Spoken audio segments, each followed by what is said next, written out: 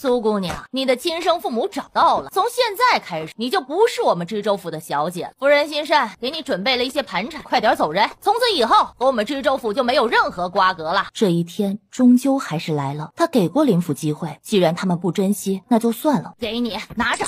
夫人小姐，行行好，我3天没吃饭了，行行好，给口吃的吧。苏若锦弯下腰，捡起地上的2两碎银子，轻轻地放进了小乞丐的碗里。谢谢小姐，谢谢小姐，祝小姐长命百岁，百年好合，早生贵子，福寿绵延，寿比南山，福如东海，阖家欢乐，万事如意。起来吧。呸，装什么清高，坟钱不带回家，等着被你那穷酸父母赶出家吧。把门关上，都给我记住了，以后若他再来府上，一律给我赶出去，别惹大小姐不高兴。老爷夫人可好不容易才把大小姐给找回来的。是。小姐，这钱你还是拿回去吧，我其实已经要到半个馒头了，饿不到的。拿着吧，不过你要藏好，别让人看到了。对一个小乞丐来说，2两碎银可是笔巨款，被人看到，说不定连命都没了。3名男子互相交换了眼神，偷偷跟上了苏若锦。3、2、1，身后就传来3声闷哼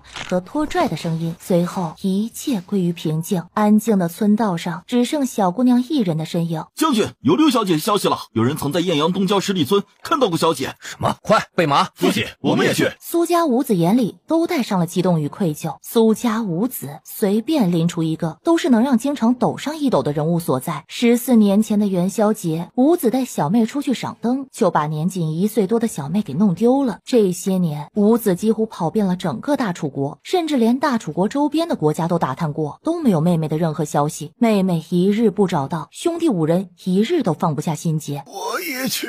哎呀，小锦儿，你这是被林家赶出来了？以前我就说林家是白眼狼，偏不听，还一直暗中帮林家那谁来着调理身体。看吧，被蛇咬了吧。3师傅，林老夫人和林家人不一样。切，在我看来啊，都是一个德行，也就是我们小锦儿心善。我的小锦儿回来了，在哪4个师傅中最怕的就是这个4师傅。前一秒安勺的声音似还在1里之外，下一秒就出现在了屋里。小锦儿，快，跟我进屋，听听为师新谱的曲子如何？哎呀，听什么曲子？锦儿被林家赶出来了，没心情听你的曲子。大哥，你去把林家人都给毒死算了，替锦儿出气。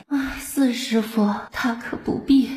大师傅，明天摄政王在聚贤楼办问诊大会，能治好小世子者，诊金5000两黄金。怎么，你有兴趣啊？那可是5000两黄金，怎么也不能和钱过不去吗？听说小世子的病，太医院也诊治不出问题。太医院那群废物能有啥本事啊？我若是没猜错呀，摄政王可是冲着医生来的。你觉得别人会信你一个小姑娘是医生吗？爱信不信，反正能治好就行，何须这些虚头巴脑的名号？医生不过是他外出游历给人看病不小心闯下的名号而已。能去就去吧，别丢了我的脸就行。大师傅，上次我治的毒，你研究出解药了吗？急什么？我就差一点就能做出解药了。你等着啊，我这就去做出来。10年了，来这个世界10年了，既然回不去了，他也就安心留下来了。去，离远点。今天聚贤楼不接待外客。我是来参加问诊大会的。小姑娘，想不到你小年纪就学会撒谎了，就你还想参加问诊大会？快走，一会儿冲撞了贵人，别怪我没提醒你啊。估计是听到摄政王来了，想凭自己美貌攀上摄政王吧。哎，快走，别让我动手赶你啊。苏若锦也懒得再说什么，转身就要走。一辆豪华的马车停了下来。蔡神医，您来了，这边请。坊间有传言，蔡神医就是传说中的医圣，虽蔡凡舟并未亲口承认自己就是医圣，却让人称道高风亮节，不愿为虚民所累。他怎么这里？晴儿，怎么了？师傅，没事。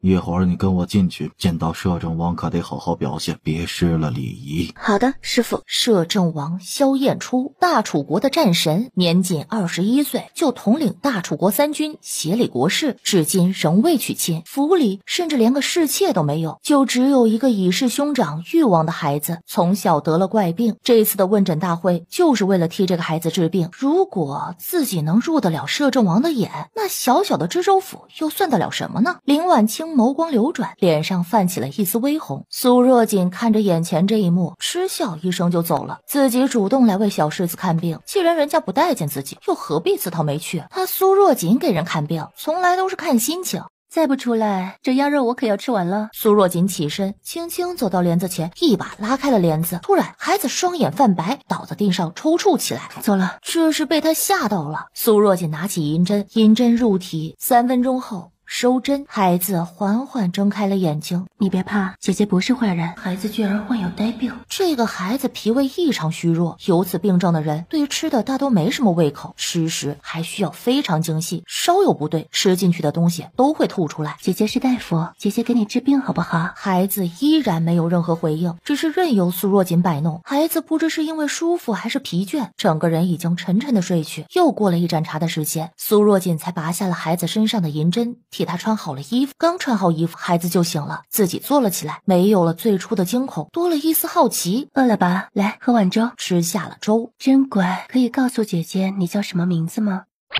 那以后我叫你小宝可好？这一次孩子有了反应，轻轻点了点头。那我现在送小宝回家好吗？小宝能告诉姐姐你家在哪儿吗？小宝摇了摇头，这孩子是记不起家在哪儿了吗？罢了，暂时先带着他，晚点让暗格替他找到家人，不是什么难事儿。那你愿意跟姐姐回家吗？等姐姐找到你的家人，再把你送回去。小宝眼睛有些微亮，轻点了点头。李嬷嬷，还不快把手放开！张管家，是老奴先找到小主子的，这个小丫头想把小主子拐走，快点让人把她抓起来。主子可是放话了，谁先找到小主子，赏银5000两，他可不能把这功劳给让出去。这位姑娘，鄙人是府上的管家，多谢你照顾我家小主子，可否让我们把小主子给带回去啊？这是府上的一点心意，希望姑娘不要嫌弃。这个不知死活的丫头敢抢他的钱！哎呦，顾不上什么颜面了，捂着肚子冲进一旁的酒楼里找茅房去了。看起来小宝出身不简单啊。小宝，你认识他吗？小宝没回答。张管家，孩子似乎不愿和你回去。哎呦，我的小祖宗，你再不回去，少爷要把艳阳给掀了。乖，听话，我们一起回去，你该吃药了。小宝面无表情，似乎啥也没听见。这位姑娘，她确实是我家小主子，她腰间系着一块月牙形的白玉佩，上面有个义字，烦请姑娘查验一下。苏若锦之前已经见过小宝身上的玉佩，上面确实有个义字。小宝，和姐姐说，你认不认识他？看着苏若锦，轻轻点了点头。看到小宝点头，张管家也松了口气。要是刺激到了小主子，小主子是有可能发病的。王爷，需要我去打探一下这位姑娘吗？不用，他不能让大哥唯一的血脉再出任何差错。现在看到义儿和张管家在一起，萧燕初也放下心来。至于那个小姑娘，既然收下了张管家的银票，也算是两清了。叶儿，我来喂你。孩子依然没张嘴，只不过转动了一下头，直勾勾的盯半只棉花糖。这是那个小姑娘给义儿买的。叶儿想吃棉花糖？义儿轻轻点了点头。行，那叶儿把粥吃了，就让你吃棉花糖好吗？没一会儿，一小碗海参粥直接吃了个底朝天。今天这粥是谁煮的？禀王爷，就是从王府里带过来，一直伺候小主子饮食的厨师。厨师没变，怎么叶儿今天胃口这样好？赏。这是遇到什么好事值得王爷赏赐了？那边如何了？今天来的人就他们那点医术，别说是医圣，给医圣提鞋都不配。叶儿把粥喝完了，穆景山就上前一步给叶儿把脉。叶儿怎么了？奇怪，不应该呀，哪里出了问题？穆景山，你给我站住！直接被无视的萧燕初怒喝。王爷，没事，小世子好着呢，而且他的身体不知为何比之前好了很多，我这不在琢磨这是啥情况。对了，王爷，今天小世子有没有吃过什么奇怪的东西？他身体突然好转，我也有些看不懂。叶儿身体好转？若说叶儿今天吃了什么奇怪的东西，只有棉花糖。这种市井小摊上的食物怎么会出现在王府里？你找到医生了？这是医生做的棉花糖？穆景山脑洞大开。小孩子怕吃药，医生把药混在棉花糖里，小孩子自然不会抗拒。不愧是医生。萧燕初白了他一眼，懒得开口和傻子说话。穆景山正准备扯下块棉花糖亲自尝尝是啥味儿，就感觉有人拽住了他的衣摆，低头一看，正是小世子拉着他的衣摆，双眼怒视着他。一会儿会发火了。萧燕初也发现了伊儿的异常，快步上前，一把抢过穆景山手里的棉花糖，递给了伊儿。别动伊儿的东西。伊儿接过棉花糖，眼里的怒意消失，又慢慢走回了床铺，坐在床边，面无表情的吃起了棉花糖。王爷，这是啥情况？伊儿今天到底发生了什么？他哪来的棉花糖？你快告诉我。萧燕初初的脑海里闪过了今天集市上的那位小姑娘。集市摊子随便买，随便买的棉花糖能治好小狮子的呆病，我这就去买来看看。去查查。是王爷。要是伊儿喜欢这个小姑娘，萧燕初不介意把她带回京城，让她贴身照顾伊儿。小宝，怎么是你？你怎么来的？谁带你过来的？抬起头，苏若锦就看离小宝不远处容貌清俊的年轻男子正淡淡的看着他和小宝，这人不一般。小宝，你又偷跑出来了？小宝抬起头看着苏若锦，慢慢摇了摇头。那谁带你出来的？小宝缓缓转过头看向男子。苏大夫，鄙人江启安，是伊儿的小叔，谢谢你之前找到伊儿。两世为人，他见过的男子不在少数，但若以外貌气质而论，能与眼前男子相提并论的屈指可数。今天是苏大夫医馆开业，一点小小贺礼，不成敬意，还望苏大夫不要嫌弃。蓝墨果乃治疗肠胃疾病的良药，生长在深海之处，100年以上的才会放微光。这东西的香味特别吸引鱼类喜欢，很多时候果子刚长出来就被海里的鱼吃了。能长到100年以上的实属罕见，稀有程度绝不亚于500年的火灵参。江公子，100年份的蓝墨果实在过于珍贵，这份厚礼我担不起，还请江公子收回。眼前这个小姑娘却能一眼就认出蓝墨果，看起来这苏大夫不像表面这样简单啊。苏大夫，蓝墨果是本鄙人偶然所得，它本就是药材，药材最大的功效就是治病救人。我不会医术，放在我手里也是暴殄天物，不如送给苏大夫，才能真正发挥它的功效。再说江某还有一事相求，苏大夫收下了蓝墨果，我才好开口。江公子但说无妨，若能做到，定不会推辞。苏大夫很是谨慎呢。医者自当谨慎再谨慎。既然如此，我所求之事，如若苏大夫答应了，就请收下这蓝墨果，如何？有话快说，有便放。苏大夫，我想请你给伊儿看看病，她自小就不愿开口说话，从不与人交流，找了很多大夫诊治都没效果，不知可否请你替她看上一看。对了，诊金另算。是刘小宝。江公子，我之前已经替小宝诊过脉，如果我没猜错，他之前是会说话的，是受到过什么刺激之后才不愿意开口说话，封闭自己，而且他脾胃比普通小孩虚弱很多，要想调整过来，至少得在我身边待上3个月，从饮食、汤药、药浴、针灸各方面调理，才能有所改善。至于内心的结，这个得靠他自己，或者他愿意相信亲近的人帮助调理，带他慢慢走出来。若是我愿意出高价，苏大夫能否暂时放下医馆的事，陪在伊儿身边，直到他的病痊愈？江公子，若是不能把小宝放在我身边治疗，那他的病我确实爱莫能助。小宝，姐姐之前答应要去看你，可最近姐姐有些忙，就食言了。姐姐给你道歉好吗？你和小叔回去，姐姐忙完这段时间就去看你，如何？萧秉义不说话，只是看着苏若锦，死死抱着她的手臂，摇着头，眼泪大滴大滴的落。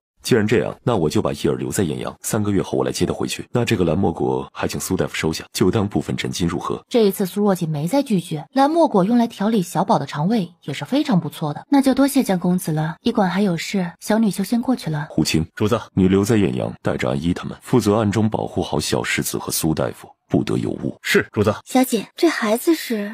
这是小宝，要留在医馆治疗一段时间。小宝，苏姐姐有事要忙，你先跟我去后院休息好吗？后院还有个小哥哥，你可以和小哥哥一起玩。小宝没有任何反应，只是紧紧牵着苏若锦的手。算了，我带他去后院，你先招呼一下。是，小姐。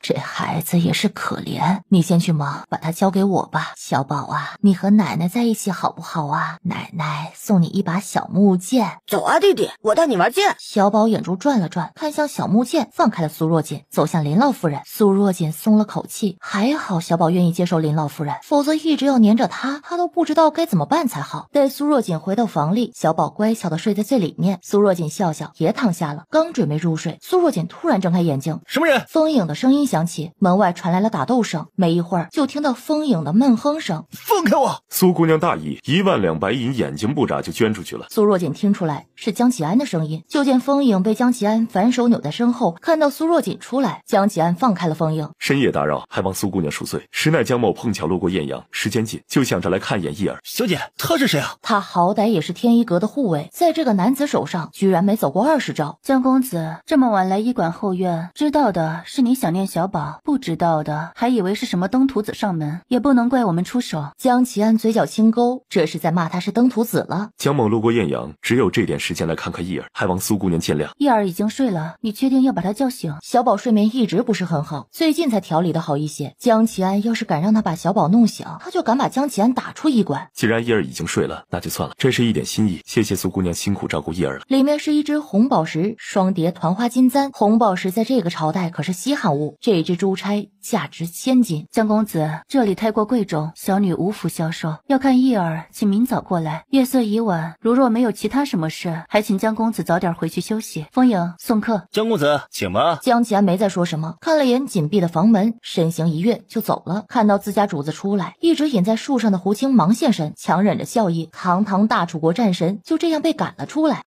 小宝，看，这是小老虎灯笼，我一个，你一个。等天黑了，我们把灯点起来。那这是栗子糕，可好吃了。哦，对了，我还买了2个竹蜻蜓，我们一人一个。双手抱起了这些东西，眼里有了一些光。小宝弟弟，我带你去那边放竹蜻蜓好吗？小宝紧张地抬头看着苏若锦，一双大眼里有些害怕，又带着一丝期待。苏若锦蹲下身，小宝别怕，跟袁弘哥哥去玩，姐姐和林奶奶在这看着你们，不怕啊。袁弘开心地牵着小宝的手朝一旁走去。小宝，这竹蜻蜓很简单的，我们一会儿比谁飞得高。小宝这孩子终于能接受袁弘了，苏若锦也很高兴。小宝这样一个可爱的孩子，要是一辈子不能说话，那得多遗憾呢。哎，小锦啊，那儿有个丝线摊，我们去挑些丝线。这位老夫人，小姐，快来看看，我这可是上好的丝线，哎，刚从江南运过来，我敢说，整个艳阳再没比我这颜色齐全的丝线了。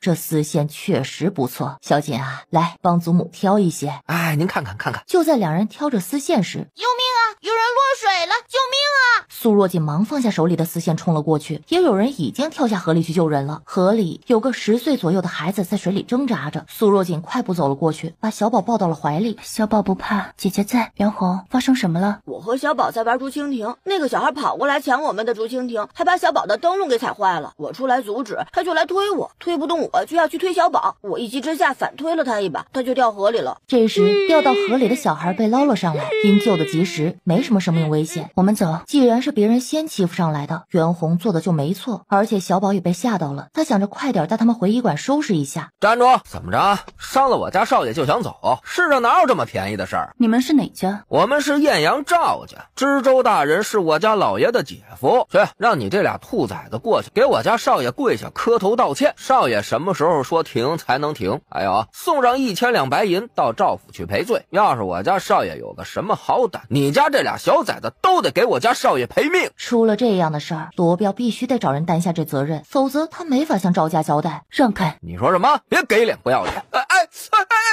你对我做了什么？你居然敢对我用毒！正准备出手的胡青看到罗彪这样子，退了回去。王爷可是交代过他，不到万不得已不得现身，要是影响了苏大夫和小世子的正常生活，他们就别回王府了。哎呦，我的儿啊，威尔啊，到底怎么回事啊？你怎么会落水的啊？娘，我是被人推下水的。娘，你要替我做主，打死那2个小崽子。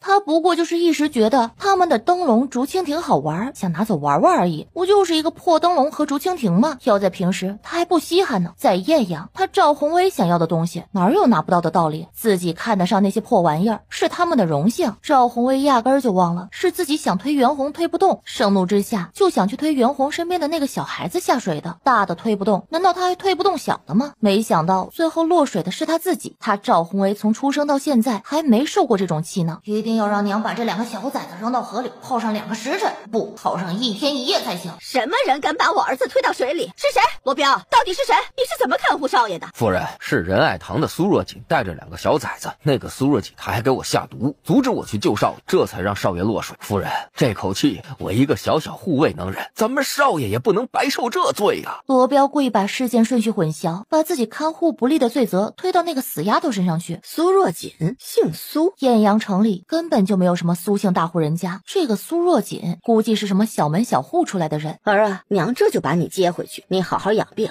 其他的事儿就交给娘，不会让你白白被人欺负的。苏若锦，你给我出来！这位夫人，如果你要看病，请那边排队。呸！你少咒我，让苏若锦出来。她敢伤我儿，就不要躲起来当缩头乌龟。今天啊，她要不给我儿跪下道歉，自己去河里泡上1天1夜，我就和她没完。苏若锦刚把小宝安抚好，哄睡了，就听到外面传来争吵声。风影，外面怎么回事？小姐，有位夫人找上门，说你伤了她儿子。苏若锦一听就明白了，是赵夫人找上门来了。明明是她家儿子欺负了袁弘和小宝，居然还敢找上门讨要说法。既然这样，那赵家就滚出艳阳城吧。风影，让暗蒙在艳阳的人以最快速度查清赵家所有的事情。是，小姐。听说你找我。苏若锦，你纵容弟弟把我儿子推下河里，他现在还在发着高烧呢。这事儿你不给我个交代，我们赵家不会放过你。赵夫人，你怎么不问问你儿子为什么会被我弟弟推下水？要不是他先踩坏我弟弟的灯笼，要抢他们的竹蜻蜓，甚至想把一个5岁的孩子推下河里，我弟弟又怎会出手？怎么只许你们赵家欺负人，就不许别人还手保护自己？上前准备围殴苏若锦的10来个护卫统统倒在地上，捂着肚子口吐白沫。你居然敢下毒！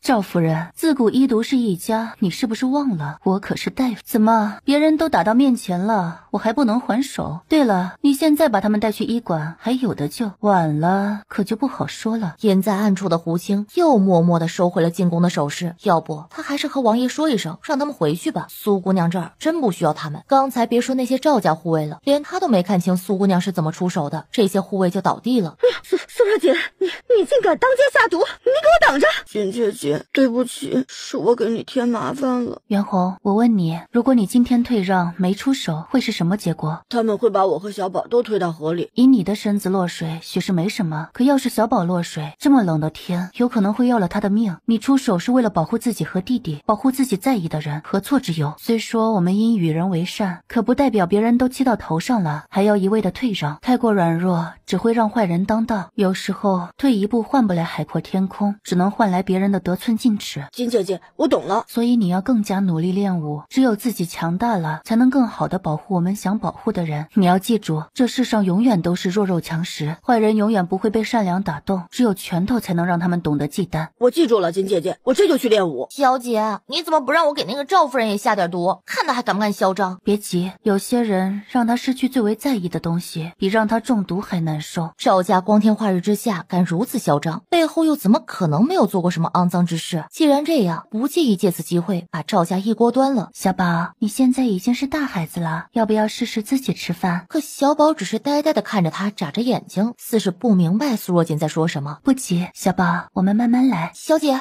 外面来了好多官府的人，知画姐正在前面拦着他。苏若锦让耶罗照顾着小宝，自己去了医馆。这位姑娘，有人状告苏大夫下毒草菅人命，我们是奉知州大人之命前来带苏大夫前去过堂，烦请你通报一下。我们小姐何时草菅人命了？这是诬告，小姐不会跟你们走的。隐在树上的胡青只觉得这个小妮子勇气过人，果然是有什么样的主子就有什么样的丫鬟。我和你们走。小姐，小姐要真跟过去了，艳阳百姓会怎么看她？也不知会传出什么谣言来，到时候影响了小姐的清誉可怎么办？见过钟大人、林大人。给苏大夫搬把椅子。大人，为何他还能坐呀？他堂堂赵家主母，知州大人的弟妹，堂上还要跪着。苏若锦只不过是一个小小的大夫，如何能做？大楚国律法规定，秀才、大夫见4品及以下官员无需下跪。至于为何能坐着，青阳城雪灾，苏大夫捐赠上万两白银，此等大义之人，本官让他在公堂上一坐又何妨？赵夫人，若你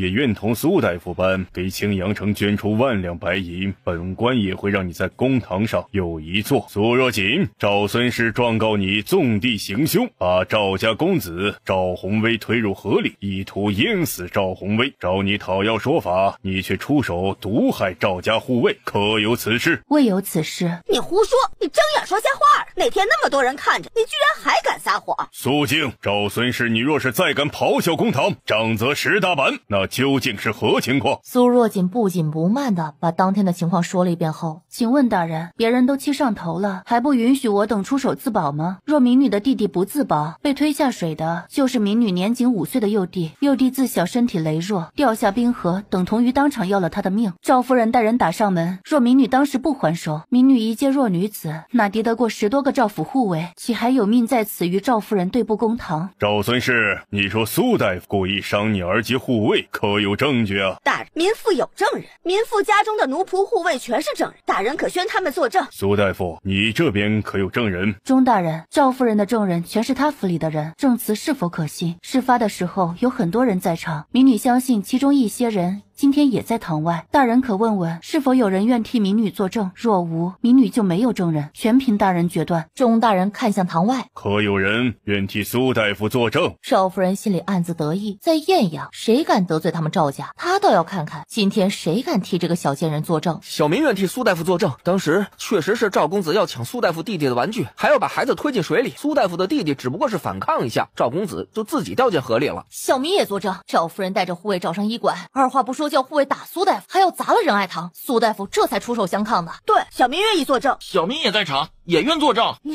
们居然帮这个小贱人，你们就不怕我们赵家吗？你们都给我等着！大胆赵孙氏，居然敢在公堂之上威胁证人，给我掌嘴20！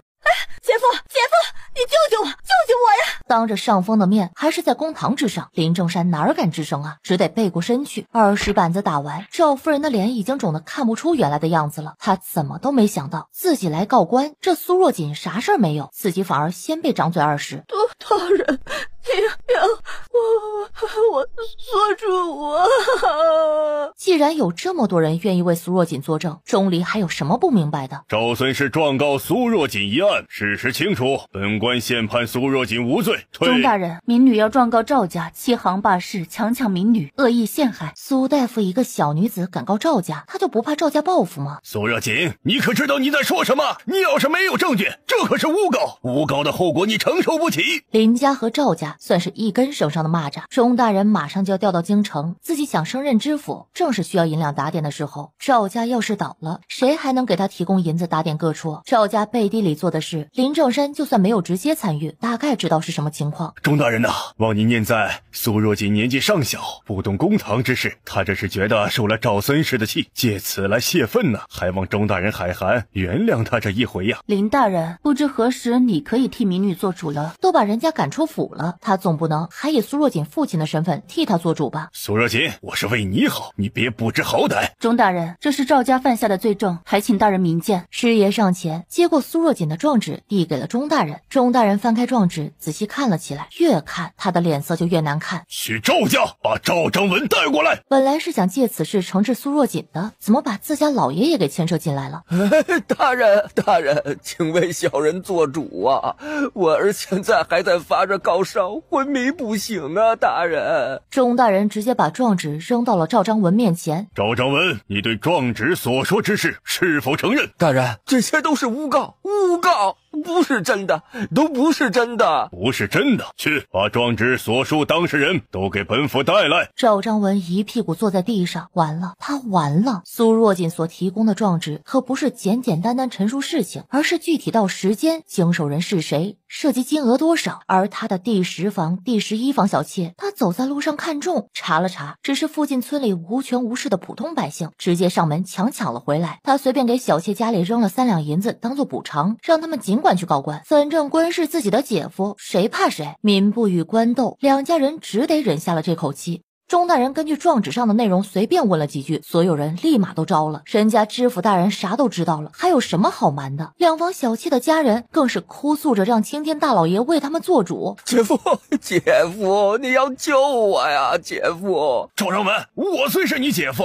可是你做的这些事儿，桩桩件件都违反了大楚律法，我也帮不了你。钟大人，赵章文虽乃内子之弟，但也请大人秉公执法，属下绝无异议啊。姐夫，我可是……赵章文，你就认罪画押吧。看在你姐的份上，我会替你照顾好红薇的。赵章文知道这一次自己姐夫也保不了他，他不把林正山牵扯出来，儿子还有姐姐照顾。赵章文低下了头，认命的在认罪书上画了押：抄家，杖责30，流放北宁塔苦寒之地，家中小妾可自行回家。在老百姓跪地高喊青天大老爷的呼声中，艳阳赵家彻底没了。不可能，不可能！安萌送来的信息中还有一个爆料，他没有写在状纸中。缓缓起身，走到已经呆若木鸡的赵章文旁边，小声说了一句话。赵章文听后，脸色由白转青，猛地转头看向赵夫人：“老爷，你这是怎么了？”赵章文站起来，冲上前一脚狠狠踢在了赵夫人的胸口上，直接被踢飞了出去。赵章文，你疯了吗？孙丽娘，你个贱人，我要杀了你！赵章文还想上来踢人，被衙役拉住了。我要杀了你！我要杀了你！赵夫人似是想到什么，眼里闪过一丝惊恐，擦了擦嘴角的血迹，低下了头。赵章文被带了下去，苏若锦朝钟大人行礼告退。小姐，太好了，没事了。对了，小姐，你和赵章文说了什么？赵章文被判处流放都没有这么激动，怎么小姐和他说了句话就发狂了？赵章文娶了这么多小妾，却始终只有赵红薇这么个儿子，是因为他本身就无法生育。赵红薇是孙丽娘和娘家表哥的孩子，我只不过把真相告诉他而已。一个男人被戴了这样一大顶绿帽，谁能接受？赵章文可是一直把赵红薇当自己亲生儿子在宠着，现在得知赵红薇不是自己的亲生儿子，而赵家可以说是因为这个孩子才走向覆灭，他哪儿还能忍？小姐，他这么容易就相信你啊？赵家已经完了，赵章文需要一个发泄口，我不过是给他一个理由罢了。而且有些事不说破不会觉得有什么，一旦说破了，仔细一想，他自然会有答案。孩子的长相总会像父母的，哪怕赵红薇长得更像孙丽娘，但依然会有几分孙丽娘表哥的影子。赵章文只要好好想想，就会知道苏若锦没有骗他。萧燕初看着手里胡青传回来的信，小世子一切安好，苏大夫把赵家给灭了。虽然赵家算不上什么大世家，但在艳阳也算排得上号的。苏若锦一个小丫头，居然能轻而易举的把赵家给弄没了。这小丫头，王爷，太后派人来说，想小世子，让王爷带小世子入宫一见。去回太后，小世子身子不舒服，过段时间再进宫给他老人家请安。是，他发现了？应该没有，他不就经常一段时间让本王带义儿进宫一趟？明明巴不得义儿早点死，还要装出一副慈爱的模样。他不也一样巴不得本王早点死？也是啊，萧家血脉除了他儿子，也就只剩你和义儿了。你们没了，他的儿子就能稳坐皇位了。太妃娘娘身体如何了？老样子，有穆景山看着，也没有恶化。没过几天就要过年了，依惯例你得带着义儿去宫里请安，到时候你怎么办？把义儿接回来吗？萧燕初手指在茶杯口摩挲，半晌没说话。小姐，江公子来了。江公子，江齐安，他是要来接小宝回家过年吗？小宝的治疗刚有起色，如果这时接回去，治疗效果会大打折扣。江公子，他好像瘦了点，是不是医馆太辛苦了？公子，公子。胡青见自家主子迟迟不说话，小声提醒道。萧燕初忙收敛心神。苏姑娘，好久不见，可还安好？要过年了，江某来看看义儿。多谢江公子挂念，一切安好，里面请。义儿，以往的义儿，别人唤他，他不会有任何回应的；自己唤他，他最多抬起头看一眼，哪会像今天这样直接跑过来？义儿这么快就好转了。萧燕初抱起小宝，谢谢苏姑娘。江公子客气了，我是大夫，你把小宝交到我手上，我自当全力救治。江公子这次也是路过艳阳？不是，我是专门来看义儿的。萧燕初抬起茶杯喝了口茶，嘴里涌上一丝苦中带甜的独特味道。苏姑娘这茶很特别，似乎不是普通的茶。这是滇南的冬子苏茶，清热解毒，预防风寒。江公子大老远赶过来，一路风雪，比较适合喝这个茶，只不过口感定是不如公子平常所喝之茶。如若公子喝不惯，也不必勉强。苏姑娘有心了。坐在萧燕初身边，苏若锦能闻到她身上一股似有若无的异香。这香味儿，快过年了，江公子这次是要把小宝带回去过年吗？小宝从小没了父母，按惯例每年过年都要去看望家里的其他长辈。萧燕初话音刚落，苏若锦就看到小宝的身子有些微僵，还往萧燕初身上靠了靠。所以小宝不喜欢江齐安所说的家里长辈。江公子，如若可以，能否让小宝留在艳阳过年？他的治疗如果中断，一切又要重新来过。小宝听到苏若锦的话，从坐榻上爬下来，走到苏若锦旁边坐下，靠在她的身上。既然这样，只能麻烦苏姑娘了。我和小宝很投缘，我也很喜欢小宝，谈不上什么麻烦。苏小姐，辛苦你照顾我们家小主子，这是公子的一点心意，请笑纳。白银2000两，云锦5匹，100余种医馆常用药材各50斤，各类补品及一些过年常用的吃食，甚至是烟花爆竹，应有尽有。苏姑娘，上次江某送的发簪你未收下，这次这些只不过是些寻常用品，过年都能用上，希望你别再拒绝。再说这些东西也不完全是给你的，小宝在你这儿也是需要花销的。那就多谢江公子了。萧燕初微微一笑，心里不自觉松了口气。其实他本来准备的东西更多，可担心东西太多，苏若锦会拒绝。苏姑娘，我明天就要离开了，之前一直没机会好好逛逛艳阳，听说今晚艳阳有灯会，不知道苏姑娘可否带江某和小宝一起去逛逛？若江公子不嫌弃，我自当愿意带公子逛逛。小宝一听，立马爬下坐榻，牵好苏若锦的手，站立好，一副就要出发的样子。看把你急的，走，姐姐先带你去聚贤楼吃好吃的。哎，三位吃饭，大堂还是雅间？雅间。好嘞，客官里边请。你们运气可真好，今天人多，小店大堂都坐满，刚好雅间还有一间。小二，我要一个雅间。哎呦，蔡神医，林小姐，哎呦，实在抱歉，店里目前已经客满，最后一个雅间也被刚这位小姐给订了。晴儿，怎么了？师傅，您稍等一下。苏姑娘，我今天专门宴请恩师，不知可否把雅间让给我啊？我可以给你点钱当做谢礼。哦，不知林小姐愿意出多少钱呢？苏姑娘，只要你肯把雅间让给我，我给你10两银子。林小姐，我给你20两银子，你马上从我眼前消失，看到你影响我胃口，一会儿要吃不下饭了。苏若锦，你别给脸不要脸。当然，若是林小姐愿意再多出点钱，我也不是不可以考虑把雅间让给林小姐。说吧，你要多少钱才肯把雅间让给我？只要你开口，我也给得起。林小姐果然大气，这样吧，我也要的不多，只要1000两，我就把这个雅间让给林小姐，如何？苏若锦，你敢耍我？林小姐，这怎么叫耍你呢？是你自己说的，让我尽管出价，你给得起。我出价了，你又反悔，还反过来怪我，还有没有天理了？林小姐，只要你现在给我1000两白银，我立马走人，把雅间让给你，绝不食言。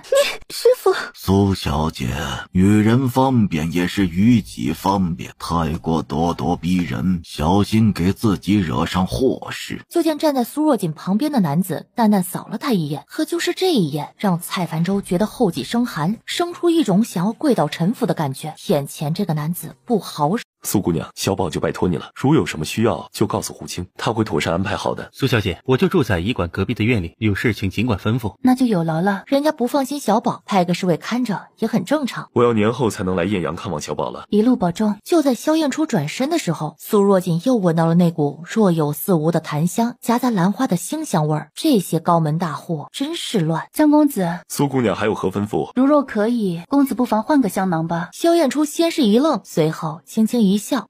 好，江某告辞，苏姑娘保重。说完，他转身上马，扬鞭而去，摄政王府。你还真把叶儿给留在艳阳了，你就不怕那人出手？他在没有确定叶儿待病好之前是不会动手。我故意让他知道叶儿在一个小医馆，他反而会觉得我是病急乱投医。那叶儿的病到底有没有好一些？昨天我和叶儿去聚贤楼吃饭，晚上带他看了烟花，整个过程他都没有任何惊恐。你说他好没好一些？那何止是好一点，是好太多了。真是那个小姑娘治好的，她太厉害了。我现在就要去艳阳，我要去问问她如何治好叶儿呆病的。站住！王爷，大过年的我总能休息一会儿吧？我刚听钦天监监正说，明天开始京城会持续下雪，你能走得了？行吧，我留在王府，但我可要说好了，等天气转暖，太妃身体好一些，不畏冷了，我要去艳阳找那小姑娘讨教。等天气转暖时，叶儿在艳阳也满3个月了，按之前的约定该回京城了。到时候想个什么理由让她也一同来京城，来京城开个仁爱堂的分店，这个理由好像不错。沈月，去买个京城地段最好的铺子，适合开医馆。王爷，你要开医馆啊？让你去做就去做，别那么多废话。待萧燕初回房后，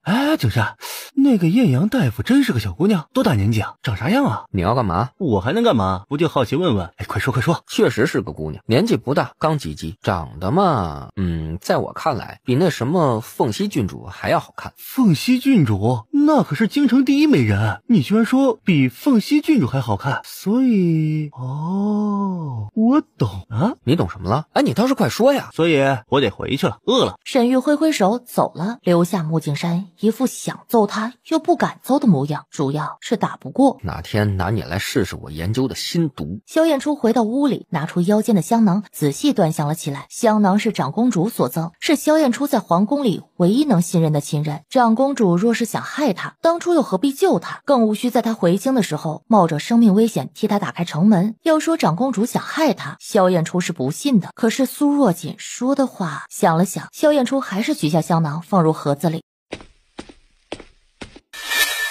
是我。苏若锦手一抬，银针堪堪擦过黑鹰的头顶。你怎么在这儿？苏若锦忙过去搀扶起他，手搭在萧燕初的腰间，湿黏黏的感觉传到手上。苏若锦用尽全力把萧燕初搀扶到床上。萧燕初这是受了多重的伤啊！你这是怎么？苏若锦话还未说完，就发现萧燕初已经完全陷入了昏迷。他又替萧燕初把了把脉，刀伤、剑伤、噬心散，似乎还有另一种不知名的毒在他的体内。不过也正是因为这个不知名的毒压制住了噬心散的药性，才让萧燕初能撑到了医馆。苏若锦也不知道该说他运气好还是运气差了。这男人不是出身豪门世家吗？为何身上还有这样的伤痕？他到底曾经经历了什么？小姐，水烧好了，再多烧些热水。是。这新毒解了，可他体内的另一种毒似乎已经在他身体内很久，和他的身体机能莫名形成了一种诡异的平衡。若贸然去解毒，破坏了这种平衡，加上萧燕初现在伤势过重，说不定反而会要了他的小命。确定这种毒暂时不会要了萧燕初的性命，也就先不动了，一切等萧燕初的伤势好起来再说吧。小姐，药好了。坐在床旁，苏若锦慢慢的把药一点点喂给萧燕初，守着萧燕初靠在床头睡着了。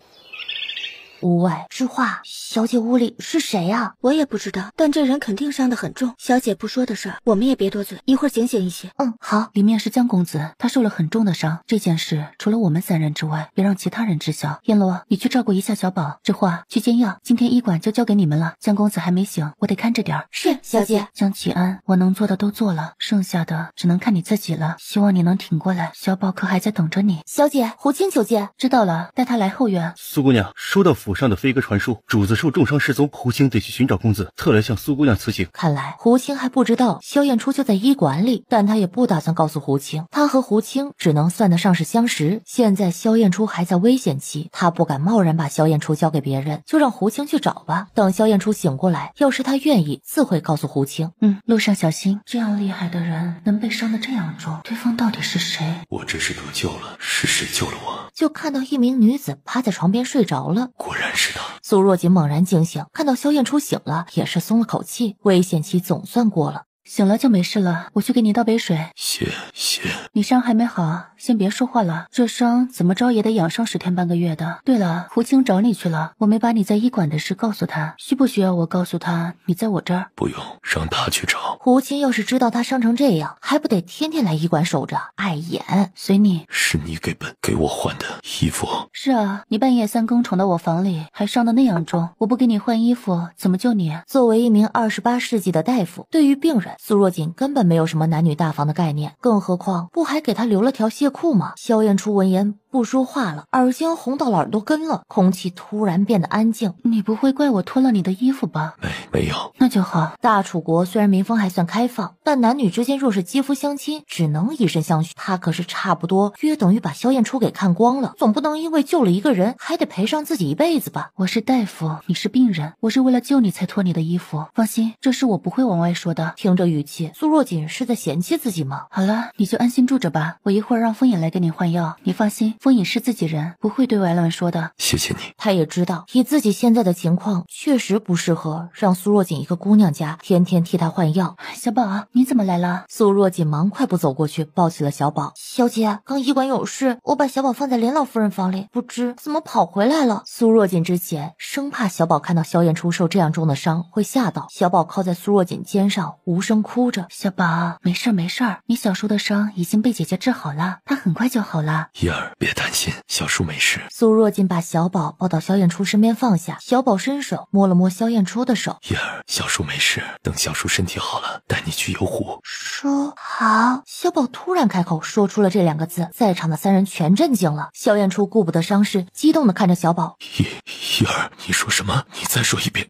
叶儿，你再叫一遍。小宝似是很努力，从喉咙里挤出了一个字，说。因许久没说过话，小宝说出来的声音就像是刚学说话的婴童。苏姑娘，叶儿会说话了。叶儿会说话了。小宝终于愿意开口了，只要迈出这一步，小宝的呆病痊愈不过就是时间问题，以后小宝就会是个健康的孩子。小姐，我来给江公子换药。好，有劳了，江公子，你先换药，我一会儿再来看你。苏若锦带着小宝离开了。江公子，你可知是什么人对你下这么狠的手？这次要不是小姐，你估计连命都没了。对方是谁还不清楚，我的命的确是苏姑娘救的。江公子，我不知道你什么来头，也不想知道。不过我们小姐一直都只想过安稳日子。就公子这伤来看，你的仇家并不简单。我希望你伤好，早日离开医馆，别给医馆带来不必要的麻烦。这是你的意思，还是你们小姐的意思？谁的意思不重要，我不想因为不相干的人给小姐带来麻烦。想必江公子也不是一个恩将仇报之人。风影对他的敌意很重啊，大家都是男人。风影看向苏若锦的眼神，小燕初哪有不懂的？不过有一点，风影没说错，他这次的仇家并不简单，他要一直留在医馆。对方要是知道他在这儿，说不定真会找上门来。风公子，待江某能下床行走，自会离开。如此甚好，风影自当尽心照顾好江公子，让你早日能起身。风影替萧燕初包扎好就离开了。伤口恢复的不错，再过几天就可以正常下地走路了。谢谢，是苏姑娘医术好，江某欠苏姑娘一条命。没什么欠不欠的，我是个大夫，总不能见死不救。来，把药喝了。萧燕初听话的接过药碗，一饮而尽。你可知是何人伤你？他们的穿着看着像是北厉国的人，射中我的箭也是北厉国独有的双头箭。所以是北厉国的人伤的你。可这是艳阳，离北厉和大楚边境108000千里的，他们为何在这儿对你动手？他们虽然装扮的像北厉国人，可出手的招式不像北厉。所以是有人假扮北厉国人对你动手。萧燕初，你到底什么来头？居然有人要处心积虑这样对你下手。萧燕初没说话，他在想该不该把自己的身份告诉苏若锦呢？知道他的身份后，苏若锦还会像现在这样把他当朋友吗？会不会因为他的身份给苏若锦带来不必要的麻烦？可既然苏若锦问了，萧燕初也不愿骗他。我是……你别和我说你是谁，我不想知道。我刚才只是随口感慨一下而已。你是病人，我是大夫，我们之间就这么简单。有时候人知道的越多，死得越快。我还年轻，还想多活几年。萧燕初沉默了，他难得愿意相信一个人，被对方拒绝了。苏若锦早就猜到萧燕初的身份不一般，但他始终没人暗蒙去查。在大楚国，他是大夫，见到4品官员及以下不用跪拜，可是3品以上见面就得行跪拜礼。若萧燕初身份真的涉及朝廷，还能让人对他这样大动干戈，大概率不会小于3品官员。别的麻烦先不说，到时候自己每次见到他都得行跪拜礼。苏若锦可不想没事给自己找事儿，就现在这样最好。苏姑娘果然异于常人，他没有想过自己堂堂摄政王还有被人嫌弃的一天。看吧，姐姐没骗你，你小叔是不是可以自己走路了？叶儿别担心，小叔已经好了。叔好。小宝现在还是只能简短说2个字，还没办法完整说出一句话。好啦，小叔也看完了，姐姐带你出去买糖吃。苏姑娘，我可否同你们一起去？江公子，身为病人就要有病人的自觉性，你这身子刚好了一些，出去吹个风，万一引起伤口感染怎么办？我劝你还是好好的待在屋里，别给我们添乱了。萧燕初沉默，苏若锦轻笑出声。江公子，风影说的也没错，你还是在屋里再休养一段时间吧，我们就先走了。小宝和小叔再见。小宝乖巧的抬起小手，冲萧燕初挥了挥，转身跟着苏若锦走了。萧燕初心下叹了口气，只得认命的回到床上躺下。小宝，这是小狗，小狗。小宝真棒，能说3个字了。走，姐姐再给你买个嚼糖去。两人都没注意到，不远处有个人看着他们，随后隐去了身影。萧燕初已经可以在院子里走动了。当他第一天走出屋子时，暗一下巴都掉下来了。胡青四处寻找王爷，没想到自家王爷居然就在医馆里。啥叫灯下黑？这就叫灯下黑。说好的男女大防，男女授受不亲呢？自家王爷可是从不近女色的呀。老大带着几个兄弟到处找王爷，哪能想到王爷明明就在自己眼皮底下，我这就去通知老大回来。等等，咋了？你说王爷都在医馆这么长时间了，为何不联络我们？那还用说，肯定是王爷受伤动不了了。就算是王爷受伤，你觉得他想联系我们需要拖到这个时候？或许王爷是忘了。暗一白了他一眼，忘你个头啊！王爷显然不想我们插手这事，我们装作不知道就行了。王爷什么时候联系我们了再说。可老大还在把老大叫回来重要，还是我们多管闲事被王爷知道了重要？你自己选吧。把老大叫回来，怎么就成多管闲事了？不过听暗一的准没错，暗一可是他们这些暗卫中脑子最好使的一个。老大，别怪我们不讲义气，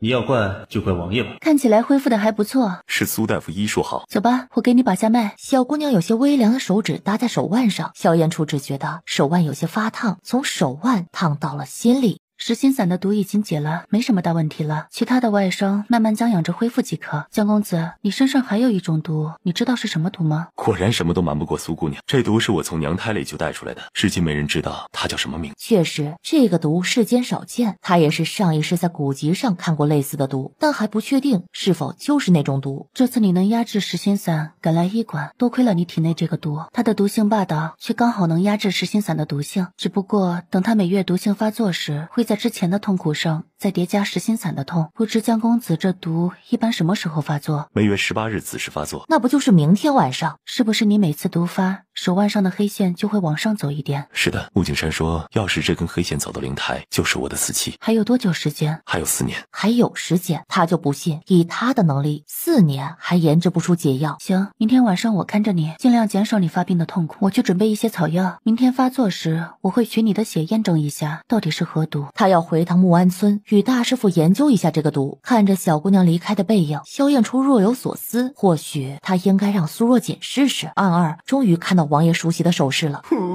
王爷终于想起他们了，老大终于不用再四处奔波了。摄政王府，胡青见过沈世子，是不是找到王爷了？是的，找到了。太好，太好了。人呢？人在哪儿？胡青的脸色有些难看，他没想到自己辛苦找了这么久的王爷，居然就在仁爱堂。王爷在艳阳仁爱堂。什么？王爷还在艳阳？你怎么不把他带回来？王爷是让我回来告诉你们，不用担心，这个月由苏大夫守着他。什么？王爷这是胡闹啊！那个苏大夫纵然有些医术在身，可他根本不了解王爷所中之毒有多厉害，稍不注意会要了王爷的命啊！那怎么办啊？现在赶过去也来不及了呀！不管了，赶不过去也得赶。沈世子，斗胆求你把你那匹汗血宝马借我一用，我现在就赶去艳阳，说不定还有希望。走，现在就随我去取马。苏若锦回到木安村，和大师傅一番研究后，越发肯定萧燕初所中之毒正是传说中的噬魂影，想着能不能用现代的医学技术破解这个毒。只可惜那时蓝星生态破坏严重，噬魂影配方里提到的东西都绝迹了，无法再复制这个毒药，最终只得放弃。不过苏若锦倒是记得如何调配检测噬魂影的配方，苏若锦根据记忆，师徒两人很快就调配出了检测药水，只要将萧燕初毒发时的血液滴入药水，药水由黄变蓝，就能确认是噬魂影。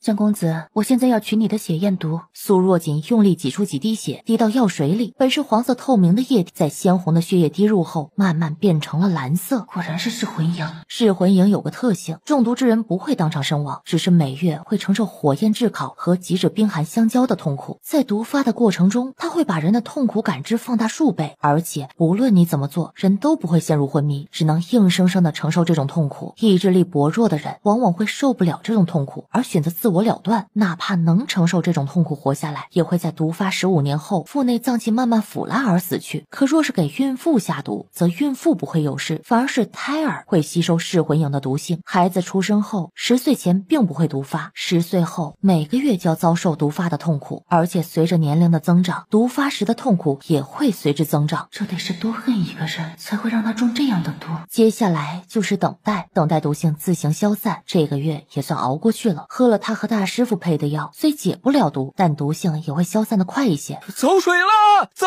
水了！苏若锦就看到一支火箭射在了窗户上，火焰瞬间点燃了糊住窗户的纸。风影，你看着萧燕初，燕楼去照顾小宝，知画去看着老夫人和袁弘，见机行事。是，小姐。萧燕初呀，萧燕初，你到底什么来头？为了杀你，这些人如此兴师动众，都别出来，锁好门，有什么冲我来！臭娘们找死，保护苏姑娘！是。暗2、暗3、暗5、暗10都想往苏若锦那边冲，奈何全被黑衣人阻挡了去路。老夫人不用担心，小姐，您要是出去了呀，小姐反而要分心照顾您。知道知画说的没错，只得坐了下来，焦急地听着屋外的声音。萧燕初也听到了声音，可此时的她根本动不了一点，甚至连眼睛都无法睁开，只能焦急地等待与祈祷。苏若锦，你一定不能有事。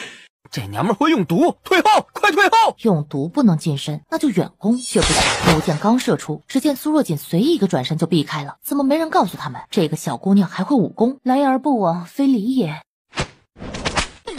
看着场间的打斗，开口了：“哎，哎，那谁直接替他下路？对对对，聪明。墙旁那个，你直接攻他左肩，他左肩有伤。哎，对了，哎，你们小心点儿，别踩到墙角那些草，那可是我才刚种下的。说了让你们别踩，偏不听。很快战斗结束了，还算懂配合。说完，他就要转身进屋看看萧燕初的情况，就听到身后闷哼声不断，一转头就见所有被抓住的黑衣人全咬了持剑毒自尽了，居然全是死士，真是麻烦。要不是看在小宝的份上，真想把萧燕初扔出去，引来一堆人，害得他医馆明天还要找人来修缮。不行，得让江琪安赔。苏若锦推开房门后愣住了，扶起趴在离门口不远的萧燕初。他这是从床那边爬过来的。要知道，喝了压制噬魂影的药，毒性未退之前，全身是不能动弹的。萧燕初居然可以在这种情况下下了床，还能爬到这儿，这人的意志力得有多强啊！萧燕初用力睁开了眼，看到苏若锦，你没事了就好。随后头一歪，晕过去了，耗光了所有体力所致的。所以萧燕初是因为担心他才爬到这儿的。苏若锦的心底像是有根羽毛轻轻掠过，不过很快被他无视了。两股气息被压制住了，想来你也没那么痛苦了，毒性退了就能醒过来。苏大夫，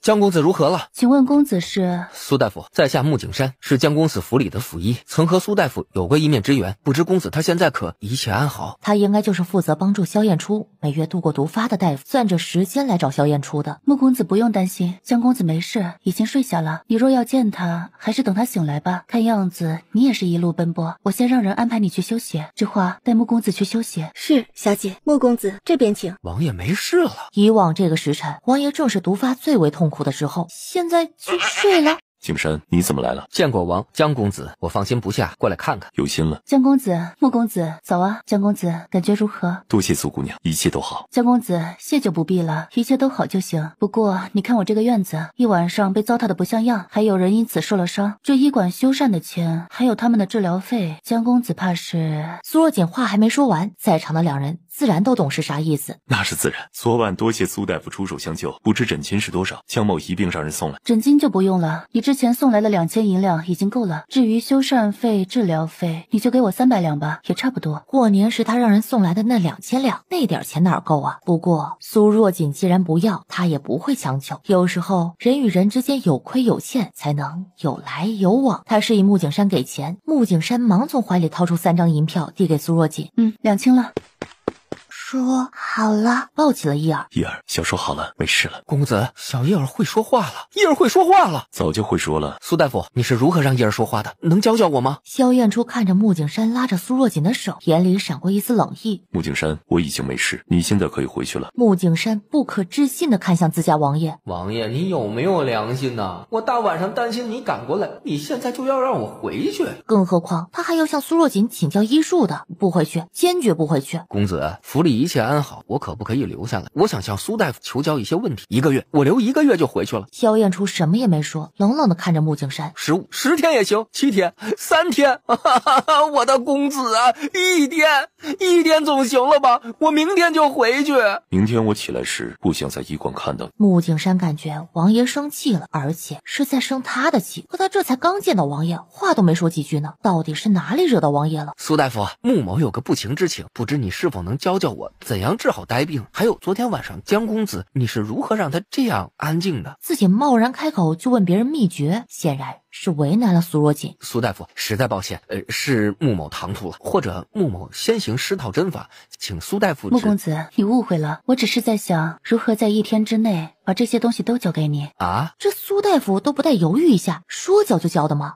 这样吧，我把治疗伊儿用过的方子、针法还有吃食都写下来，以穆公子的能力，我相信你看一眼就懂了。江公子的病药方我可以写给你，至于施针，我先画一个施针图，告诉你施针步骤，随后我让风影拿个稻草人来，我给你做示范，你看如何？在他的理念里从来没有藏私一说，只要对方人品过关，一些针法药方知道的人越多，能救的人也就越多。好，真是太好了。苏大夫，没想到你真是人美心善的典范呢。说完这话，他只觉得有一道冷芒射向他，转头又见自家王爷抱着小世子在不远处冷冷看着自己。不是吧，我啥也没说呀，只是夸了下苏大夫而已。王爷怎么又生气了？妙啊妙啊，实在是妙，我怎么想不到这一点呢？待风影拿来稻草人，苏若锦做示范给他看。穆景山惊叹之余，更是生出了挫败感。方子他可以照着开，可苏若锦这施针手法，不练个10年8年的，根本就练不出来。压制王爷的毒，更是需要同时施18针，他现在根本做不到啊。做完示范，苏若锦收了针，大概就是这样。穆公子回去稍加练习，也可以做到的。承蒙苏大夫看得起，不过这针法，穆某自问一时半会儿是学不会的。多练总能做到。为了学习施针，上一世加这一世，他可是练了近40年的针法。对了，若是穆公子遇到人品过关之人，也可以将这套针法相授。穆某待天下学医者，谢过苏大夫。江公子，穆公子已经走了，小姐请你用完早饭后去医馆找他。好。不知江公子这次回去是否要带小宝一起走？现在已到了3个月之期，小宝身体也恢复的差不多了，自己也做到了当初的承诺。萧燕初自是明白其中道理。多谢苏大夫这段时间对小宝的照顾，明天我就带小宝一起回去，这段时间辛苦你了。江公子你客气了，我是大夫，这本就是我的职责，更何况小宝与我投缘，我很喜欢他，照顾他谈不上辛苦。不知苏姑娘可有兴趣把仁爱堂搬到京城？只要苏姑娘愿意，医馆的事不用苏姑娘操心，你只管人来就行了。我习惯在艳阳，暂时没有离开的打算。萧燕初心里涌上一丝失望。明天我和小宝就要走了，江某之前答应小宝要带他去游湖，不知可否邀请苏姑娘今天一同去游湖？带他游湖也算是一场告别吧，下次也不知道何时才能见了。好。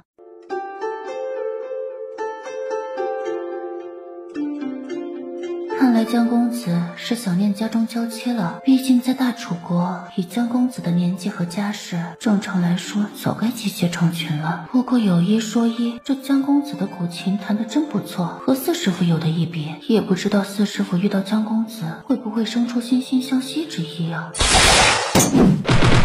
每一只都朝着伊儿的方向射来，苏若锦忙带着小宝躲进了船舱。这些人是冲着小宝来的。萧燕初抽出腰间的软剑，挥开射来的箭矢，保护王爷和世子。双方展开了厮杀。小宝别怕，有姐姐在，姐姐不会让人伤害到你。小宝从最开始的瑟瑟发抖，慢慢平静了下来。姐姐说过，他是男子汉，男子汉不能害怕。黑衣人虽然人数多，但也不是萧燕初和暗卫的对手。没一会儿，战斗就结束了。暗卫也抓住了3个活口，小心他们吞毒。暗儿闻言，忙把3人的下巴给卸了，防止他们咬破藏在牙里的毒。带下去，好好审，务必给我审出幕后之人。是。江公子，今天这些人是冲着小宝来的。苏姑娘和我看法一致，那些人所用的兵器并无标识，现在还没审出结果。江公子，我不知道你和小宝的身份是什么，但现在你们已经被人盯上了，如果再继续待下去，我不知道还会遇到什么情况。我想你现在就应该带着小宝离开艳阳。萧燕初既然能派出这么多护卫在暗中护着小宝，那小宝回到家里肯定会比待在医馆要安全得多。他们连续2次失败，伤亡惨重，估计一时半会儿不会动手了。你们现在走最安全。萧燕初知道苏若锦说的没错，他本想再多留1晚，哪怕是1晚也好，可现在其实不用审，他也猜到是谁针对伊儿了。看来那人是知道伊儿身体开始康复了，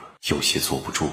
回到京城，那人手再长也不敢对摄政王府动手，而且只有自己和伊儿离开，医馆才会恢复平静，苏若锦也才会安全。苏姑娘，那江某就先带伊儿走了。我让风影和你们一起去。风影和他们一起走啊？挺好。那就多谢苏姑娘了。你护送他们到京城，我会让暗盟的人在暗中护着你们，有需要你随时可以发信号让他们赶过来。可是小姐，我走了，医馆万一再出什么事怎么办啊？不会的，那些人是冲着江公子和小宝来的，他们走了，医馆自然没事，你放心吧。伊儿，我们该回家了。小宝一听，瞬间大颗大颗的泪水滴了下来。姐，萧燕初自是明白小宝的意思。伊儿，这是你锦姐姐送给你的礼物，她希望你能保护好自己。本来萧燕初是不放心小宝这么小舞刀弄剑的，他身子弱，怕他伤到自己。可苏若锦却说过，小宝才多大，就有人要追杀他，你能护他一辈子吗？与其这样，不如让他现在开始学点武艺，至少被人杀到头上还能有一丝还手之力。也正是因为他身子弱，所以才需要练武强身健体。这也是锦姐姐给你的，是苏若锦专门为小宝画的剑术练习册。她对伊儿是真心的好啊。苏若锦何时对自己也能如对伊儿这般好啊？学子字。叶儿是要学认字吗？小宝点点头，他想看懂姐姐在画册上写的字是什么意思。皇叔请个师傅回来教叶儿写字可好？叶儿眼里闪过一丝犹豫，可随后又点点头。他学会写字了，还能给锦姐姐写信，这是之前袁弘哥哥告诉他的。好，等叶儿练好了，皇叔带你去找锦姐姐。回京路上平安无事，回到王府，是谁下的手？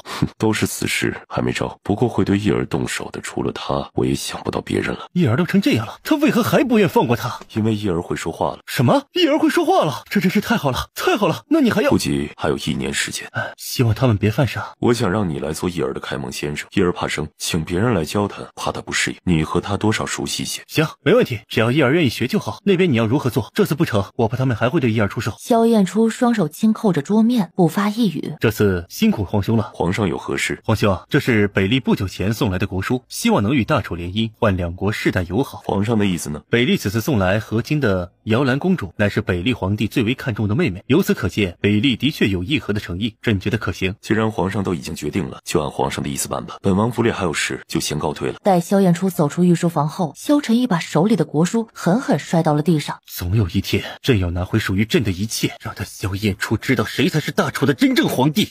叶儿给皇上太后请安，不怕，皇叔陪着你。叶儿听话的跪下来，皇上太后安。皇叔告诉他，锦姐姐喜欢勇敢的孩子，他今天来参加宴会，回去皇叔就会把这个事写信告诉锦姐姐。魏太后和萧晨义先是一脸震惊，随后马上转换为一副激动的表情。叶儿无需多礼，快快起来，都愣着干嘛？还不快扶小世子起来！叶儿被萧晨义这一吼吓得打了个哆嗦，忙站起来，紧紧抱住了萧燕初的大腿。退下！工人们就觉得后脊发凉，瞬间停住了脚步。这些工人居然敢不听他的话，到底谁才是这大楚国的皇上？魏太后见状，挥挥手让工人退下。叶儿来皇祖母这儿，让皇祖母好好看看你。谁料叶儿直接转过了头，根本不理他。皇叔说了，自己来参加宴席，只是请个安，之后谁也不用理。叶儿的病刚有起色，大夫还说需要一段时间就能完全康复了，暂时不宜与外人太过亲近。那可真是太好了，这话就等于说自己也是个外人。这萧燕初哪是来参加庆功宴，根本就是来示威的。魏太后想在暗中杀了叶儿，他就偏要把叶儿带到大庭广众之下，让所有人都知道叶儿能恢复正常了。别人不知道，朝中很多老臣们可是知道，当初先皇很是看重誉王，多次暗示要把皇位传给誉王，只可惜誉王满门及其他皇子都没能在那场争斗中活下来，最后是藏在枯井里的魏嫔母子躲过一劫。萧燕初赶回来平息争斗后，找到了被人藏在王府水缸里早已昏迷的叶儿，等叶儿醒来就成了呆儿。当时的老臣们极力想让身为皇妻子的萧燕初继承王位，他继位可谓是众望所归，可萧燕初坚决不从，表明无意皇位。几位老臣和萧燕初共同商定，最终决定由萧晨义继承王位，萧燕初出任摄政王，待萧晨义年满18后方能亲政。据传先皇死前曾拼尽最后一口气留下遗诏，如果真有这份遗诏，他相信一定在萧燕初手里。如今萧燕初把叶儿带到大家面前，公开宣称叶儿的病能完全治好，也就等于告诉大家大楚江山还有一个继承人。这是萧燕初在警告他们，现在所有人都知道叶儿能恢复正常，若这时叶儿出事，谁都会怀疑到他们身上。好你个萧燕初，真是步步为营。不知三皇子此番费尽心思找本王来，所谓何事？一国皇子贸然来到他国京城，可谓犯了大忌。这云齐国三皇子不但不避讳，反而直接大大方方的找上了萧燕初。哎呀，素来听闻摄政王不近女色，今日一见果真如此。我可是听说大楚最有名的风月楼云集了各国美女，摄政王居然一点都不怜香惜月，把人都赶走，辜负了一片美人心啊！既然三皇子没什么事，本王就不奉陪了。哎，王爷别心急嘛，坐下坐下，我找你自是有事。一旁的侍从递上一个雕花木盒，打开，盒里是一只通体雪白，连根须都白如雪的植物，散发着丝丝寒意。夺魂草。自从苏若锦说出能解噬魂影之毒的药材后，萧燕初就专门研究了这些药材，除了鹤眼土，其他每种药材的样子都牢记于心。此时自然一眼就能认出夺魂草。不是说萧燕初在到处寻找夺魂草，怎么他看到夺魂草居然一点也不震惊？要知道夺魂草在金山绝迹了，自己手里这颗或是世上最后一株夺魂草了。三皇子有话不妨直说。王爷，我有一事相求，若你能助我，这颗夺魂草就当做谢礼，如何？哎，不久前啊，本皇子的侧妃哭着来找我，说他的祖父赵光涛突然失踪了，求我帮他寻找祖父。我与侧妃感情深厚，她的祖父自当也是我的祖父，我不忍她如此难过，专程出来寻人。可是只查到赵光涛来到了大楚境内，线索就断了。既然是在大楚境内，我想摄政王找起来会比我方便得多。摄政王只需帮我找到赵光涛即可。就这样，就这样。想必此事对于王爷来说不是难事。为表诚意，夺魂草呢就先交于王爷，静候王爷佳音。告辞。王爷，这云齐国三皇子还真是个痴情种啊！为了个侧妃的祖父，不远千里来到大楚，未免有些小题大做了吧？那如果这个赵光涛是云齐国首富呢？皇室的人又能有多少痴情？除了演技，剩下的不过利益二字。那王爷，你要帮他找人吗？赵光涛在云齐国一直有着大善人之称。去年云齐国发水灾，是他拿出几十万两白银赈灾，才没让灾民流离失所。这样的，若真遇到什么事，本王帮帮也无妨。萧燕初刚走出雅间，就看到楼下有个熟悉的身影，加快脚步追了上去。哎，公子，你等等我。看样子明天应该能醒过来。云姐姐那边怎么说？天一阁与暗盟很多时候是互通的，叶罗自是知道云娘的身份。当初小姐把云娘从河里救起来，云娘为了报答小姐，暗盟成立后主动要求打理风月楼。毕竟这世上没有哪里能比青楼更容易打探到消息了。云娘说最近有辆马车进了定国府的庄子，她怀疑马车里就是祖母，我已经让她去查了，明天应该就会有消息了。小姐，不如让我现在就去探一下庄子。那可是定国公府的庄子，可不是随便什么人都能进去的，万一打草惊蛇，想要再找到祖母就更难了。这件事先交给云娘去办。那小姐，我们现在怎么办啊？就这样干等着吗？先睡一觉，明天就会有消息了。翌日，可是有消息了。小姐，云姐姐那边还没消息，是江公子求见。江公子，江齐安，他怎么知道我来京城了？璎珞摇摇头，他也不知道。苏姑娘，请坐，茶马上就好。不过喝茶前，苏姑娘先吃点点心，以免空腹醉茶。这是月季的杏子符，京城怎么会有月季的杏子符？在艳阳看苏姑娘喜欢吃月季的杏子符，江某想着味道定是不错的，也买了些带回京城。有眼光，月季的杏子符是我吃过最好吃的杏子符，没有之一。萧燕初嘴角更加上扬了，站在一旁的胡青偷偷翻了个白眼，明明就是每隔一段时间就会让人从艳阳带一些月季的杏子符回来，不吃就这样放着，别人不知道，他还不知道吗？王爷根本就是怕苏姑娘哪天来京城，想吃月季的杏子符，找不到地方买，这不，现在果然派上用场了。江公子怎么会知道我来京城了？昨天胡青出来逛街，无意中看到了苏姑娘。哦，那他当时为何没和我打招呼？因为胡青去的地方不便与苏姑娘打招呼。苏若锦看了胡青一眼，眼里一副了然。昨天自己去的是风月楼，只是换了男装，定位易容。胡青要是刚好也去了风月楼，认出自己不足为奇。阎罗也明白了，在艳阳看着规规矩矩的人，一回到京城就原形毕露了。胡青在一旁欲哭无泪。王爷，不带这样坑人的。所以你就找到客栈了？江公子这消息还真灵通啊。苏姑娘难得来趟京城，我自当尽地主之谊。不知苏姑娘此次前来是探亲还是访友，亦或是游玩？若是游玩，江某最近刚好有时间，可以带苏姑娘好好逛逛京城。寻人？寻谁？我祖母。林老夫人怎么了？她失踪了，应该是被人绑来京城了。以她在京城的人脉，说不定能派上用场。胡青，去查。是。别急，再等等，或许一会儿就有消息了。这时风影进来了。小姐。风影欲言又止。没事，都是自己人，你直说。萧燕初听到这句都是自己人，嘴角笑意更大了些。原来是自己人了呀。翠云别院昨天确实送进去了一个人，但被关在哪里没查到。你查到翠云别院了？翠云别院昨天进了一辆奇怪的马车，有没有查到是什么人？传来的消息，那人被带入别院时头上戴着布袋，看不清模样，但根据穿着应该是一位年纪稍长的妇人。苏若锦越发肯定祖母就被关在了翠云别院，这事很是蹊跷。如果非要说有什么特别的，那就是苏若锦盯上了萧燕初。萧燕初被苏若锦看得有些发毛了。苏姑娘，若你信得过江某，不如把这事儿交给江某来办。只要林老夫人在翠云别院里，我一定会把她救出来，你看如何？江公子，你何时能救回我的祖母？2天时间即可。江公子，对方可是定国公当今太后的哥哥，你确定2天就能救回祖母？我答应你的事一定会做到。不知江公子打算如何做？苏姑娘，你且相信江某，我说到做到，最多明天晚上就能把林老夫人救出来，你只需安心在客栈等我的消息即可。江公子，既然是我的祖母，我做不到傻傻在客栈等着，不管你有什么计划，我必须参与其中，否则也无需麻烦江公子了。苏姑娘，虽然只是定国府的一个庄子，可里面也不是随意进入的。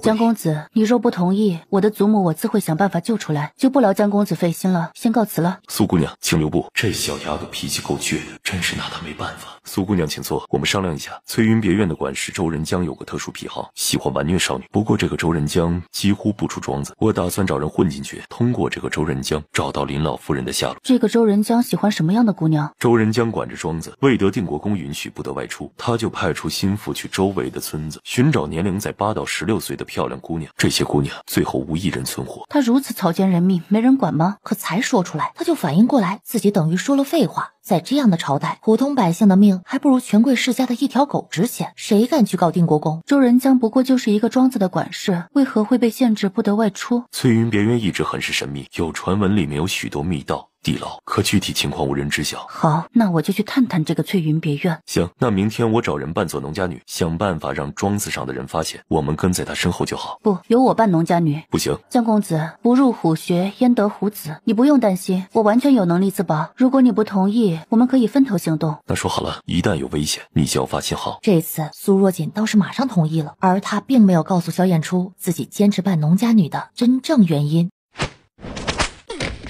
周管家是吧？我劝你别想着跑，你中的毒，整个大楚除了我，无人能解。若不想死，就乖乖听话，说不定我心情一好，就给你解了毒。周仁江连连点头。好，我现在问一句，是你就点头，否就摇头。若答得好，我可以考虑先让你能说话，如何？周仁江又是一阵猛点头。暗室里的姑娘全是你抓来的。他是怎么知道暗室的？你不回答也行，等你手臂上的毒完全变成黑色，也就是你的死期。你现在是不是开始感觉到胸闷，有些喘不过气来？我再问一遍，暗室里的姑娘是不是你抓来的？这次周仁江毫不犹豫地点起了头。她们都是你杀的。周仁江继续点头。前2天庄子上是不是抓来了一位老太太？周仁江眼里出现了闪躲，不由自主地低下了头，不再有所表示。哼，看不出来你还挺护主的，就是不知道你的主子知道你为他而死，会不会感动几分？你只有半盏茶的时间了。周仁江身子开始颤抖，看着越来越黑的手臂，最后还是抬起头点了点。人现在还在庄子里吗？有了前面的开头，周仁江也就没再犹豫的点了点头。我现在让你能说话，你告诉我他在哪儿。要敢耍花招，就看看是你动作快还是我动作快。苏若锦往他嘴里塞了药丸，周仁江吞下后试着一下，发现自己真的能说话了。他想喊人又不敢。你究竟是谁？我是谁不重要，你只要告诉我你们为什么要抓他，现在他关在哪儿。相信你们把他抓过来，一时半会儿也不会杀了他。我既然能进到庄子里，你说不说我都会有办法找到老太太，只不过是时间早晚而已。我刚给你吞下的是百毒散，最开始你会身子发痒，随后会感觉到如同有无数虫蚁在撕咬，最后五脏六腑会慢慢腐烂而死。你要愿意尝尝这滋味儿，我是没所谓。对了，这百毒散里除了毒药还有补药的成分，可保证你5天即使不吃不喝也不会死，可以慢慢享受各种滋味儿。你说了还有机会活下去，不说现在就死，自己选吧。我说，老太太关在别院假山下的密室里，上面交代不得动她。老太太并没有受到什么伤害。得到了想要的东西，苏若锦起身就要往外走。姑娘，我的毒！你不说我都给忘了，你吃了这药丸，手臂的毒就解了。心下不由松了口气，眼珠一转，正准备开口喊人，结果发现自己又不能说话了。这一次不仅不能说话，连身体都完全动不了。祖母，你是谁？来人！萧燕初眼疾手快，一个石头打出，直接把人打晕了。他带的是我祖母的簪子，可祖母不在这儿，祖母在哪儿？阿锦别急，我们再找找，说不定还有其他密室，林老夫人不会有事的。苏若锦急着找人，根本没注意到萧燕初的称呼已经变了。对，再找找，祖母一定在这儿。一位老妇人正在药草架上翻找着什么。祖母，终于找到你了。小姐，你怎么来了？快走，快离开这儿，这不是你该来的地方。祖母，我们走。小姐，你快走，祖母走不了。这时苏若锦才发现林老夫人身上不对劲的地方。祖母，你的腿怎么了？我也不知道，他们把我掳来，等我醒来后，双腿就不能动了，只能坐在这木轮椅上。他们还派了个老妇照顾我的起居。苏若锦忙替林老夫人诊了诊脉，又检查了她的双腿。祖母，没事，他们只是用银针封住了你腿部的穴位，出去之后我定能替你解开。祖母，我背你出去。我来，林老夫人得罪了。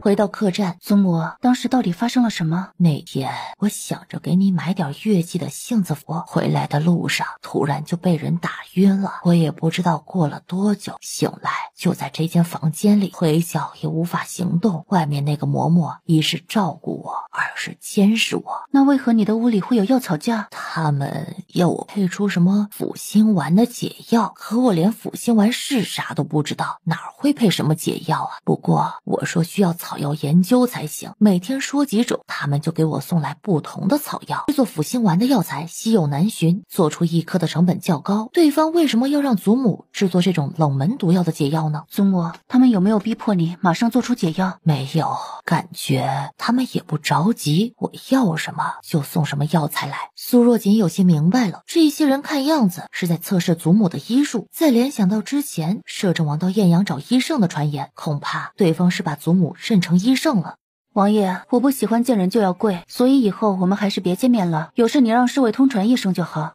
来到这个世上，除了祖母、萧爷爷、师傅这些长辈外，我还没跪过其他人呢，真是烦死了。治个病还治出个大麻烦来，万恶的皇权社会。苏若锦为了不下跪，拒绝与自己见面。萧燕初有些无奈，阿姐，你无需跪我，现在以后都不用。立马站直了身子，拍了拍衣裙上并不存在的灰尘。那就多谢王爷了。那以后我们是否可以经常见面了？只要不用见面就跪，有事自然可以见了。王爷呀，王爷，你让我说什么好啊？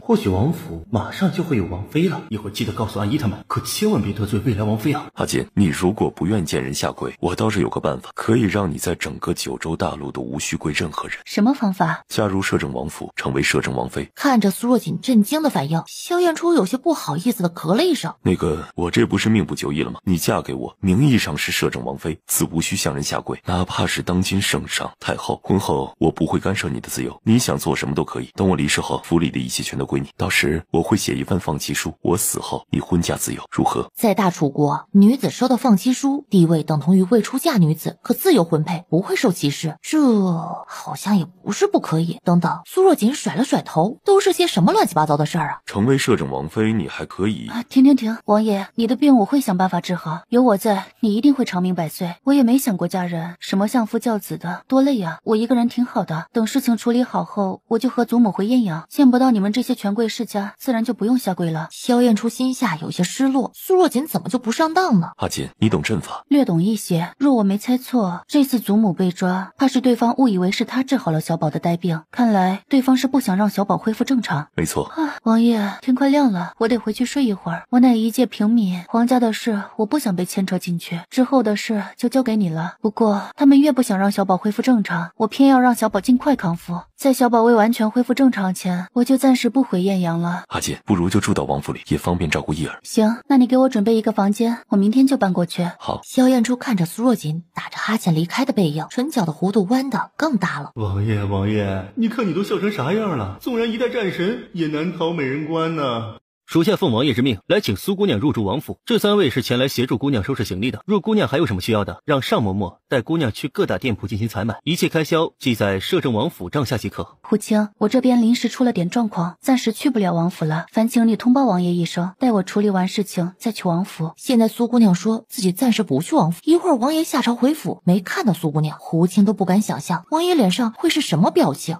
苏姑娘，要不你先处理事，我今天晚点再来接你。只要今天能让苏姑娘住进王府，想必王爷也会高兴的。最近几天确实不行，你告诉你家王爷，我把事情处理完自会去王府的，他也无需给我安排太多人，我有燕罗就够了，人多了我反而不自在。可胡青绞尽脑汁找理由说服苏若锦到王府。小世子知道你今天要去王府，一直在等着。苏姑娘若是没去，想必世子会伤心难过，不如苏姑娘先去府上见世子一面，如何？小世子还不知道此事，不过只要苏姑娘能去一趟王府，她就不会被王爷罚去守边境了。倒不是她吃不了守边境的苦，而是这么些年了，第一次见到王爷这棵铁树开花，胡青可舍不得错过这场好戏，否则他要抱憾终身了。小世子，你别怪我啊，我这也是为了能让你早点见到你的锦姐姐。他交代了燕罗一声，就跟着胡青去了王府。姐，一把抱住了他的双腿。苏若锦发现之前好不容易养胖的小宝变瘦了，这王府吃的难道还没有艳阳好吗？小宝有没有想姐姐呀？想姐姐。小宝真乖，小宝过几天姐姐来王府陪你好不好？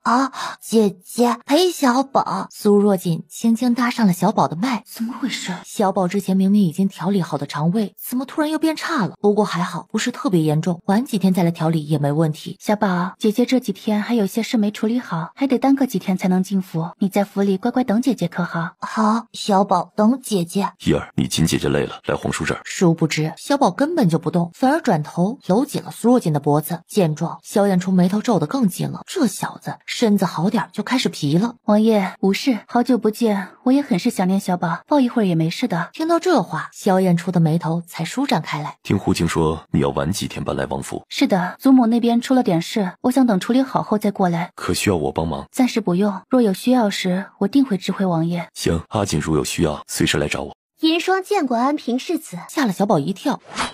锦姐姐说了，谁敢吓她，她就用小剑教训那人，一把夺下小宝的剑。哎呀，我的好世子呀，人家凤溪郡主是好心来看你，你怎么能对他动手呢？世子，你要是不听话，就见不到你的锦姐姐了。小宝一听这话，眼眶就红了，不再有任何动作。李嬷嬷以前就经常和他说，不好好吃饭，就再也见不到父王和母妃了。他也控制不住自己，一吃饭就吐，果然再也没见过父王和母妃了。现在李嬷嬷说他不听话，就见不到锦姐姐，小宝不敢再乱动了。看到小世子如此听自己的话，李嬷嬷脸上露出得意之色，他还拿不下一个孩子吗？哎呀，郡主啊，老奴替世子向你赔罪，世子这剑没开刃，伤不到人的。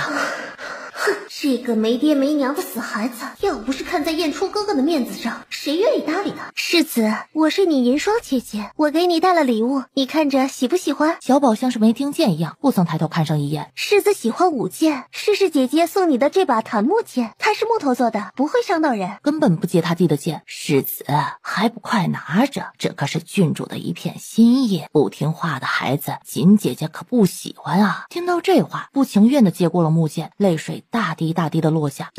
世子真乖，明天姐姐带你出去走走如何？见小宝没反应，李嬷嬷在他腰间暗暗掐了一把。世子还不快回郡主的话？小宝慢慢摇了摇头。世子，老奴可是听说锦姐姐要住在府里，这样不听话，不喜欢你就不来了。小宝抬起头，两眼含泪，带着一丝惊恐，于是他最终还是点了头。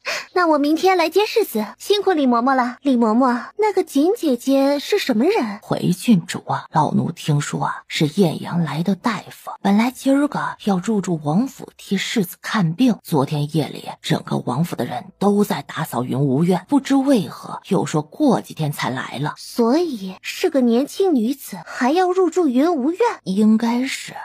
等那人入府了，老奴定会及时通知郡主。入府？我倒要看看他有没有那个命入府。双儿见过燕初哥哥。凤溪郡主，本王不是你哥哥，说你还分不清楚位置，本王不介意让定国公再好好教教你。是双儿失礼了，还请王爷见谅。你说叶儿愿意和你外出？是的，刚才双儿去云姬院探望世子，最近天气好，就想着带世子出去走走。谁准你私自去见世子？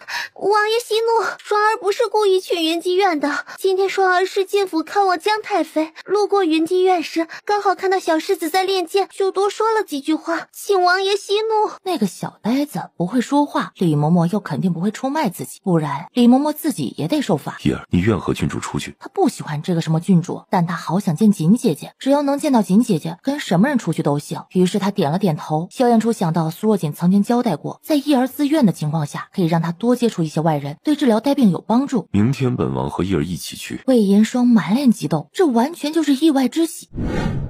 萧燕初这是带心上人逛街呢，还带着小宝，是想让小宝早点接受这个未来摄政王妃啊。说不上为什么，苏若锦心里涌上一丝不舒服的异样。小姐，你在看啥呀？祖母，没什么。世子，那边有糖葫芦，姐姐去给你买好吗？谁料小宝只是搂着萧燕初的脖子，不搭理他。死呆子，真是给你脸了！要不是为了燕初哥哥，谁会捧着你？姐，锦姐姐。萧燕初顺着小宝指的方向看过去，果然看到了小姑娘的身影。她二话不说，抱着小宝大步往墨莲居方向走去。那锦姐姐，燕姐姐呀，小宝，怎么是你呀？你怎么来这儿了？来，奶奶抱。王爷不是陪人逛街吗？这是来墨莲居吃饭？小丫头语气不对劲哦。看来苏若锦已经看到自己和魏银霜逛街了，她突然觉得跟在身后的魏银霜都有些顺眼了。你说过小宝多与外人接触有好处，我就带他出来逛逛，阿锦别误会。萧燕初解释，声音中带着一丝不为人察觉的宠溺。苏若锦白了萧燕初一眼，我有什么好误会的？和谁逛街是王爷的自由。怎么可以？一个艳阳的大夫居然敢肖想他的燕初哥哥。大胆刁民，见到王爷和本郡主，居然还不下跪！凤溪郡主得吃瘪了。就你能？本王准许他们无需向本王行礼，不知郡主有何意见？苏若锦，不错，上道。萧燕初自是接收到了小姑娘的眼神，嘴角幅度弯得更大了些。被表扬的感觉挺不错。王爷，玉龙轩来了个新厨子，他做的八宝玲珑粥很不错，挺适合小世子，我们不如去尝尝。萧燕初就像是没听见一般，对着林老夫人说道：“老夫人，介不介意同桌？若是王爷不嫌弃，老身自然欢迎之至。”多谢。这人倒是挺自来熟的。莫连居除了鱼之外，他家的蟹粉狮子也不错。若喜欢吃麻辣口味的，明天我们去蜀之味吃。他家的大厨都来自九蜀，做的蔬菜很是正宗。魏银霜见无人理他，在一旁坐也不是，站也不是，干脆心一横，也找了个位置坐下。凤溪郡主，你还没走，本王可是征得主人家同意才入座的，你这样不请自坐，有失郡主身份。凤溪郡主不就是定国公魏启明的嫡女吗？被京城人称为活菩萨的京城第一才女，看样子这位才女钟情萧燕初啊。萧燕初也真是的，这么个大美人送上门，居然这样无情。不过想到萧燕初的病，这人是怕自己活不长，耽搁了人家姑娘吧。等祖母的事了了，得想办法尽快凑齐药材，把萧燕初的失魂瘾都给解了，到时候她就能安心娶妻生子了。郡主若不介意啊，就一起吃吧。魏银霜这才松了口气。燕罗和胡青倒是习惯了苏若锦的作风，直接就坐了下来。世子，你尝尝这个。世子肠胃弱，螃蟹性寒，不能吃。这盘螃蟹是苏若锦为燕罗点的。苏若锦，你这是什么意思？我看你是故意。这个郡主居然查过他呀，不然萧燕初从头到尾都没向郡主介绍过，他怎么会知道自己的名字？郡主不吃可以出去。王爷你，起身哭着跑下了楼。王爷真是不懂怜香惜玉呀。老夫人，莫连居的白切鸡不错，你尝尝。随后他看向苏若锦，世上玉很多，不是每一块都值得我去珍惜的。那就祝王爷早日找到属于你的美玉。会的。苏大夫，怎么是你？小民见过王爷。民女见过王爷。苏公子、苏小姐，无需多礼。我介绍下，慕瑶，这位就是艳阳救了祖父的女神医苏若锦，苏大夫。苏大夫，这位是舍妹苏慕瑶。舍妹说想吃莫连居的菜，我就带她过来了。刚巧遇到了苏大夫，真是有缘。慕瑶谢过苏大夫的救命之恩。苏大夫，来京城为何不通知一声，我好去接你啊？你这是打算把仁爱堂开过来了吗？我在景仁街有个胭脂铺子，生意一直不怎么样。如果苏大夫不嫌弃，可以直接拿来开医馆。我一会儿就让人去官府，铺子改到苏大夫名下，你看如何？自己啥都还没说，这个苏公子就自顾自的安排好一切了。苏武公子啊，你快别说了，自家王爷可是早就给苏姑娘准备了铺子，只是一直没机会说，哪能让你在这儿给截胡了？铺子的事就不劳苏公子费心了，本王已经给苏大夫准备好了铺子，只等苏大夫挑个良辰吉日开业即可。萧燕初什么时候给他准备铺子了？他怎么不知道？那个，多谢王爷、苏公子的好意，我只是有事来京城，并未打算常驻京城，用不到什么铺子。开玩笑，京城是非之地，要不是因为祖母，他是能离多远就离多远的，哪会跑这开医馆为难自己？不急，有的是时间。苏大夫，不知能否请你有空去府上替我祖父再看看？苏若锦自是答应，和苏逸婷约好，等处理完手里的事，就去将军府拜访。苏逸婷也没再打扰，带着苏慕瑶去了另一桌。看样子阿锦和苏公子很是熟络呀。仁爱堂开业时，苏公子给医馆送了一车药材作为贺礼，总共就见过一面，也说不上特别熟。那他才见第二面就要送铺子给你？苏武公子，别人不知道，他萧燕初可是很清楚，那可是大楚国商盟的盟主，他要送的铺子可不会真如他自己说的什么生意不好的铺子。我说王爷，这有什么问题？我之前救了你一命，你不也想送个铺子给我？我救了别人祖父一命，想送我个铺子，有什么奇怪的？小宝，走，姐姐带你买糖人去。胡青憋得脸通红，有苏姑娘在的地方，王爷就有吃不完的瘪，看戏真爽。小姐，赵老先生不见了。小姐，出什么事了？祖母，赵老先生不见了，他是不是自己离开了？若按方莹所说，赵老先生刚服了药，这药本身有助眠安神的作用，不应该这么快就醒过来的。走，我们回去看看。王爷，有事就先告辞了。萧燕初点点头，没说什么。待几人离开后，萧燕初看了眼胡青，胡青点点头，转身离开了。小姐，这可怎么办呀？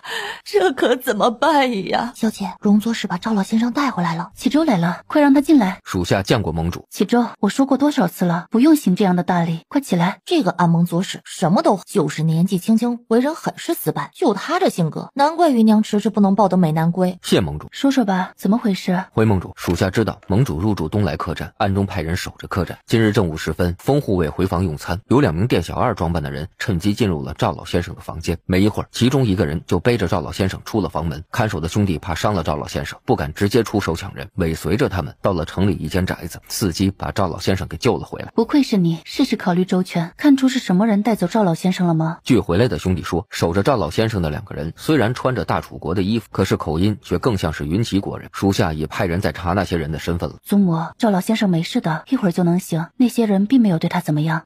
若在云齐国，哪怕是皇上也得敬哥哥几分，没人敢对赵家人动手。哥哥为了我来大楚，才给人动手的机会。祖母，若你真不愿与赵老先生相认，一会儿等他醒了，我便让人护送他回云齐。我怕他再继续待在大楚，会越来越危险。还没等林老夫人回，赵老先生醒了。小妹，你一定是小妹，和大哥回家吧。父亲在天之灵，也希望你能归家。你离家这些年，父亲常在书房看着你的画像流泪。小妹啊，你别怪父亲，当年父亲与你断绝父女关系也是迫不得已呀。你和林静一走后，我回到赵家才知道，义王曾上门求娶你做侧妃，只有把你从赵家族谱除去，方能保你性命啊。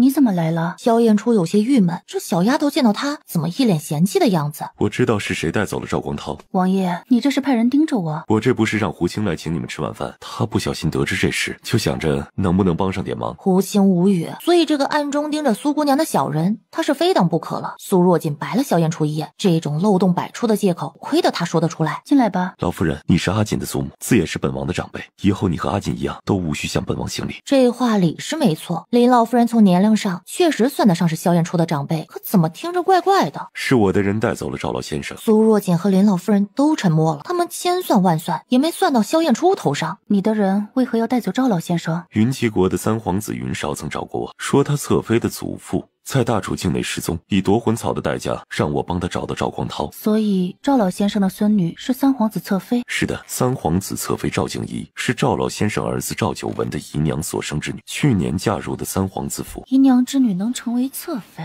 这个三皇子野心不小。云齐国皇帝去年离世，由曾经的二皇子继位。不过这个二皇子年轻时曾受过伤，身子不是很好，随时都有可能出意外。现在的皇子之间暗潮涌动，大皇子云简乃皇后嫡出，二皇子云浩是乐嫔所生，母家示弱，三皇子云韶乃贤贵妃所出，其余皇子尚且年幼，不足为惧。朝中大臣大多看好大皇子和三皇子。赵老先生是暗中来大楚的？我派人查过，赵老先生的确是没留下任何信息就出来了。赵光涛出来找妹妹并不是什么见不得人的事儿，为何要隐瞒？赵老先生的儿子已逝，唯一的嫡孙赵廷义1年前摔下山崖，救回后整个人一直昏迷不醒。若赵老先生此时出事，赵家将交到他的叔孙赵廷松手里，而赵廷松正是三皇子侧妃的亲哥哥。苏若锦恍然大悟，难怪赵光涛要隐瞒行踪了。此时他有些后悔让祖母回去了。那你的人带走赵老先生，你是打算把他交给三皇子吗？小锦，这样看来大哥在云齐可谓是危机重重啊。若萧燕初站在云韶那边要把赵老先生交出去，那就别怪他翻脸不认人了。萧燕初只觉得小姑娘看向自己的眼神变得有些犀利，似乎要是没回答正确，结果会很惨。我若是有这种想法，也不会出现在这儿了。赵光涛为人正直，在云齐国百姓中口碑很好，这样的人我自不会把他交到三皇子手中。那你还收了人家的夺魂草？我又没答应一定替他找到赵光涛。再说了，别人都在算计我了，我收颗夺魂草当利息不为过吧？你怎么知道赵老先生在我这儿？你的人会跟着我的人，我的人自然也可以。苏若锦又白了萧燕初一眼，看来这招螳螂捕蝉，黄雀在后，大家都玩得挺好。你的人为何是云齐口音？本就是云齐人要找他吗？有云齐口音不是很很正常吗？萧燕初这个狐狸，所以你手下还有精通各国口音的人。萧燕初笑笑，不置可否。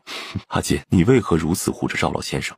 因为赵光涛是我哥哥。萧燕初从来淡定的表情，难得出现了一丝惊讶。那接下来，阿锦，你打算如何？等舅祖父身体好些，我就想让他和祖母尽快离开大楚，回到云岐。到了云岐就安全了。这样最好，只要赵老先生在大楚多一天，危险就多一分。我会让人跟着老夫人保护他们安全。赵家已经派人来接我们了，就不劳烦王爷了。老夫人，多些人也多点安全，这样阿锦留在京城也能安心些。这是摄政王府的通行令牌，有了它，你可以随时出入王府。在京城，除了皇上和太后，你无需向任何人下跪。王爷，这令牌太贵重了，我不能收。阿锦，这不过是块普通的通行令牌而已，小宝天天念着你，有了它，你就可以随时去府里探望小宝了。大不了等你回艳阳的时候再还给我就是了。那就多谢王爷了。这哪是什么王府通行令啊，这是肃王令，见令如见王爷，拥有此令者，可调动王爷手里所有的暗卫。小锦啊，舅祖父出来没带什么好东西，这块玉佩就当舅祖父送你的见面礼了啊！你别嫌弃。舅祖父，这玉佩我不能收。今天是怎么了？先有萧燕初，后有舅祖父，都赶着给他送令牌玉佩的。这些东西看着一个比一个贵重，小姐你就拿着吧，这是你舅祖父的一片心意。可拿着吧，不然你舅祖父心里过意不去。是啊，小锦，只是一块普通的玉佩罢了。等舅祖父回去了，再重新给你准备礼物送过来。那小锦就谢谢舅祖父了。对了，小锦，有了这块玉佩，九州大陆上不管在哪个城池，凡是挂有赵家印记的钱庄，你都可以任意支取银两。只要赵家的店铺，你也可以随手拿走看中的东西，不用付钱。苏若锦拿着玉佩的手一抖，舅祖父、祖母，你们管这叫普通的玉佩，这简直就是一座金山好吗？哎呀，苏大夫，你总算是来京城了。老夫这身子骨啊，自从吃了你的药，这个冬天就没再疼过。要我看呐，你可比宫里那些御医厉害得多。苏若锦轻撩裙摆，准备下跪行礼。哎，苏大夫，你是老夫的救命恩人，无需多礼，快请坐，快请坐。苏若锦从进屋就感觉有道灼灼的目光一直盯着自己，而许晶英从苏若锦进入正厅的那一刻，整个人就如遭雷击般。许晶英大叫一声，风一般的冲向苏若锦。糟了，夫人发病了。哎呦，夫人，你冷静，冷静。邓嬷嬷，扶夫人回房。夫人，我们回房休息啊。母亲，瑶儿扶您回去。用力挣脱了邓嬷嬷和苏慕瑶的束缚，往苏若锦的方向跑去。放开我，我的锦儿，我的锦儿，你是我的锦儿，锦儿，是娘对不起，是娘对不起你，让你受苦了，都是娘的错，是娘的错。苏夫人自从丢失女儿后，整个人陷入了疯魔，不停四处寻找着女儿，抱着石头枕头叫着女儿的名字。太医院体检来府里几次，才堪堪压住了她的疫病。后来苏大将军听从提点的建议，从旁支抱来了和他们女儿苏清锦年纪相仿的孩子，作为女儿养在身旁，这才算是稳住了苏夫人的病情。今天她见到苏大夫居然发病了，所有人都觉得这是因为苏若锦和苏夫人长得太像的缘故。苏若锦看着这样的苏夫人，莫名觉得心疼，顺着许晶英的话意，柔声开口：娘，我是锦儿，你没错，锦儿不怪你。真的，锦儿真的不怪娘。不怪。娘，先坐下好吗？好，坐下。锦儿累了，锦儿快坐。锦儿，今后娘不会再让你离开娘了啊，不会了。好，不离开，锦儿不会离开娘。还顺势握住了许晶英的手腕，诊起了脉。娘，你是不是睡眠一直都不好？女儿学了些医术，让女儿替你施上几针，调理一下可好？峰哥，你听到没？我们的女儿会医术，她是大夫。是啊，晶莹，女儿出息了，你让她给你扎上几针，晚上就好睡觉了。好，锦儿替娘扎针。苏大夫，实在抱歉，不知有没有吓到苏将军？无妨，苏夫人只是疫病发作了，我刚替苏夫人诊脉，她的疫病应该有些时间了。不瞒苏大夫，自从小女失踪后，内子就得了疫症，这些年治疗下已经好了许多，近些年也未曾见她发过病，没想到今日会突然发作，许是因为苏大夫长得与内子有几分相像的原因吧，还望苏大夫见谅。不知道苏小姐是何时走散的，身上可有什么特征？小女在1岁多时随着5个哥哥外出赏灯时走丢的。要说有什么特征就是她的左耳后有个蝴蝴蝶模样的胎记。嗨，当时要不是我大意，也不会出这样的事，让内子痛失爱女，患上疫病。不知苏大夫对治疗疫病可有心得？苏大夫，苏若锦这才回过神，不知苏将军可还记得苏小姐耳后的胎记具体是什么样的？小女走丢后，我们就把她耳后的胎记图案画了出来，以便派出去的人寻找对照。当初苏若锦就是因为嫌弃这个胎记实在难看，和大师傅学了易容术后，把耳后的胎记给完全遮盖了。不过按这个图案来说，苏若锦居然是苏大将军府走失的六小姐，证据摆在面前，认还是不认？一旦她接受了苏大将军府的嫡小姐这个身份，同时也得接受这个朝代贵女们的种种限制。哎，头疼。苏将军，白色瓶子里的药丸是给苏老将军的，1日1丸即可。吃完后，我会到府上再替老将军诊脉，调整后续的用药。青色瓶子里的药丸是苏夫人服用，可以稳固神思，安神助眠。好，谢谢苏大夫。苏若锦告辞离开。苏大夫请留步。苏小姐还有事吗？苏大夫，我送你出府。苏大夫，我希望你以后别来将军府了，若有药要送到苏府，我可派人定期找你去取，你放心，不会少你1分诊金的。不知这是苏小姐的意思，还是苏将军或者苏夫人的意思？谁的意思都一样，母亲的病情好不容易才稳定下来，见到你却发病了，我不想你再刺激到她。苏小姐，你可能不太了解我治病有一个原则，对眼缘的我可分文不取，不对我眼缘的千金来求也不会出手。所幸不论是苏老将军还是苏大将军、苏夫人都很对我眼缘，所以若有必要，我自会前来诊治。说完，他越过苏慕瑶向府外走去。不论苏慕瑶出于嫉妒也好，真心为苏夫人着想也好，苏若锦都不会在意。他做事哪用得着一个小丫头来指指点点。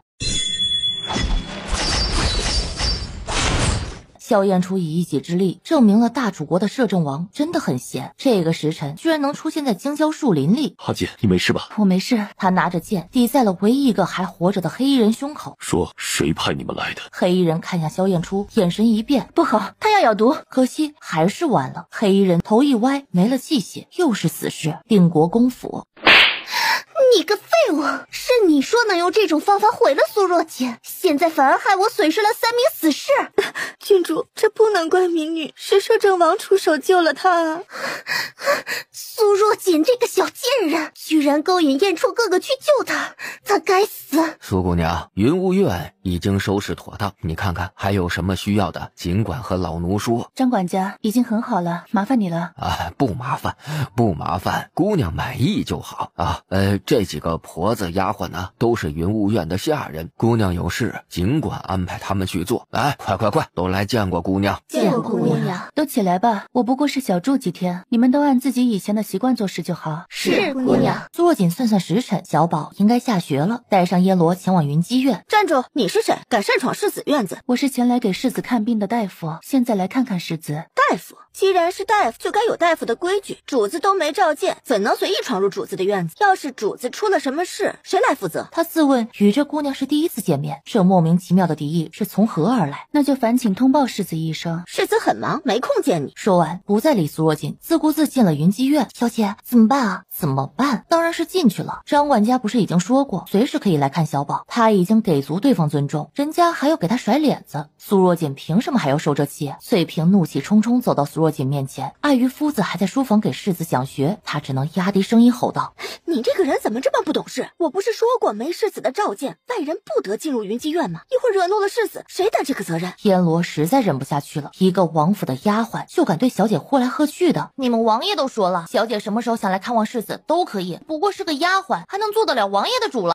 沈世子辛苦了，喝碗燕窝休息一下吧。他开始以为翠萍这碗燕窝是给小宝吃的，没想到是为这位沈世子准备的呀。小宝的呢？谢谢翠萍姑娘，不过我不喜欢吃燕窝，还是给小世子补补身体吧。厨房还有，我一会儿就给小世子端来，这是专门给沈世子准备的。唉，人家不想吃，还上赶着往上送，自家主子吃不上，这王府啊，真是让人大开眼界啊！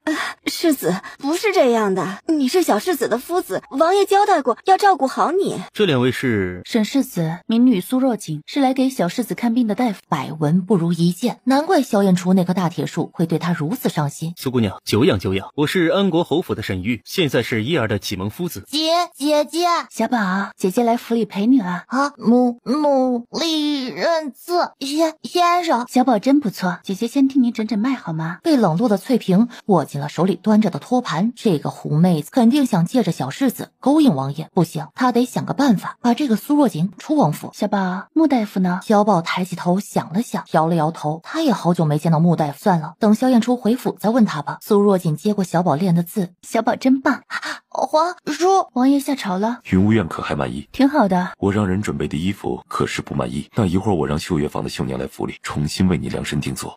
不用，我只是懒得换了。王爷是觉得我穿成这样不妥，不好看。你穿什么都好看。苏若锦有些语塞，突如其来的话让他怎么接啊？最怕空气突然安静。苏若锦赶忙转换话题，那个王爷，穆公子最近是没在府上吗？天气转暖，穆妃身子好了许多。穆景山抽空到神玉山采药去了。穆公子不在，那谁负责小宝的用药和吃食？穆景山走之前已经安排好叶儿这段时间的用药，府里还有一个府医，由他负责照顾叶儿的用药，吃食是由李嬷嬷负责。怎么，有什么问题吗？具体有什么问题我还不知道，但是小宝的身子没有在艳阳的时候好了，你没发现他都瘦了点吗？其实萧燕初看出叶儿瘦了，只不过他以为叶儿最近在练剑，多了点运动，所以比之前瘦了些也属正常，没往心里去。可现在苏若锦这样说，他才知道是因为身子出了问题。严重吗？不是很严重，调理一下也就回来了，但是得找到病因。这件事你先别声张，我在府里观察观察。小宝的身子不可能莫名其妙变差的，不找到原因，就算苏若锦现在调理好了，等他离开王府，说不定又变差了。娘，这是怎么了？谁惹你不高兴了？快喝碗燕窝消消气。还有谁啊？不就是那个刚进府的苏若锦吗？我上次在艳阳出丑，多半就是他搞的鬼。哼，娘，他就是个不懂礼数的，之前还擅闯云姬院，看到沈世子那双眼睛啊，就往世子身上勾，真是个不要脸的小贱人！居然还敢质疑他为什么不给世子端燕窝？世子那么小个人，吃啥燕窝？吃多了身子哪儿受得了？还不如让他们替世子分担得了。他这不也是为世子着想吗？一个话都说不清楚的孩子，还能去告状不成？我们得想办法让他滚出王府。翠萍，你现在就去定国公府找凤熙郡主，就说娘，我现在就去。世子不好好吃饭，可是见不到锦姐姐呀。李嬷嬷用上了惯用的杀手锏，小宝拿起小勺，不情愿地吃起了饭。燕罗隐在屋外的柱子后，看着这一切，眉头皱了起来。小宝吃的饭菜太素了，基本就是一些青菜、萝卜、粥。小宝正是长身体的时候，哪能只吃素菜？收到燕罗的反馈，要是小宝经常被这样苛待，不瘦才怪了呢。他是没想到，在王府里居然有人敢在萧燕初的眼皮子底下玩这些花样，心里越发心疼小宝了。明天再观察一天，他倒要看看这些奴才是不是天天如此大胆。苏姑娘，李嬷嬷带着人来，说是郡主丢了御赐的玉佩，要搜一下今天郡主到过的院子。苏若锦叹了口气，这魏延霜也不聪明啊，这种狗都不用的陷害方法，他居然还在用。让他们进来吧，这是摄政王府，又不是自己的府邸，他们爱搜就搜去，弄乱了或者弄坏了什么东西也不关他的事儿。话音刚落，李嬷嬷就带人冲了进来，这架势根本不在乎苏若锦同不同意他来搜院。苏姑娘，郡主丢了块御赐的玉佩，老奴不得不来搜一下，以免郡主怪罪下来，我们都担待不起。给我搜，每个角落都要搜仔细了。你都给我上，把他绑了！你们别过来呀！在干什么？所有丫鬟婆子都被吓了一跳，全转身跪了下来。奴婢见过王爷。正主来了，没得玩了。王爷，这是我们在苏大夫院里发现的巫蛊娃娃，此娃娃钟情蛊娃，知蛊者只要把自己和钟情之人的生辰八字放在娃娃身上，再以染了朱砂的红绳相系，就能获得钟情之人的心。王爷，咱们大楚严禁巫蛊之术，这两个娃娃上面还写着王爷苏大夫的生辰八字，还请王爷明断。胡青像是看白痴一样看着李嬷嬷，苏姑娘给王爷下钟情蛊术，开什么玩笑？自家王爷给苏姑娘下这个蛊还差不多。谁让你们到云无院来的？凤熙郡主早上来府里探望太妃，回去后发现皇上御赐的玉佩不见了，就让老奴在府里帮忙找一下。凤熙郡主来府里就只到过倚兰院和云无院两个地方，所以老奴带人过来寻找，找到了这个玉佩。找到了没有？或许是落在别的地方，一会儿老奴再找找。李嬷嬷有些心虚了，玉佩自然是有的，正在李嬷嬷怀里。李嬷嬷原本是时准备，等处理完苏若锦，再假装从府里某个角落找到玉佩。萧燕初抬头看着苏若锦，脸上没有一丝慌乱之意，只是一副看好戏的模样。这丫头，胡青，把这2天进过云雾院的人好好审审，看看是谁把这个巫蛊娃娃埋在这儿的。苏大夫和他的婢女不用审。是王爷。哎呀，王爷冤枉啊！王爷，老奴只是奉郡主之命寻找丢失的玉佩，为何王爷要审我们啊？巫蛊娃娃有苏大夫的生辰八字，苏大夫才是该审之人呐，请王爷明察。王爷，我们只是跟着李嬷嬷来的，王爷，我们什么也不知道啊。王府不需要吃里扒外之人，你倒是一点也不担心。王爷，这凤溪郡主脑瓜子不行啊。那是，哪有阿锦的脑瓜子好使？拿他和魏延霜比，王爷，我怎么感觉你在骂人啊？没有，我是在夸。听说你今天去给母妃诊脉了，结果如何？母妃的病能治吗？她年轻时落下的寒症可慢慢调理，但噬魂影的余毒就得等找齐药材和你的毒一起解才行。你的意思是母妃的病能治？阿锦，我的人已经在九州大陆寻找那些药材了，找到后第一时间就会送来京城。王爷，红山招了，说是翠萍让他把东西埋在云雾院树下的。把人带来，本王亲自审问。王爷饶命！王爷饶命啊！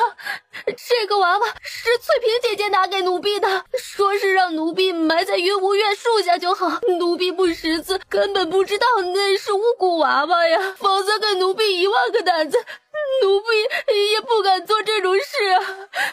求王爷饶命啊！王爷饶命啊！全是李嬷嬷让奴婢做的，这样能把苏大夫赶出王府。李嬷嬷有些不可置信的看向翠萍，自己辛苦带大的女儿居然没和她商量一下，直接就把她给卖了。如果今天2人非要折了一个，李嬷嬷也会拼命保住自己的女儿的。王爷，是老奴极恨苏大夫，小世子有了他就不要老奴了，才做出这样的事儿陷害苏大夫，请王爷要责罚就罚老奴一人吧。翠萍是被我逼着做的。巫蛊娃娃哪儿来的？李嬷嬷愣住了，这娃娃是郡主给她的，不然她怎么可能知道王爷和苏若锦的生辰八字？但她知道不能把郡主供出来，否则自己女儿也落不得什么好。是老奴自己做的。哦，本王竟不知王府一个小小奴仆居然能打听到本王和苏大夫的生辰八字。李嬷嬷，看来本王小看你了，你不到皇城司任职真是大材小用。老奴是无意中得知王爷生辰八字的，苏大夫的是老奴花钱让人去艳阳打听的。苏若锦淡笑不语。萤虫居然想与皎月争辉，来人！等等，王爷，我有话要问。李嬷嬷，你和翠萍是何时开始截留世子饭食的？若是说陷害苏若锦的事儿，他可以牺牲自己保住翠萍，但截留世子吃食的事儿要被捅出来，他们俩谁也逃不掉。李嬷嬷直接瘫软在地。王爷，一切都是老奴的错，是老奴被猪油蒙了心，请王爷恕罪，老奴以后再也不敢了，请王爷再给老奴一次机会，老奴一定会好好用心伺候好小世子的。在艳阳的时候，我曾在世子身上见过一些青紫掐痕，若没猜错，也是你做的吧？苏若锦，与你无冤无仇，你为何要置我于死地？平白无故冤枉我，你个恶毒的女人，好狠的心啊！我就算做鬼也不会放过你的。给本王查。一儿只不过是患了呆病，就能让王府的一个恶奴欺他致死。不一会儿，胡青回来禀报，王爷，世子身上确实有淤青，集中在腰部、大腿和手臂上方，府医刚看过，确认是被人掐出来的。萧燕初笑了，眼里如同淬了1000年的寒霜。很好，很好，本王竟不知府里还会有这样的刁呢，看来是本王平时对你们太过仁慈。来人呐，把李嬷嬷给本王投入蛇窝，翠萍杖责100，其余参与此事的人杖责30，能活下的全部发卖。王爷，不能如此对奴婢啊！奴婢心里只有您一人。王爷，奴婢今后会尽心尽力伺候王爷。翠萍话还没说完，就被进来的侍卫堵上了嘴，拉了出去。李嬷嬷则在王爷说出将他投入蛇窝时已经晕了过去。自家王爷之前有2个逆鳞，一个是江太妃，一个是世子，现在有了苏姑娘，逆鳞成了3个。李嬷嬷一碰就是2个，他不死谁死？在李嬷嬷被拉出去的时候，从她衣服里掉出了一块玉佩。王爷，这好像不是府里的东西，更像是宫里的东西。凤溪郡主不是在找她的玉佩吗？把她送去给凤溪郡主，记得再给她送份大礼。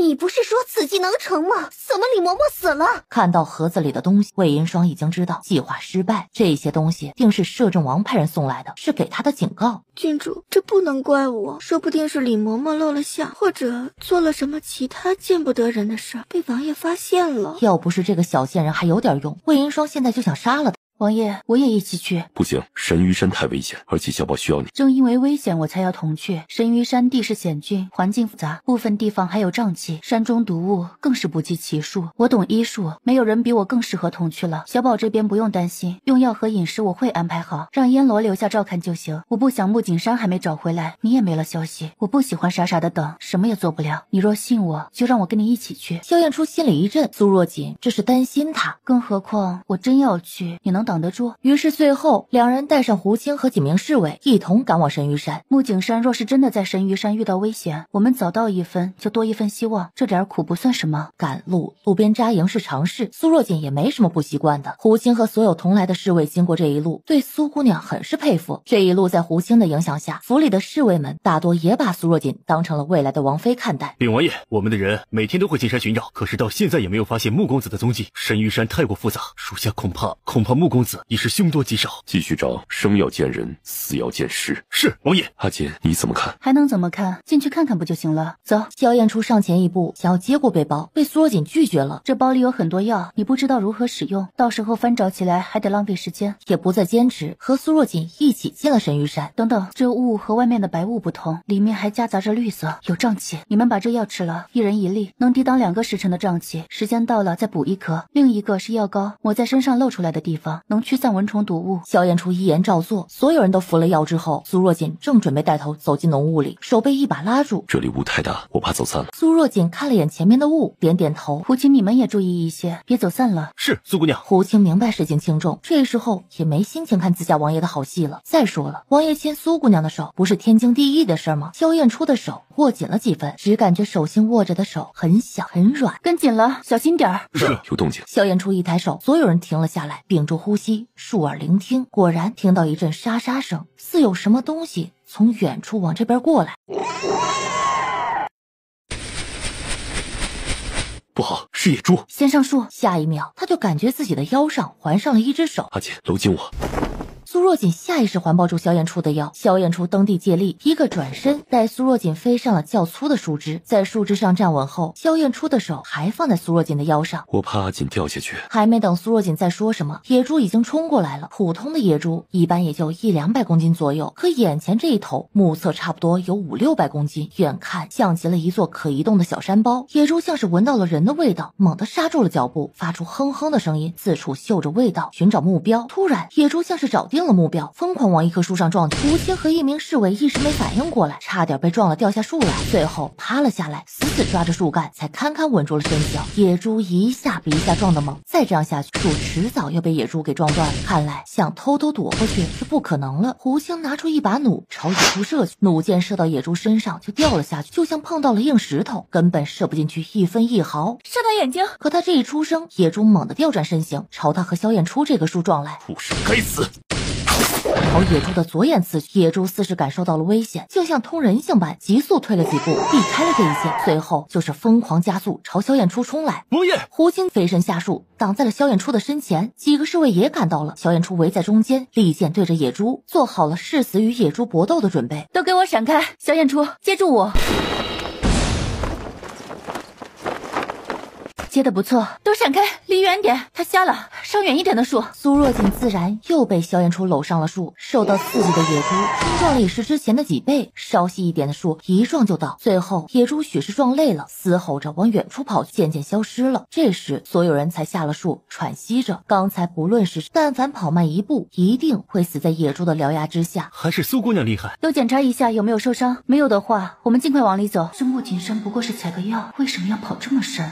这里差不多就是木槿山发信号的位置。胡青，带人四处找找。是，王爷。可有什么发现？没有，这里看上去甚至比外面还安静，看不出有什么危险的地方。可是就是在这里，木槿山发出了求救信号，难道他也同他们一样遇到了什么凶兽吗？如果是遇到了凶兽，那周围应该有打斗痕迹或者血迹，可是之前来搜寻的人都说没看到类似的痕迹。木槿山到底遇到了什么？王爷，苏姑娘，前面有条溪流，可以过去梳洗一番。两人来到溪边，苏若锦洗了把脸，捧起起溪水喝了几口，很是清甜。突然，苏若锦面色一沉，迅速起身，顺着溪水往前走。阿姐，苏若锦比了个虚的手势，似在聆听什么。一阵很轻的婴儿哭声传来，深山老林的，哪来的婴儿？两人一路走，远离了侍卫，来到了一棵黄桷树面前。听声音，婴儿的哭声应是从树中间传出的，很是诡异。苏若锦在看到一株金色的草后，惊呼出声：“龙鳞草！”何为龙鳞草？据大楚国太公草记记载，龙鳞草全身金黄，茎干枝叶如覆龙鳞，生于名山之中。得知烂面即恢复如初，我还以为他绝迹了，不想今日竟在这得见。这神鱼山果然名不虚传。萧燕初想上前一步看清楚，被苏若锦一把拉住了。退后，我知道那个婴儿哭声是什么了。一会儿不管从这洞里出来的是什么，你都要第一时间用袋子将那东西套住，注意一定不能被它咬到。就见树洞里飞出了一个什么东西，速度非常快，只是在触碰到红色药粉的瞬间，身形稍微有些停滞。就现在，萧燕初袋子迅速套下，刚好照在了那个家伙的身上，收紧袋口，袋子里的东西疯狂挣扎，发出哇哇哇的婴儿哭声。苏若锦又拿出刚才的红色粉末撒在袋子上，没一会儿袋子里就没了动静。打开看看，里面是一条通体金黄的小蛇，有成年男子大拇指粗，头上长着2只角。最为奇特的是，它居然长了一张人脸。阿姐，这是什么东西？人面蛇。太公草记记载，只要有龙鳞草的地方，就会有人面蛇。它叫声如婴孩，特别喜欢龙鳞草的香味儿，一生只会在龙鳞草旁生活。它的速度奇快，刚才我用了金马伞，才让它停缓了那么一瞬，不然想抓它很难啊。对了，一旦被它咬中，人会从伤口开始麻痹变硬，蔓延到全身，最后整个身体会像石块一样碎裂而亡。你怎么还碰他？没事，他已经昏迷了，一时半会儿醒不过来。没有他，我还没办法把龙鳞草完整带回去。苏若锦从包里拿出一个白玉盒，一股冷意从盒子里散发出来。凝冰玉，凝冰玉产自冰海之底，吸纳冰海精华孕育而生，通体自带寒气，有它可保世间万物永久长新，在市面上可谓是千金难求。苏若锦把龙鳞草放入玉盒，再把人面蛇也一同放进去。人面蛇最怕的就是寒冷，只要在低温环境，它会永远处于昏睡状态，而人面蛇的皮肤会散发一种特殊的粘液，有这种粘液在，龙鳞草哪怕离土也可以永远不腐。这龙鳞草要是蔫了，就失去了药效。人面蛇本身也是治疗麻痹之症的奇药，他哪儿舍得不要？小心！瞬间失去重心，往崖下滚去。崖边传来带着愤怒的婴儿啼哭声。阿姐，抱紧我！昏迷了过去。待苏若锦醒过来，看到躺在一旁一动不动的萧燕初，苏若锦心里一紧，忙爬了过去扶起了萧燕初，把了把脉，还好，只是暂时昏迷，没大碍。经过这番折腾，萧燕初也睁开了眼睛。萧燕初，你没事吧？我没事。把衣服脱了，我给你上药。萧燕初脸色一僵，耳朵有点红，一点小伤，没事的。血都溢出来了，还说没事？快点脱，别墨迹。是不是伤到手了？我看看。没，我手没事。萧燕初有些慌乱，上次他是在昏迷之中被苏若锦脱了衣服，可现在他是醒着的呀。你该不会是害羞了吧？别忘了，我是大夫，大夫眼里没有性别之分。再说了，你身体我哪儿没见过呀？你再不脱，我替你脱。萧燕初噎住，他看到苏若锦真要上手替他脱衣服，脸更红了。我自己脱，我自己脱。萧燕初显然在跌落过程中用身体护住了他，才承受了这样重的伤。苏若锦心里涌上一股说不清道不明的感觉，眼睛有些微热。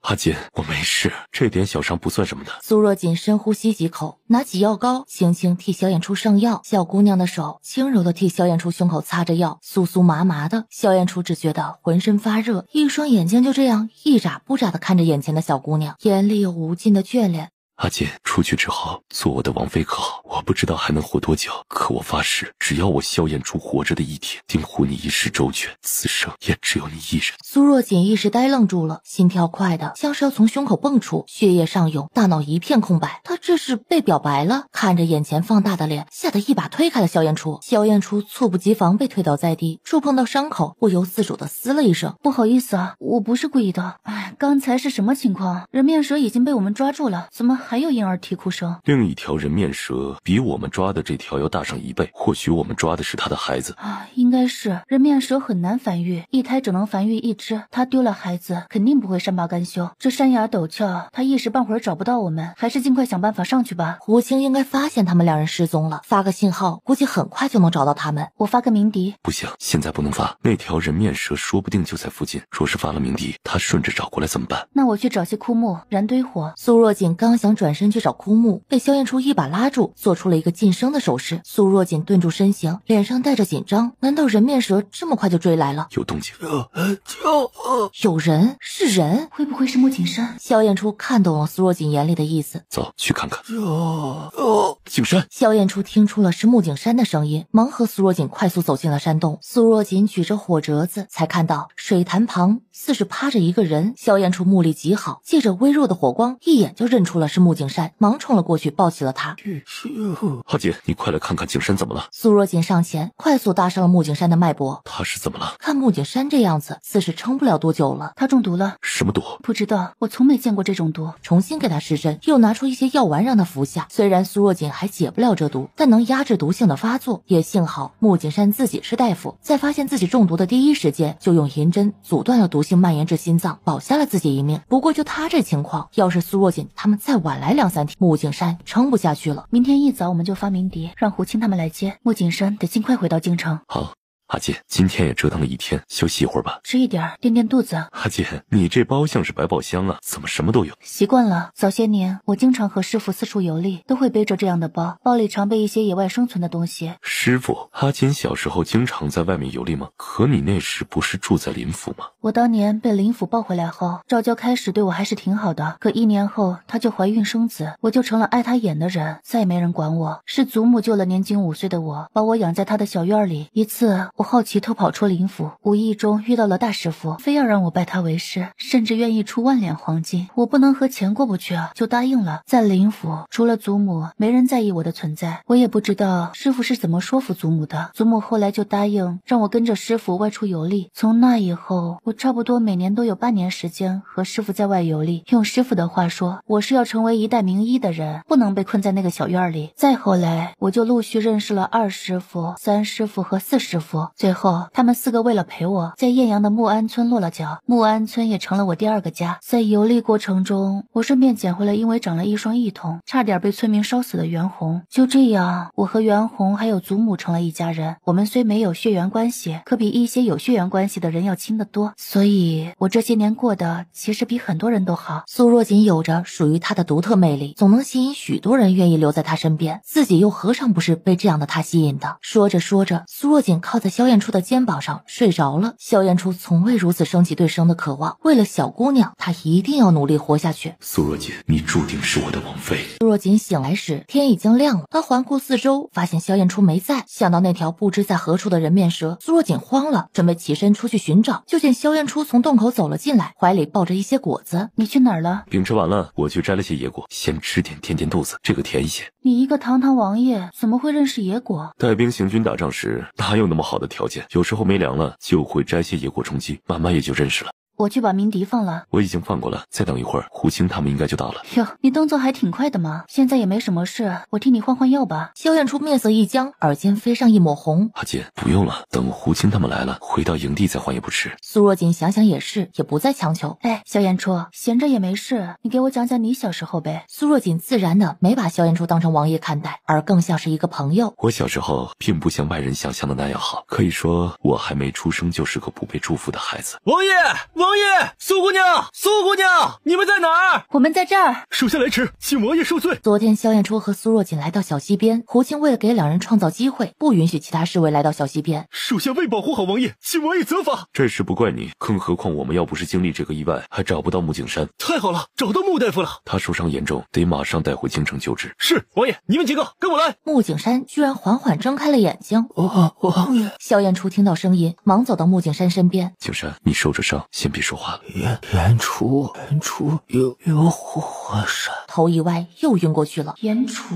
什么岩厨？火山？难道是火山岩厨？可火山岩厨，顾名思义，它只能生活在像火山这种异常炎热的地方。神鱼山怎么看都不像适合火山岩厨生活的地方。苏若锦联想到穆景山腿上受的伤，与其说是中毒，不如说是更像烧伤起的水泡。如果是穆景山曾经遇到过火山岩厨，被他喷出的毒液碰到小腿，那极有可能留下这样奇特的伤口。到这个山洞可是隔着一个山崖呀。萧燕初初安排好一切后，也来到了山洞，走到苏若锦身旁问道：“可有何发现？”苏若锦环视了山洞一圈，暂时没有。你说穆景山是怎么做到中毒后还能逃到这个山洞的？再找找看，或许还有什么我们漏掉的东西。突然，熟悉的婴儿哭声再次响起，这家伙果然不死心找来了。两人迅速背靠背站到了一起，一人握剑，一人执针，盯着周围。随后，一条有婴儿手臂粗、浑身黄得有点发光的人面蛇游进了洞里。这该死的蛇，他似乎看出了两人之中苏若锦要好欺负一些，抛开萧燕初不管，直接冲向苏若锦。苏若锦手里的银针用的差不多了，被人面蛇逼退到了水潭边上。他把手里最后3根针扔出去，人面蛇一如既往扭腰躲开，哇哇叫着纵身飞起，袭向苏若锦的脸上，速度之快，哪怕是离苏若锦只有2步之遥的萧燕初也无力出手相救。这一瞬的苏若锦别无选择，只得往后倒去，整个身体掉入潭里，身子不断下坠。下坠的过程中，苏若锦只有一个感觉，冷。看到苏若锦掉入水潭，萧燕初想都没想就跟着跳了下去，而那条人面蛇飞起后刹不住身子，也跟着一起掉入水里。而水潭的低温让他瞬间丧失一切活动能力，慢慢沉到了潭底。苏若锦努力在水里游动着，避免水温过低陷入昏迷。萧燕初一把搂住他，用力往上游，浮出了水面。他没有一点内力，整个人已经被冻得嘴唇发紫，浑身不停颤抖。萧燕初忙脱下外衫裹住苏若锦，又捡拾枯木燃起火堆。做完一切，看着还在不停发抖的小姑娘，萧燕初把她紧紧搂入怀里。约摸过了半个时辰，苏若锦慢慢缓过来了。她看着一脸担忧的萧燕初：“我知道火山岩杵在哪儿了，我还得下次水。”不行！萧燕初坚决不同意。水里的温度那么低，苏若锦之前被冻成那个样子，才刚缓过来，哪能让她再下水？我没事，真的。火山岩杵在水底，我必须去。阿锦，要去也是我去，你告诉我怎么找到火山岩杵就好。你去没用，水底是八卦阵法，你解不了。乾坤守御阵，传说中的守卫大阵，这个水潭根本就是一个门。二师傅曾给他讲过这个阵法。那等我让人把水抽干了再下去。水抽干了就会引发机关，要么是引来水全淹了，要么是不有火石炸了一切，到时候不管下面是什么，我们都拿不到了。萧燕初还是不愿意苏若锦去冒这个险。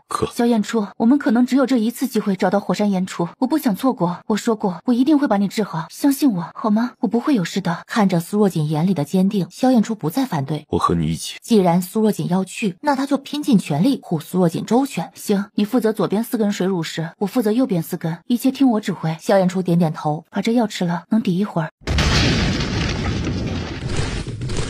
苏若锦是被甜醒了。老鼠不对，是兔子也不对，兔子怎么长了对鹿耳朵？看到苏若锦醒了，小东西似是受到了惊吓，往后退了几步，瞪着大眼睛，歪着头，好奇的看着苏若锦。萧燕初，萧燕初！小东西被他突然发出的叫声吓了一跳，大尾巴一甩，飞到了一旁。阿锦，我在这儿。你怎么样？没事吧？我没事。小家伙，过来。小家伙歪了歪头，接着朝苏若锦飞了过来，然后开口叫了一声。苏若锦惊呆了，他怎么也没想到这样一个小东西会发出狗叫声。它叫儿鼠，传说中的神兽，据说吃了它的肉可治腹胀之病，还可以百毒不侵。根据相关记载，儿鼠早就灭绝了，没想到会在这儿遇到。你怎么知道？幼年在书中看到过，这东西很通人性，只会和心灵纯净之人待在一起。看到一直赖在苏若锦怀里左蹭蹭右蹭蹭的儿鼠，萧燕初皱皱眉走过去，拎着他的脖子提溜起来。小家伙在半空中挥动着小手，瞪着萧燕初，可又拿他没办法。苏若锦越看小家伙越觉得可爱，从萧燕初手里抢过去，抱在怀里。你这样拎他，他会不舒服的。小家伙把头紧紧靠在苏若锦怀里，看着萧燕初。萧燕初居然从他的眼里看出了挑衅，这家伙把他扔了吧，带着多麻烦。他刚才只是想看看这只儿鼠是公的还是母的，还没看清呢，就被苏若锦抢回去了。现在看他的表现，也不用看了，绝对是只公的。小家伙闻言冲萧燕初叫了2声。苏若锦不懂儿鼠语，但看他的小表也能猜到他的意思，这是在冲萧燕初抗议呢。他就这么小只，带着也不麻烦。小家伙，我给你取个名字吧。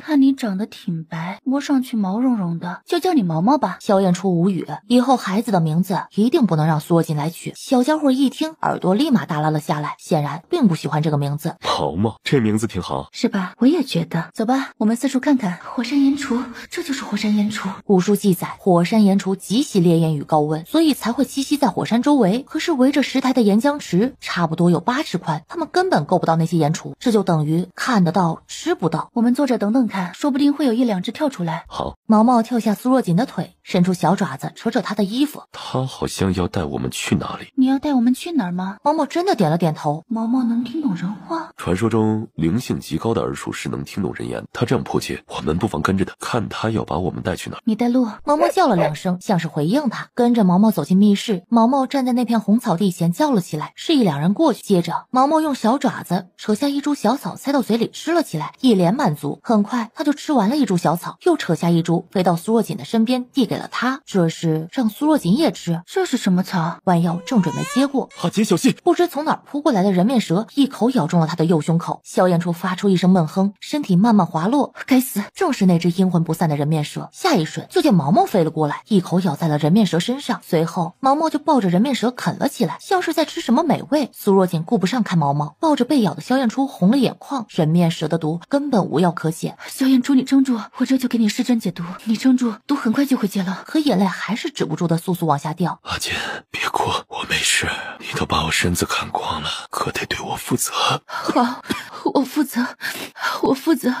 你别说话了，省点力气。阿杰，我们要是能从这里出去，答应嫁给我，做我的王妃，好吗？萧炎初眼里全是对苏若锦的眷恋、不舍和担忧，好不容易遇到，却只能陪他走到这儿。没了他，以后谁来照顾苏若锦？萧炎初，你为什么这么傻？为什么这么傻？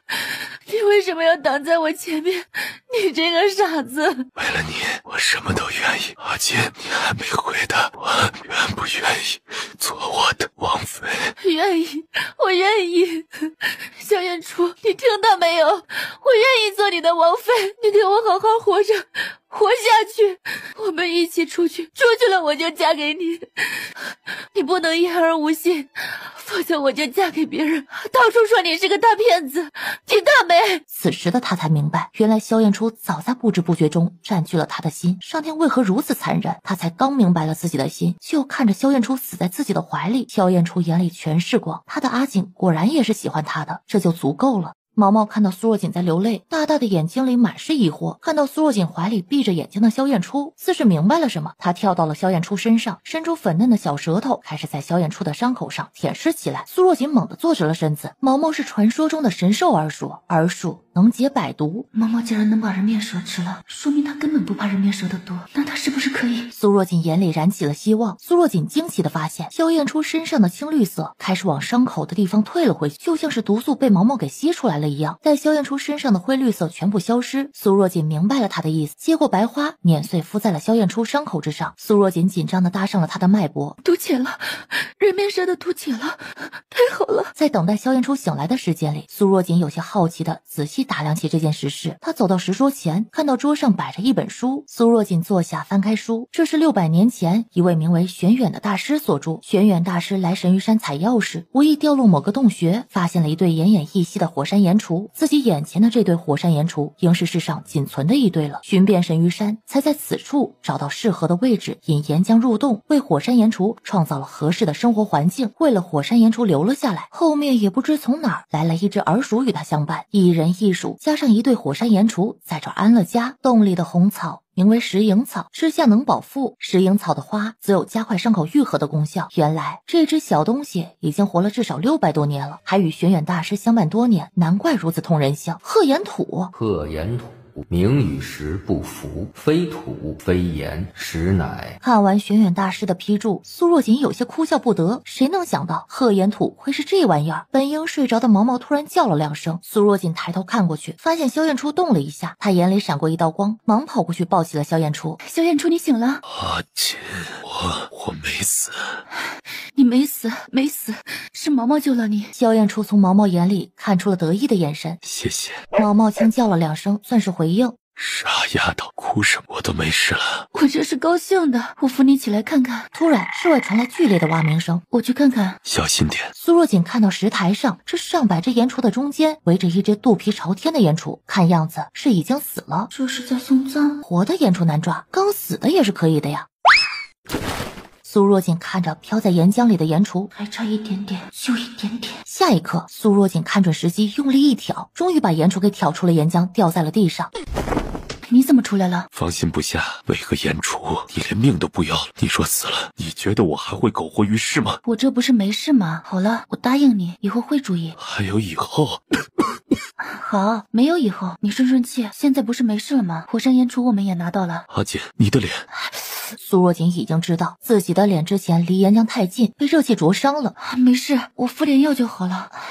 这药膏抹着真丑，下次我看看能不能给它弄成透明的。我帮你上药，不丑。阿锦不管什么样都好看。那个，要不我还是自己涂吧。别乱动，很快就好了。待抹完药膏，苏若锦只感觉自己的脸应该比之前更红了，还好有药膏掩饰。行了，现在就差褐岩土了，晚点儿也能弄到褐岩土。阿锦，你知道褐岩土是什么了？难道他也在神域山？现在在神域山，以后会在什么地方就不知道了。这褐岩土到底是什么？晚点你就知道了。那现在有了夺魂草、火山岩杵和褐岩土，就还差千年见血封侯树叶和幽梦果的花。我已经派人去找了，这2样东西应该相对好找一些。不用找了，剩下2种我有。等我们回到京城，我就可以开始替你解毒啊！我早些年和师傅外出游历的时候，无意间遇到了，就买回来当收藏，没想到现在用上了。阿锦，你真是上天派到我身边的福星。等出去了，我陪你去云起，把林老夫人接回来。不急，祖母这么些年没回云起了，让她多待一些时日。老夫人不回来，我如何下聘？你答应过我的，出去后就要嫁给我做王妃。阿锦，你会说话不算话吧？我那是权宜之计，做不得数的，你不用放在心上。阿锦，原来你说出的话不算话，把我看光了还不愿负责。喂，你不是大楚摄政王吗？现在这副委屈巴巴像被人抛弃的小狗模样，是怎么回事啊？我们先出去再说，出去再说。王爷，苏姑娘，是胡青，胡青，我们在这儿。萧炎初以内力催发声音，王爷，是王爷，我听到王爷的声音了，快挖，王爷还活着，快挖！王爷，你能听到我的声音吗？能听到，你们小心点儿，这下面有个山洞。王爷，苏姑娘她还好吗？她是不是在你身边？这是苏夫人的声音，她怎么会来神域山？苏姑娘和我在一起，她也没事啊。峰哥，你听到没？苏姑娘没事，太好了，苏姑娘没事，她没事。王爷，你们闪开，我们要搬石头了。洞口，胡青第一个跳了下来。胡青看到萧炎初双眼一红，跑了过来，跪倒在萧炎初的面前。王爷，属下来晚了，请王爷责罚。辛苦了。不哭，只要王爷安好，一切都值了。1个月啊，他们整整找了1个月，寻找王爷的人手不够，他就去向苏将军求助。待2人来到地面，姐儿，你没事了，太好了，你没事了。苏姑娘，你没事就好，没事就好。内子听说你出了事，整晚做噩梦，整宿睡不着觉，吵着要亲自来找你，我实在拗不过他，只得带他来了神域山。苏若锦看着抱着自己痛哭的苏夫人，万分心疼，骨肉亲情真是这个世界上最为玄妙的东西。苏夫人，我没事，一切都好，我们先出去再说好吗？好，先出去再说。锦儿，你的脸怎么了？没事的，我脸受了点伤，回到京城就能治好。一个姑娘家被毁了容，哪会没事啊？和她爸伤了苏若锦的心，反过来安慰道：对，没事，锦儿啊，你别担心，等回到京城，我去请太医院提点来替你看脸，一定给你治好。好，那就多谢苏夫人了，你别担心，我的脸会没事的。她有龙鳞草在手，怕啥？只是在洞里条件有限，她不敢贸然使用龙鳞草，生怕效果打了折扣，而且只有1株龙鳞草，直接用太浪费了。回到京城，她可以提炼一番，让它发挥更大的作用。景山谢过苏姑娘救命之恩。莫公子别客气，你能和我说说是如何中毒的吗？说来也是我倒霉，我本不打算进神域山太深的。那天寻药，突然听到婴儿啼哭，我四处寻找哭声来源时，看到路边有只全身通红的蛙，它的红似还有金光流动，我就追了上去。也不知道追了多久，那只红色的蛙停了下来，我刚想靠近它，就朝我喷出红色的液体，我的裤子在瞬间就出现一个破洞，脚上传来剧痛，我当时就知道坏了，发出鸣笛后继续追着，脚越来越痛，它跑进一个山洞消失了，我也倒在了山洞里。苏姑娘，我看到蛙长相怪异，我腿上的伤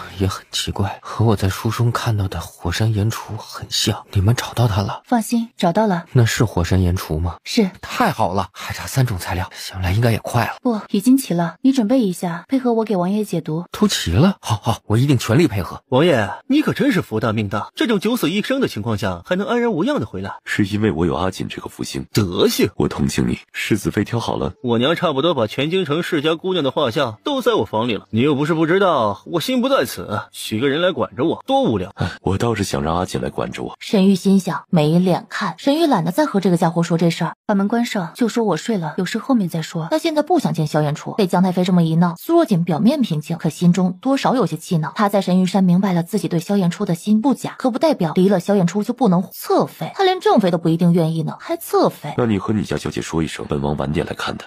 你家小姐怎么了？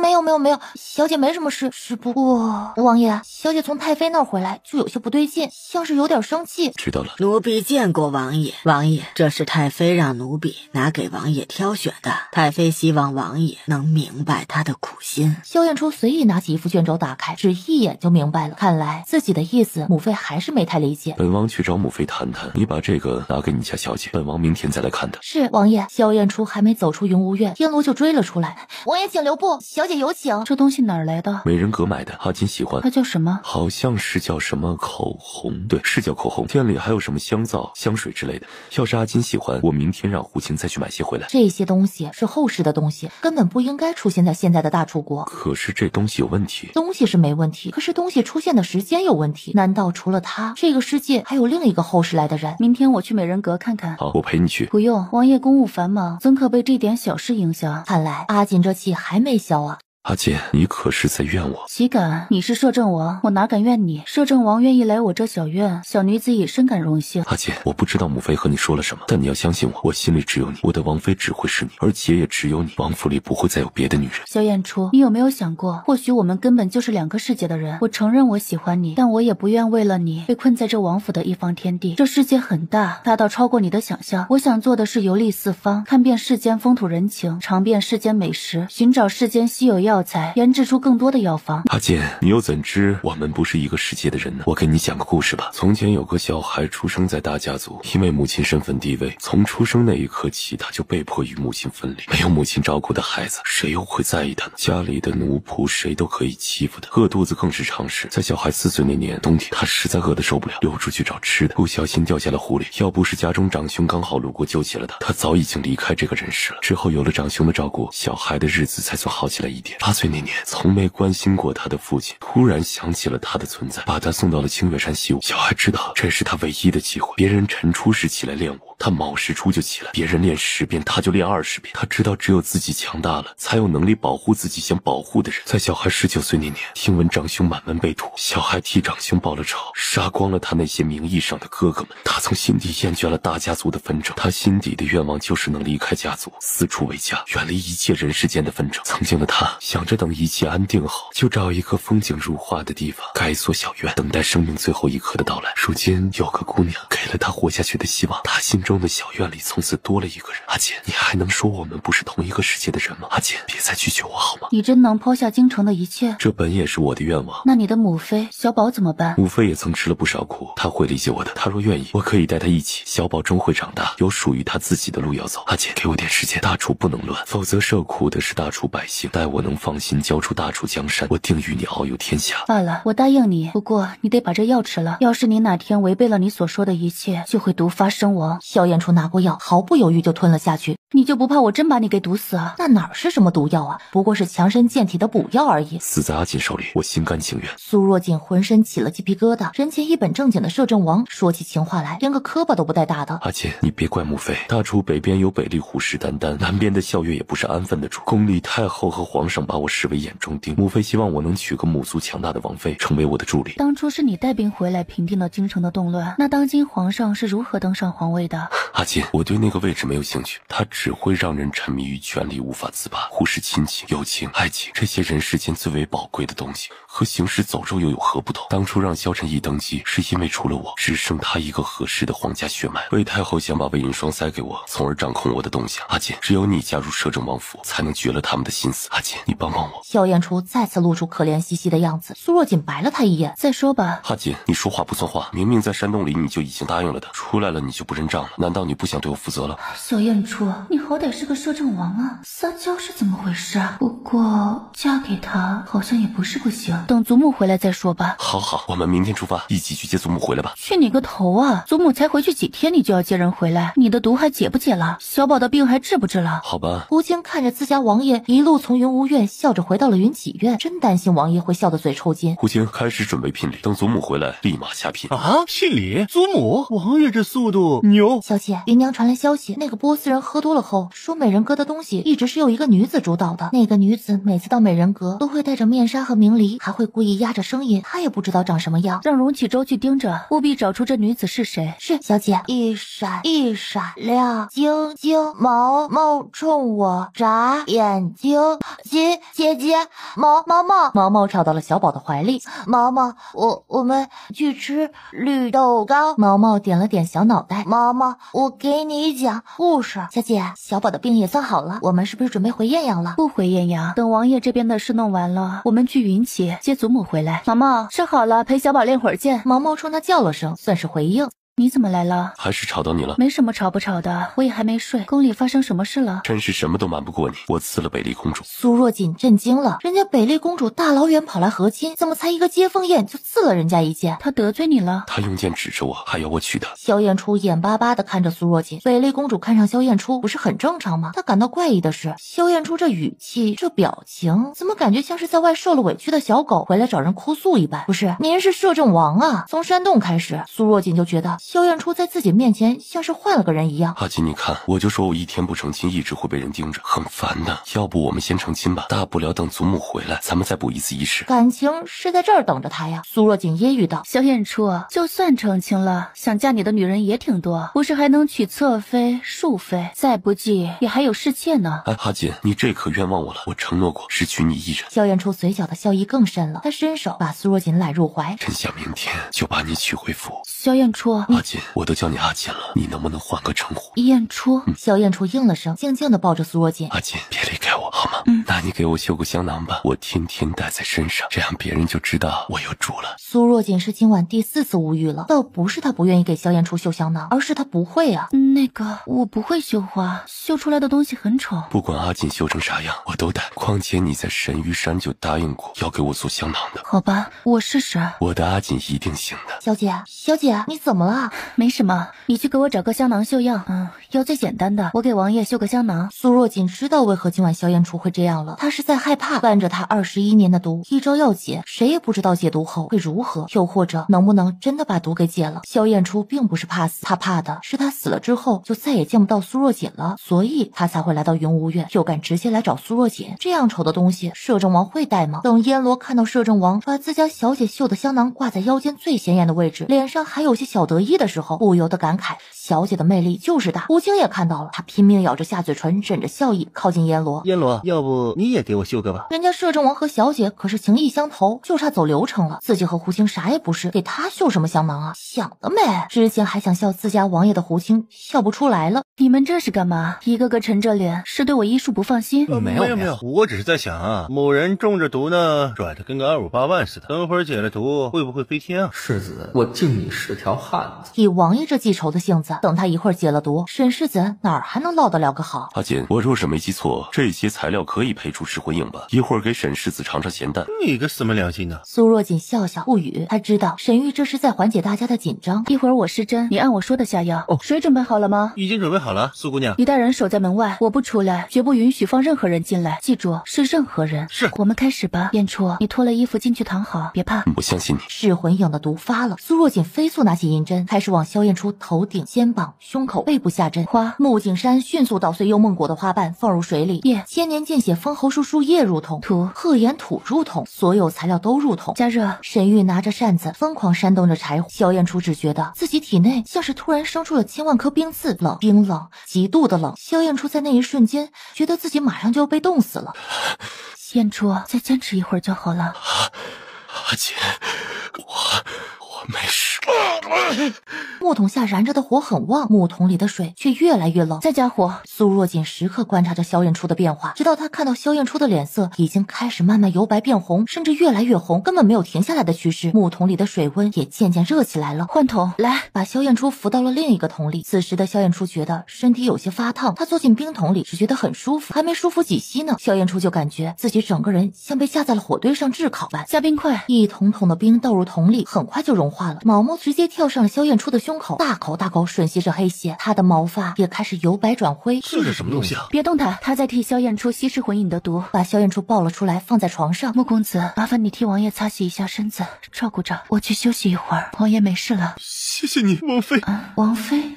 王妃来了。穆公子，别乱叫。嗨，迟早的事儿。经过昨天一事，王妃总不能不对我们王爷负责吧？昨天他咋了？他不是替萧燕初解毒吗？怎么还扯上负责了？昨天王爷治疗没穿衣服。这穆景山怎么和萧燕初一个德行啊？他是大夫，是大夫，大夫眼里是没有性别之分的。那别人不懂，穆景山自己就是大夫，难道他也不懂吗？再说了，什么叫没穿衣服？不是还穿着一条亵裤吗？王妃请放心，有外人在，不会这么叫的。算了，随他们吧。太妃那边你们怎么说的？江太妃可一直都不知道萧燕初中了噬魂饮的事儿。萧燕初昏迷着，江太妃非要来探望，不就穿帮了吗？说王爷最近需要陪同北厉使者。你也累了，去休息会儿吧，这里我守着就好。萧燕初，你说我到底要不要嫁给你呢？重获一世，苏若锦本不打算嫁人，这个时代男人3妻4妾再平常不过了，她无法接受。如今遇到了萧燕初，她愿为了自己一生一世一双人，她的真诚，她的心意，要说苏若锦一点不动容是假的，可嫁给萧燕初，夫妻自是一体的，作为摄政王妃，就意味着自己无法再躲开皇权中心的一切。罢了罢了，走一步算一步，真到那一天也没什么好怕的。床上躺着的男人嘴角有丝丝上扬。毛毛，别闹！感觉手感不太对。苏若锦猛地睁开眼睛，燕初，你醒了，恭喜你，毒都解了。不过你身子虚弱，还得休息几天。阿锦，别动，让我抱抱你。对不起，我什么也没看到。你们继续。转过身的穆景山一脸痛苦面具。阿弥陀佛，希望王爷看在身体恢复的面上，不要事后找我算账。阿弥陀佛。等等，你该吃药了。吃了药，又用了些粥。萧燕初控制不住身子，睡意再度涌上，又沉沉的睡了过去。王妃，王爷恢复的如何了？没事，他刚解毒，这段时间身子都会非常虚弱，得养上一段时日。你先看着，我有事要出趟王府。是，王妃。一个转身，利剑直直刺入苏夫人的后背。母亲！苏若锦一把抱住倒下的苏夫人。锦儿，别担心，我没事。保护夫人。苏若锦，你个扫把星，离我母亲远些！你滚！你给我滚！娘，小姐，你怎么了？小姐，她现在不能乱，娘还等着她救呢。你要恨我，要和我算账，晚点再说。现在要想苏夫人活下去，就给我闭嘴。这药丸能护住她的心脉。抱起了苏夫人就往府里冲。苏姑娘，苏夫人怎么了？张管家，让人准备热水送到云无院，要快。是。来到云无院，燕罗，给我守好房门，谁也不许进来。哎，你们不能进。里面是我母亲，是我们将军府的夫人，我们为什么不能进？苏慕瑶，你想让母亲死，就继续闹。苏慕瑶瞬间闭了嘴，又懊恼自己怎么这么听苏若锦的话，她气不过。小姐，苏大夫医术高超，我们就先等等看吧。啊！看到苏若锦走出，苏大夫，那苏将军请放心，苏夫人没事了。多谢苏大夫了。不，苏将军，苏夫人是为了替我挡箭才受的伤，该说谢的是我。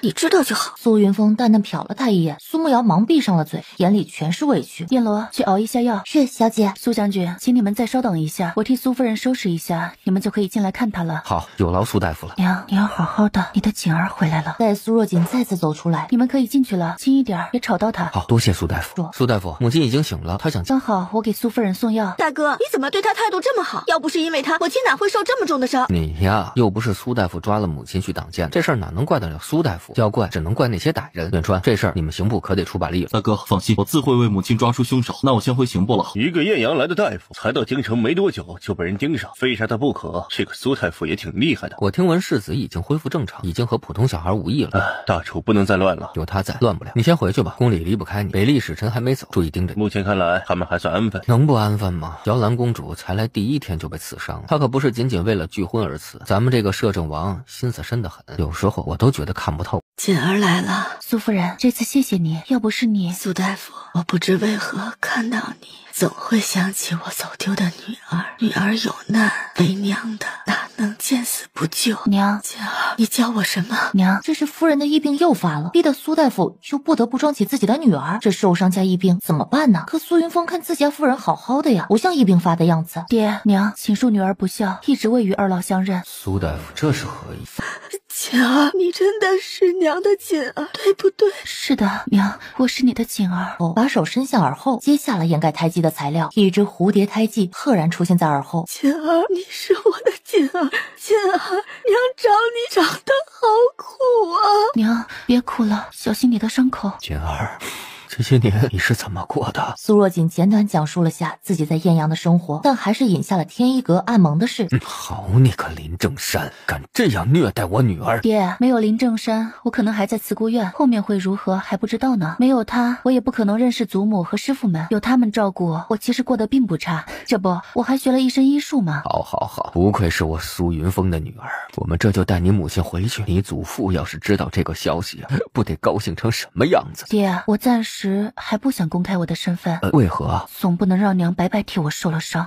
我不同意，锦儿，娘不同意你再去冒险。你有这么多哥哥，难道还护不住你吗？是啊，锦儿，凡事不怕一万，就怕万一呀。爹娘，不是我信不过爹和哥哥们，之前我在明，敌在暗，现在我会和哥哥们一起配合，诱敌出来，不就成了敌在明，我在暗了吗？就像你说的，有爹和哥哥们保护我，娘不用担心。夫人，锦儿说的对，不把背后的人揪出来，你的伤不就白受了吗？而且锦儿之后可能随时处于危险之中，我们都不放心呐。放心，我和九安他们会保护好锦儿的。也罢，那让自阳多盯着点。不过锦儿你得答应娘，等抓到背后凶手，你就搬回将军府来住。姑娘家天天住在摄政王府，会被人说闲话的。还有，你今天先和娘回趟家，让你祖父哥哥们也知道这事。好。都傻了，妹妹都不认了。苏子阳率先跑了出去，紧跟着苏远川也跑了。苏九安虽然没跑，但离开的脚步也是飞快的。三兄弟这表现弄得苏若锦一头雾水，哥哥们这是怎么了？是嫌弃他吗？可是很快三个人就回来了，每个人手里抱着一个大箱子。兄弟三人一一打开箱子，每个箱子里都装满了各种小女孩的玩具，这些东西一看就有些年代，并不是现在才收集来的。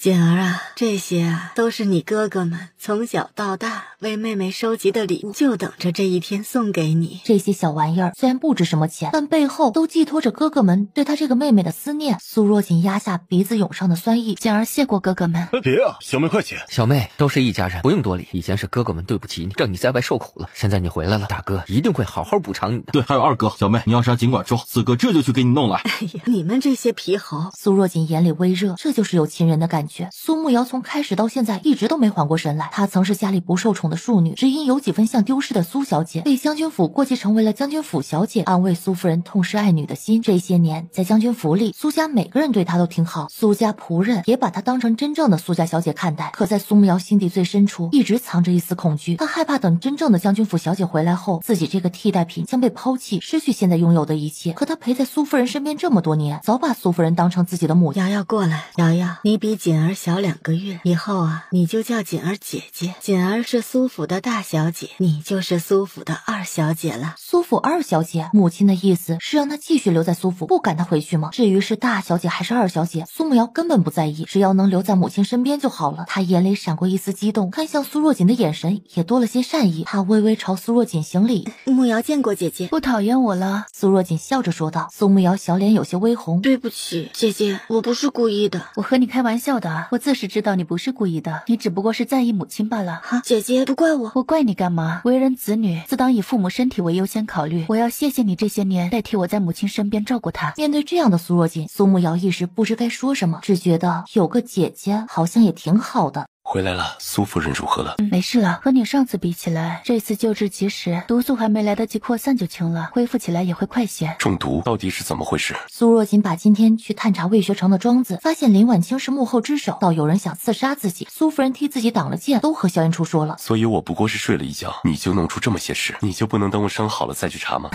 你喝了药不是得睡好一会儿吗？我也没事，就随便出去走走了。哦，随便走走就能查到京郊魏学成的庄子，阿姐，你可真厉害呀！萧燕初有些揶揄道：“要说这是碰巧，他才不信呢。”那个，其实是我花钱找暗盟的人替我打听的。他这话也不算假话，荣启州是暗盟的人，月银是他这个盟主发的，四舍五入也算他花钱找暗盟里的人替他打听消息了。你居然知道暗盟的联系方式？在艳阳的时候，蔡凡州曾想找暗盟的人杀我，后面被我知道了，我就从他相好那儿得到了暗盟的联系方式，当然用了一点手段。苏若锦表情认真，真正的高手说假话就得是3分假7分真。你呀，怎么都没和我说过这事？都过去了，有什么好说的？我又没什么事，这蔡凡州都被流放了，能不能活着回来都不知道。对了，苏夫人剑上的毒和你中的一样，实心散。这个毒虽说也不是什么稀奇的毒，但也不是寻常人能弄到的。你是说我和苏夫人中的毒有可能来自同一伙人？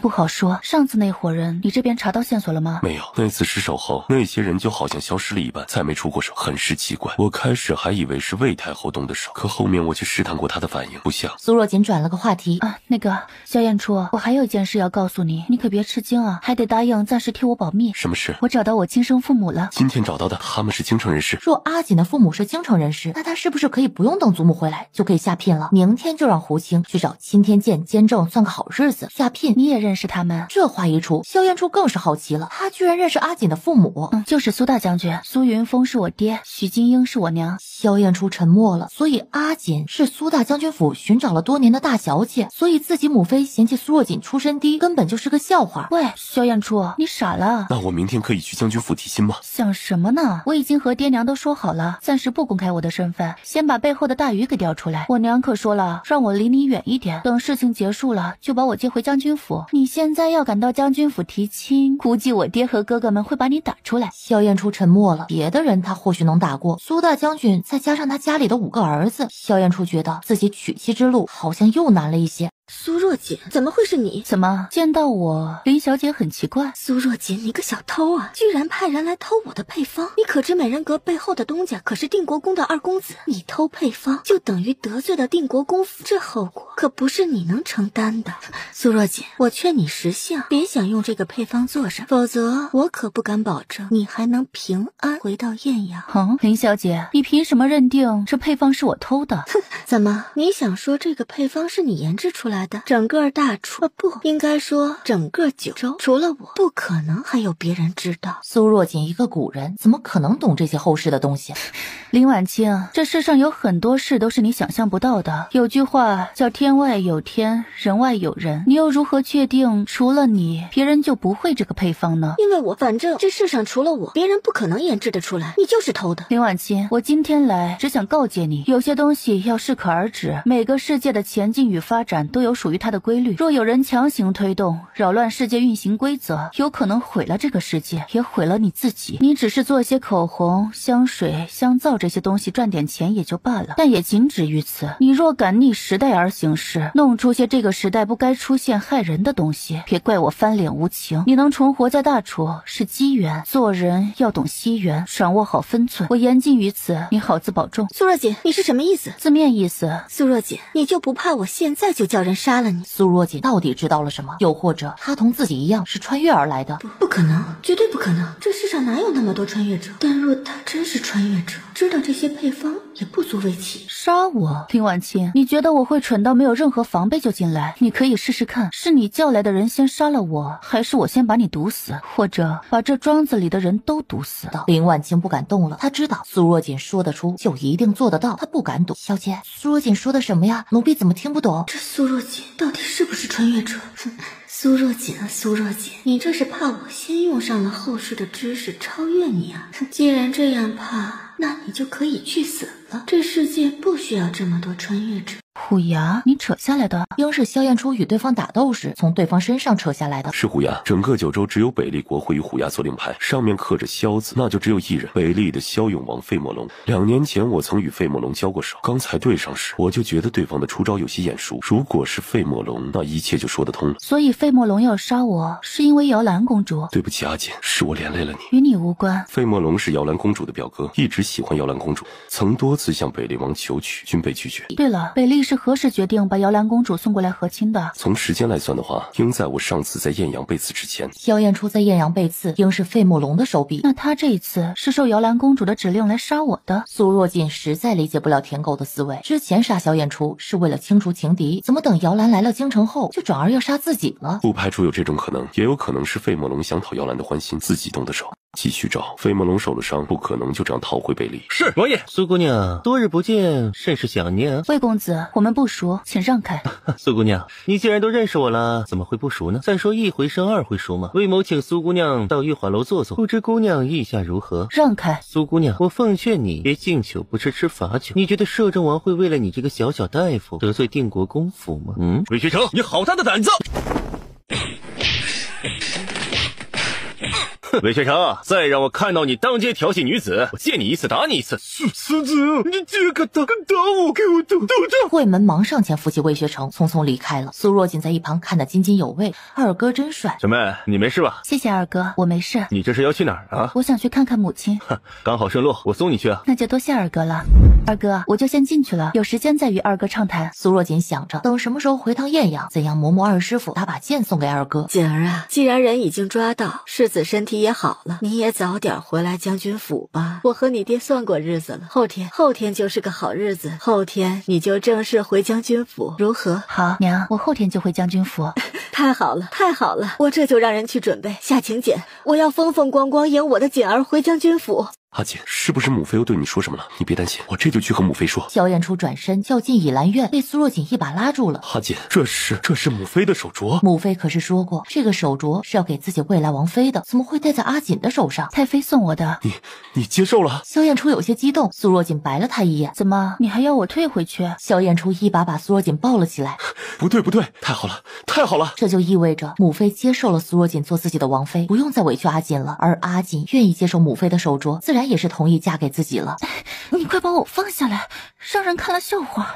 这是王府，谁敢笑话我？说归说，他还是把人给放下了。走，我带你去个地方。萧燕初带着苏若锦共骑一马飞奔出了京城。巡逻的苏子阳刚好看到，手握成了拳。这个萧燕初大晚上的带自家妹妹出城，是想干嘛呀？备马。阿锦，以前当我心情烦躁的时候，就会来这看看，心就会慢慢静下来。大处安宁，我一心急，我只想这一片安宁能永远持续下去，没有纷争与战火。苏若锦愿意陪他一起守护大楚，守护大楚的百姓。你为何没告诉太妃我的真实身份？因为我想母妃真正认可的是你这个人，而非你的出身。我希望你和母妃能真正成为一家人。母妃她只是太在意我了，并非故意针对你的。阿锦，我懂。阿锦，把眼睛闭上。苏若锦情不自禁听话的闭上了眼。萧燕初，你放开我妹妹！苏若锦像是被吓到的小兔子，猛地一把推开了萧燕初，脸上泛起了一片红晕。萧燕初气得握紧了拳头，这个扫兴的家伙！苏子阳上来就朝萧燕初一拳打了过来，萧燕初一个闪身避开，回了一拳，两人一来一回打了起来。苏若锦也没叫停，乐得在一旁看热闹。他自然看得出来，两人都憋着一股气，但都没下死手，只不过是切磋一下而已。最后是以苏子阳胜了半招而告终。萧燕初，你也不行嘛！啊，那是肯定不如二哥你。我呸！谁是你二哥？萧燕初也不和他争辩，有这个家伙在，今晚的约会只能是泡汤了。阿锦，我们回去吧。小妹，和我一起回去。孤男寡女的共骑一马，像什么话？苏若锦乖巧的点点头。好，冲萧燕初调皮一笑，和苏子阳上了马。得快点把阿锦娶回来，就没这些乱七八糟的事儿。他吐出一口鲜血，整个人就这样晕倒了。晕倒前，他只模糊的看到苏夫人惊慌失措的表情。小姐，你醒了。小姐，你感觉如何？燕楼，那真了。短短几个字，苏若锦感觉花光了自己全身的力气。苏若锦拿起针往几个穴位上扎去，勉强缓解了疼痛。无题点，小女这是怎么了？苏夫人，苏小姐这病很是蹊跷，脉象平稳，根本就不像得病之人，老夫也拿不准。到底怎么回事？敢问苏小姐，这针是谁替你扎的？这针是我家小姐自己扎的。哦，苏小姐这几针的位置很是精妙，能迅速缓解疼痛。无题点，苏小姐会不会是中毒了？不是中毒，中毒之人脉象必会紊乱。苏小姐这脉象肯定没中毒。无题点告辞，回太医院翻找医书，想看看有没有类似的病例记载。苏云峰也来了。锦儿，感觉如何？爹，不用担心，我感觉好多了，胸口也不疼了。哦，那就好。那就好。阿锦，你可知这是何病？我诊过脉，和吴提点说的一样，从脉象上看，我一切正常，根本没病，也没中毒。毛毛，我这里不舒服，但不知道生什么病了。毛毛似是听懂了，跳到苏若锦的胸口。毛毛眼睛半眯着，小爪子紧紧抓着苏若锦的胸口，小耳朵一动一动的。毛毛突然跳了起来，用小爪子指着苏若锦的胸口，汪汪汪的叫个不停。毛毛这一跳，让苏若锦的心脏又是一疼，忍不住痛呼出声。你是说我胸口有问题？毛毛跳了下来，在地板上画了歪歪扭扭的一根线，指着自己画的这个东西开始叫。毛毛，你是说我胸口里有虫子？毛毛冲着苏若锦点了点头，以他的医学常识判断，心脏要是有虫子，一般是感染寄生虫，可他从不乱吃生食，根本没机会感染寄生虫。就算是感染了寄生虫，也会伴有心肌炎、心内膜炎的症状，诊脉也能诊出来，可他根本没有这些症状。毛毛是神兽，不会骗自己，他说有虫就一定有虫。问题就是这到底是个什么虫？这个疼痛还有间歇性的，到底是怎么回事？虫不可能。什么不可能？你倒是快说呀！我记得我师傅曾说过，校院有一种蛊师，可以用秘法给人下蛊。中蛊之人从脉象上看与常人无异，只不过会根据不同的蛊术产生不同的反应。蛊师下蛊如何破解？蛊术一脉从来都是口口相传，施蛊的方法除了蛊师，外人无从知晓，只有蛊师一脉的人能解。若是胡乱解蛊，引起蛊虫暴动，宿主也会爆体而亡。本王这就让人去找，把京城掘地3尺，也要把下蛊之人给找出来。阿锦，你等我，我不会让你有事的。等等，燕珠，对方既然敢对我下蛊，肯定是笃定我们找不到他。穆景山，我还有多长时间？每个蛊术都不一样，只有下蛊之人才知道。燕初，派人去艳阳，把我大师傅接过来。大师傅只有见到这块牌子，才会相信你派去的人。胡青，速去速回。是，王爷。阿锦，你大师傅会解蛊术？大师傅不会，不过我听他提过，他曾到过校院，似与一位校院的蛊师相识。哎呀，大哥，你快说呀！小锦儿这病怎么了？我确实有个旧友懂蛊术，可以多年未联系，我现在也不知道他在哪儿。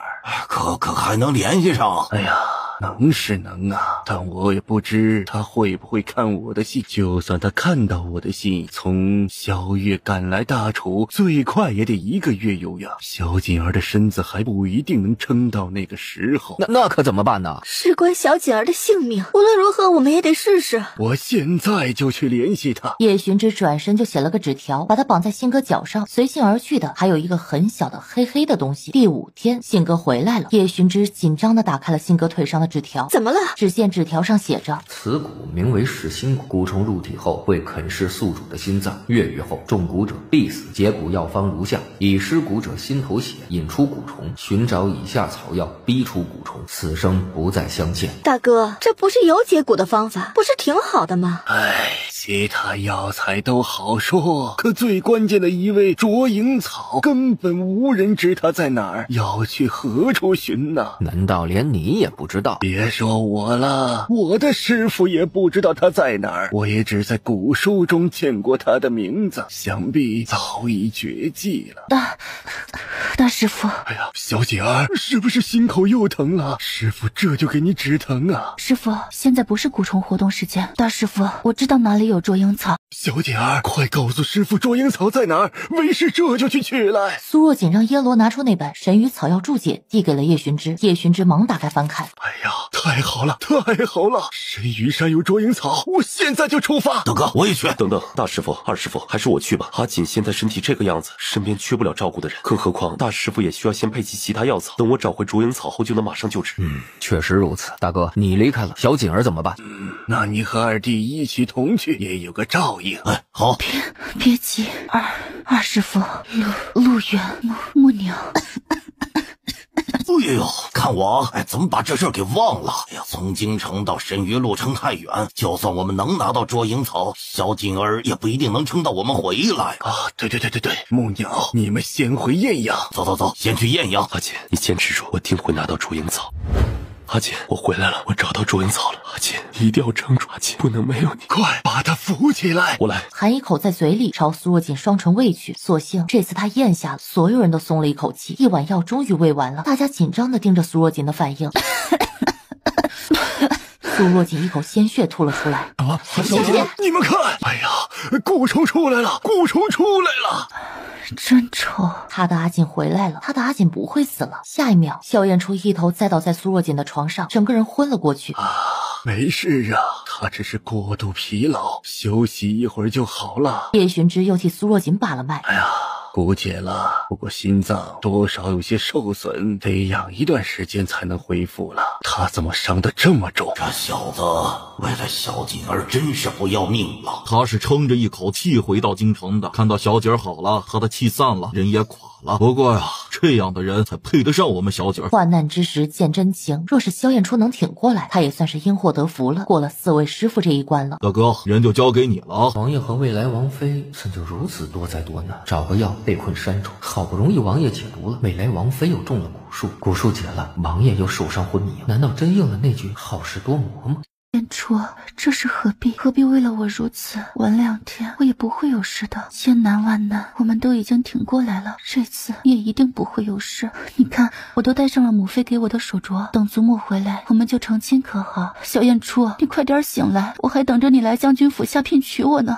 你放心，我会去找哥哥们，让他们在迎亲那天别太为难你。我现在可是将军府嫡女，你再不醒过来，你信不信马上就会有很多人来将军府求娶？你就不怕我被别人抢走了吗？燕初，快点醒来，我们可说好了看遍世间风情，我们的世外小院还没盖好呢。他敢肯定，刚才萧燕初的手指动了，可现在萧燕初却没了任何动静。燕初，你听得到我说话对吧？你快点醒过来，等你醒了，我们就去云起接祖母回来，好不好？萧燕初食指又轻轻动了一下，这次苏若锦看得真切，萧燕初醒了。燕初，燕初，阿锦，你等我，你等我。阿锦，你醒了。太妃，这次多亏摄政王救了小女一命，摄政王的大恩，苏府上下铭记于心。苏夫人，这是楚儿应该做的。他身为男子，若不能护住苏大小姐，算什么好男儿？人救回来了，安置在我清教的庄子里。阿锦可要去看看？现在就去。你是谁？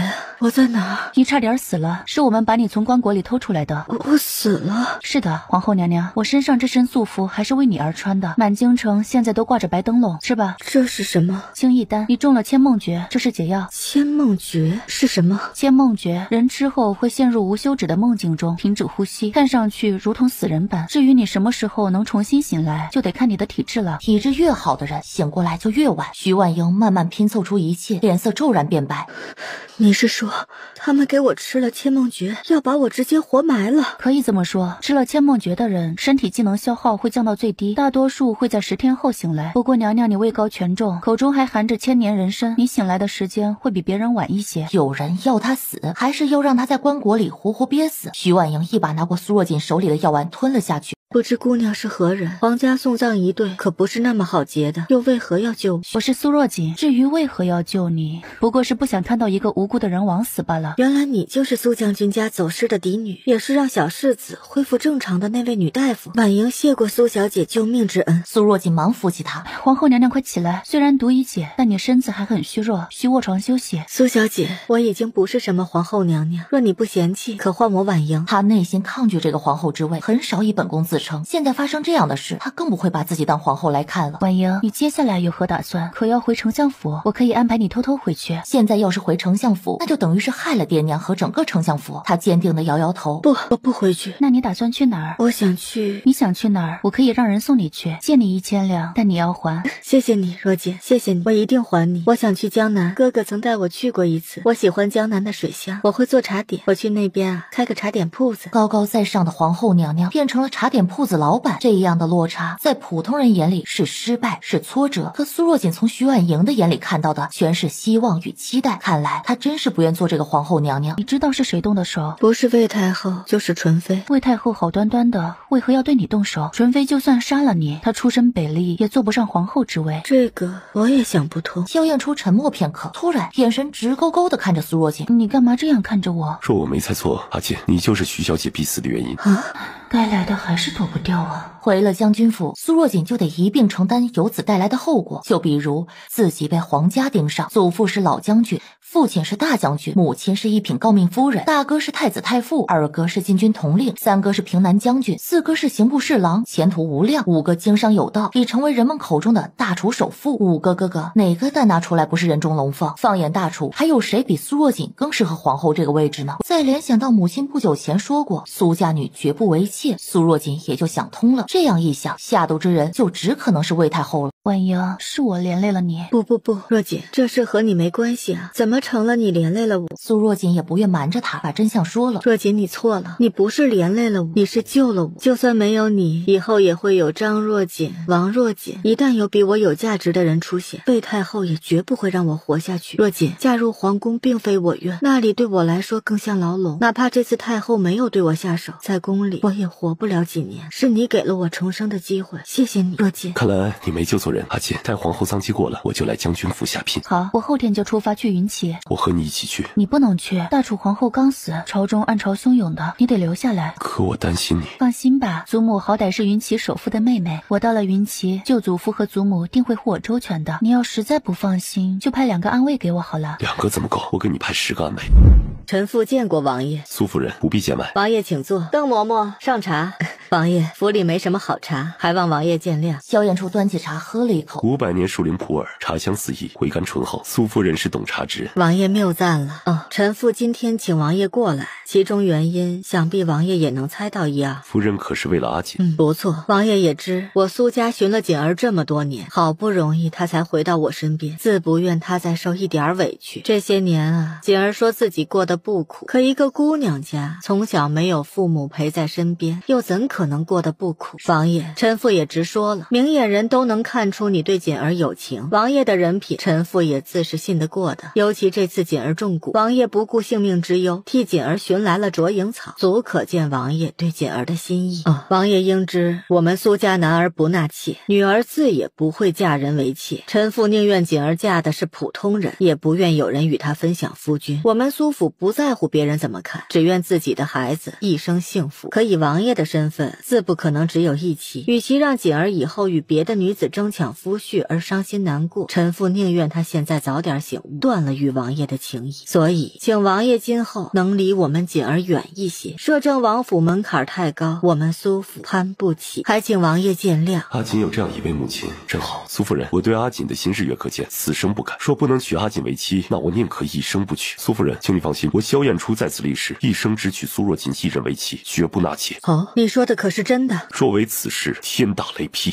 好，那就请摄政王记得今天的誓言，若有违背，我苏云峰绝不会放过你。请苏将军、苏夫人放心，萧彦初此生永不负阿锦。待皇后丧期一过，我同母妃定当上门下聘，还望苏将军、苏夫人应允。娘，你怎么来了？锦儿啊，娘来问问你，你对萧彦初到底如何想的？你可愿嫁入摄政王府？娘，你不喜欢萧彦初吗？你个傻孩子，娘有什么喜欢不喜欢的？娘只在意你喜不喜欢。萧彦初人品是没问题，府里也没什么乱七八糟的人，他也向爹娘许诺，只娶你一人为妻。但你若不愿嫁，那娘就拒了他，绝不会让你受委屈。娘，萧彦初与女儿共患难过很多次，对女儿也很好。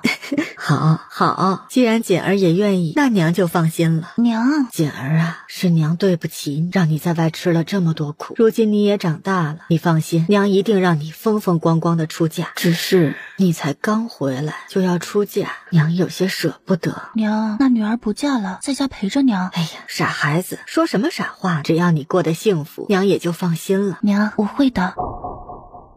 陆管家，外面有一个姑娘拿着赵家的令牌要见老夫人。你说什么？门口有个姑娘要见老夫人。她有说叫什么名字吗？有，说是叫苏若锦。苏若锦，二公子，苏若锦来了，给老子滚！没听到老子正忙呢吗？二公子，来嘛！小美人别急，我这就喂饱你。卢管家急得原地踱步，可又不敢再开口，惹怒了二公子，后果不是他能承担的。你说谁来了？苏若锦，老夫人在大楚认的孙女。二公子。滚！你说那个老不死的在大楚的孙女来了？是的，二公子，他手里拿着赵家的令牌，做不得假。原来老不死的把令牌给了他呀，害得我找了这么久，真是踏破铁鞋无觅处，得来全不费功夫。走，陪我去迎接这位苏小姐。好的，二公子，你就是姑祖母常提起的锦表妹。你是？这个赵廷松脸色发黄无血色，眼袋黑沉，一看就是纵欲过度的样子。锦表妹还没见过我是赵家二公子赵廷松。锦表妹来云奇怎么也不通知一声，我去接你啊，一路辛苦，快里面请。二公子，能否先带我去看看祖母？锦表妹，想必你也看到我们府门口排的长队了吧？不瞒你说，祖父和姑祖母不知为何突然得了急症，一个昏迷不醒，一个似得了呆症，不言不语。我专门托人去请了宫里的太医替两老看过病，太医说他们到山清水秀之地休养，有利于身子恢复，所以祖父和姑祖母现在都在云泉山庄休养。从云城到云泉山庄至少要走半天的路，现在过去夜色也晚了，锦表妹不如先在府里歇下，明天一早我们一起过去。不麻烦二公子了，我担心祖母，可自行前去，先告辞了。这个苏若锦敢给他甩脸色，走去三皇子府。小妹，你怎么看？还没见到祖母，我也不清楚是什么情况，只不过这赵廷松自己祖父昏迷，他眼里却没有一丝担忧。小妹小心！马车外似有人中箭，发出痛哼声。保护公子小姐！只要钱财，一个活口不留。很快，双方厮杀在了一起。小妹，你在车上别下来。见势不对，撤！苏家护卫哪会放过他们？最后只留了一个活口。说，谁派你们来的？好汉饶命！我只是附近村民，生活所迫，才想抢点钱财，没想过杀人。求好汉饶我一命！我上有80岁老母，下有3岁小儿，我保证以后再也不做这勾当了。村民？原来云奇村民平时是用剑耕地的呀！秒杀要剐，悉听尊便。我什么也不知道。虎哥，不用问了，我知道他们是谁派来的了。男子还没反应过来，脖子上已经出现了一条血痕。小妹，你没事吧？虎哥，我没事，让马车快一些，我担心祖母。这些人定是赵廷松派来的。马车走远，赵廷松从远处的树后出来。他原本想着等苏若锦被抓或者被杀后，第一时间拿到玉佩，怎么也没想到三皇子派给他的10多名侍卫居然就这样被解决了。可他要怎么向三皇子交代呀？这个苏若锦到底是什么来头？为何他的护卫能轻易就灭了三皇子派出的人？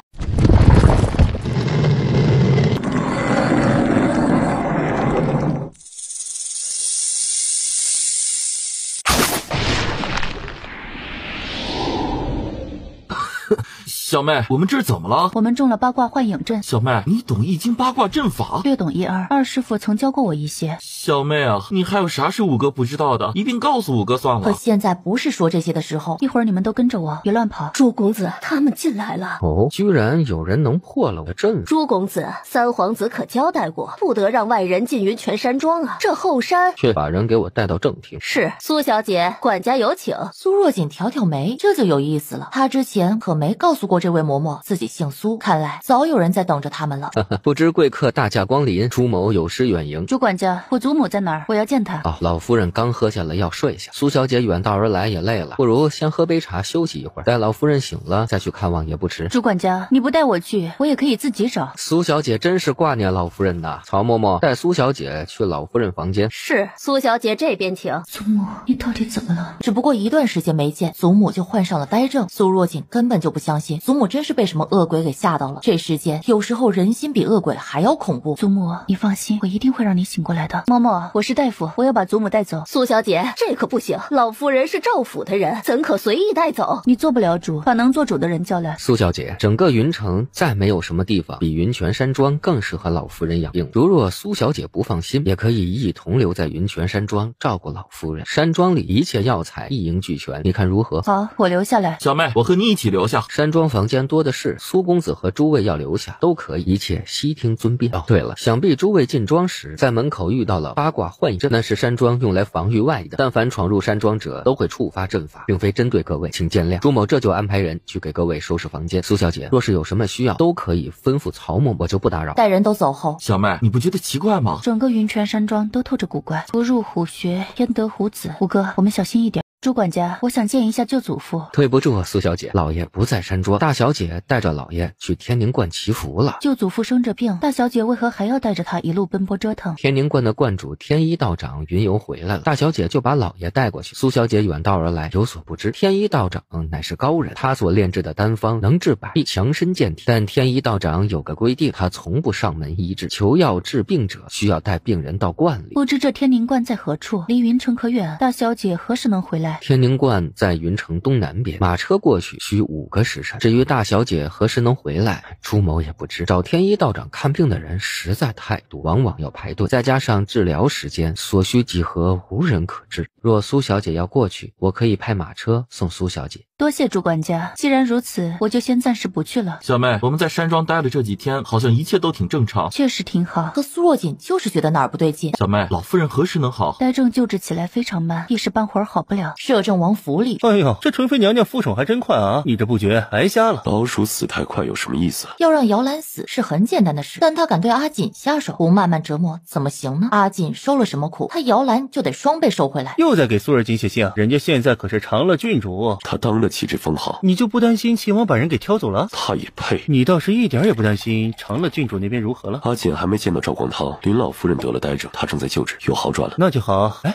你说送谁去和亲比较好呢？有人既然享受天上掉下来的馅饼，自然也该为大楚百姓做出贡献了。宁儿，祖母，我是小锦。可是老夫人还是唤着她宁儿。苏若锦记得舅祖父曾经说过，他的嫡孙女叫赵静宁，祖母神智尚未完全恢复，估计是把自己当成赵静宁了。这苏若锦果然有些真本事，真把人给弄死了。朱管家，要是他真把人给治好了，会不会？要不我先把人给……我自会安排。天宁观那边什么情况？天一道长回到观里就闭关了，大小姐还在观里等天一道长出关，一时半会儿回不来。三皇子来信，让你尽快拿到玉佩。行了，我知道了。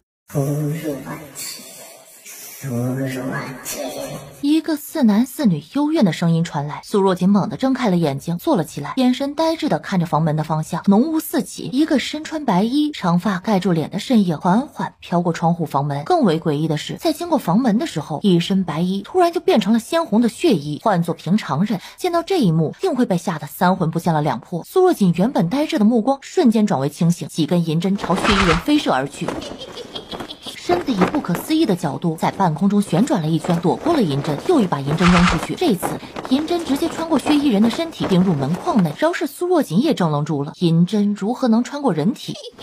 血衣人再次怪笑着朝苏若锦冲过来，苏若锦迅速掏出药瓶，打开盖子，朝血衣人扔去。银针不行，毒粉总可以了吧？结果药瓶还是穿过血衣人的身影，掉落在地上。这不可能，这只能说明这血衣人根本不是实体。不是实体？难道真是传说中的鬼魂？猛地冲出房门时，苏若锦被眼前的场景吓了一跳，忙刹住脚，堪堪稳住了身形。他眼前是万丈悬崖，再往前一步他就得坠崖而死。自己明明在云泉山庄，哪来的悬崖呀？难道又是八卦幻影阵？可苏若锦早就检查过房间以及周围，根本没有什么阵法。怎么回事？苏若锦回过头，房间已经消失，只剩下一片竹林。血衣人突然从树林里钻出来，悬在半空中，再次朝他飞扑过来。不对，这肯定是幻觉。这时苏若锦听到一声夜虫的叫声，这声音他入睡前曾听到过，应该是院里夜虫的叫声。他还在云泉山庄。苏若锦猛地睁开眼睛，血衣人已经在眼前了，他的手里不知何时多了一把匕首，朝自己的胸口袭来。苏若锦无法判断这把匕首是真是假，但既然是在山庄里，他闭上眼，转身朝悬崖迈出步子。下一秒失重感传来，自己的身子真的在往下坠。真是悬崖。不过苏若锦很快就落地了，身子有衰落的疼痛感，除此之外并没有造成什么严重的损伤。不是悬崖，要真是自己刚看到的悬崖，无论什么东西掉下来，都只有摔得稀碎的结局。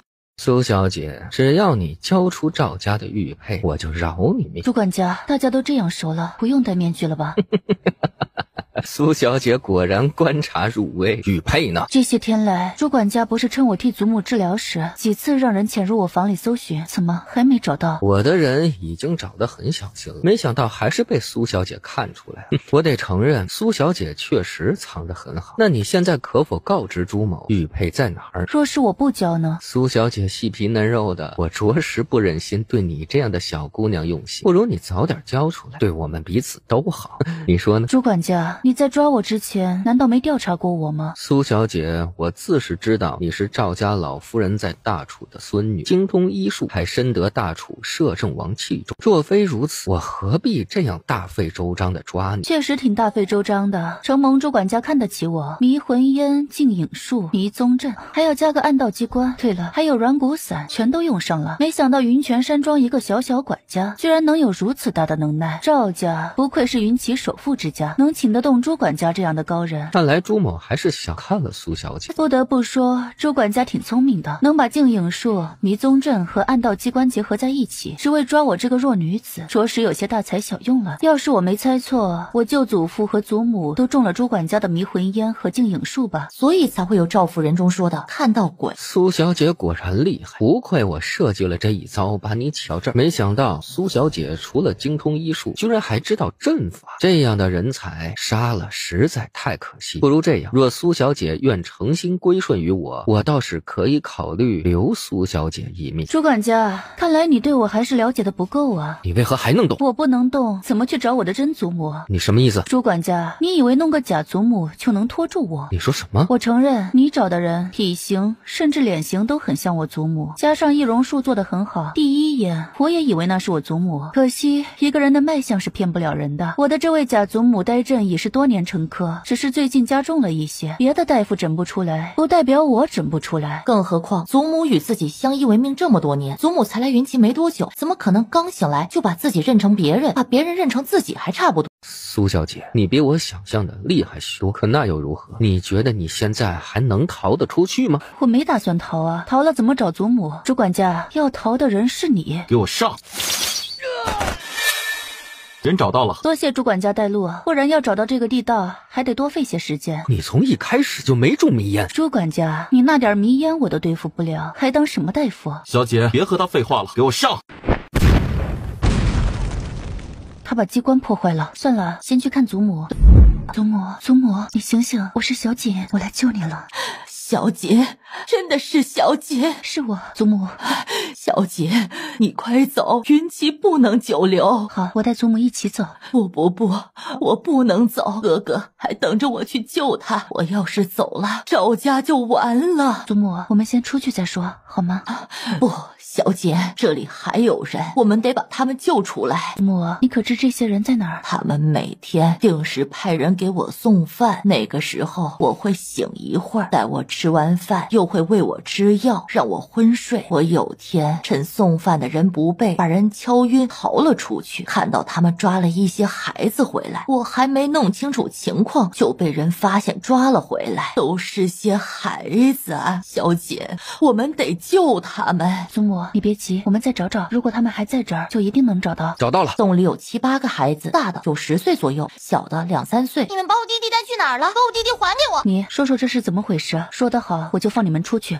不肯说是吧？那就把你妹妹先带走。别碰她，你们要带就先把我带走。我问你一句，你回我一句，答得好我就放你和你妹妹走。你问吧，谁把你们抓来这儿的？不就是你们把我们抓来的吗？他弟弟去哪儿了？不知道。你被抓来多久了？4天。在这山洞里，你怎么计算时间的？你们每天送2次饭，早上是稀粥，晚上是馒头，我记着的。你们总共多少人？今天是8个，明天就不知道了。你们每天人数不同？你们不是隔几天就会送来几个孩子，过几天再抓走几个吗？每天人数当然就不一样了。你安抚好他们，晚点让你们回家。你要让我们回家？怎么不想回去？要杀要剐随便来，何必说这种骗人的话？你是从哪儿学来这些话的？祖母啊，和我说说你到云齐后到底发生了什么？最开始老夫人回到赵家，赵家人都对她礼遇有加，一切的转变就发生在她看望侄孙赵廷义之后。之前老夫人就知道这个侄孙外出打猎时不慎从马上摔下来，陷入昏迷，至今未醒。看到侄孙这样，老夫人拿出小锦给自己的药丸喂给了赵廷义。谁曾想赵廷义在吃了半个月的药之后，右手小拇指动了一下，要是这样下去，赵公子有醒过来的可能。可惜剩下的药也不多了，老夫人决定写信给苏若锦，让他来云齐一趟。可没想到老夫人刚有这个想法，当天晚上就发生了赵府闹鬼事件。老夫人当时就被吓得晕了过去，等她醒过来发现自己被关在了山洞的屋子里。苏若锦也明白了，这是有人不想让赵廷义醒来啊。可是这又和玉佩有什么关系呢？苏若锦把自己来云齐遇到的事儿和老夫人说了一遍。玉佩，他们要那个个玉佩干嘛？你舅祖父给你的玉佩不过是证明赵家主之血脉的玉佩而已，只要是赵家主之的子孙，人人都有啊。这个玉佩不过是让赵家主之子孙有权支取赵家的财物，但有多大的权限完全取决于赵光涛这个家主。这样的玉佩就算被陌生人拿到，只要赵光涛一取消权限，那玉佩能卖点钱也就没其他作用了。既然这样，这些人要这个玉佩干什么呀？要是舅祖父也陷入昏迷会如何？就算他陷入昏迷，这些玉佩能支取的财物也是有限的，哪怕有人集齐5块玉佩，也不可能搬空赵家呀。要是5块玉佩都集齐了，从赵家钱庄取出的数额也不是小数目吧？这个倒是的，5块玉佩都集齐，取出的银两也能有千万之数，上千万两。这个数目的白银，无论落到谁手里，都能做成很多事儿了。祖母，那你知道其他4块玉佩现在在哪儿吗？应该都在你们各自手上了。不对，你舅祖父和赵廷义都昏迷着，他们的玉佩会不会不在了？若他们2人的玉佩和赵廷松、赵静怡的玉佩都集中在一个人手里，那人就还差我手里这块玉佩，就能集齐千万两白银了。所有一切都指向一个人，三皇子云韶。再联想到云韶曾到大楚想杀赵光涛，答案似乎昭然若揭。云姬国士并不算弱，一个三皇子真会为了千万两白银这样煞费苦心吗？除非这背后还有更大的利益。祖母，你在客栈休息，最近不要出去走动。我明天启程去天宁观找舅祖父。小姐，你还是先回大楚吧。现在你舅祖父和廷义表哥昏迷，赵家暂时由宁儿主事。祖母看呀，这孩子挺不错的，有他看着你舅祖父，应该没事的。祖母，别的不说，我是大夫，留在云起，我才能知道舅祖父和表哥的身体情况。要是他们出事，想必祖母心里也不会好受。你放心，有五哥在，他会保护我的。五哥？什么五哥呀？于是把自己是苏大将军府走失的嫡小姐，以及萧燕初想向他提亲的事儿，都一五一十的和老夫人说了。小姐，你说的是真的？祖母，是真的，我已经回了将军府，爹爹和娘亲都说等你回去了，也和我一起住到将军府。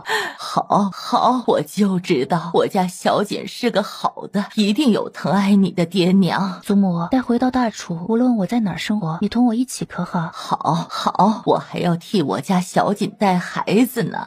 小妹，孩子们已经安顿好了，晚些时候我们会把他们送回自己家里。五哥，明天我们先去天宁观接舅祖父回来。好。我是老夫人在大楚的孙女苏若锦。你就是锦表妹啊，我常听姑祖母提到你，快进来。小姐来了。祖父，道长说你身子还弱，快些躺下。舅祖父，你现在感觉如何？多亏了宁儿啊，不然我这把老骨头啊，怕是要交代了。舅祖父，我替你把把脉。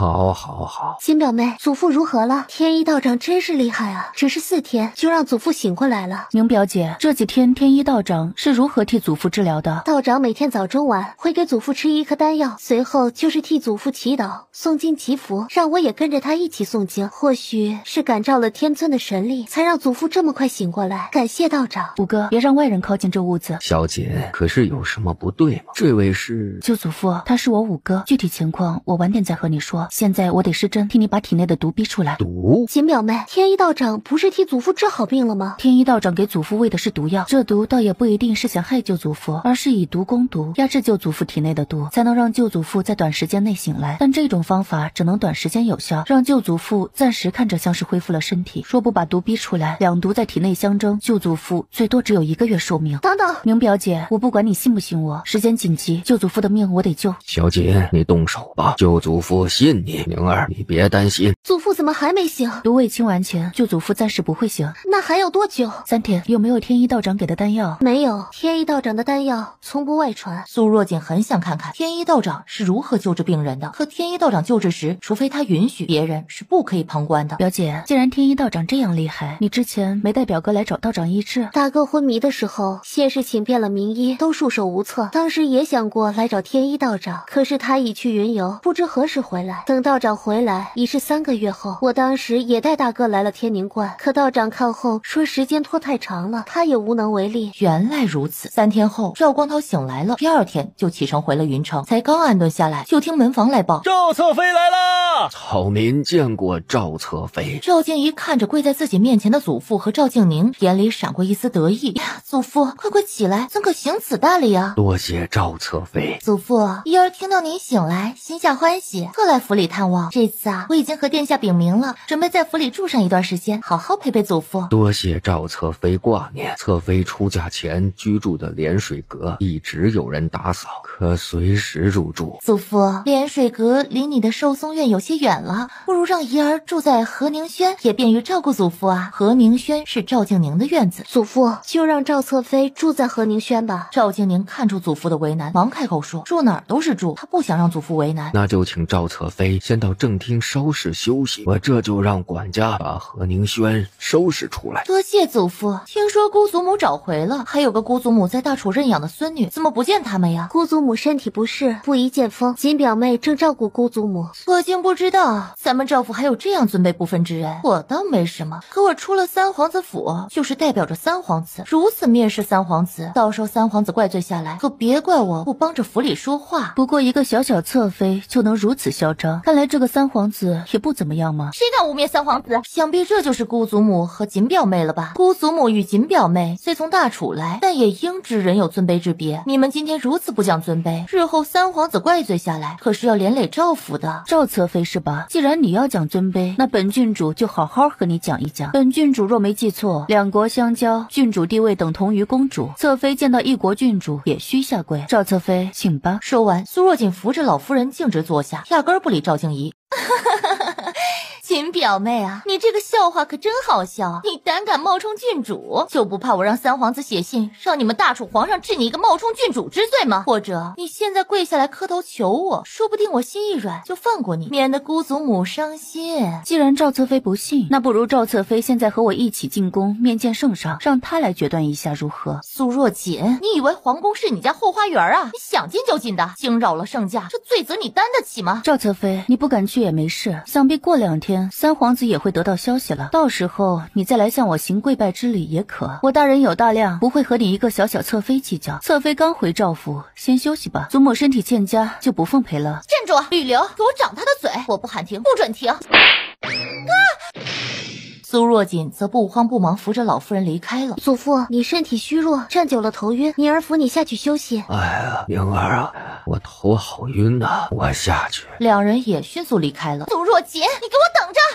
这赵家怎么就出了个这样的？祖母你别操心了，赵侧妃已经嫁出去了，几年回不了一趟娘家，我们过不久也要回大楚了，别为这些事烦心了。也对，小锦呀，你舅祖父身体不会有啥事儿吧？没事的，祖母。舅祖父第1种毒算不上什么烈性毒药，第2种毒中毒时间尚短，对身体伤害不大，休息一段时间就好了。那就好，小锦，你才回来，先休息一会儿，然后再去看看你大表哥，看有没有机会让他醒过来。好的，祖母。从马上摔下来，确实有可能造成脑部出现淤血，让人陷入长时间的昏迷，也就是后世常说的植物人。但具体情况得看到赵廷义才知道。要争夺家产，不如直接把人给杀了，最后主之只剩赵廷松一个男丁，那家产不就都落到他手里了吗？为何还要绕这么多弯子？得到的不是更多吗？难道还有什么是自己不知道的东西吗？小锦啊，你别往心里去，怡儿小时候不是这样的，都被他那个娘给带偏了。舅祖父，我没事。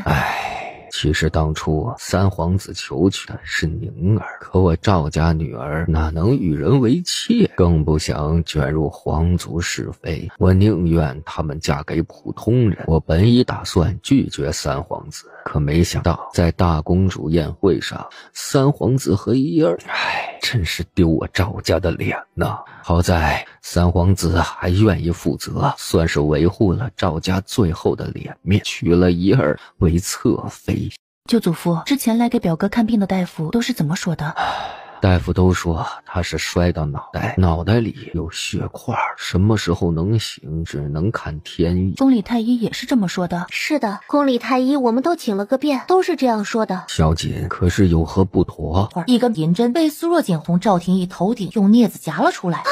亲妹妹，这是什么？怎么会在大哥头里？五丁风石术，世间会施展五丁风石术之人并不多。看来有人盯上了义儿。既然如此，当初义儿打猎从马上摔下来，也可能不是简单的意外。我先想办法让表哥醒过来，或许他会知道些什么。小姐，舅祖父只有靠你了。太好了，锦妹妹，谢谢你，谢谢你。阎罗，让人尽快把药材送来。是，小姐。不用麻烦，少府库房里有许多药，锦妹妹要什么尽管吩咐，我让人送来。府里应该没有。要不，锦妹妹你说说药材的名字，说不定府里有呢。一灵草、巨神花，一样一株即可。我这让管家去查查。好。没一会儿，卢管家抱着一本厚厚的药材登记簿过来。大小姐，你说的这2味药，我们赵家名下的药铺从没采买过。这锦妹妹到底是什么人啊？没事，我让人送来，晚几天也不影响。这几天先让人照这个方子熬药，等药材到了，我再换方子。最好找个信得过的人盯着熬药，这事先别外传。好，我来盯。舅祖父，我扶你回去休息，你放心，表哥没事的。有劳小姐了。舅祖父，赵家的玉佩除了能从钱庄支取银两外，可还有其他作用。小姐为何这样问？因为有人想杀了我，拿走舅祖父你给我的玉佩。我怀疑舅祖父你和祖母、表哥的昏迷都和这块玉佩有关。宁表姐说不定也被人盯上了。什么？有人想杀？祖父，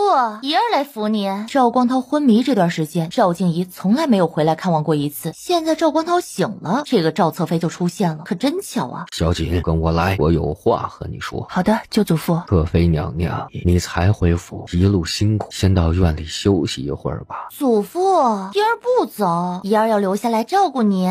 舅祖父，我就先回去了，不影响赵侧妃尽孝，晚一点我再来看你。小锦，照顾好你祖母。是，舅祖父。这苏若锦仗着姑祖母疼他，都不把你放在眼里，他算个什么东西啊他？赵侧妃，小锦可是长乐郡主。那是他说的，谁知道是不是真的？等我拿到他说谎的证据，定要让三皇子治他的罪。赵侧妃，你身为皇子侧妃，言行举止代表了皇家，小心祸从口出，别无端给赵家惹来麻烦。祖父，姨儿知道了。赵侧妃接过丫鬟手里的参汤。祖父，这是姨儿专门让人给您炖的参汤，姨儿为您。赵侧妃不敢劳烦，我自己来吧。他接过碗一饮而尽。祖父，我听卢管家说，锦表妹手里有咱们赵家主制的玉佩。可祖父，锦表妹再怎么说也是外人啊，拿着咱们赵家的玉佩，多少有些不合适了。不如趁现在锦表妹还未离开云集，把她要回来吧。赵侧妃，我的亲妹妹自是赵家主织的人，玉佩给她的孙女儿名正言顺。祖父，姑祖母已是嫁出去的人了，算不得赵家人，她的孙女自也不能算赵家。既然如此，赵侧妃也是嫁出去的人，算不得我们赵家人，赵家的事就不劳赵侧妃挂心了。赵静怡忍住心里的火气，继续劝道：祖父，可苏若锦和姑祖母根本没有赵血缘。侧妃，我想休息了，你请回吧。祖父，赵光涛闭上了眼睛，不再理会。赵静怡一甩衣袖，气呼呼走出了赵光涛的房间。莫不是三皇子出手，小锦很危险，要不先送小锦回大楚吧。可小锦回去了，义儿怎么办？还没等他想出个万全的法子，就已沉沉睡去。苏若锦用完早饭，来到了赵光涛的房间，替他号了脉，确定没太大问题。舅祖父，不知能否告知赵府玉佩到底有何用？小锦，你可是又遇到什么了？舅祖父，昨晚有人在我房里放了血牙环蛇。什么？血牙环蛇？那可是云集3大剧毒蛇之一，只要被咬上一口，人必死无疑，根本来不及救治。舅祖父别急，我没事，你别急。他们怎么敢？小锦，你说的没错，赵府的玉佩确实不仅仅是支取银两所用。在赵光涛的讲述中，苏若锦终于知道为什么有人要抢这块玉佩了。这样的玉佩，难怪不惜要他的性命也要抢过去。可这样重要的秘密，怎么会被人轻易知晓呢？原来赵家第一任家主定下一个规矩，每任家主都要把赵家每年利润的1%放入一个宝库之中，以备赵家有一天因朝代变更或天灾人祸走投无路时，可以靠宝库里历代家主的积累能东山再起。赵家从创业到现在已经历经500多年，一直未曾衰败。宝库里到底留存多少财富，只有家主才知道。而打开这个宝库需要集齐5块玉佩。小锦，事到如今，不瞒你说，舅祖父这样做也是有自己私心亲的，你是我妹妹的孙女，虽说不姓赵，但也算得上是赵家的人，给你倒也不算是啥错。但更重要的一点，你的医术如此了得，只要有了赵家的玉佩，成了赵家的这份情，以后赵家若是有难，你也不可能见死不救。只要能保证身体健康，还愁赚不到钱吗？他这样做也是借老夫人的关系，把苏若锦和赵家绑在了一起。但这一切赵光涛也不是有意设计，只是顺势而为。他对苏若锦的好也不是虚假的，这一点苏若锦自然能分辨得出。小锦，舅祖父对不起你。舅祖父，没关系，我们都是一家人。我刚刚只是在想，到底是谁出的手。家门不幸，我没想到怡儿真会走到这一步。赵静怡，三皇子。舅祖父，云泉山庄的朱管家是什么背景？我不认识这个人。云泉山庄本是我送给怡儿的15岁生辰礼，后来怡儿昏迷后，我也没空去管了。现在应该是松儿在打理，或许是怡儿或者松儿请的人吧。等松儿回来，我把他叫来问问。舅祖父，除了我这块玉佩之外，其他几块都在哪儿？怡儿昏迷以后，玉佩就由我替他收留着，其他的都在几个孩子手里。这是怡儿的玉佩，5块玉佩，表面看着是一样的，但在玉佩下方有个暗刻标记。当5块玉佩组在一起时，暗刻标记能合成一个圆。苏若锦掏出身上那块玉佩，和这2块进行对比，眉头微皱。舅祖父，这2块玉佩的暗刻标记似乎组不成一个圆，只能说明其中有一块玉佩是假的。祖父，该吃药了。云儿，你的玉佩在吗？拿出来看看。拿出了玉佩，一经对比，赵静明的玉佩能和赵光涛拿出的那块拼在一起，那苏若锦的这块是假的吗？不可能啊，这玉佩一直没离过我的身边。舅祖父，可还有验证玉佩真假的其他办法？对了，我年轻时跟随父亲外出经商，途经山路摔倒，玉佩刻在一块石头上，刻出很小的一个裂痕。小姐，看看你那块玉佩右下角可有裂痕？有裂痕，就说明他手里这块玉佩是真的。那赵静明和赵廷义这2块玉佩，舅祖父，若我没猜错，对方已经有了4块赵家的玉佩，现在就差我手里这块了。原来这才是对方不顾一切想要他的命，把玉佩抢走的真正原因。这是不可能，这不可能！我对不起赵家列祖列宗啊！苏若锦和赵静宁忙一同安慰赵光涛。宁表姐，你可知你的玉佩何时被调包的？这玉佩从祖父交给我起，从不敢离身，不可能被调换啊。那你身边可发生过什么异常的事件？没有，一切都如常。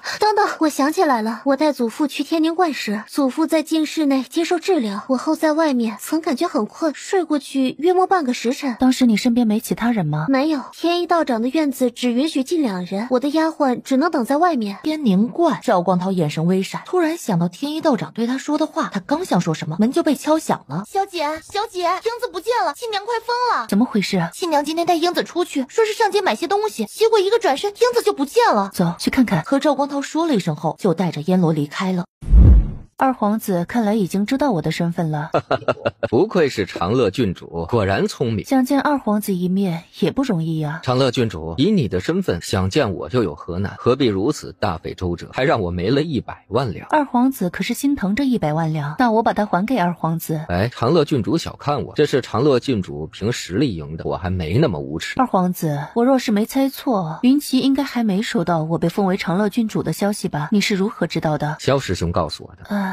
居然是萧燕初给云浩发的消息。苏若锦来云集之前，萧燕初告诉他，云集的二皇子云浩曾是自己的师弟，也是云城最大的赌坊东家，若遇到什么问题可以找他。郡主，我之前所说非虚，真心希望郡主能与我合作，条件可由郡主随便提。合作什么？帮你把4亿赌坊发扬光大？郡主，我先和你讲个故事，你再做决定要不要和我合作。我因娘亲地位卑微，从小不被重视，在这吃人的皇宫中小心翼翼地活着，也不知何时会死在宫。在我经过跌壶中毒、被疯狗忽发高热一切后，我知道我若再不逃离皇宫，只有死路一条。于是我自断小指，跪在皇后面前发誓效忠大皇兄，才被送往清月山习武。在云集，皇子只要身患残疾，就注定失去了竞争那个位置的机会。本来我也想着好好习武，辅佐大皇兄也没什么不好，可我即便断了指，皇后还是不放心我。我从清月山回来后，发现皇后给我娘下了换神散，足足下了5年。换神散，二皇子的母妃乐嫔娘娘服用了5年，人没死或者没彻底变成疯子，已经是万幸了。苏若锦也明白，皇后留乐嫔一命不过是为了更好控制云浩。郡主，萧萧师兄在信中和我提过，你精通医术，我想请你替我娘看一下，能否救治。二皇子，我是大夫，自当义不容辞，但我还没见过乐嫔娘娘，无法保证她的病一定能治。我知道，只要你能去看一眼，到底是什么情况，我都能接受。二皇子，你为何这样相信我？就不怕我暗中对你或者乐嫔娘娘不利，或者直接把你出卖了？郡主，不瞒你说，今天我们是第一次见面，我对你谈不上了解，更谈不上信任。可我信任萧师兄，他推荐的人不会有错。当年若没有萧师兄，我早就死在清月山了。所以你说的合作是让我替你娘看病？不完全是，替我娘看病是其中之一。如今父皇的身子每况愈下，全靠3弟进献的药强撑着。明明已经是重病之人，犹如强弩之末，服用几颗药之后，马上就生龙活虎。一旦断了药，父皇就萎靡不振，完全控制不住情绪，为此还杀了不少的工人。我虽不懂医术，可要说这药要没有猫腻，我是不信。太医院的李提点曾进言，望父亲戒断这药，直接被父皇砍了脑袋。从此再没有太医敢劝父皇。现在父皇完全无条件的依赖3弟，每天缺了这药都不行。郡主精通医术，我希望郡主能帮我查明此药的真相。查皇上用药，这已经牵扯皇家了。既然是合作，讲求一个互利，不知此事对我有何好处？我可保赵家在云齐100年无忧，云齐与大楚100年无战事。好，二皇子，如你所说，你是无法登上那个位置的。既然如此，你要如何能保赵家100年无忧，云齐与大楚100年无战事？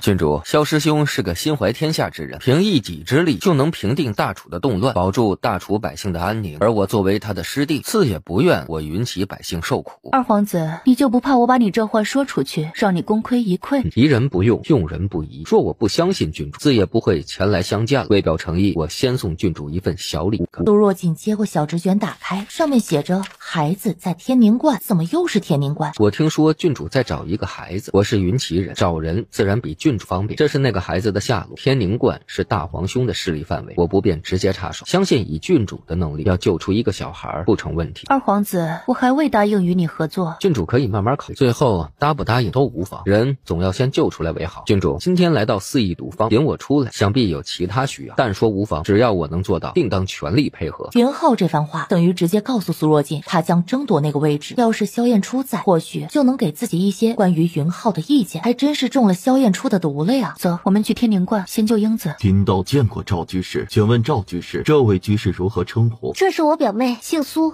原来是苏居士，失敬失敬。两位居士里面请。贫道师父已闭关，何时出关未可知。多谢道长，我祖父身子已经恢复，我和表妹前来道观还愿的，不敢打扰天一道长。无量寿福。赵老居士实乃福泽深厚之人，居士这边请。两位居士一路辛苦，今天就先请两位居士稍事休息一晚，明天一早再行还愿，可好？如此甚好，有劳道长了。这是我家小姐给道长的一点香火钱，请道长笑纳。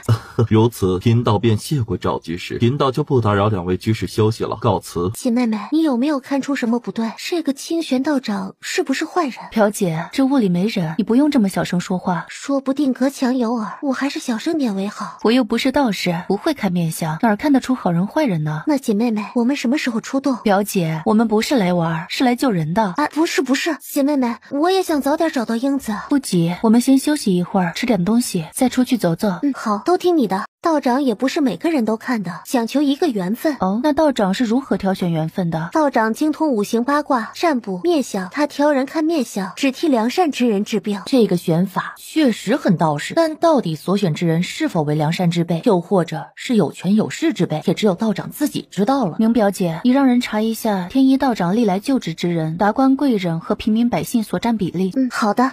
突然一只大耗子快速爬过，吓得赵静宁尖笑出声。喜妹妹，我们走吧，我怕老鼠。你在这等我，我进去看看。可没事，我一会儿就出来。小姐，怎么了？什么人敢乱闯我天宁观？道长，我们是观里的香客，只是在观里随意走走，无意走到了这里。香客？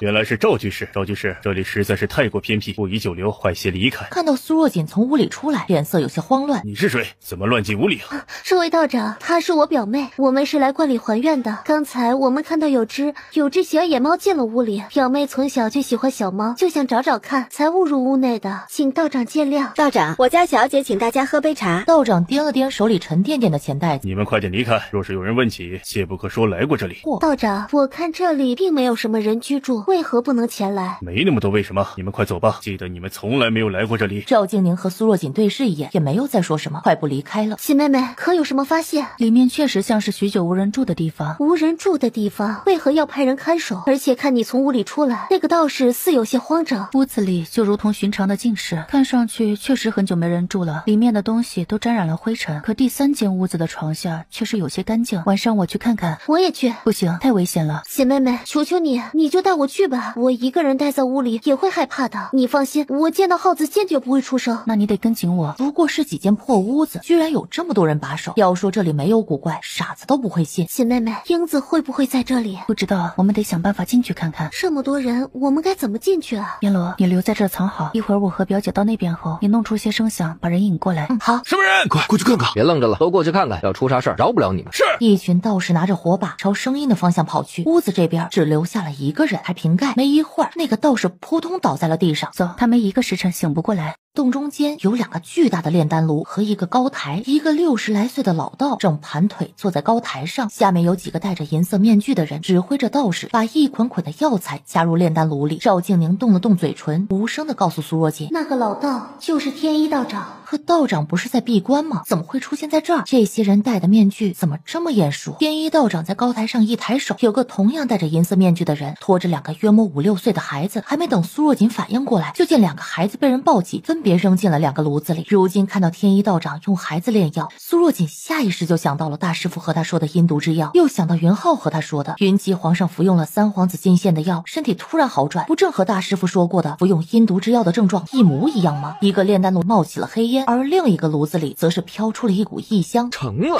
太好了，成了！要好好送过来。是师尊，都给我提起精神来，注意着点，就差这最后一步，丹药就好了。仔细看着，要是废了这5天1炉的药，看你们有几条命赔的。是。丹药集已成，又炸了1炉，看这样子，暂时不会再用孩子炼药了。苏若锦指指来时的路，意思是先撤退，等2人返回房间。他们怎么那么残忍？那2个孩子才多大，就这样被活活的烧死。这世间有些人比恶魔还狠毒。那可是天一道长啊，与其人人称赞的善人道长啊。恶魔总是会给自己披上善良的外皮，才好作恶。姐妹们，我们现在该怎么办啊？先回云城，我们还有5天的时间。刚才洞里那人说5天1炉药，那下一次用孩子炼药最快也是5天后了。姐妹们，阎罗还没回来。没事，他一会儿就回来了。过了一会儿，阎罗回来了。阎罗，你没事吧？表小姐，我没事，我就是啊，那些人还没反应过来呢，还在小姐设的阵法里转圈圈呢。表姐啊，你什么时候教教我这招吗？弄干净了吗？我走之前带走了1颗石头。那就行，少了1颗石头，阵法自然就破了。小姐，这天一道长和朝中许多达官贵人都有密切来往，在百姓中声望很高，想要动他很难。云泉山庄是赵家的产业，能把赵家和天一道长联系在一起的只有赵廷松了。他把这个推测和赵光涛说，赵光涛气的就要让人把赵廷松抓回来审问，被苏若锦制止了。舅祖父，赵廷松不过是赵家庶子，他为何要如此做？对他又有什么好处？苏若锦可是记得云浩说过，天宁观是大皇子的势力范围，难道赵廷松想要巴结大皇子？可他妹妹嫁给了3皇子，他不是早就和3皇子绑在一起了吗？莫不是赵廷松想2头战，之后不论谁当大宝，他都不吃亏？他要有这本事，他就不是赵廷松了。舅祖父，我有一计，不知可不可行？说来听听。宁儿，小姐这次辛苦你们了，为了我的身体跑了几次的天宁观。祖父，只要你身体好，宁儿做什么都愿意。这个老不死的心都是歪的，我这不是回赵府来看他们，是眼瞎了看不到吗？祖父，我从3皇子府带了只人参回来，明天我让人炖了给你送去。赵侧妃有心了。舅祖父，你现在身体也恢复了，等表哥醒过来，我就带祖母回大楚了。3皇子不是说过大哥这辈子都醒不过来了吗？要是大哥醒了，那哥哥怎么办？舅祖父，我这次回大楚可能很长一段时间都不会再来云齐了，这块玉佩我还是还给舅祖父吧，他留在云齐才能发挥更大的作用。小姐，你也是赵家人，玉佩给你也是理所当然。舅祖父，我知道赵家每年祭祀时都要把这块玉佩还给家主，我远在大楚，不可能每年都来云齐参加赵家祭祀的，玉佩我带在身上有诸多不便，舅祖父对我的好，小景铭记在心。再说了，难道我没有这块玉佩，我真没钱的时候，舅祖父还能让我饿着？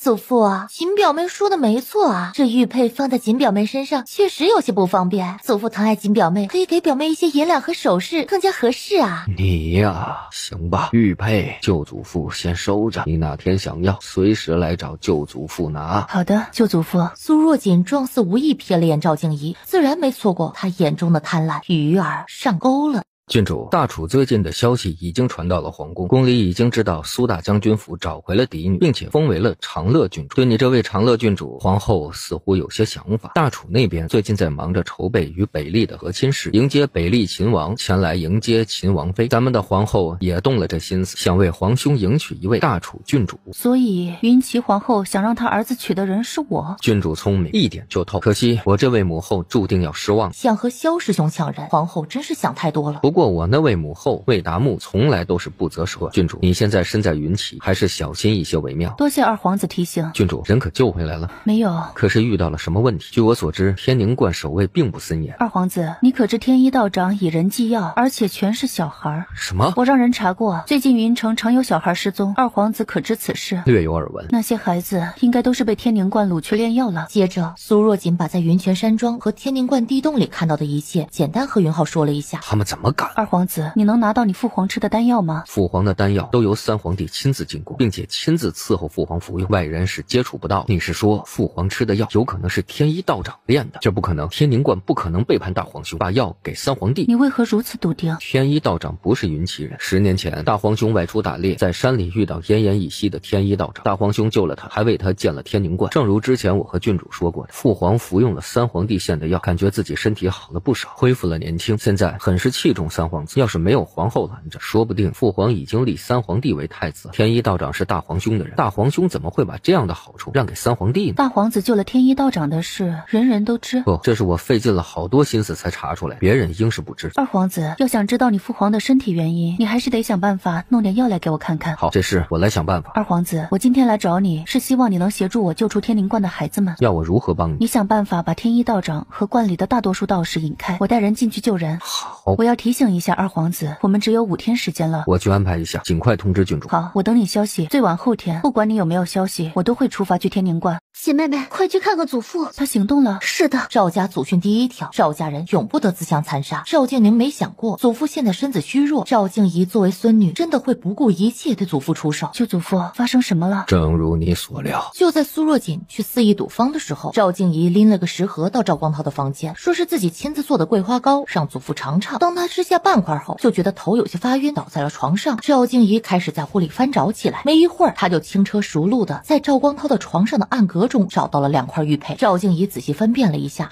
从怀里掏出1块，替换了其中的1块。祖父，你别怪我，大哥醒不过来，你又活不过1个月，这赵家家主还是让哥哥来当吧。殊不知，在他离开的时候，赵光涛睁开了眼睛。赵光涛事先已经吃下了小锦给的药，普通毒药对他都造不成什么伤害。苏若锦若有所思，赵静怡居然说得出舅祖父活不过1个月。如此看来，整个事件背后却有三皇子的手笔。小锦，接下来我会让人盯着的，有什么我通知你。好。草民见过三皇子，不知三皇子前来有失远迎。哎呀，祖父都是一家人，无需这虚礼。这三皇子今天怎么了？之前他见三皇子都是必须行完跪拜礼才起来，哪像今天还会主动扶他。三皇子前来赵府，可是来接赵侧妃的。我听闻祖父身体欠佳，特意上门看望。来人！祖父，这是一些滋补身体的药材，盼望祖父早日康复。赵光涛更加看不懂了，自己之前也不是没病过，从不见云韶前来探望，今天他玩的是哪出？草民惶恐，谢过三皇子。哎，祖父，我说过，都是一家人，无需多礼，你换我云韶即可。好，祖父，爷儿难得回趟赵府，多待几天也无妨。我听说大楚的长乐郡主住在赵府，不知今日郡主可在府里，能否一见？长乐郡主，原来云韶是冲着小锦来的。请三皇子稍等，我这就让宁儿去请小长乐郡主出来。有劳了，我方才从父皇那里得知长乐郡主来了云齐，有失远迎，还望郡主恕罪。三皇子言重了，我不过是来云齐接祖母回大楚，不敢惊动三皇子。殿下，殿下，你是来接妾身回府的吗？他刚拿到玉佩，都还没来得及告知殿下呢，结果殿下就来赵府了，真是心有灵犀。殿下肯定是想他了，专门来接他回府的。妾身见过殿下。赵侧妃，你难得回次娘家，再住几天也无妨。殿下，怡儿已经看望过祖父，现在祖父身子也恢复的差不多了，怡儿想回皇子府了，暗示云韶玉佩已到手。云韶听懂了，看向赵静怡的眼神多了一些温柔。怡儿，我看祖父的脸色还有些苍白，不如你再陪祖父几天，过几天我再来接你回府。是，妾身知道了。郡主初来云城，想来是对云城还不太熟悉，不如这几天我带郡主逛逛云城，也让我尽一尽祭主之谊，如何？三皇子叫苏若锦什么？郡主？真是郡主？看着云韶看向苏若锦的眼神，赵静怡作为女人又有何不懂？三皇子对苏若锦有想法，现在看来苏若锦非死不可，居然敢勾引三皇子。不敢劳烦三皇子，三皇子也知我舅祖父身体不好，我难得来趟云齐，自应侍候在舅祖父身旁，待舅祖父身体好转之后，我就该和祖母返回大楚了。本皇子侧妃乃祖父亲孙女，有他照顾，成了郡主大可放心。若是郡主不放心，我还可以让宫中太医来赵府随时候着，如何？祖父，成了郡主来云齐时间不长，待他走后，祖父要是有什么需要，尽管让人来府里找我，我定当全力相助。云韶这话看似是对祖父说的，实则是在警告他，他要是不给云韶面子，等他回了大楚，云韶身为三皇子，自然有办法收拾赵家。多谢三皇子。三皇子，长乐郡主已和民女相约出游，可能一时半会儿不能和殿下同游云城了。哦，原来赵大小姐已经和郡主有约。不过赵大小姐，祖父重病未愈，你就外出游玩，若被有些人知道，说赵大小姐不孝，恐对赵大小姐名声不好。锦妹，郡主难得来云齐一趟，家中还有赵侧妃照顾祖父，应是无碍。这是拿云韶的话来堵他了。我竟不知赵大小姐思虑竟能如此周全，看来是我小看赵大小姐了。三皇子这是不高兴了。赵静怡心下很是高兴，赵静宁为了苏若锦得罪三皇子，有他苦头吃了。三皇子，老爷，宫里来人了。一位嬷嬷走了进来，正是皇后身边的孔嬷嬷。孔嬷嬷看到云韶，先是一愣，随后行礼道：奴婢给三皇子请安。云韶点点头，敢问姑娘可是长乐郡主？我就是。奴婢见过长乐郡主。郡主啊，奴婢乃皇后娘娘宫中的孔嬷嬷。皇后娘娘听闻郡主来了云齐，特让奴婢前来邀请郡主参加皇后7天后举办的诗令会。多谢皇后娘娘盛邀，我一定到场。那奴婢就先行告退了。三皇子，实在抱歉，我得准备参加皇后娘娘的诗令会，无法与三皇子同游云城了，还望见谅。快点，别墨迹，影响承担，把你们拿来祭药。哥，下次祭药的小崽子准备好了吗？早就准备好了。云泉山庄那些小崽子被人救，左护法为此受了鞭刑，搞得我们现在又得重新去抓人。好在下次祭药的崽子已经准备好了，不然受刑的就是我们了。哎，你说是谁能从咱们左护法手里把人救走啊？左护法可是师尊最为看重的人，精通五行八卦，居然还能有人从他手里把人救走？谁知道呢？师尊可是发了好大的火，要不是左护法在，换别的人说不定都被师尊拿来炼药。云泉山庄左护法，苏若锦眼睛微眯，所以朱朝是天宁观的左护法。明天二皇子来灌你祈福，大家仔细着点，小心点，别被发现了。是。苏若锦得到了自己想要的消息，轻轻退了出去，一切就等明天了。一会儿祈福大会开始，我们就动手。是。一名道童看出不对劲，悄悄往另一边的通道跑去，拦住他。暗三听闻，冲上去直接抓住了那个道童。洞里银色面具人并不多，没一会儿就都被抓住了。走去找人。赵府的护卫们首当其冲冲了进去。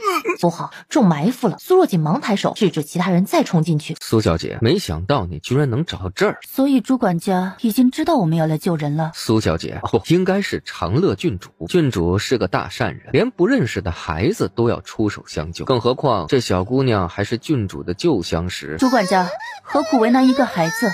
郡主，我师尊对你很感兴趣，不如你过来和这个孩子交换一下。小姐，不可过去啊！朱管家这是一直在引诱我过来，你就不怕我不来？我说过了，郡主是个大善。郡主，我数到3，你若是不过来，这孩子也别想活着回去了。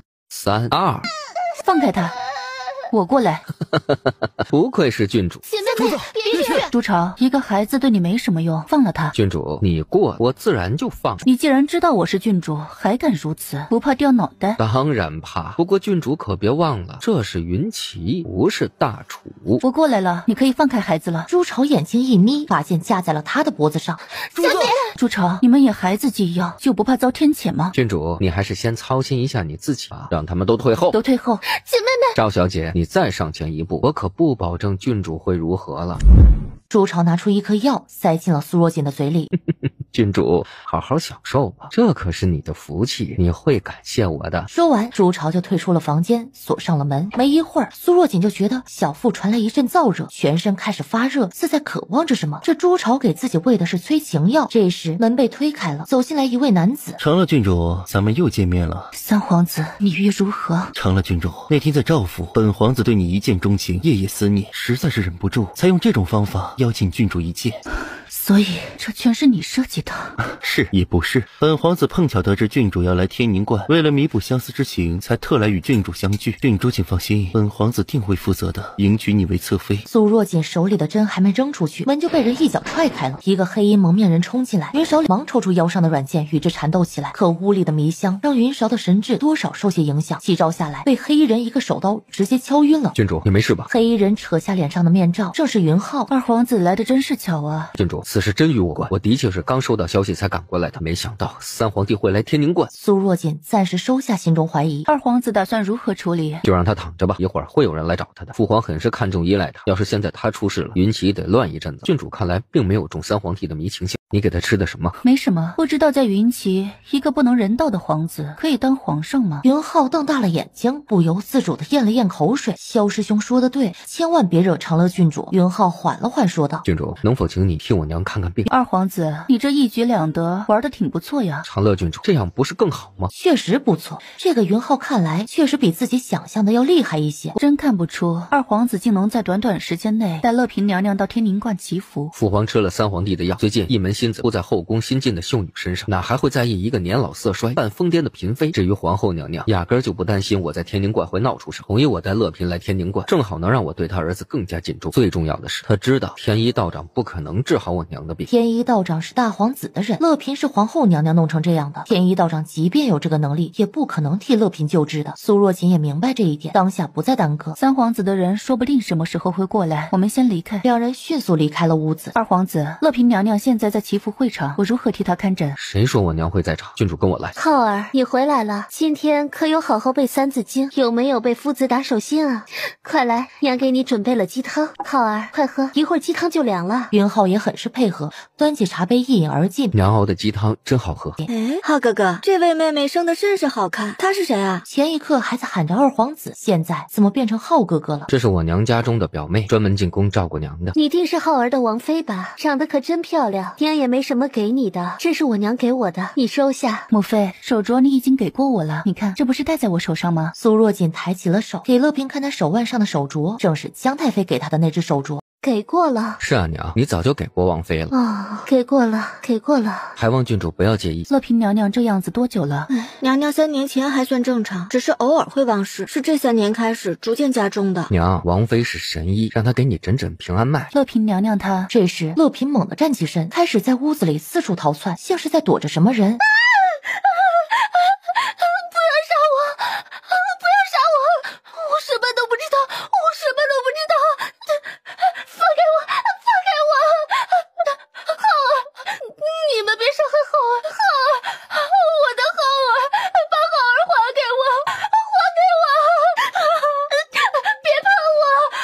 苏若锦见状，上前拿出一颗药，塞到了乐嫔嘴里，吃了药。乐嫔随后眼睛一闭，昏睡了过去。二皇子，赵小姐求见。让她进来。锦妹妹，你吓到我了。别哭了，我这不是好好的，没事吗？锦妹妹，刚才可吓死我了，你怎么来到二皇子这儿了？苏若锦简单把事情说了一下。所以你是故意让人抓到你的？不然我怎么知道这背后是三皇子搞的鬼呢？那你不是先和我们说一声？好啦，宁表姐，下次再遇到类似的事，我一定事先和你说，我保证。你还想有下次？没了。谢过二皇子。赵小姐不必多礼，我本也有事相求于郡主，算是互帮互利吧，谈不上谢。郡主，我娘的病……二皇子，恕我直言，乐嫔娘娘中毒时间太久，神智受损严重，想完全恢复的可能性并不大。我只能做到让她不会再突然发狂，至于神智能恢复多少，只能看娘娘的运气了。是我没有照顾好娘，辛苦郡主了。二皇子，你是怎么让乐嫔娘娘不在祈福现场的？我娘在大家眼中本就痴傻，不能让人离太近，找身材相似的人蒙上面纱，没人能看出来。这样吧，我回去做些药丸，二皇子让人来照服去，乐嫔娘娘服用也能有效果，只是药的时间稍长一些。多谢郡主。锦妹妹，三皇子明天醒来找我们麻烦可怎么办？哼，这死丫头到底给他喂了什么药？锦妹妹，三皇子明天醒来找我们麻烦可怎么办？他明天醒不过来。袁绍吃的那颗药，除了让他半年内无法人道，要想醒来，最快也是3天后了。另一边，朱朝跪在天一道长面前，启禀师尊，三皇子已经昏迷。何故？被一蒙面黑衣人打击的，应该是赵家的护卫。长乐郡主给其下了药，恕弟子医术浅薄，看不出郡主给三皇子服的是什么药。那个长乐郡主据说颇有些医术在身，她一个小姑娘，医术又能强到哪儿去？哼，这死丫头到底给她喂了什么药？我居然解不了。翌日，苏若锦才刚醒，就有丫鬟来报：表小姐，风影公子求见。好，我一会儿就来。当苏若锦出现在风影面前时，风影嘴角不自觉地噙上一抹笑，想念多时，终是见到了。苏若锦还是一如既往的大方，看向风影的眼神没有一丝男女之情。风影心里像是被什么东西扯了一下，隐隐生痛。见过小姐。风影，你我之间何须如此客气？一路辛苦了，快坐，喝口茶歇歇。打开风影带来的药材，很是高兴。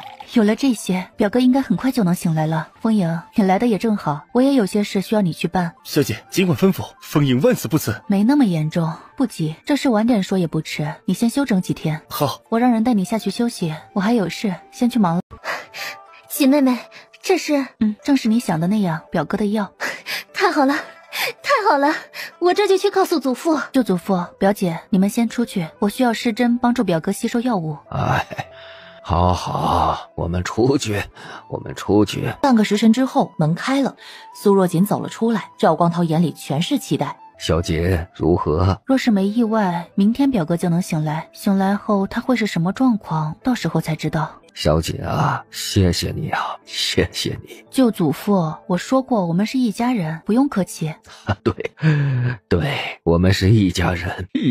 待一儿醒了，我一定让他好好的谢你。锦妹妹，我哥可收藏了好多宝贝，等他醒了，我让他都拿出来送给你。好，我等着。因为苏若锦3天都把自己关在药房里，又是赵静宁亲自送饭，卢管家根本没找到机会下手。赵静怡已经警告过他了，若还是不动手，那下次就会带他儿子的一只耳朵来见他了。卢管家急得不行，今天见苏若锦出了药房，终于找到机会了。表小姐，奴婢来给你送燕窝，进来吧。拿起勺子舀了一勺燕窝，刚想喝下，眼角微挑，放下了勺子。哟，这是哪个不怕死的送上门了？居然要对他用幽冥散。他久没回天一阁，怎不知现在有人敢用天一阁的毒药来害人了。毛毛，一直在他床上睡觉的毛毛醒了过来，飞到了苏若锦怀里。喏，这个给你吃，大补。燕窝配剧毒药，对毛毛来说确实是美味。毛毛叫了2声，就把头埋在碗里，滋溜几下，一碗燕窝就见了底。乖乖去睡觉，晚点再给你弄好吃的。苏若锦收拾了一下，走出了房门。风影，幽冥散，云奇有几个大夫生领过？我记得云奇仅有3名大夫领过幽冥散，但具体是哪3人，我有些记不清了。我这就写信回去问格里。小姐，你为何突然问起幽冥散？因为我刚在送来的燕窝里闻到幽冥散熟悉的味道了。风影急了，小姐，你没事吧？幽冥散是我研究出来的，怎么会有事？等你有了消息来告诉我一声，我要回去睡觉了。3天没好好睡一觉，累死了。走了。卢管家这边在屋里不停地走来走去，他让丫鬟给府里各位主子都送去了燕窝。对赵府来说，本也是常事，不会有人怀疑。他可是用了100两黄金换来的幽冥散，无色无味，加入苏若锦那碗燕窝里，绝不会被人发现。一旦苏若锦毒发，半夜他就会点燃火焰，做成苏若锦是意外走水而死。卢管家算算时间，也差不多了，趁着夜色来到了苏若锦的院子。他轻手轻脚来到苏若锦的房间，刚想推门进去，就被人打晕了。就这还想害主子？这么晚了，可别让他打扰了主子休息，先绑起来。第2天4时钟，赵静怡醒来第一句就问：丽丽人死了吗？侧妃，府里一切如常，没有什么动静。这个陆荣敢耍我！侧妃，赵大公子醒了。什么？小姐，怡儿这是怎么了？舅祖父，你别急，表哥只是睁眼，但人还没有完全醒，还得调整几天。啊，那就好。祖父，我听说大哥醒了。这醒了，眼珠怎么不会转呀？看着像个傻子，莫不是醒是醒了，却成了个傻子？赵静怡的心里乐开了花，她心里这样想，面上不敢表现出来。哎呀，祖父，大哥这是……都先出去，我要失针了。好，我们先出去。祖父啊，大哥这是啊？你大哥还不算完全醒来，只是会睁眼，但没有任何的意识。赵静怡心下长舒一口气，哎呀，祖父你别急，有锦表妹在，大哥不会有事的。半个时辰后，苏若锦出来了。舅祖父别急，表哥身体没有太多问题，只是昏睡太久，脑子需要一段时间适应，具体什么时候能真正醒来，只能看大哥的意志了。宁表姐，若你有时间，可以多和表哥说说话，有利于他清醒过来。好，我知道了。锦表妹啊，你的意思是大哥真的能醒来？赵侧妃，若我没记错，依云旗的规矩，你是不是应该向我行礼，并称一声郡主？赵静怡捏紧拳头，压下心头的怒火，勉强扯出一丝比哭还难看的笑容。大家都是一家人，祖父和姐姐也是如此称呼，叫表妹比较亲近一些。况且，赵侧妃，本郡主可不敢高攀你这样的亲人，以后你我之间还是按照品阶来论，该如何就请赵侧妃依规而行，否则传出去只会让人说赵侧妃不懂礼仪，有损三皇子府的脸面，到时候可别怪我没提醒你。赵静怡再也维持不住脸上的笑意，一甩袖直接离开了。她觉得自己再待下去，铁定得被苏若锦气死了。陆荣，你个废物！要是今天还不让苏若锦死，我就让人杀了你的儿子。按一，主子有何吩咐？昨晚抓的人是什么情况？回主子，那人是鲁荣，他已经招了，是赵侧妃绑了他的儿子，逼他这样做的。哦，这么说，鲁荣是三皇子的人了。谁给他的幽冥伞？他说不知道对方是谁，他不过是在云旗暗网上发布求购信息，就有人联系他，以100两黄金的价格卖给他的。鲁荣儿子呢？关在城中攸关巷一间废弃的屋子里，有专人看守，要把人救出来吗？想办法把人救出来，尽量别惊动人。是。安一走后，小姐，天一阁来信了。风影恭敬地递上一个小卷筒，名单上居然有2个是老熟人，3个人，一人为云旗太医院院使，一人是天一道长，还有一人正是周磊。这3人或多或少都与云旗的皇室有关联，谁都有可能是出售幽冥伞之人。风影，我要在云旗设立天一阁分部以及暗盟分舵，这事交给别人我不放心，只信得过你。你明日就回大楚，从天一阁调5位大夫，再让云娘挑几位得力的人前来云旗。谨遵阁主之令。这是天一阁和暗盟的大事，风影自也慎重对待。可他刚见到苏若锦没多久，又要离开了吗？风影的心里涌上一丝微苦。先去准备一下，有什么需要直接说，接下来你会很辛苦。能为小姐办事，我自当全力以赴。风影这一走，又要许久才能回到云旗了。下次见到苏若锦，也不知道是何时。有些话再不说，可能就没机会了。风影鼓足勇气，正准备开口。啊，对了，你顺便把这封信交给萧燕初。风影接过信，很厚，所以不方便以信鸽传递。小姐这是有很多话要和摄政王说吗？小姐，摄政王对你好吗？苏若锦微怔，不过她也没多想。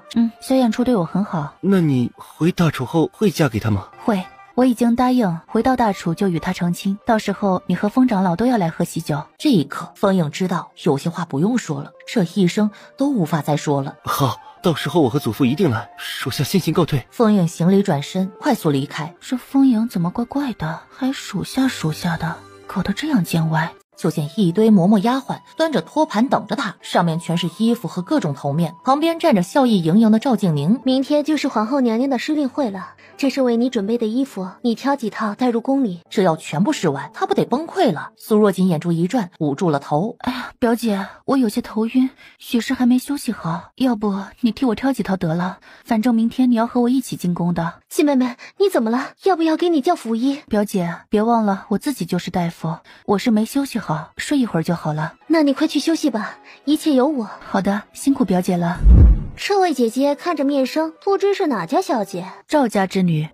原来是赵小姐，想必赵小姐是第一次参加诗令会吧？可有准备好什么好诗词了？哦，不好意思，我忘了，赵小姐出身商贾之家，平时只和铜臭之物打交道，哪有机会研究诗词歌赋呢？说到这儿，贾莹莹拿起帕子捂嘴轻笑一声，旁边围观的世家小姐也跟着笑了起来。不过赵小姐也别难过，大家都知道你是商贾之女，一会儿做不出什么好的诗词，也不会有人笑你的。若你实在做不出来，我可以指导你，以免待会儿丢人，如何？苏若锦淡淡扫了眼贾莹莹，你是谁？我家小姐乃户部尚书嫡女，她是贾尚书嫡女贾莹莹。哦，户部尚书之女是吧？既是户部尚书之女，应多少懂些朝廷税赋知识吧？那贾小姐可知云齐的税赋有多少来自你们这些勋贵世家，又有多少来自商贾之家？若没有商贾，贾小姐你如何能穿金戴银？你凭什么瞧不起商贾？我所穿所用，自有父亲为我操持。我父为朝廷出力，领有俸银，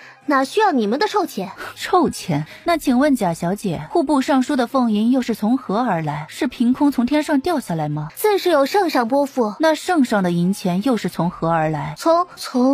圣上是天子，自有上天庇佑，有无数的金山银山，哪会缺银子？照贾小姐这样说，云齐国库定当充实无比。那是自然。既然如此，我回府定让父亲上奏皇上，让贾尚书快些把边境大需所需银两拨付下来。邢月，这和你有什么关系？让你多事。这是邢月，平东将军邢秦之女，从小喜欢舞枪弄棍，像个男孩子。邢家和户部尚书关系不太好，据说是因为有次邢将军带兵打仗，贾尚书一直拖延，没按时把粮草送至前线，饿死了不少将士。作为贾尚书的千金，自当是知道不少内幕。贾小姐都这样说了，我哪能不信？否则贾小姐不就成了胡说八道之人了？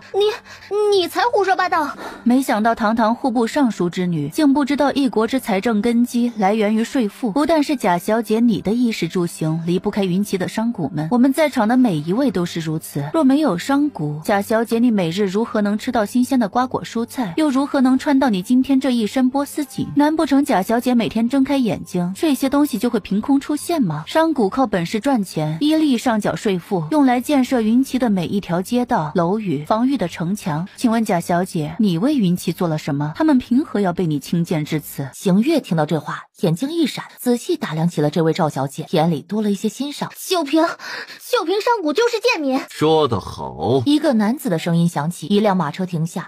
都起来吧。莹莹谢过大皇子夸奖。贾小姐，本皇子何时夸奖过贾尚书？真是教女无方啊！堂堂一品大名的嫡女，一股子小家子味儿。听到这话，贾莹莹的脸色瞬间变得惨白。大皇子当着这么多人说她一股小家子味儿，此话传出去，别说皇子了，哪怕一般的王爷世子，甚至是一品官员家的嫡子，谁还敢娶她呀？郡主何须在此排队？说完，云前怒骂周围维持秩序的工人：你们这些没长眼的，怎能让长乐郡主在此排队等候啊？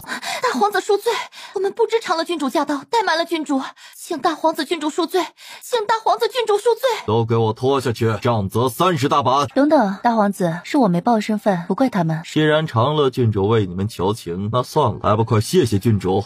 多谢郡主，多谢郡主。起来吧，别误了时令会的时辰。是，大皇子。贾莹莹这时只觉得头更晕了，自己挑衅之人居然是郡主。再想到之前自己对苏若锦说的话，一口气上不来，真的晕了过去。郡主与我一同进宫如何？如此有劳大皇子了。三星公主到。就见一位小腹隆起的女子在2名宫女的搀扶下缓缓走进殿里。这是安心公主，大皇子异母同胞的姐姐。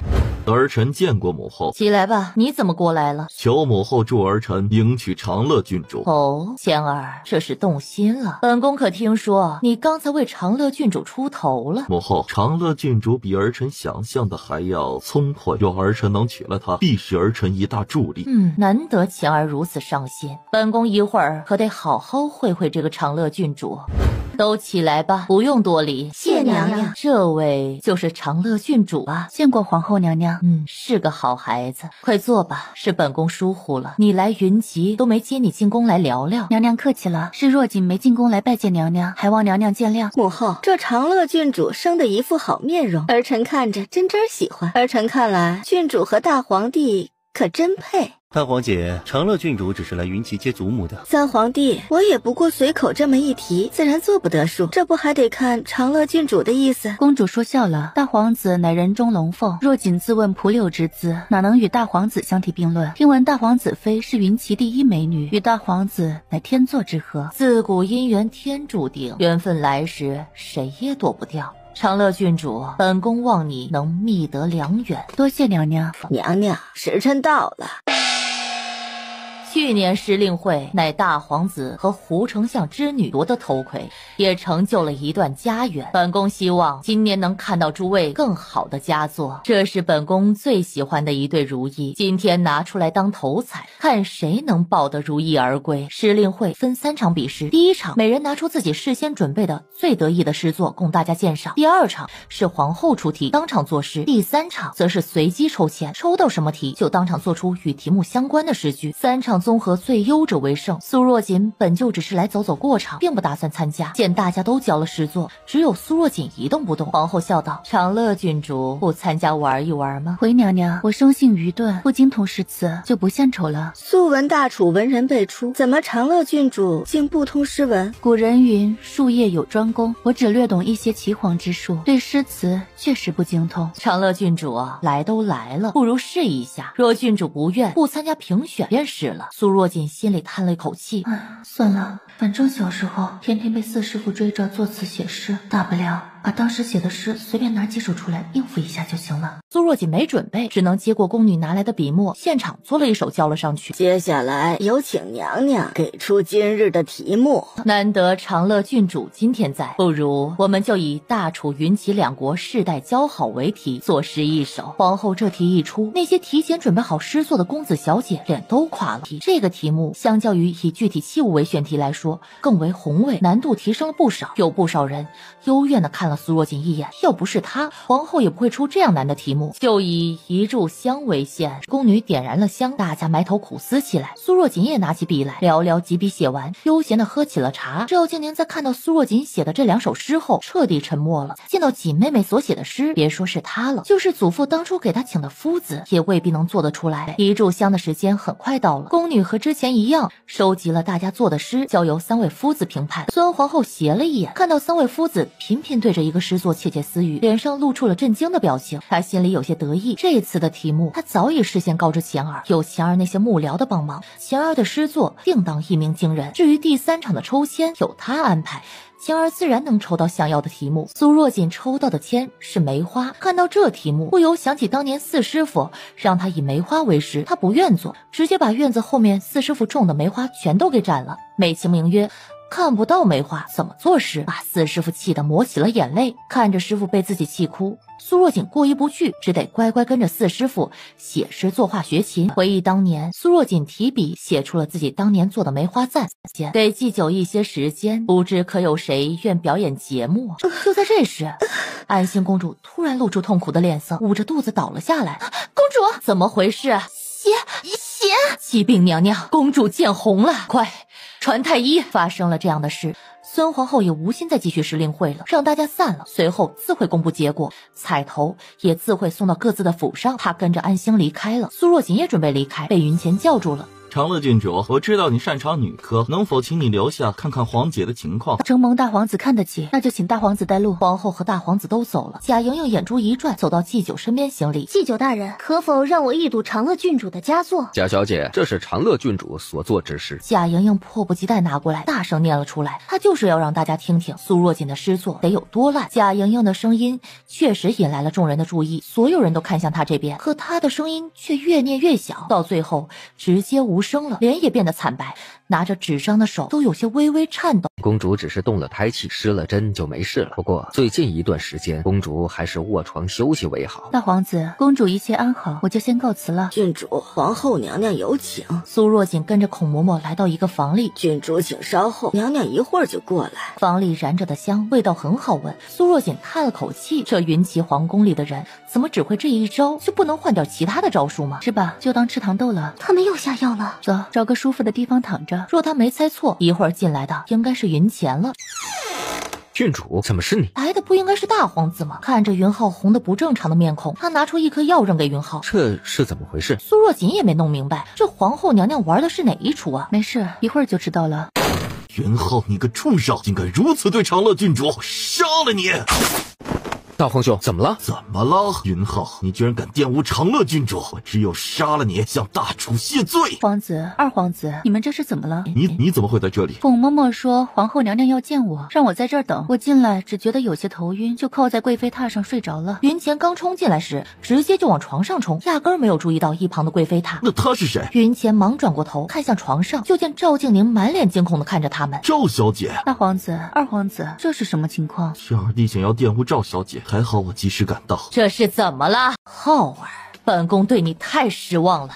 母后，刚有宫人带儿臣来这里等母后，儿臣进来只觉得头晕燥热，不知怎么就躺在了床上。娘娘，凤嬷嬷带我和宁表姐来这屋里等待娘娘召见，可不知为何进了屋就有些犯困，我和表姐都睡着了，醒来就看到了这一幕。郡主的意思是这房间有问题？并无此意，只是向娘娘说明情况。去，请王院士过来，本宫倒要看看，在本宫的宫里谁敢动手脚。是。娘娘，王院士仔仔细细的把屋里每个角落都检查了一遍，什么都没发现。郡主可满意了？娘娘乃明察秋毫之人，若仅敬佩，自当无异议。浩儿，此事你当如何呀？母后，此事与赵小姐无关，儿臣甘愿受罚。郡主，你看呢？娘娘，在我来看，此事不过是误会，人也没造成什么恶果，今天就当此事没发生吧。既然郡主这样说了，那此事就作罢。谁敢把今天之事传出去，别怪本宫无情。是娘娘，既然无事，我就先行告退了。贤儿，送郡主。长乐郡主来云骑，我未曾亲自去迎接，这是我的一点心意，还望郡主笑纳。多谢大皇子的好意，我心领了。俗话说无功不受禄，这样贵重的礼物我实在担不起，大皇子就送到这儿吧，告辞。有意思，长乐郡主，你真是与众不同。母后，这是怎么回事？怎么变成赵小姐和云浩躺床上了？这么点小事你就控制不住火气了？这个苏若锦比我们想的还难对付，得再想想办法了。娘娘，祭酒大人说诗令会的名次出来了。见过娘娘，这是此次诗令会前3名的诗作。哦，给本宫看看。孙玉莹，孙太傅的孙女，也是孙皇后堂侄女，今年刚及笄。玉莹这诗做得不错，父王祖父从小悉心教导。孙小姐诗作确实一枝独秀，此次诗令会乃大皇子与孙小姐获得第1名。不错。对了，那长乐郡主所作如何呀？有玉莹一半的水平吗？郡主所作放在左边，还请娘娘品鉴。孙皇后看到魏祭酒的反应，有些好奇，这苏若锦写的是有多差呀？让祭酒都不好意思开口说了。这一眼让孙皇后瞳孔微微放大，又忍不住仔细看了几遍。魏祭酒，这真是长乐郡主所作？回娘娘，均为郡主所作。当时微臣们也仔细观察郡主作诗，都是现场所写，无作弊可能。你自己看吧。云前狐疑的接过来看了一眼，整个人有些呆住。母后，这真是苏若锦写的？贤儿，等着吧，母后定会让你心愿得偿。老爷，老奴对不起你。老爷，赵侧妃用小儿的性命威胁老奴实在没办法呀。老奴只有这么一个儿子，老爷。求老爷看在老奴为赵家忠心耿耿的份上，求老爷饶了老奴这一次。卢管家，我自问待你不，你儿子的命是命，小锦的命就不是命了。卢管家，我念在你对赵府也算有苦功，从明天起，你举朔城庄子上吧。卢管家愣住了，朔城离云城有千里之远，是个偏远的苦寒之地，这一去，他此生就再也回不了云城了。老爷，老奴自知对不起你，对不起郡主，老奴有个不情之请，能否求老爷救出小儿？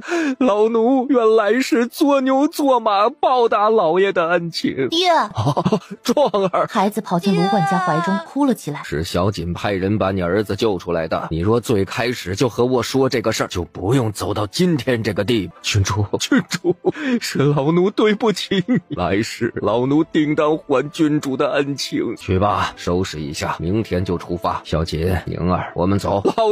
老爷，你要小心三皇子和赵侧妃。卢管家，孩子还小，离不开父亲。奴多谢郡主。第2日，赵家收到消息，卢管家自尽了。祖父已经饶他一命，这卢管家为何还要自尽？他这是在为家人争个好前程。若他不死，全家都得去速城，从此远离云城，在苦寒之地，或许经历几代人都无法再走出来。而他这一死，以舅祖父的为人，必不会再为难他的家人。你是谁？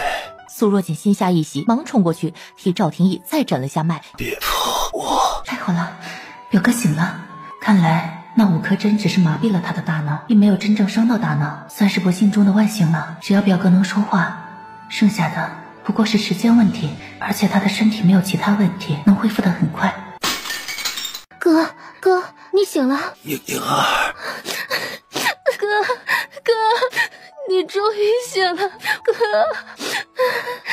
我不哭。好，不哭，我不哭。哥，我这就去告诉祖父，祖父一定会很高兴的。祖父，叶儿，醒了就好，醒了就好。小锦啊，你是我们赵家的恩人啊，舅祖父已不知该如何谢你了。要不把我赵家一半的家产转移到你的名下吧？舅祖父，我们是一家人，一家人何来两家话？再说了，我不懂经商，你真把赵家一半家产转给我，就不怕我给你都败光了？我还要回大楚的，可不想背这么大个负担，你还是别为难我了。哎，你呀，别人想要赵家的家产求而不得，你倒好，送上门的还往外推，还把它当成负担。舅祖父，你就别为难我了，我只想做个有钱花，什么事也不想操心的米虫。好，舅祖父让你表哥去赚钱，到时候咱们小锦想花多少就有多少。这就是我父皇一直在吃的药。你是怎么拿到的？父皇迷恋女色，既然如此，我就投其所好，找了个女子送入宫中。最近她成了父皇的心头宠，回去研究一下，到时候再给你消息。好，我听说三皇兄最近要带赵侧妃和赵廷松回赵家老宅，没想到二皇子也在三皇府安插了人。云浩笑而不答，算是默认了。不知为何，苏若锦觉得自己在云浩身上看到了萧燕初的影子，果然不愧是师兄弟啊。回到赵府，苏若锦来到了赵光涛房间，把云韶要去赵家老宅的事儿说了一下。他们终是要动手了，小锦就按计划来吧。好的，舅祖父你放心，我会留赵静怡和赵廷松一条命的。老爷，二公子回来了。苏若锦和赵光涛对视了一眼，赵廷松果然回来了。孙儿见过祖父，恭喜祖父恢复身体。孙儿忙着打理庆州的生意，未能及时回来祖父身边尽孝，还请祖父见谅。祖父，这是天一道长炼制的益寿丹，我好不容易托人买到的，特来孝敬祖父。宋儿有心了。赵廷松脸色一僵，他没想到整个云集千金都难买的益寿丹，祖父却没有一丝惊喜之意。祖父，我听闻大哥已经醒过来，身体转好，我现在就去看看大哥。恭喜大哥身体康复啊！二弟客气了。大哥，这是天一道长炼制的气血丹，能帮你快点恢复身体。有劳二弟了。赵廷松感觉一口气堵得慌，这一个两个的是怎么了？这可是天一道长炼制的益寿丹和气血丹呢，寻常人有钱也不一定买得到。祖父和大哥怎么就这反应？祖父、姑祖母、各位赵氏族老，我赵静怡曾因嫉妒锦妹长乐郡主的美貌，甚至怀疑三皇子对她有意，因此做下了错事。如今我已深知是自己错怪了郡主，若只是普通的赔礼道歉，无法代表我的歉意。今天我特意当着祖父、姑祖母以及赵家诸位族老长辈的面，诚恳地向郡主道歉，以示诚意，请大家见谅，还望郡主能原谅我曾经做的一切。苏若锦眉眼微挑，一言不发地看着赵静怡。郡主可是怀疑这茶里有毒？赵静怡把茶杯放到嘴边，一饮而尽，以示证明茶水无毒。这时绿柳端着托盘走上前，郡主啊，我之前出于嫉妒做下了错事，今天我当着全族的面特向你赔罪，我已经知道错了，还望郡主能不计前嫌，收下我的心意。看到苏若锦依然没有任何动作，郡主还是不肯原谅我吗？家主，你看这……赵光涛也看不懂赵静怡在玩什么。小锦，要不你就收下吧，这也是怡儿的一点心意，至于其他的我后再说。天罗立马明白他的意思，上来接过了绿柳手里的托盘。郡主，我知道你现在还不肯相信我愿真心改过，我会证明给你看的。天罗有些紧张地端着托盘，他打死都不相信赵静怡能真心悔过，总觉得有什么阴谋。一会儿都跟紧我，跟上我走的每一个脚步，万不可踏错一步。苏若锦已看出来，眼前这片树林根本就是一座机关阵法，不懂的人走错了就会触发机关，一不注意只有死路一条。赵家列祖列宗在上，今我以祖训开启宝库大门，以保赵家永世长存，请列祖列宗见证。赵光涛把5块玉佩依次放入凹槽中，却发现铜门没有任何动静，他脸色大变。赵家主，还是让我来放吧。赵光涛惊恐地回过头，就看到云韶带着50多名侍卫出现在了眼前。三皇子，你怎么会在这儿？见过三皇子。怡儿辛苦了。能为殿下效力，怡儿不苦。仆。好爷儿，你放心，今天之后赵家家主就是你哥哥了。谢过殿下。祖父，你是不是很奇怪，我们为何能毫发无伤地穿过你们赵家的机关阵法？这还得多亏爷儿啊！要不是他在暗中撒下米粒，我们要闯过这阵法，着实得费一些力气。爷儿、松儿，你们三皇子，你欲如何？赵家主，你知道这洞门为何打不开吗？因为你手里的玉佩是假的，真正的赵家玉佩在我手里，是让我来替你打开这赵家宝库吧。所有人只能眼睁睁看着云韶走向山洞，放入5块玉佩。可云韶脸上的笑容，在看到放入玉佩后，青铜门同样没有任何反应，就渐渐消失了。这是怎么回事？殿下，我确实把祖父的玉佩换出来了，不可能是假的。赵光涛，你把玉佩藏哪儿了？三皇子，此乃我赵家宝库，非赵家子孙不得入内，就不劳烦三皇子费心了。赵光涛，普天之下莫非王土，在云齐，你赵家宝库也是我云家的，我劝你还是乖乖的交出玉佩。看在你是爷儿祖父的份上，我会留你一个全尸，赵家祠堂也会有你的牌位，如何？三皇子，你别欺人太甚，这云齐难道就没王法了吗？赵小姐，当初若你识相答应嫁入我皇子府，又怎会落得今天这个下场？不过本皇子心善，愿意给赵小姐一个机会，若你真心归顺于我，做我三皇子府的侍妾，我考虑留你一命，如何？三皇子，你一个不举之人，怎么还一天惦记着娶妻纳妾呀？你说什么？是你，当初是你，是我又如何？长乐郡主啊，我承认你医术不错，可这世上并非只有你懂医。本皇子现在身体一切如常，是不是让你失望了？三皇子，你莫不是以为服用了虎狼之药，你的病就好了？别怪我没好心提醒你，这虎狼之药服下，你短期确实感觉自己行了，不出半月，你必将遭到反噬，终生不举。相信你父皇应该不会让一个不举之人坐上那个位置吧？你胡说！赵侧妃，我也好心提醒你一下，三皇子服用虎狼之药期间是无法让女子受孕的，你的希望恐是要破灭了。苏若锦，你少在这里给我装神弄鬼，你别以为用这样的话就能吓住我。苏若锦，你还是先想想你自己吧。是你，云韶，是你，当初是你把我打下悬崖的。哟，廷义，你醒了呀？哎呀，不得不说，你真是命大，从那么高的悬廷掉下去，居然还没有死。廷义，我可没想过让你死，这是不巧手重了，才让你掉下悬崖。你看，我不还是下去把你寻回来了吗？不对，你把我救回来后，让人对，是一个老道，是天一道长，是天一道长往我头上扎针。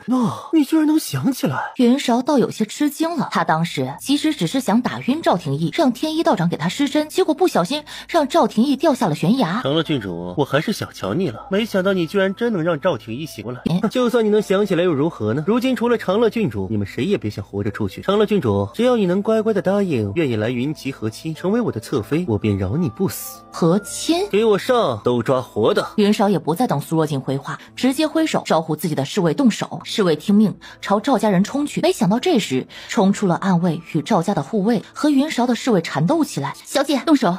苏若锦居然敢埋伏本皇子，既然你这样冥顽不灵，那就别怪我心狠。说完，云韶拿出一枚骨哨放入嘴里吹了起来。那是一群天林蝎。天罗拿出银针朝这些蝎子射了过去，暗一也抽出剑开始清扫爬过来的天林蝎。苏若锦发现了不对劲，他和舅祖父4人不管推到哪，这些蝎子就朝他们爬过来，根本不管其他人。按理说蝎子应该是无差别攻击的，可这些蝎子却不管不顾，只朝自己这边冲过来。舅祖父，你们在这儿待着别动，暗一保护好他们。是，主子。苏若锦则向远离几人的反方向跑去，跑出一小段距离后，他回头一看，果然如他所料，这些蝎子全都朝他这边冲过来。像这种有针对性的攻击自己，只会是一个原因，那就是自己身上有什么东西对他们有着致命的吸引力。首饰。苏若锦猛地抬头看向赵静怡。苏若锦，我看你这次怎么逃。他突然看到赵静怡腰间的香囊，在这一瞬间想通了，昨天赵静怡为什么又是敬茶又是下跪又是赔礼道歉的，这一切只有一个目的，让他收下那些首饰，而那些首饰上沾有天灵蝎最喜欢的味道。暗二，把赵静怡腰间的香囊抢过来。正与人缠斗的暗二立马朝赵静怡冲了过去，赵静怡瞬间吓得脸色苍白，殿下救我！云韶抽剑与暗二打了起来。苏若锦最后一支银针也用完了，10多只蝎子爬到了他的脚面前。小姐，主子。和烟罗与暗一的紧张不同，苏若锦拿出一个小瓶子，对着蝎子撒出了一些液体，蝎子瞬间融化了。赵静怡看到这一幕，笑容僵在了脸上。蝎子是怎么没了的？这苏若锦还是人吗？都给我住手，否则我杀了他！殿下，闭嘴！再多说一个字，我先杀了你！怡儿，祖父，救我！三皇子，赵侧妃可是你的人，你用他来威胁我们，你觉得有用吗？可他也是你们赵家人，若是没了他，你们要怎么打开这赵家宝库？三皇子，你留了我祖母一命，不就是为了开宝库吗？没了赵侧妃，这宝库一样能开。苏若锦，你以为赵廷松会站在你们那边？廷松过来！殿下，我在这儿就好。赵廷松，你不过来，我现在就杀了你妹妹！三皇子，我站在这儿就好。一直护在云韶身边的2名侍卫一把抓住他带了过来，剑也架在了赵廷松的脖子上。赵光涛，现在我手里有你孙子孙女，若想他们活命，就给我交出真正的玉佩，把宝库打开。祖父，救我！我可是你孙子呀，祖父！三皇子，你凭什么觉得我们会听你的？你们现在就3个人，你觉得杀了他们2个，你们能跑得掉吗？苏若锦啊，我可是三皇子，你们若是杀了我，你说你还回得了大楚吗？赵家满门必为我陪葬。三皇子，若是在别的地方你说这话，我确实会为了赵家忌惮几分。可惜你来的是赵家禁地，你死在这儿，谁又会知道？三皇子，你看到那几只天灵蝎是怎么画的了吧？你说，若我把这个撒在你身上，等你化成一滩水，谁又能认出这是云奇的三皇子呢？你敢？三皇子，试试看，你不就知道我敢不敢了？你别过来！云韶吓得忙闪身躲避，他哪能想到苏若锦扔的不过是一个空瓶子罢了。就现在，安一3人看准时机，立马动手。赵静怡趁这一刻挣脱云韶的钳制，向外跑去。想跑？云韶已经急红了眼，把手里的剑朝赵静怡狠狠掷了过去。怡儿，云韶这边没有剑，被安一一剑刺中大腿，跌倒在地。安一，别杀他，找下玉佩。安一收了剑，摸了摸云韶身上，找出了玉佩。你杀不了我。待挥开浓烟，早已不见了云韶的身影。怡儿，你醒醒啊，怡儿，我是祖父。祖父，救我还不想死，祖父。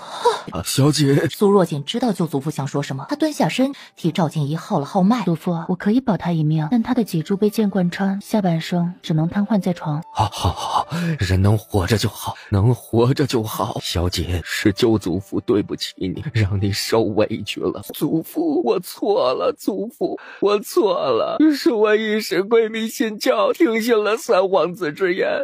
祖父，你原谅我这次，我以后再也不敢了，再也不敢了，祖父。松儿，不怪你，怪我，是我对不起列祖列宗，把你和你妹妹教育成了这样罢了。既然这样，松儿，你离开赵家吧。我回去自会把你从赵家族谱除名，从此以后你和我们赵家再无任何关系。我祖父，不要把我从赵家除名，不要啊！祖父，我知道错了，祖父，我一定改，祖父，求求你了，不要让我离开赵家，我会死的，祖父。祖父，这些应该就是赵家的玉佩了。怡儿，祖父老了，也累了。今天祖父把赵家正式交到你的手里，希望你不要犯祖父的错，把赵家发扬光大。不，祖父，我不能收，赵家还需要你，给我去死！祖父，反正老子也活不了，拉个人垫背也不亏。这个老不死的，非要上来替人挡刀，死了活该。下一秒，赵廷松把剑往自己脖子上一按一拉，鲜血喷出，身子缓缓倒下。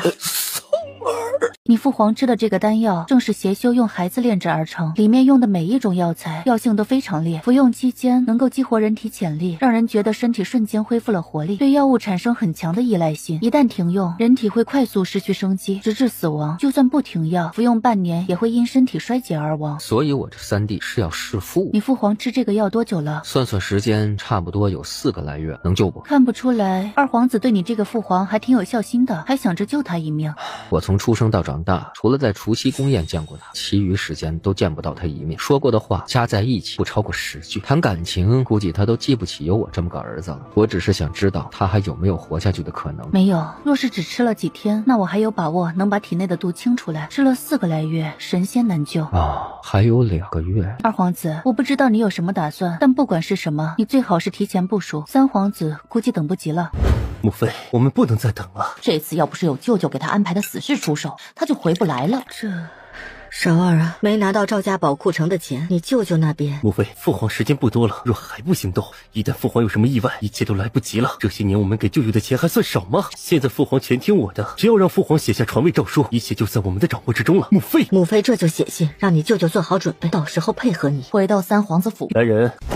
殿下，去天宁观取药，然后把天一给我杀了。是。敢用虎狼之药让他不举，就得付出代价。至于苏若锦，只要苏若锦不离开云齐，就先让他活2天。给我盯着苏若锦，别让他离开云城。是。沁娘和英子不见了，怎么回事？爹娘今天带英子外出，说是去买点糕点，可直到吃晚饭，2人都还没回来。小姐怎么办？我这就去找赵小姐，让赵家的人帮忙找。等等，小蝶，这几天沁娘有没有什么异常，或者说有没有见过什么奇怪的人？没有啊，就和平常一样啊。哦，我想起来了，前天英子回来眼睛红红的，我问她怎么了，她说她看到爹爹了。沁娘当时很紧张，一把拉过英子和我说是英子认错人了，就把英子带走了。小蝶，你下去吧，记得不准和任何人提起此事。是，表小姐。小蝶离开后，苏若锦带着燕罗出了门，可这次苏若锦没有见到云浩，金娘子也联系不上云浩。苏若锦心中隐隐觉得有什么事要发生，现在当务之急要找到沁娘母女。若如自己所料，他们是被安心公主的人抓走，时间拖得越长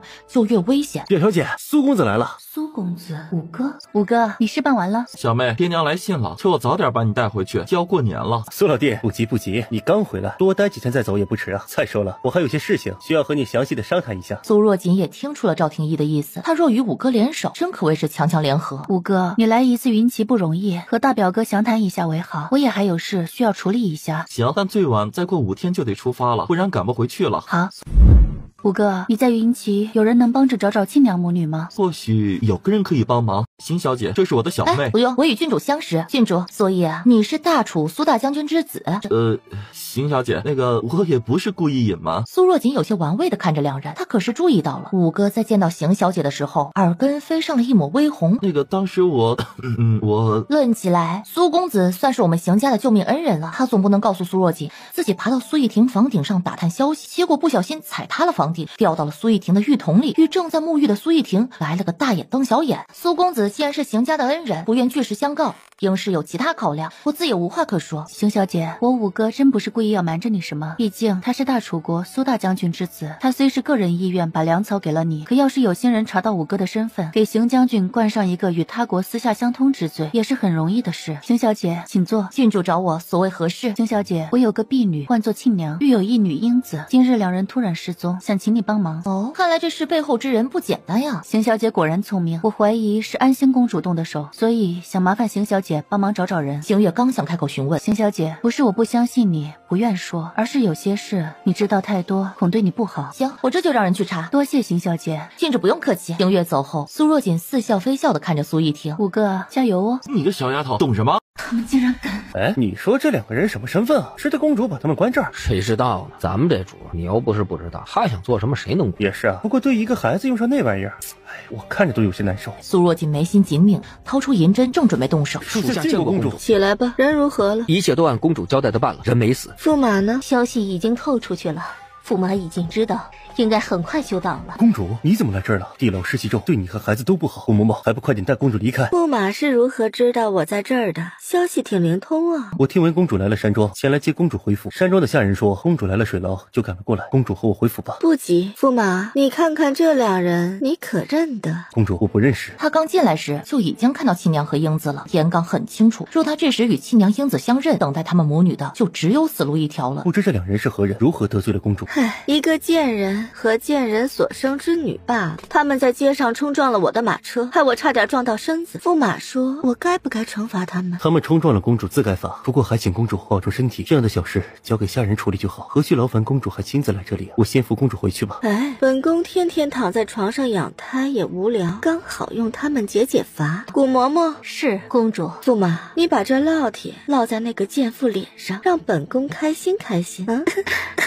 严刚顿住了，迟迟是不解古嬷嬷手里的烙铁。怎么，驸马这是怜香惜玉了？公主，你知道我心中只有你一个人，哪会对其他女子上心啊？只是你怀有身孕，见这些血污之事对孩子不好。无妨，本宫就爱看这些。既然驸马舍不得动手，古嬷嬷也别折腾了，直接杀了吧。是公主。等等，既然公主喜欢看，我定不会让公主失望的。还是驸马疼我。醒来就看到自己的相公拿着烙铁朝自己走来，严刚每走一步，心里就像被手里的烙铁烫了一下，眼睛渐渐变得通红。亲娘就这样看着严刚，眼里没有一丝恐惧，微微摇了摇头。多年的夫妻，严刚哪会不懂自己娘子的意思？这是在告诉他自己不害怕。驸马怎么还不动手？古嬷嬷去帮帮驸马。是公主。不用，亲娘，我一定会替你报仇。亲娘疼得死死咬住了嘴唇，再次疼晕了过去。严刚把烙铁扔在地上。公主可满意了？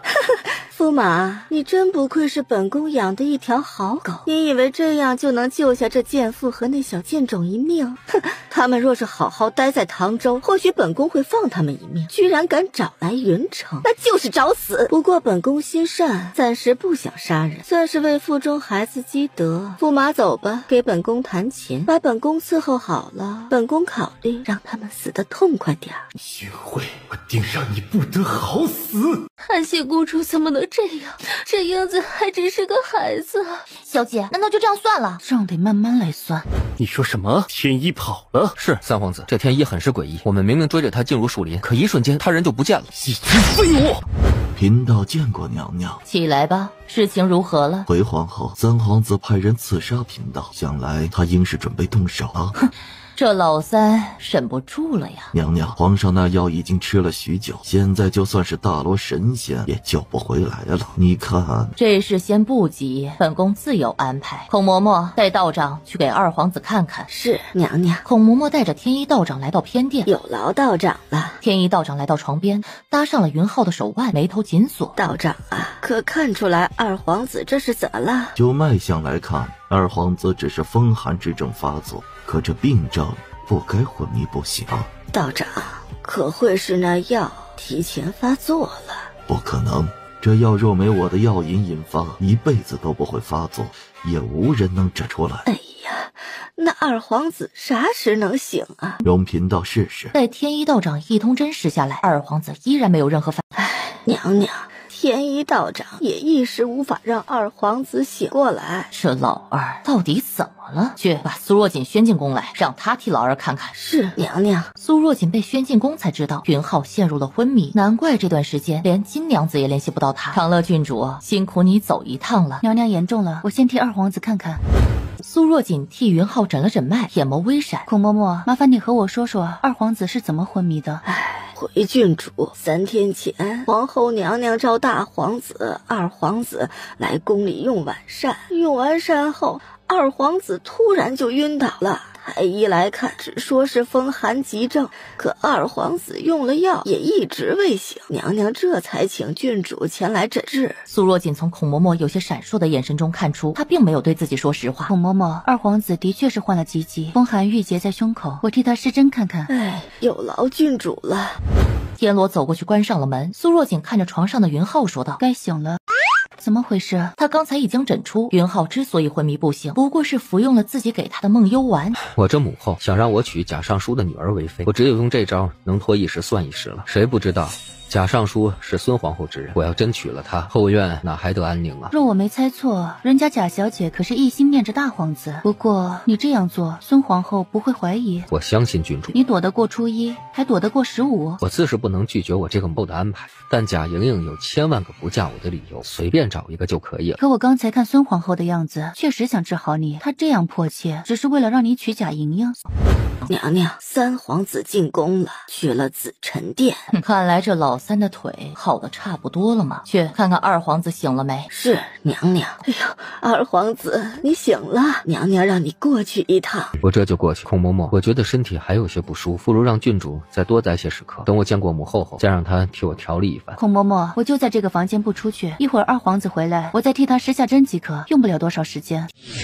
小姐，这二皇子都好了，你为什么还不离开啊？二皇子既然想让我留下，自然有他的原因，我等着就是了。我这个母后给我安排了件大好事。哦，不是让你娶贾莹莹？比让我娶贾莹莹还好，她给了我个立功的机会，一个大功。随后云浩把孙皇后说的话给苏若锦简单讲了一遍。你答应了？我的好母后把这个大好机会送了来，哪有不接之理？三皇兄的账该算算。这事没有表面那样简单，既然三皇子敢做，就不可能没有防备。你直接这样捅破，三皇子难道就会坐以待毙？苏若锦最后一针下到百会穴时，云浩脸色突然巨变，一口鲜血吐了出来。苏若锦被吓了一跳，迅速抬起云浩的手腕薅起脉来。苏若锦直接被气笑了，好，很好，居然连他也瞒过了。这次要不是云浩刚好吃了梦幽丸，再配上自己的失针，阴差阳错逼出了毒素，他竟没发现云浩体内还藏着一种毒。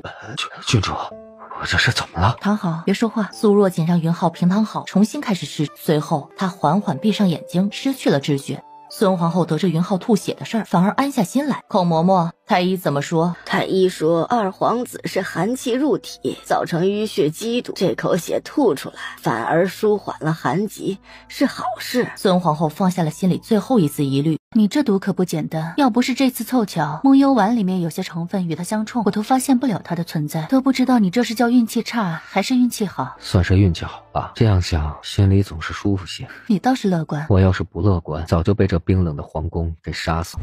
主子，收到密报，青州刺史王进已暗中带兵进京。哦，原来在这儿等着。青州刺史王进正是贤贵妃的弟弟，也是云韶的舅舅。他要逼宫。从三弟角度来看，他也许用药控制住了父皇，再以青州刺史手里的兵力，一招出其不意，逼宫也有可能成功。所以你一早就让人盯着青州那边了？这还是萧师兄当初告诉我的，防患于未然。我这母后这是要以我为饵，诱云韶出手。你要如何做？阿丽把消息透给孙皇后。是，二皇子。我至今还没查到大皇兄背后的底牌。二皇子，我觉得皇后总有一天会后悔把你送到清月山。一切该结束。公主府，安兴得知亲娘被人救走，直接让人把水牢里的侍卫全杀了。居然敢把人救了！严刚，你可别忘了，若没有本宫，你不过是唐州来的一个废物，竟敢背叛我！严刚先是一愣，随后内心狂喜。表面上，严刚一脸迷茫。公主，我不知道你在说什么。不知道？你不知道？严刚，你少给本宫装蒜。本宫想着为腹中孩子积点德，所以才暂时放过他们母女性命。你居然敢忤逆本宫！你给本宫等着，本宫定会让你看到他们的尸首！严刚刚想解释什么，就见安心捂着肚子，裙下涌出了大量的鲜血。顾嬷嬷，肚子疼！快，扶公主回房。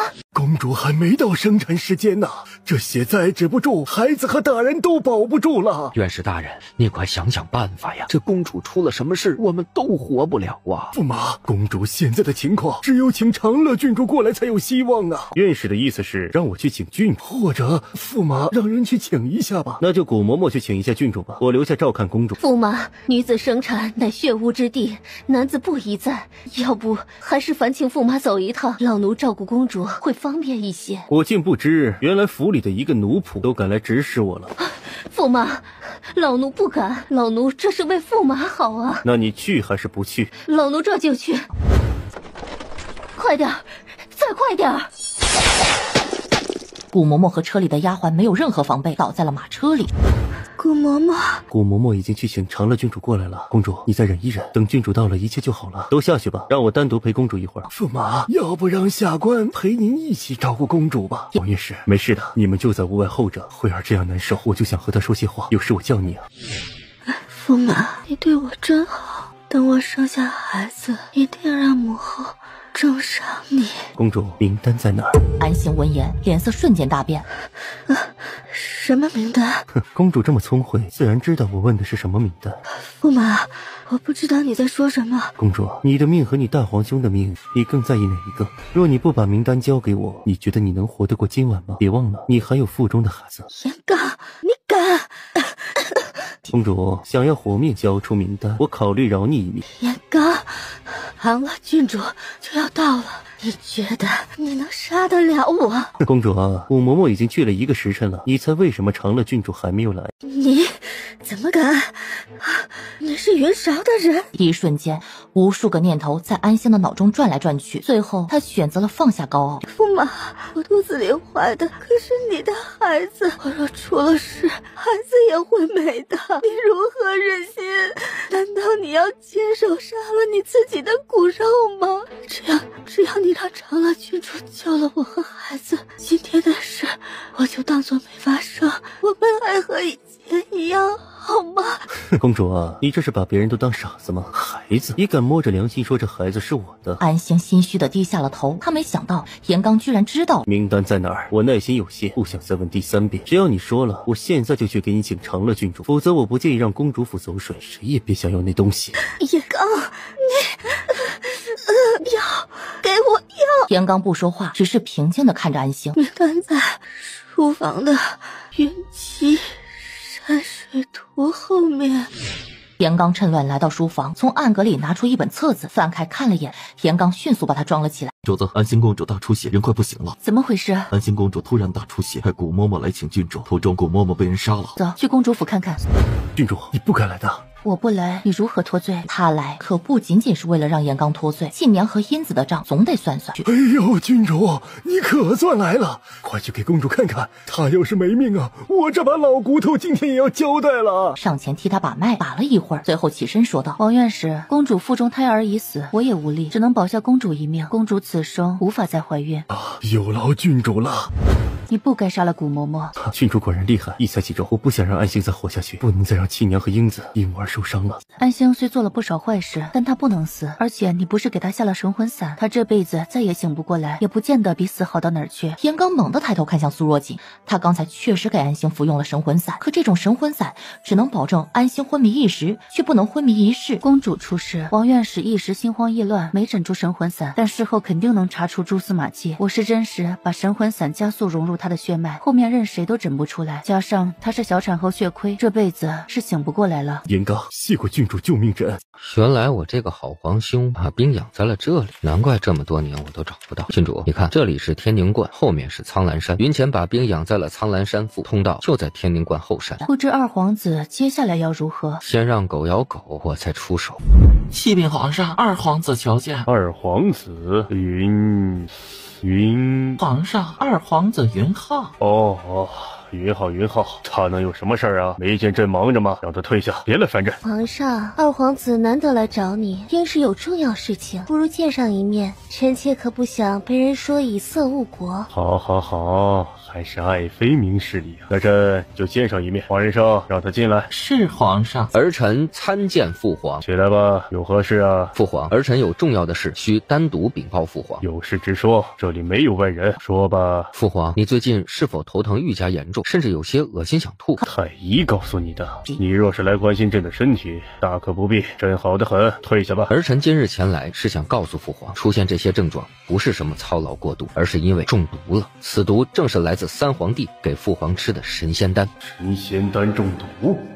云浩是第二个敢在面前说神仙丹有毒的人，第一个是前任院士，估计现在的坟头草都快有人高了。云浩，你现在退下还来得及，朕就当你今天没来过。若你还坚持，那就是欺君之罪。父皇的安危深系全云旗百姓的安康，哪怕今天父皇要儿臣的性命，儿臣也绝不退缩。父皇，神仙丹有毒，简直一派胡言！父皇，神仙丹有毒，请不要再服用了。给朕拿进来，朕要杀了这个胡说八道的东西。皇上，太医说你不易动怒，消消气。二皇子这样说，想必有他的理由，不如先听他怎么说。好，朕今日就给你个机会，若是没有证据，休怪朕不念父子之情。父皇，您所服用的神仙丹乃天宁观天一道长所制，是以烈性之药，配以孩童之血炼制而成。此药服用可让人瞬间焕发精气神，可一旦停服，整个人的脏器会瞬间衰竭，直至死亡。所以儿臣斗胆，请父皇停用此丹药。这都是你的一面之词，朕如何能信你？儿臣已把天一道长带来，父皇可当面对质。父皇还可宣京兆尹张大人前来询询问，这段时间云城是否有许多孩子失踪，生不见人，死不见尸，他们就是被天一道长抓至天宁观炼药。此外，天宁观中还有炼制丹药的药炉，里面定有药物残留。父皇派人一查便知。来人，把人带进来。贫道见过皇上。大胆，见皇上还不下跪！贫道早已跳出红尘，只拜三清祖师。你混账！来人！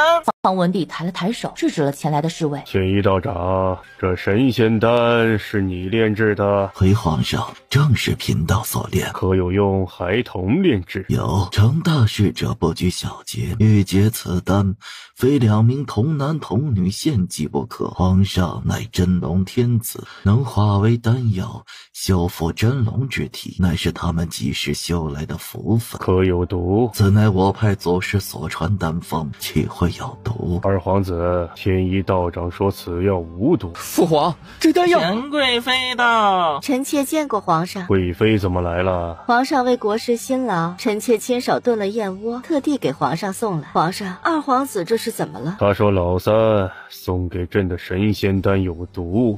皇上，这是污蔑！当初皇上身体有恙，少儿吃不好睡不着，害人寻遍云齐，只想为皇上寻来名医。后来听闻天宁观的天一道长手里有秘方，他专门到天宁观苦求天一道长，用自己手里仅有的银钱凑足的药材，才炼制出了神仙丹。为了安全，少儿先以身试药，确保有效，才进献给皇上的，请皇上明鉴啊！贵妃娘娘所说没错。父皇，儿臣有办法证明这神仙丹有毒，若儿臣证明失败，愿意以死谢罪。哦，你要如何做？请父皇给儿臣一条小狗。黄仁胜马上去办。黄公公，请把丹药喂给这只小狗。黄公公把药喂给了小狗，小狗在吃下药后突然开始狂吠，在御书房里到处乱跑。二皇子，你莫不是以为这狗吃了丹药就会死吧？本宫看这狗反而精神了不少啊！请父皇将儿臣打入天牢。这是何意啊？父皇，这神仙丹之毒用在小狗身上，需要3天后毒性才会发作，请父皇让人看管好这只狗。儿臣愿这3天待在天牢里，若3天后小狗中毒而亡，自可证明神仙丹有毒；若3天后小狗还活着，儿臣请父皇判处儿臣腰斩之刑。二皇子云浩禁足皇子府3天，不得出府半步。天一道长押入大牢，待3天后再行决断。朕累了，都退下吧。母妃，事情如何了？云浩把药喂给了一只狗，说3天后有结果。现在他被禁足，天一也被关入了大牢。母妃，天一会不会把我们给供出来啊？不会，他要说出真相，他也别想活着。不过倒是本宫小瞧了这二皇子，他居然能把天一找出来。要不要把天一给？不可，现在天一真要出事，反而会引起你父皇的怀疑。你舅舅的人已经在分批潜入云城，只等我们发出信号即可杀入皇宫。别急，我们再等3天。天一见过娘娘。道长，这狗服用神仙丹3天后真会死。娘娘，贫道不知。这药是你炼的，你居然不知？娘娘，贫道的药是给人吃的，何须浪费在动物身上？那以你的推测，狗会死吗？应该不会。这药的毒不累积到一定程度是不致死的，最多兴奋过后萎靡不振。天一，3天后那狗不死也得死，你做好你要做的事。娘娘请放心，天一答应你的自会做到，也请娘娘记住答应天一的。到时候本宫自有办法把你从牢中救出来，10万两黄金会随你一起送出城。天一先谢过娘娘了。我已经按你的交代，让小狗服用了神仙丹，3天后狗真的会死。不，狗不会死，不但不会死，我还能让它活蹦乱跳的活过来。云浩一怔，这狗不死，那不就证明天一道长的神仙丹没毒了吗？到时候你想办法带我入宫。大楚苏若锦见过皇上、皇后娘娘，皇上万福，皇后娘娘金安。长乐郡主啊，朕听闻你擅长医术，可有此事？臣女略懂1、2。既然如此，有劳郡主看看这小狗可还有救啊？苏若锦看向躺在地上一动不动的小狗，看上去像是已经死了。皇上，论医术，相信宫中太医定比臣女高超，臣女不敢班门弄斧。他堂堂大楚郡主，康文帝没有任何缘由就让他给一只小狗看诊，不给出充足的理由，苏若锦即便知道内情也不会动。长乐郡主啊，这小狗呢是本宫心爱的宠物，不知怎么么就成这个样子了？本宫请了太医院的太医们过来诊治，都说治不好，这才请郡主出手相助的。长乐郡主，这是皇后心爱的宠物，你可得尽心救治就好了，本宫重重有赏。苏若锦没理会，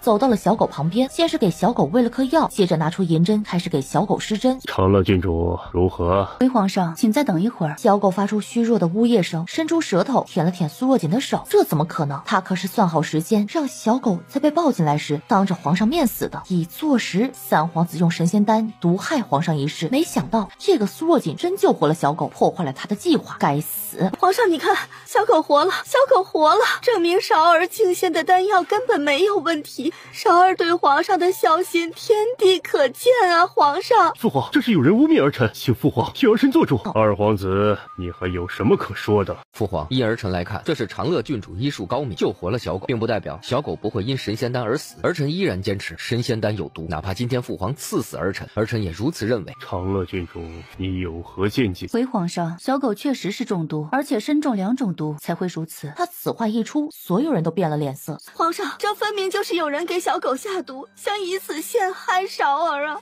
请皇上明察。有人想陷害儿臣，请父皇派人彻查，替儿臣洗刷冤屈。何毒？一种是数百年前一位道教邪修所研制，以童男童女献祭炼制而成。此药服下有返老还童之功效，但也会加速寿命燃烧。皇上可以理解为，服用此药是借未来的寿命达到强身健身之功效。服用之人对此药物有依赖性，一旦停用会迅速衰老，直至死亡。另一种则是断魂散，本来也不是什么稀奇的毒药，但和之前所说的邪药配在一起，会加速服用者体内脏器衰竭。这只小狗脏器已经损坏，就算现在我已把毒逼出来，它也最多只能活1年。服用邪修所制之药能活多久？皇上，你给朕闭嘴！再多说一个字，你这贵妃之位也别做了。短则3个月，快则半年。要依服用人的身体情况而定，可有解救之法？若仅服用半月，可完全治愈；服用月余，毒虽不能完全清除，但有药物将养下，可保性命无忧。只是身体会有些虚弱，但若服用超过2月，神仙来了也救不了，时间一到，必死无疑。除了长乐郡主，其他人都给朕退下。长乐郡主，替朕把把脉，说吧，朕还有多长时间？最多2月。如何证明？皇上可否让臣女在你手上施上一针？康文帝犹豫了一会儿，最终还是点了点头。苏若锦在康文帝手上穴位一扎，康文帝只觉得胸口传来剧痛，忍不住一口血喷了出来。与正常的鲜血不同，康文帝喷出的血居然带着一丝蓝色。这是丹药之毒，在皇上体内积累多日而成，皇上的血都带上了此毒。皇上若是不信，可以让王院士前来验证。为何之前太医查不出来？你能解吗？若能解，有什么需要尽管提出。无人可解，我只能让皇上最后这2月不那么痛苦。康文帝随后突然哈哈大笑起来，笑声传出御书房，房外等候的众人面面相觑，也不知皇上是遇到什么高兴的事了。很好，很好，不愧是朕的好儿子，就这样急不可耐了。来人！皇公公快步走了进来，传朕旨意，贤贵妃削去一切封号，打入冷宫，终生不得出冷宫半步。三皇子云韶悖逆纲常，不遵礼法之举，关入宗人府。皇上，父皇，臣妾冤枉啊！晋国公道。晋国公，贤贵妃之父。皇上，我们晋国公府世代忠良，一心效忠皇上，不知小女犯了何错，要将她打入冷宫。韶儿一心为父寻养，孝子之心天地可见，因何要关入宗人府？何罪？以仙药之名加害于朕，晋国公，你觉得朕判重了？皇上，就算神仙丹真有毒，那韶儿也是被人骗了。韶儿不通医术，她如何能分辨出神仙丹是否有毒？她不过听人说天一道长能炼神药，替父求药，且以身试药，才敢进献给皇上。此丹药若真有害龙体，那韶儿也是完全不知，不知者无罪啊！皇上，父皇，儿臣冤枉啊！儿臣确实不知道这神仙丹有毒啊，当初儿臣也吃过，可儿臣并没有事啊！父皇，来人，把天一带下去审问。孙皇后嘴角轻扬，事情虽有偏差，但总归走回他计划的路子上了。果不其然，没一会儿，侍卫回来禀报，天一招了，说是三皇子以性命要挟他，让他炼制神仙丹，包括炼丹的童男童女，都是三皇子派人抓来的。三皇子从一开始就知道神仙丹有毒。好一个有效性！晋国公，这就是你说的有效性！这显然是天一故意陷害三皇子，若这事真是三皇子所为，他岂会傻到轻易让人查到？敢问二皇子是如何得知神仙丹有毒的？请父皇治儿臣欺瞒之罪。不日前，儿臣曾在欢悦楼偶遇太医院前任刘院士之女刘宇，是他告诉儿臣，谢院士临死前一直都在说神仙丹有毒。儿臣本也不信，刘宇以死相见，说他父亲绝不会欺君，死前托付儿臣还他父亲和刘家的清白。儿臣不忍辜负刘家女之托，特向父皇进言。想不到二皇子还是个痴情的种，青楼女子之话也可信。够了！贤贵妃暂时禁足紫宸殿，三皇子禁足三皇子府，无诏不得出来。天一妖刀打入天牢，待事情查明后再行定夺。都退下吧，长乐郡主留下。所有人都退下后，郡主可否替朕缓解头疼之症？几针下去，康文帝的头痛明显缓解了。郡主，这事你怎么看？皇上，臣女相信皇上自有定夺。不日，臣女将回大楚。今日出了御书房的门，臣女自不会记得此事。郡主小小年纪就习得一身好医术，朕深感佩服。听闻郡主尚未许配人家，朕的儿子也有几个在适婚的年龄，不知郡主可有中意之人？不管是看中哪个皇子，朕定不会委屈了郡主。多谢皇上垂爱。不过臣女在大楚已有意中人，此番回大楚即会完婚，只能辜负皇上的厚爱了。郡主这是瞧不上朕的儿子了，那也无事。云集的好男儿众多，郡主可随意挑选，无论挑中谁，朕都封他为驸马，如何？臣女离家15载，今父母刚寻回臣女，自不愿臣女远嫁。臣女也不能为了自己的荣华做个不孝之女。皇上如今投机已缓，需静养，臣女先行告退，这就去把针法传授于王院士。今后皇上也时时能有人照看，无需再忍耐投机之苦。亲妹妹，这大皇子身怀6甲，不好好养胎，怎么还有闲心办什么赏梅宴啊？血！大皇子妃，血！快回房里，快把他扶到我背上。到了房间里，苏若锦迅速施针，一番折腾下来，大皇子妃的血止住了，孩子也保住了。郡主，谢谢你。郡主，今天真的多亏了你，奴婢这就让人带你去客房休息一下，顺便换下衣服。正准备起身，就见大皇子妃红着眼睛，眼里有些不舍，微微冲自己摇了摇头。苏若锦轻轻一笑：“大皇子妃，没事的，你安心休养，我一会儿再来看你。”郡主，新的衣裙已经在里面了，请郡主更衣休息一会儿，晚点奴婢来叫郡主。苏若锦点点头。就在小丫鬟转身的一瞬间，邢月和她带来的丫鬟不知从哪儿冒了出来，丫鬟快速脱下了小丫鬟的衣服，换在了自己身上，朝关梅亭走去。走，人应该快来了。昨天晚上，贾莹莹收到了一张纸条，约她1日到府中相聚，落款正是大皇子的印章。贾莹莹收到纸条后，激动的一晚都没睡着。贾小姐，请跟奴婢来。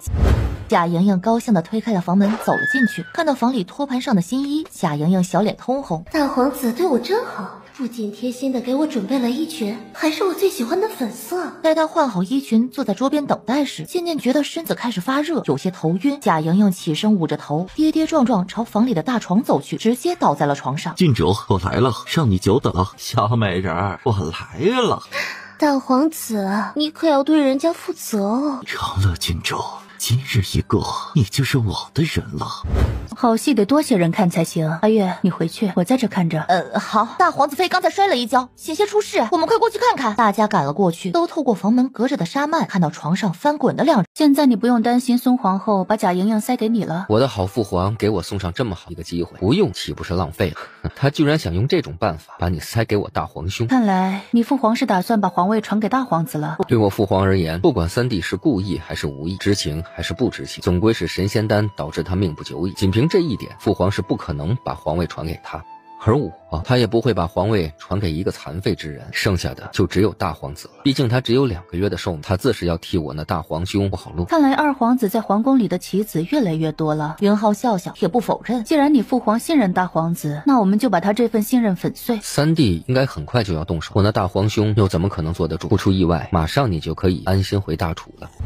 拜祖父，我们不能再等了。父皇现在已经不相信我和母妃了。晋国公沉默不语。外祖父，救主的人已经全都进入云城了，只等我们发信号了。只要我们杀他个猝不及防，父皇只有乖乖的让出皇位，再拖下去，我和母妃都会死的。晋国公府也完了。明天动手。本宫真是养了个好儿子。母后，不能怪孩儿子以为是苏若锦，谁料变成了贾莹莹。罢了，先让贾莹莹入府为侧妃吧。母后，儿臣只能再娶一位侧妃了。若贾莹莹入府为侧妃，苏若锦怎么办？你个蠢货，还想着苏若锦？娘娘，这是暗卫刚传回来的消息。孙皇后打开纸条一看，哈哈哈，好啊。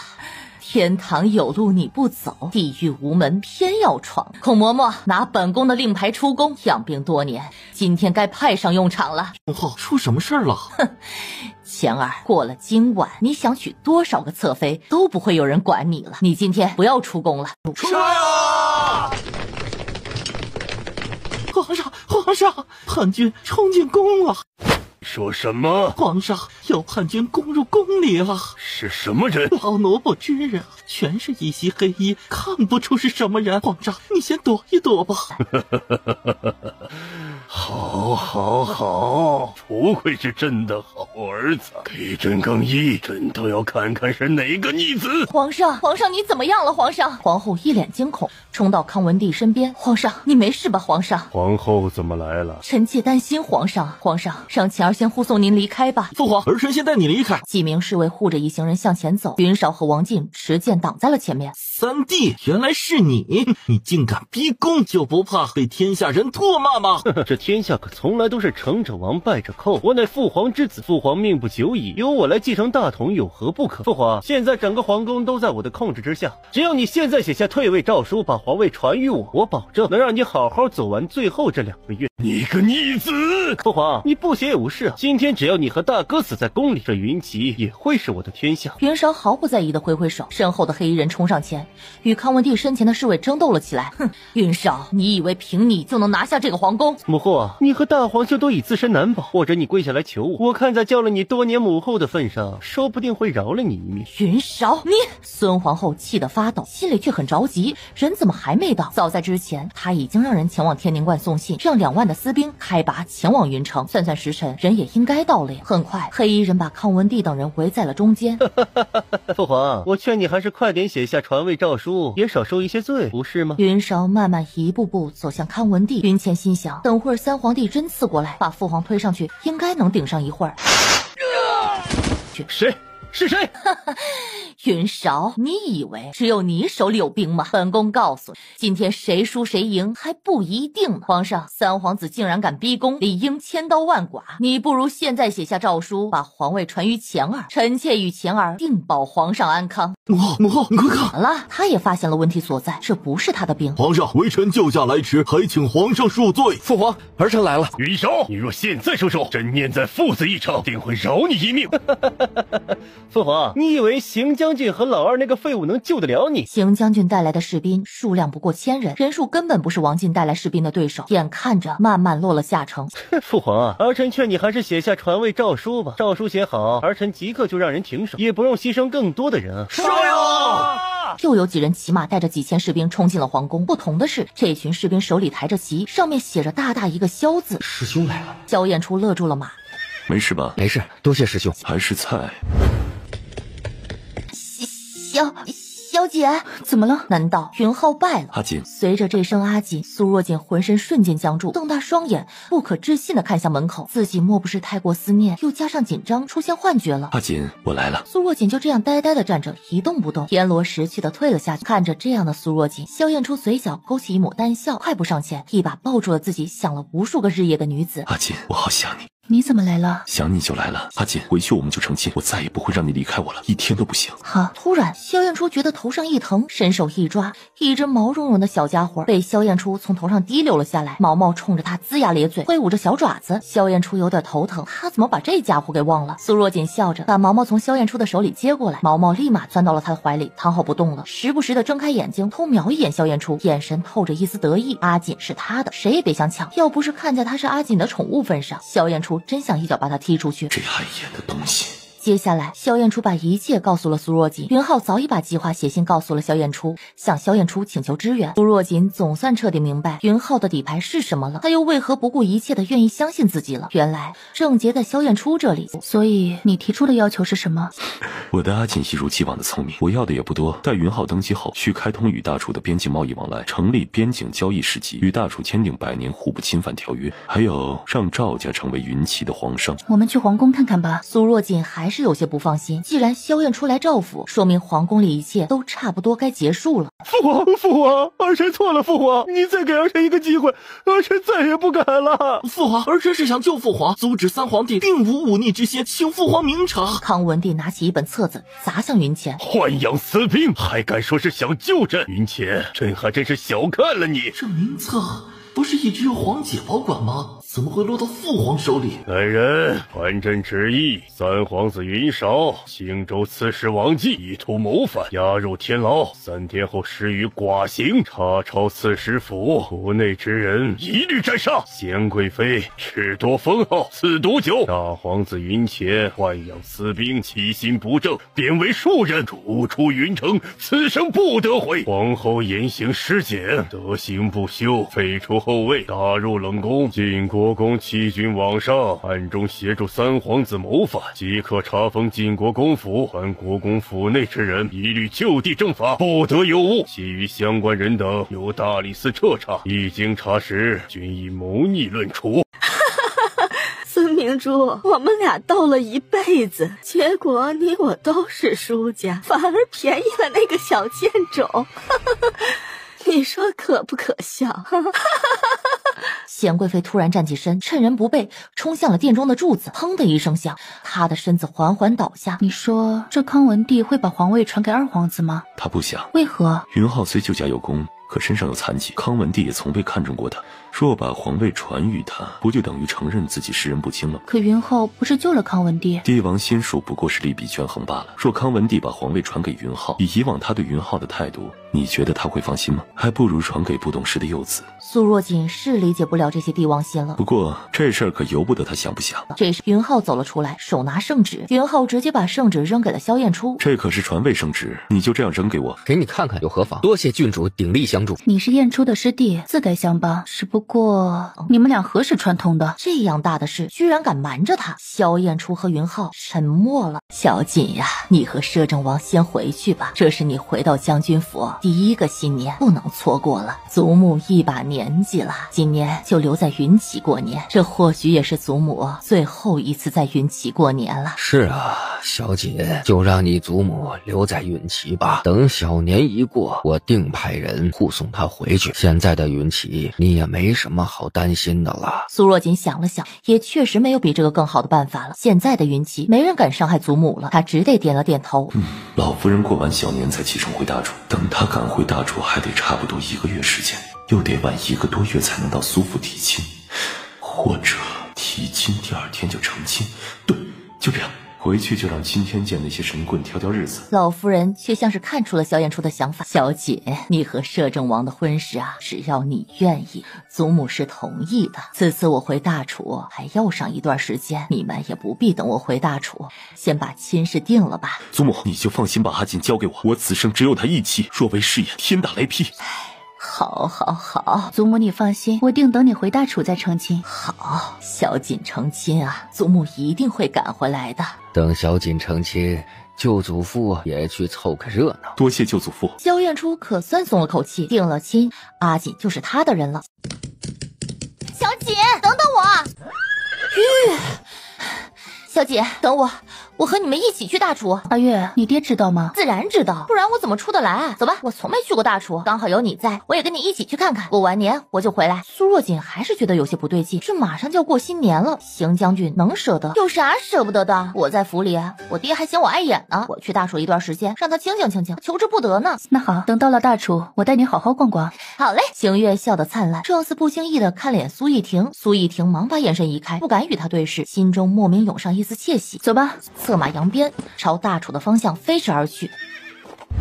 啊，邢将军有失远迎啊！赵国丈，小女可在贵府？嘉悦郡主，她跟着小锦去了大楚啊，这都走了半个多时辰了。怎么，邢将军你不知道？哎，这死丫头根本就没和我说，偷偷走的。我呀，这就去把她追回来。邢将军呐，这人都走了大半个时辰了，你得追到什么时候去？要不就让嘉悦郡主和小锦去大楚玩玩吧，有小锦看着不会有事的。那就有劳赵国丈，有什么消息转告我一声啊！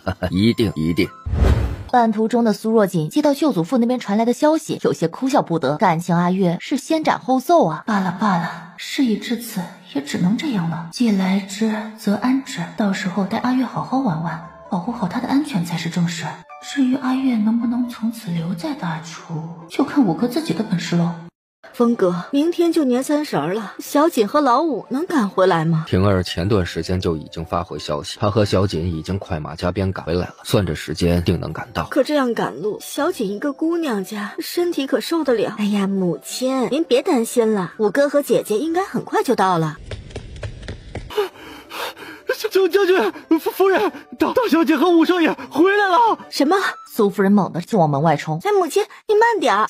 小锦，娘！苏若锦忙伸手抱住差不多是朝自己扑来的娘亲，心底一片温暖。回来就好，回来就好。哎呀，你看你都瘦了，一会儿娘让厨房给你熬点鸡汤，多补补。娘，我也瘦了呀。大男人胖点瘦点有什么关系？叫叫喳喳的，丢不丢人？苏一婷无语了，娘这些已经偏的都看不到边了。星月看到苏一婷在自家娘面前吃了瘪，忍不住笑出声。小姐，这是娘，我来给你介绍，这是云骑骠骑将军邢秦之女，云骑的嘉悦郡主邢月。阿月见过苏夫人。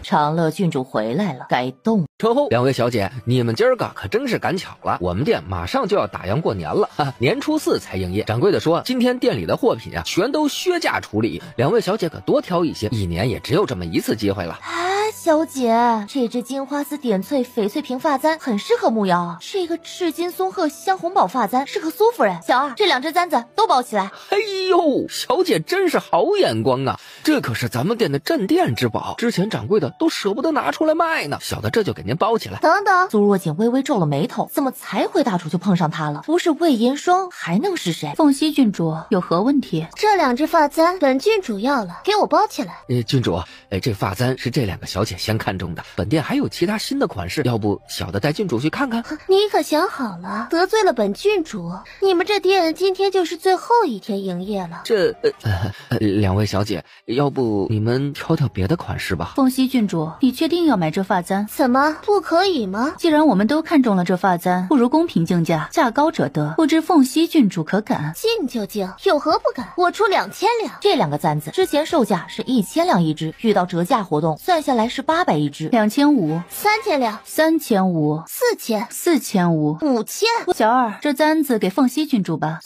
好，小的这就去包起来。苏若姐没钱还想和我争，也不掂掂自己的分量。小姐啊，对不起啊。长乐郡主，下次记得出门多带点钱啊。高傲的转身就要走，苏若锦不紧不慢的和星月说了一句话，魏银霜猛地停下了脚步，怒不可遏的看向苏若锦。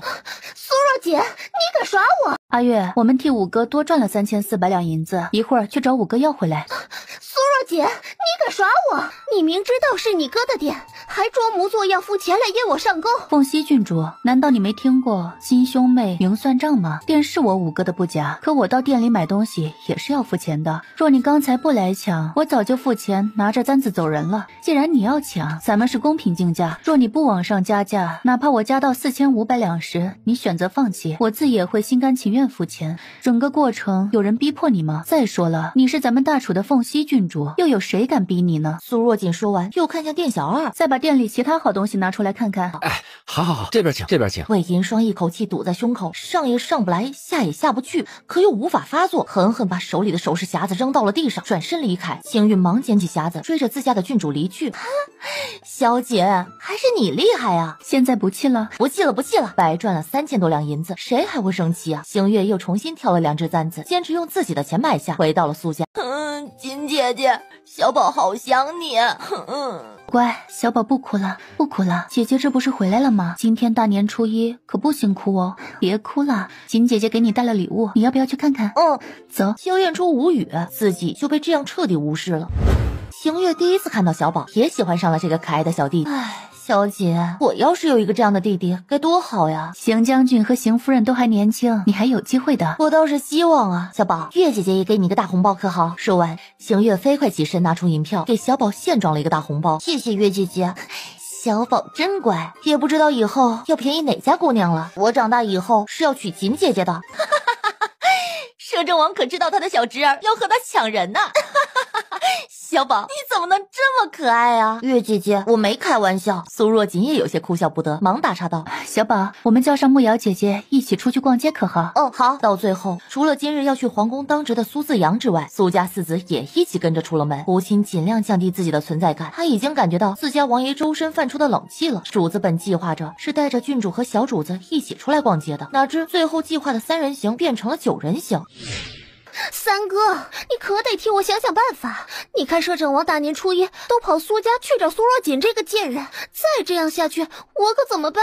别急，三哥会替你出这口气。小二，这匹布我要了。你这人怎么回事？这匹布明明就是我家小姐先看上的，你抢什么抢？什么你家小姐先看上的？谁拿到算谁的。算了，给他吧，让店家再拿一匹就是了。你再拿匹这个织金锦给我。这位小姐，这面料我们店里现在只有这1匹，其他的都在库房里。库房远吗？都是不远，就在旁边。那你们去给我拿一匹过来，我在店里等着。小姐，实在抱歉，你看店里今天人实在是太多了，我们人手不足，实在抽不出人手过去拿货。若小姐不急着要，可以明天再过来看看，或者等我们忙完这几天给你送到府上去。若小姐实在着急，也可以直接到库房那边取货，这样会快一些。这织金锦卖得快，我也怕很快就没货了。算了，我过去取吧。付了钱，拿到铺子里给的条子，苏慕瑶带着红绡往库房的方向走去。两人在经过一个小巷时，哎呀，小姑娘，大过年的这是要去哪儿啊？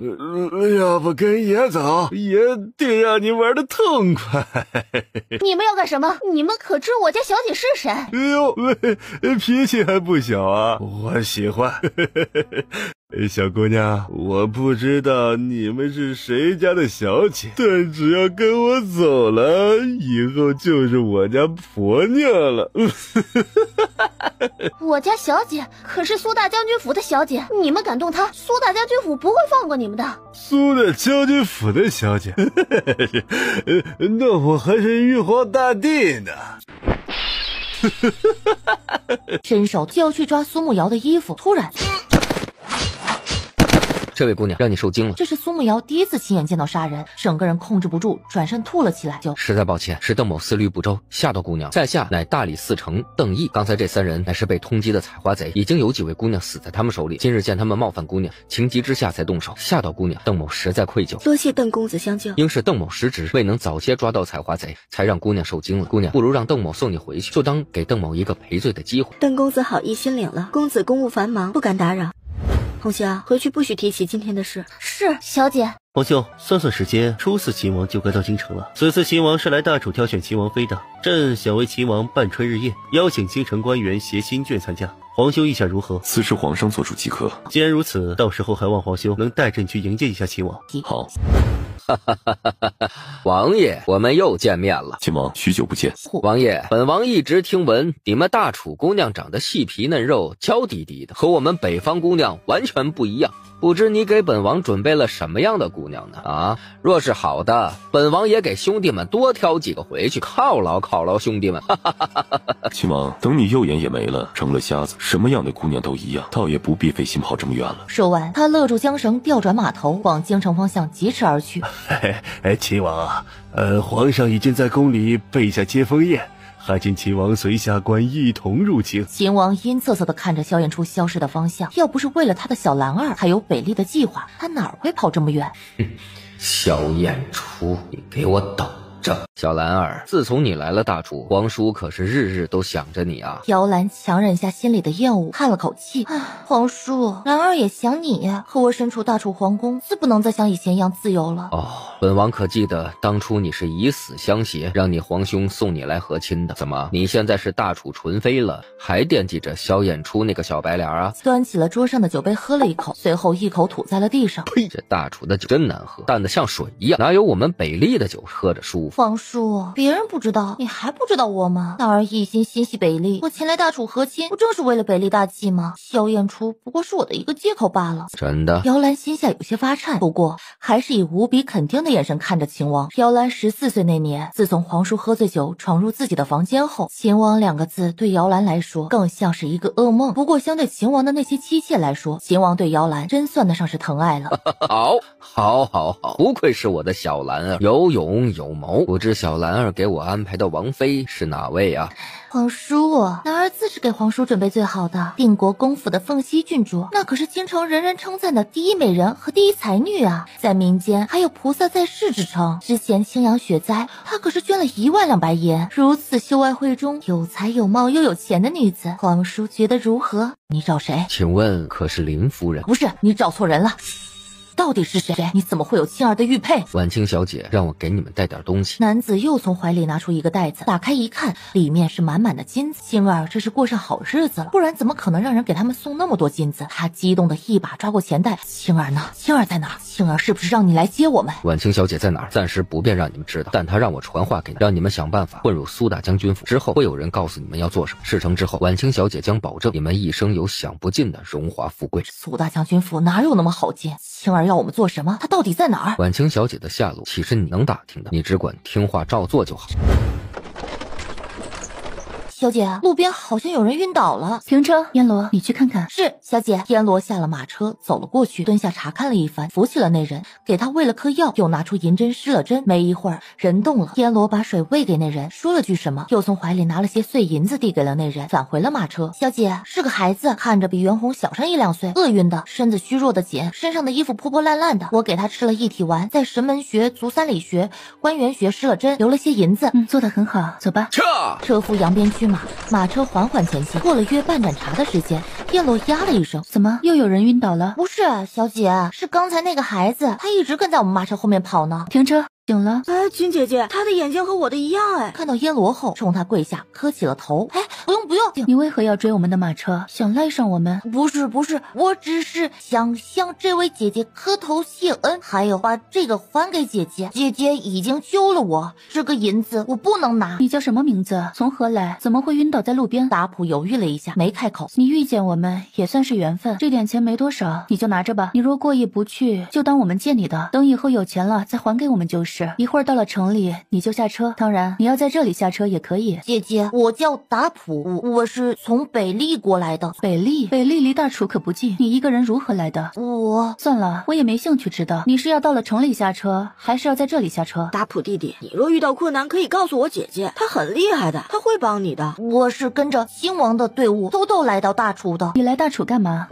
我来找我姐姐，她在大楚，姐姐是我唯一的亲人了。大楚这么大，你如何知道你姐姐在哪儿？我姐姐在大楚京城，她是跟着姚兰公主来大楚的。你姐姐叫什么名字？阿雅。据我所知，北厉的姚兰公主现在可是大楚的纯妃。若你姐姐跟着姚兰公主来大楚，那她定在皇宫里。你觉得凭你能进皇宫找姐姐吗？只要姐姐在大楚，我一定会找到她。好，那你找到你姐姐后又要如何？我要带她逃回家。你是从北厉逃出来的？我秦王现在就在京城，我若把你交给他，相信他应该会很高兴。不，姐姐，别把我交给秦王，我求你了，别把我交给秦王，那样我和姐姐都会死的。我要如何相信你？万一你是北厉混入大楚的细作呢？姐姐，我不是，我真的不是。秦姐姐，行了，一会儿到了城里，你就下车吧，我就当从没见过你。多谢姐姐。袁弘，你想当将军，有一颗仁爱之心没错，可也要知道兵不厌诈，敌人为迷惑人，什么手段都使得出来。将军的一个误信是会导致全军覆灭的，到时候这样的责任你背得起吗？秦姐姐，我错了。属下见过盟主。京城来了个异瞳的孩子，叫达普，刚从我马车上下来，你派人盯着他的一切行动，通知我。是。天罗是知道苏若锦暗盟盟主身份的，袁弘却是第一次知道，整个人瞪大了眼睛，一时反应不过来。袁弘，掌握消息是做一切事的基础，无论什么事，做到知己知彼，才能立于不败之地。朝中为官也好，行走江湖也罢，当将军同样如此。只有掌握了第一手的消息，你才知道下一步该怎么走，才能知道什么人是自己可以信任的。相对的，你也要学会保护好自己的一切消息，敌方就很难找到你的弱点，对你造成致命一击。袁弘重重点了点头，有同情心没错，但你得先知道那个人值不值得你同情，值不值得你相帮。农夫救蛇被蛇咬，不是蛇的错，因为那是蛇的天性。若你事先了解了蛇的天性，有所防备，自不可能被咬。别把赌注压在相信别人是好人身上。苏大将军府，来人请郡主回府，说是苏小姐受伤了。什么？小妹啊，先去给邓毅看看，他伤得比慕瑶重。五哥，怎么回事？到底发生了什么？今天我们一起去骑马，途中慕瑶的马突然受惊，是邓毅不顾一切飞扑过去护住慕瑶，慕瑶只是扭到脚，邓毅却被马踢了一脚，吐了血，现在还晕着呢。我就先把人带回来了。燕罗，你来施针。是，小姐。在燕罗施完针，邓毅的身子动了动，随后哇的吐出一口血，人也醒了过来。没事了，应该是马蹄踢中腹部，造成淤血，这口血吐出来就好了，剩下的是皮外伤，擦点药休养几天就好了。那就好，那就好。多谢郡主。邓公子，你救了慕瑶，应是我们谢谢你。你先休息吧，我去看看慕瑶。没事，一会儿我让燕罗送个药酒过来，明天就能下地行走了。谢谢姐姐。一家人客气什么？今天到底怎么回事？那个邓公子又是谁？对不起，小姐，是我的错，是我非要拉着慕瑶陪我去骑马，才害她受伤的。蓝月姐姐，这不怪你，是我自己不小心，谁也不想出意外的。况且你看我，那这不是没事了吗？阿月，你别放在心上，不是你的错。小姐，这邓公子能在危难时刻舍身相救，还受了伤，我们得好好谢谢人家。自是应当的，他的伤不是特别严重，过几天就好了。那就好，那就好。小姐，我看这慕瑶对邓公子好像有点意思，这次邓公子舍身相救，人品应是不错。我问过你四哥，他说邓公子在大理寺风评也不错，若是慕瑶有意，倒是可以把这亲事定下。娘，慕瑶和邓公子算起来也不过只见了几次面，让他们再多了解了解。可是苏小姐的伤很严重，慕瑶只是脚扭的，没什么大碍。你觉得邓毅这人如何？邓毅曾经的榜眼，现任大理寺丞，同僚之间口碑还算不错，你怎么突然想起问他了？我若没记错，大楚的榜眼一般是任翰林院编修，怎么破起案来了？那个案子我有印象，当时京郊马家村一家4口被人毒杀，官府侦查后确认这家人白天与邻居有田地上的纠纷，被邻居记恨在心，当晚潜入家中，把毒投入井里，毒死了一家人。邻居开始不认罪，后来经过严刑拷打，招供画押了。本来此案到此也结束了，可是邓毅有天无意中救下一名跳河的女子，女子正是那名邻居之妻。她说自己相公为人老实，不可能下毒杀人。邓毅觉得此事有蹊跷，自己去现场勘查，结果发现紧挨这家人墙外长了一棵树，名为右血树。这树的花粉有毒，当时也是这株树第1年开花，花粉被吹到了井里，才导致这家人中毒而亡，还了邻居的清白。当时邻居还给邓毅送来了青天大老爷的牌匾。右血树，苏若锦知道它的花粉确实有毒，但这种树很是稀少，大多长在气候寒凉之地。那怎么花粉就只飘到他家？那家人住在村西角落，离村里其他家有段距离。这棵右血树与家里的井仅1墙之隔。原来如此，那棵树呢？知道树有毒，早被村民砍了。如此看来，这邓毅是有些本事的。你怎么对他感兴趣了？苏若锦把苏慕瑶的事和萧燕初讲了一遍。你怀疑这个邓毅有问题？我总觉得所有这些事的发生有些太过巧合。不过你既然都说他没问题了，应该是我多想了。无妨，既然有所怀疑，那我们就多留意一下。若真有什么，狐狸总会露出尾巴。但愿是我多想了。不要当着我的面想别的男人。苏若锦无语，这什么跟什么呀？今天是要给秦王选妃，这家小姐能应付就应付，都唯恐被秦王看上。本宫听闻凤西郡主善舞，曾经一曲惊鸿鼓舞，名震京城，不知今天可否有幸目睹郡主此舞啊？纯妃娘娘，今日未准备舞服，加上银霜身子有些不适，实在无法跳出惊鸿鼓舞，还望娘娘见谅。凤西郡主这是看不起本王。魏银霜的脸色白了几分，有些求救似的看向魏太后。秦王，皇上，太后在我们北利招待远方来的客人，从来都是献上最香醇的烈酒、最好的羊羔肉、最美的舞蹈。本王此次不远千里前来大楚，没想到想看支舞都不行，看来这亲不和也罢。秦王，这是哪里的话？你远道而来，大楚自当招待好。凤西郡主，你下去准备一下吧。事到如今，魏银霜知道躲不过了，只得应声下去换衣服。魏太后怨恨地看了眼姚兰，要不是她，哪会有这种事？姚兰端起面前的酒喝了起来，就像没看到魏太后的眼神一般，压根儿不在意。魏银霜换好衣服，一曲完毕，秦王眼里有了一丝兴趣。小兰儿给自己准备的这个王妃有点意思。凤西郡主舞技果然名不虚传，真当的一舞倾城之说。谢过亲王夸奖，大楚人才辈出，善舞者不计其数，凤西远不及他们万一。凤西郡主过谦了，来人！凤西郡主一舞深得我意，就把这个送给凤西郡主吧。魏银霜脸色一变，身子微微有些摇晃。亲王，这份礼太贵重了，双儿哪敢收？不如等诸位小姐才艺表演完，把这玉佩当成彩头，奖给最佳之人，可好？哈哈哈，太后多虑了，这玉佩本王多的是啊，那还有一整盘呢。站在秦王身后的一个北丽侍女揭开手里托盘上的红布，上面满满当当放着一整盘相同的玉佩。本王不过是看着凤溪郡主跳得好，相赠的一份小礼。郡主既然不敢收，那就算了，来，这个赏你了。宫女哪敢收，吓得直接跪下。在我们北丽，人人行事说话都大大方方，可曾这样小家子气？来，这给你。多谢王爷赏赐。魏太后见状，被气得心里堵着一口气，又发不出来。这个秦王分明就是故意戏弄人。太后娘娘继续吧，本王看得高兴，自会再赏玉佩。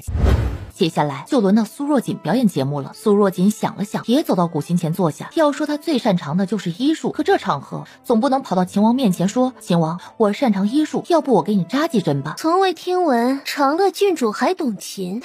长乐郡主实在不会，就不要勉强自己。你现在代表的可是大楚。魏银霜话音刚落，就感觉有道视线夹杂着极度的寒意射向自己。他迎上视线，对上了摄政王带有杀意的眼神。一瞬间，魏银霜心底一颤，笑容瞬间僵在脸上，不敢再多说一个字。凤溪郡主，要不要赌5000两，看我会不会弹琴？别说我没给你机会。苏若锦这是在提醒魏银霜之前被坑银子的事。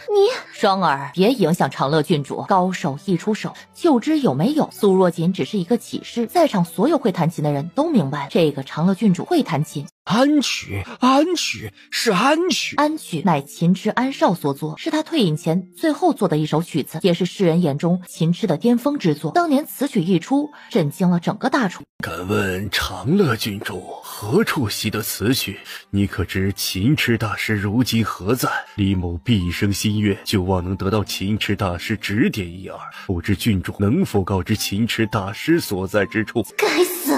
这苏若锦居然真会弹琴，弹的还是琴痴大师的安曲，让他在这么多人面前露了脸。李大人，幼年时我曾偶遇一先生，他教会我此曲后就走了，我也不知他现在人在何处。哎呀，也是啊，琴痴大师行踪从来都是漂浮不定。多谢郡主，让老夫此生能再闻一次安曲。李大人，你客气了，能得到你的认可也是我的荣幸。长乐郡主名不虚传，此等琴艺，本王佩服。来人，郡主一点小心意。看到秦王送给苏若锦一只玉如意，魏银霜狂喜。玉如意在大楚，无论是皇上还是皇子选妃，选中的人都是赐一把玉如意。只要苏若锦收下，那她就将成为秦王妃；如果不收，那就是不给秦王面子。谢过秦王。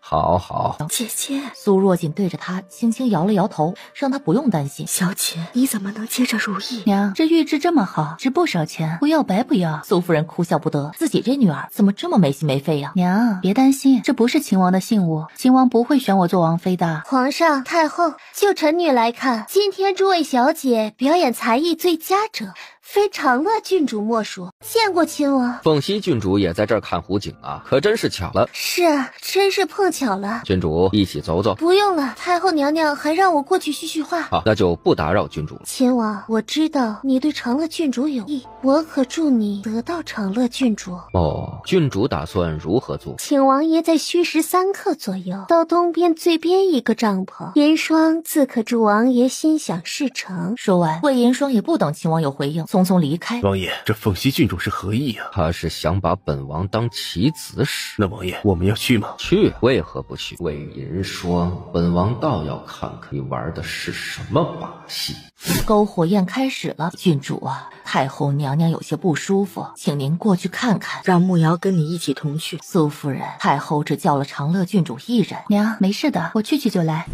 太后，你这是着凉了，一会儿臣女开个去寒气的方子，喝上一副就没事了。你看，哀家就说郡主的医术比那群太医好吧。太后，凤溪郡主求见。哦，双儿怎么来了？让她进来吧。双儿给太后请安。双儿，哀家听着外面很是热闹，你怎么不去玩玩，还专门过来呀？双儿听闻太后身体有恙，亲手熬了银耳羹给太后尝尝。长乐郡主也在，一同尝尝吧。我熬得多，太后也喝不完。苏若锦看了眼魏银霜霜手里的碗，并没伸手。怎么，郡主怕我在里面下毒？怎么会？只是有些激动，居然能吃到凤熙郡主亲手熬制的银耳羹。郡主真是太贤惠了。阎罗看着自家小姐慢慢喝着羹，有些焦急。这凤熙郡主就不是什么好人，她的东西小姐怎么能吃？苏姑娘，长乐郡主让你过去一趟。苏慕瑶本就一直有些担心苏若锦，一听姐姐找她，也没多想，就跟着嬷嬷走了。走着走着，苏慕瑶感觉有些不对劲了。嬷嬷。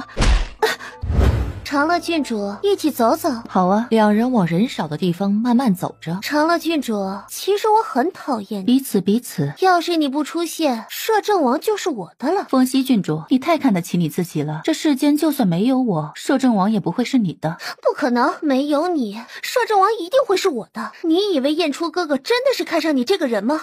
你做梦！他看上的不过是你苏家的背景。若你不是苏家女，你就啥也不是。凤熙郡主，可惜我就是苏家女，谁也改变不了。你是苏家女又如何？总有一天我会把你踩在脚下。好啊，我等着那天，你努力。苏若锦，你以为你还回得去？什么意思？放心，我是在帮你，等事后你定会感谢我送你这份大礼。他在心里开始默默倒数5、4、3、2、1。小姐，怎么处理？暗一，属下在。魏银霜是想把我送哪儿？回主子，魏银霜在最东边的帐篷外布置了人手。行，把人扔那个帐篷里。是。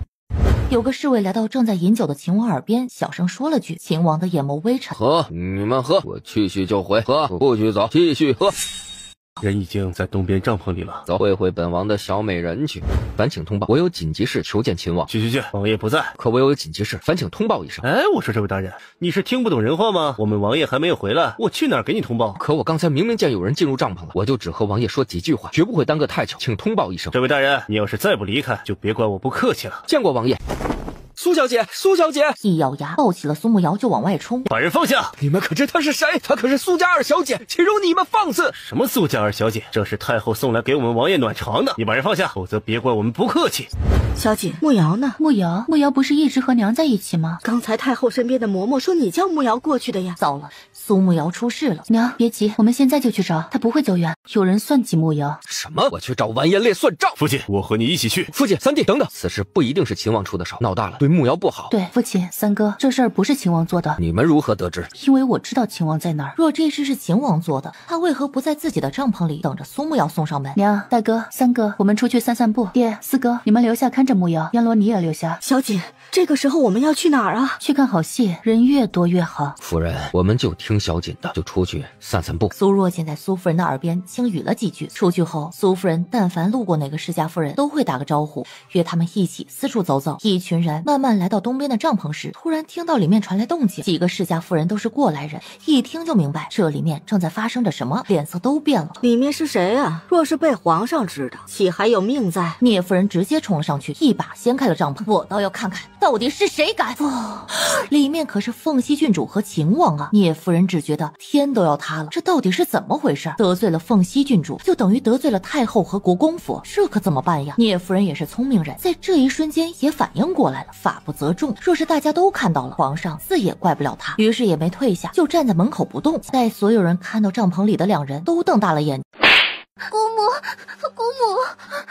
双儿是被人陷害的。姑母，你要为双儿做主啊！姑母，是苏若锦陷害我的。为何是苏若锦？因为双儿之前只见过苏若锦一个人，之后就失去了知觉，不是他还会有谁？姑母，你要杀了苏若锦给双儿报仇。姑母，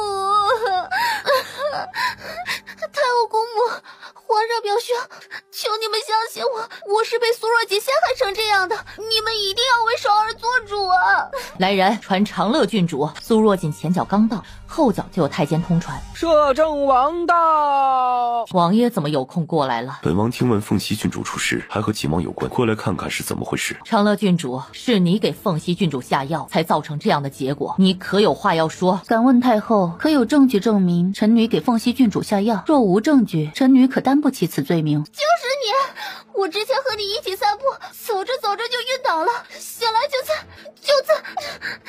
你对我下药，你陷害我，苏若锦，我要杀了你！萧燕初一个眼神，胡青直接上前拔剑拦在了魏银霜的面前。皇上，何时我们大楚如此不讲规矩了？来人，把凤熙郡主看住了。长乐郡主，凤熙郡主是在见了你之后才昏迷的。回禀太后，当初臣女和凤熙郡主从太后这里出去后，凤熙郡主约臣女散步，过了一会儿，臣女就自行先回来了。至于后来凤熙郡主发生了什么，臣女完全不知。你说谎，你说谎，是你害我，是你害我。凤熙郡主口口声声说我害了你，那就请郡主拿出证据来。难道就凭我和郡主见过一面，就要把罪责算在我头上？要真按这样算，今天见过凤熙郡主的可不止我一人。你当初的药，它是下在给苏若锦盛饮2羹的碗里，得搭配他擦在衣服上的药粉才能生效。可明明他安排好了一切，为什么最后这药会在他的身上起效呢？许是他打晕我，给我灌药。好，既然是打晕你，那郡主身上必会有淤青，不如请嬷嬷检查一下郡主身上是否有被打的淤青。魏银霜哪敢让人检查？且不说他现在一身各种见不得人的淤青，他也记得昏迷之前根本没有人碰过他。对了，你会医术，你会制毒，会制迷药，是你给我下的迷药。既然这样，那就请太医来检查一下，看看郡主中的是什么迷药。太医很快就赶到，忙替魏银霜号脉，又检查了一番。回太后，郡主她没中毒。不可能！你个庸医，你个庸医！许是下官医术不精，皇上太后可再请其他太医替郡主看看。传他们替魏银霜诊脉后，跪在地上回禀：禀皇上，太后，凤熙郡主只是有些虚弱，并未中毒。皇上，太后，既是苏若锦收买了这些太医，把他们都砍了，都砍了！我看谁敢！凤熙郡主这是欺我苏家无人了，随意喊打喊杀。小女若真是犯错，不用皇上太后出手，我苏云峰自当处置小女，绝不姑息。但若有人故意找事冤枉小女，我苏云峰也绝不善罢甘休。凤熙郡主，你说我家小锦对你下毒，现在太医说你并未中毒，请问你要作何解释？或许苏若锦对我用的是什么连太医都查不出来的迷药。那按郡主这个说法，就是郡主想说是谁对郡主下毒就是谁了，反正都查不出来。我不是这个意思。苏大将军，双儿不是这个意思，他只是突然遇到这样的事，有些慌了神。慌了神就能随意盘咬人？难道是我家小锦把他送到秦王床上的？苏若锦心想，爹，你还真是真相了。皇上、太后、王爷，秦王求见。哟，这么多人呢！皇上、太后、王爷，我们北厉男子从来都是敢做敢当。既然我与凤熙郡主生米已经煮成熟饭，自不能辜负郡主的一片心意，特向皇上求娶凤熙郡主为我秦王妃。我不嫁！皇上、太后，我不嫁！是有人陷害我不嫁！怎么，凤熙郡主这是看不上本王？双儿，别胡闹，能成为秦王妃是你的荣幸。不，姑母，我不嫁！姑母救我！皇上，传朕旨意，凤熙郡主才貌双全，贤良淑德，特封为凤熙公主，以公主之尊与北厉秦王皆为秦晋之号。小锦，魏银霜这事到底怎么回事？魏银霜说我下毒害他，他只说对了一半。魏银霜的药只会让人昏迷不醒，并不会有媚药的效果。可苏若锦在帐篷里看到魏银霜时，那模样分明是中了媚药，这一点让苏若锦很是想不通。这魏银霜简直欺人太甚，明明是他想害我们小锦，还想反过来倒打一耙。娘，别急了，我这不是没事吗？这魏银霜现在也算自食其果了。我让人打听过，秦王可不是什么良善的主。苏九安突然想起一个问题，出了这么大的事，大家都在，为何独去了定国公？因为他在忙，忙得过不来。在忙，还有什么事儿能比这个事儿更急啊？和凤熙公主、秦王一样。有人动手脚了？是谁？还不知道。看来有人不希望他过来救场啊。魏银霜回家要死要活，闹得定国公今天去找了太后，想退了魏银霜与秦王的婚事，被太后臭骂了一顿，赶出了慈安宫。那个嬷嬷不是太后宫里的，是纯妃娘娘宫里的。不过今天早上不小心掉入井里死了，还有2个宫女昨晚不慎跌落湖里死了，还有纯妃娘娘身边那个哑巴宫女，昨天与定国公和魏银霜都有过交集。哑巴宫女就是那个阿雅，犯了错被摇篮用药毒哑了。你觉得是摇篮动的手脚？他不知道该不该告诉阿金真相。怎么摄政王不方便说。姚兰针对魏银霜是因为看不顺眼他。摄政王，别人是红颜祸水，你这是不是该叫蓝颜祸水？阿锦，我是无辜的呀，我什么也没做。魏银霜曾多次挑衅过姚兰。姚兰公主千里迢迢来到大楚，本想嫁给萧燕初，却阴差阳错的成了萧晨义的妃子，心中本就怄着一团气。魏银霜一再上前挑衅，被姚兰设计也不足为奇了。秦王在北厉的地位仅在北厉王之下，就因为姚兰一句话，能不远千里来大楚？不愧是阿锦，如果换做我是秦王，我也会来。爷啊，你喝多了，奴家扶你到床上歇息。芸娘弯腰准备扶起他，手却突然一把被抓住了。爷啊，你弄疼奴家了。你在酒里下的药啊，对我没用。我听说只要钱到位，暗盟什么事都能做。5天内我要让一个人至少3个月无法下地行走，就不知暗盟敢不敢接。阁下要谁受伤？苏文周1000两黄金。阁下开玩笑吧？1000两黄金就想伤大楚平南将军？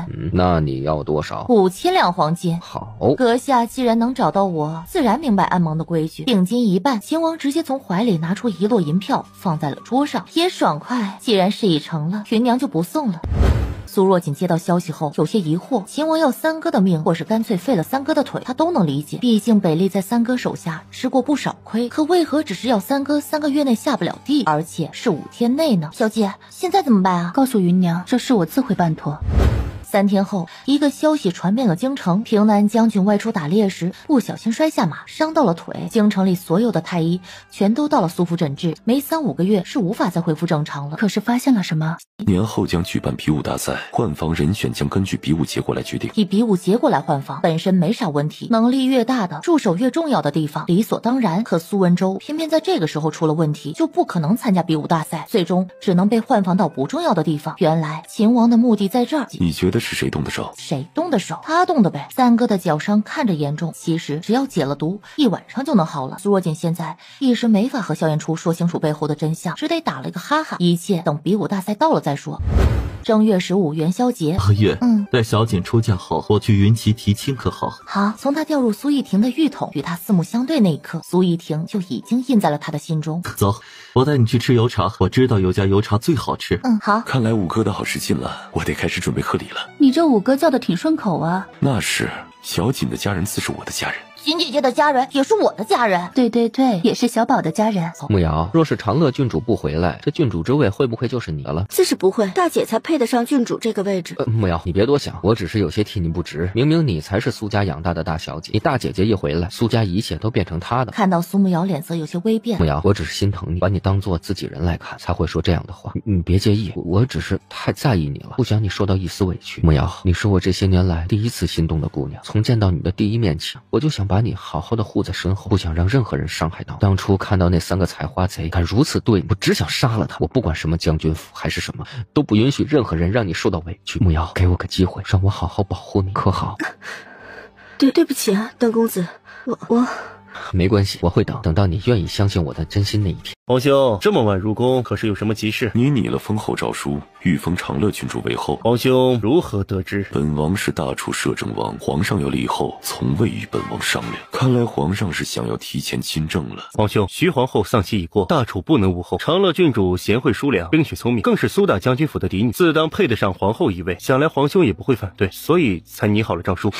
皇上莫不是没听过本王与长乐郡主的传闻？皇兄既然都说了是传闻，那自做不得主。那本王现在告诉你，那不是传闻。本王明天就会到苏大将军府提亲，所以本王劝皇上死了这条心。皇兄，诏书已拟，均无戏言，还望皇兄三思。诏书经过本王同意了吗？想来皇上是忘了，你现在还未亲政，除了本王放手的事务外，其余一切事务均需本王同意方可执行。本王可不急的立后之事，可由皇上自行决定。皇兄，朕乃一国之君，应娶谁为朕的皇后？难道朕还做不了主吗？皇上要娶谁，本王自不会干涉，但唯独长乐郡主不行。若皇上不信，大可试试，看看你的这份立后诏书是否能生效。本王入宫只是和皇上告知一声，皇上若一意孤行。萧彦初话未说完，转身就离开了御书房。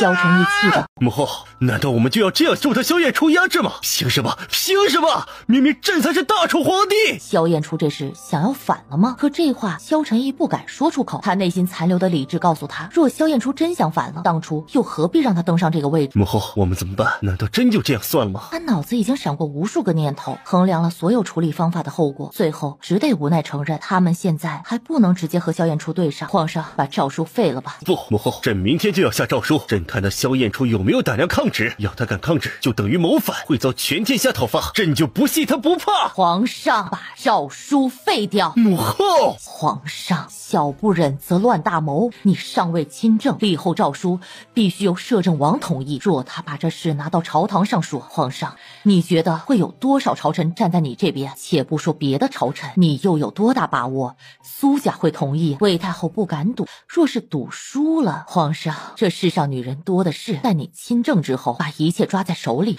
又有什么女人是你得不到的？还有5个月，他就亲政了。待他亲政，必将萧彦初碎尸万段。萧彦初，朕与你不共戴天。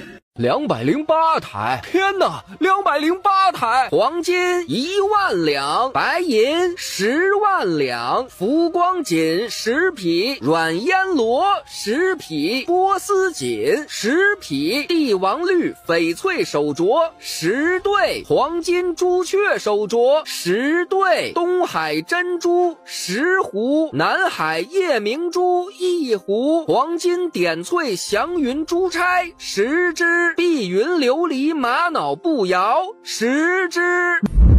岳父岳母在上，请放心把阿锦交给我。我萧彦初今天在此起誓，一生仅有阿锦一位妻子，绝不纳妾，敬她、爱她、护她。若为此事，天打雷劈。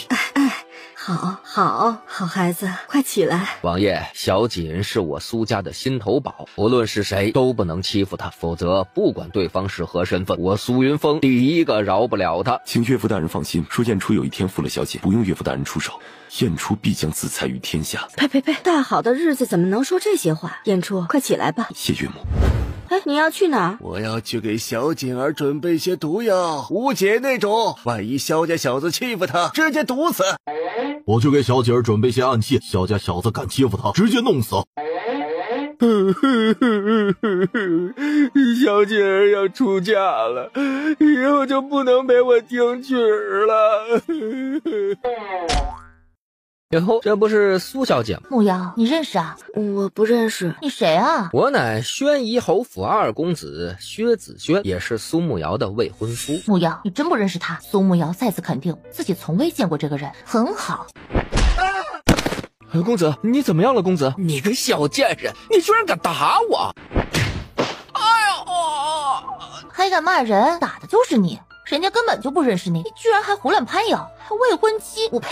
也不撒泡尿照照你那样子，给我家慕瑶提鞋都不配。你可知道我是谁？不就是个宣仪侯二公子吗？咋的呀？宣仪侯二公子就能无视王法，光天化日之下调戏女子了？什么调戏女子？苏慕瑶是我娘给我定下的未婚妻，我不过就是来同未婚妻说句话，又如何？都愣着干嘛？给我上！把这个刁蛮女人给我拿下！今天看爷不好好收拾她！星月嘴角一挑，眼里全是兴奋，他可是好久没动过手了，正准备出手。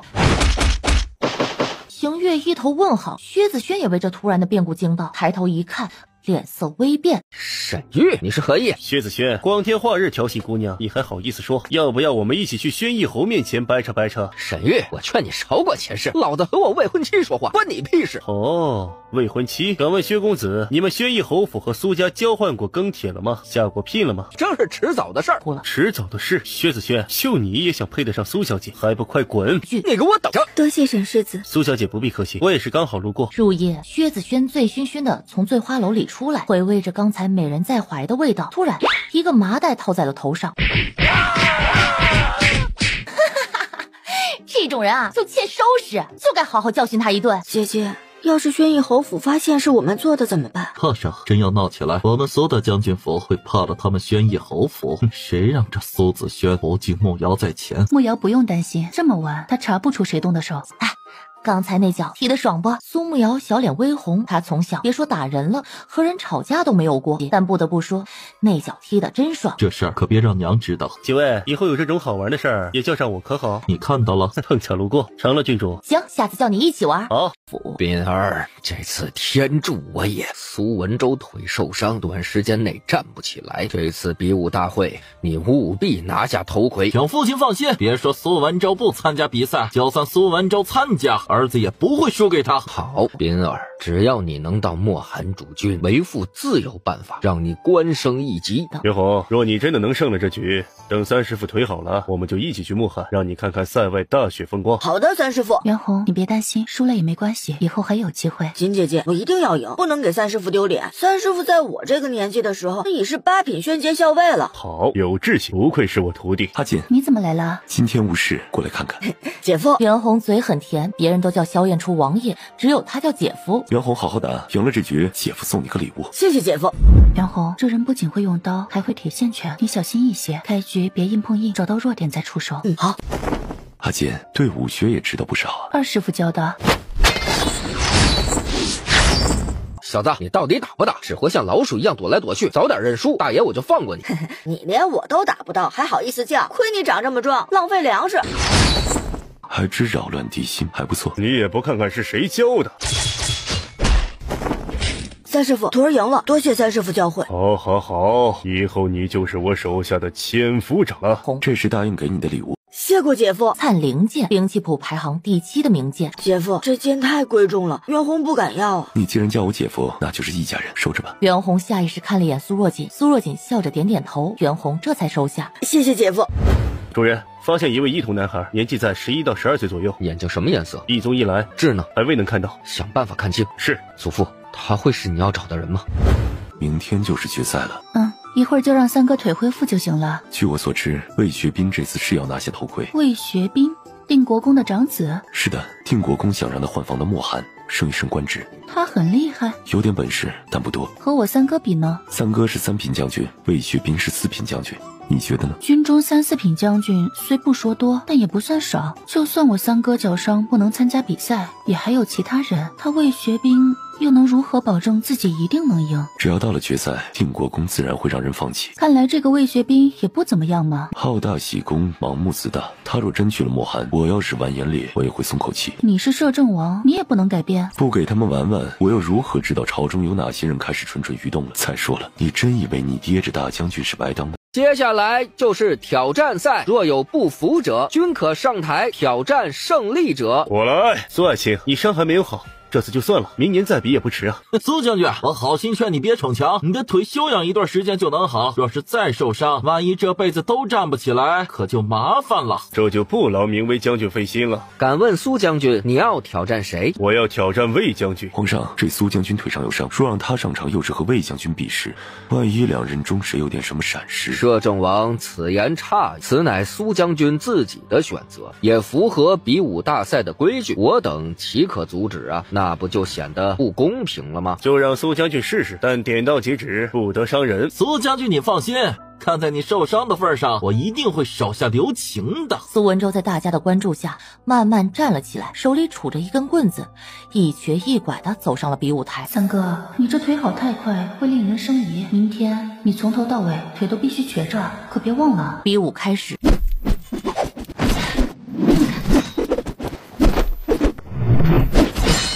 你三师傅这个演技你也学着点儿。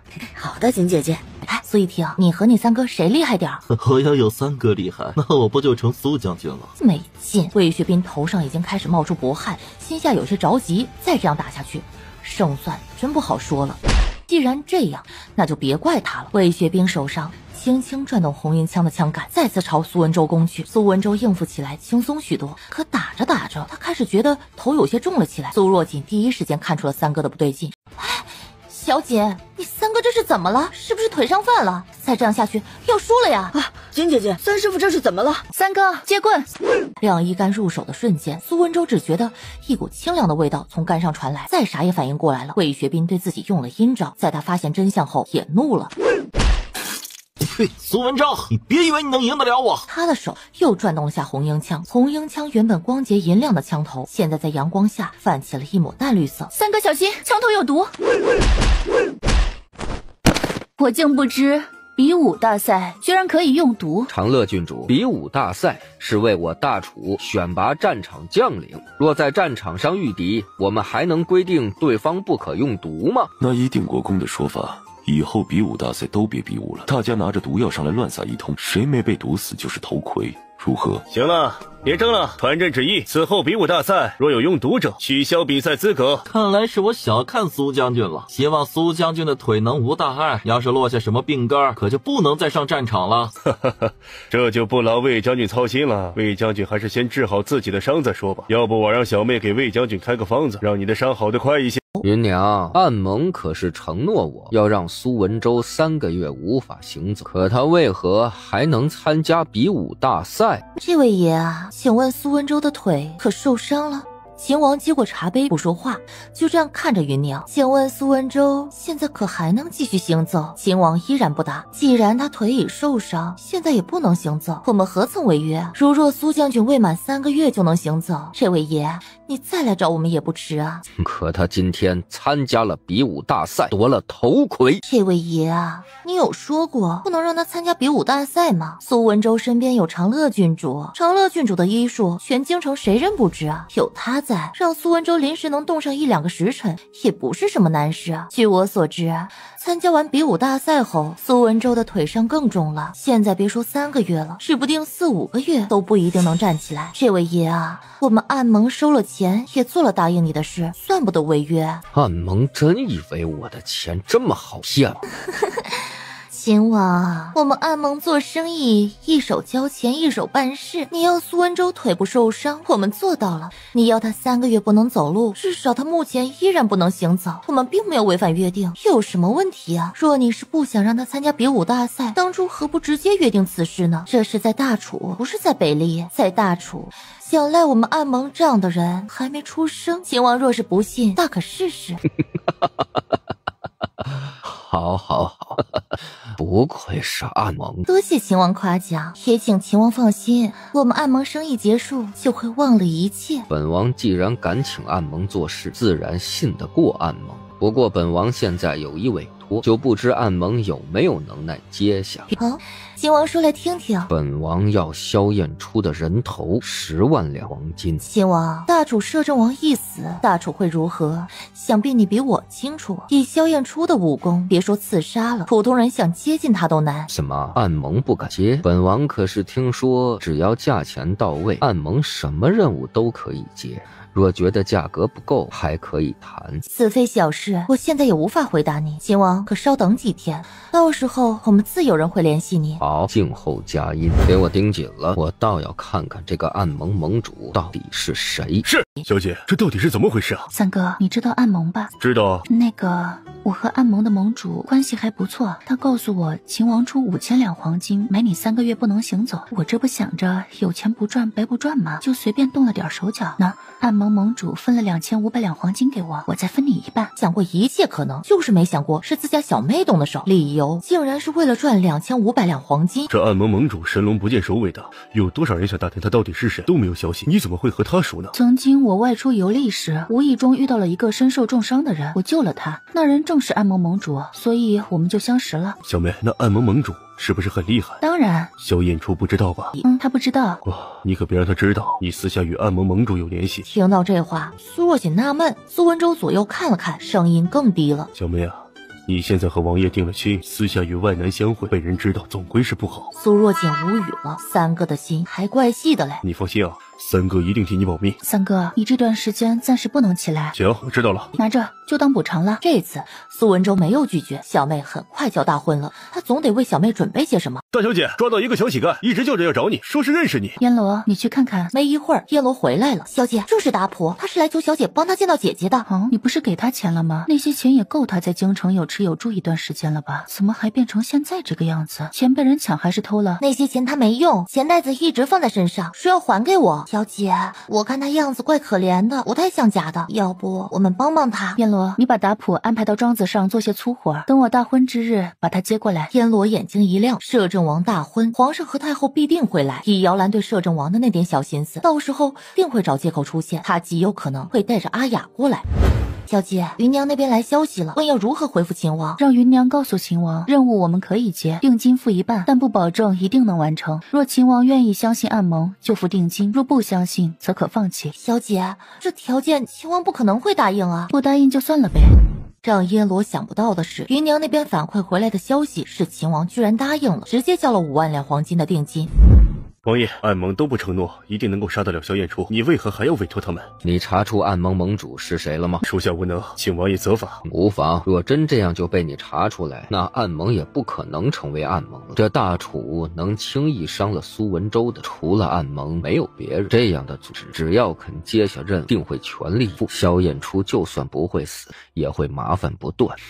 这就足够了。王爷英明。那边怎么说？他们说已经派人混进将军府了，派入的人在他们的掌握之中。还算他们有点本事，能想到这个法子，再给他们送点钱，差不多我们也该回去了。是王爷。小姐，我们同是女人，本宫不瞒你说，与驸马成亲后，本宫一直未能有孕，倒也看了不少大夫，都未能见效。不知你能否替本宫看看？皇姐若不嫌弃若锦医术，若锦愿替皇姐诊诊脉。那就有劳小锦了。苏若锦手搭上了长公主的手腕。就在这时，庭外不远处有个丫鬟模样的小姑娘，正朝亭子这边狂奔而来。可没等她靠近亭子，就被追上来的侍卫给抓住，堵上嘴拖走了。温馨，去看看谁这么不懂事，敢惊扰本宫宴客。是小姐，府里下人不懂事，让你见笑了。无妨。一盏茶后，苏若锦收回了手。如何？我曾听王爷说，王爷5岁那年掉入湖中，是皇姐你不顾以结了薄冰的湖面，跳入水中救起了王爷。七弟那些年过得实在是太苦了，可再怎么说，他也是本宫的弟弟，总不能见死不救。苏若锦也感慨萧燕初命大，4岁跌一次湖，5岁跌一次湖，每次都能遇到人被救起来。一个皇子如此频繁的落湖，这背后没人出手，谁都不信。皇姐这是当年入湖水受了寒，寒气当时未能散尽，堆积在包宫，所以导致很难受孕。郡主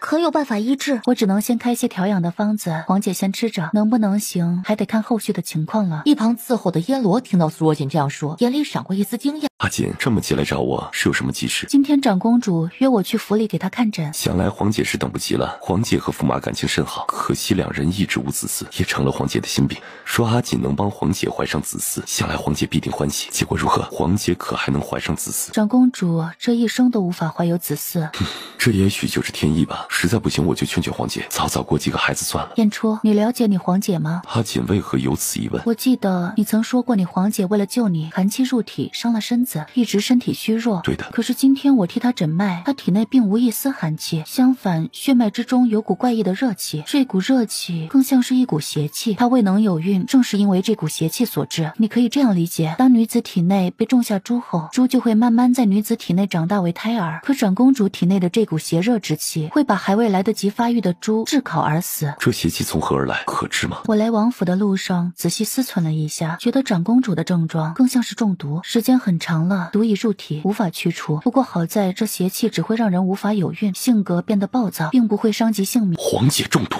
其实我也不太确定，长公主的脉象似毒非毒。对了，我今天到长公主府，看到府里有人抬出死人。皇姐一直是个温柔的女子，不可能做出大杀下人的事。或许是府里刚好有下人生病离世了。你在长公主府有眼线吗？没有。阿锦，你想查长公主府？长公主的身子很是奇怪，我觉得还是查清一下比较好，否则万一再有什么就麻烦了。好，我派人去查，有什么消息我通知。小姐，容左使传来消息，说他们救下一人，正是长公主府里的人，还昏迷着呢。走去看看。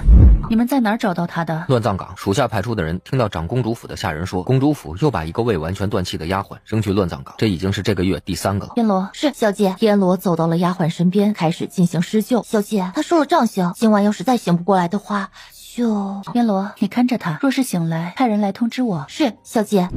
阿锦，你说的对，我确实不了解黄姐。你看这个。萧燕初把小册子递给苏若锦，越看眉心拧得越紧。但凡有丫鬟有意接近驸马，或者驸马多留意了几眼丫鬟，一定活不过第二天。若这世间真有冤魂，长公主府的天空定布满了许多女子的冤魂。我黄姐以前真不是这样的人，说她是这种人，不可能冒着生命危险去救我这个不受宠的皇子。难道是她身体内的邪气改变了她？不可能，邪气会让人脾气暴躁，但那种暴躁只是相对于平常来说，并不会完全改变一个人的性格。这究竟是怎么回事？长公主这样做，驸马没有怨言吗？驸马本出身贫寒，当初黄姐到四里金乡，突遇山地滑坡，马车被压坏，黄姐被山里的毒虫咬了脚踝，被同样到四里金乡的驸马遇到，驸马不顾自己性命，替黄姐吸掉了脚上的毒，救下了黄姐。他自己3天后才醒过来，此后2人就此产生了情愫。驸马能力如何？能力平平，说参加科考无法高中。我救了一个被长公主府扔到乱葬岗的丫鬟，就是我和你说过，昨天那个被公主府侍卫拖走的丫鬟受了杖刑，能不能撑过来，明天才知道。说不定长公主也认为那个丫鬟勾引了驸马，被处理了。你打算如何？阿锦，待人醒来，我们调查清楚后再决定。若真是如此，我也保不了黄姐了。好，多谢小姐相救。你勾引驸马了？没有，我没有，姐姐也没有，他们打死了姐姐。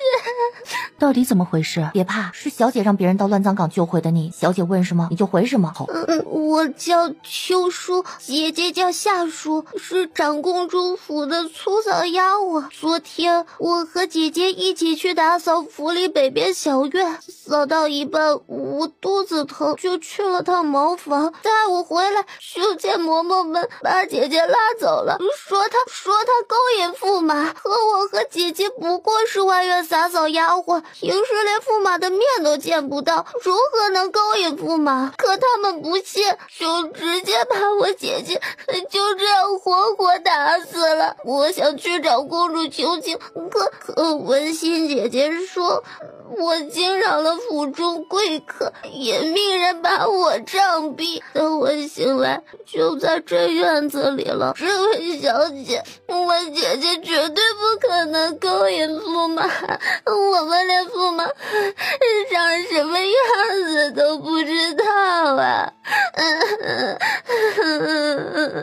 你姐姐死之前有没有说过什么？姐姐受刑时被捂住了嘴，她想说什么也说不出来。你姐姐多大？今年我12，姐姐大我1岁，13。一个未及笄的小姑娘，怎么可能去勾引驸马？你再回忆一下，你姐姐被抓之前有没有什么异常的地方？没有啊，我和姐姐一直都是打扫府里偏僻的院落，昨天也和往常一样，只是我去茅房前，姐姐说她好像听到有什么奇怪的声音，这算吗？不过北边院子一直没人居住，荒废了多年，经常有野猫出入，野猫弄出什么声音也不奇怪。公主府里常死人吗？府里差不多每个月都要死上几个丫鬟。长公主说他们勾引驸马，之前春叔姐姐不过捡了朵地上的海棠花插在鬓间，被驸马看到，驸马顺口说了句春叔姐姐人比海棠美，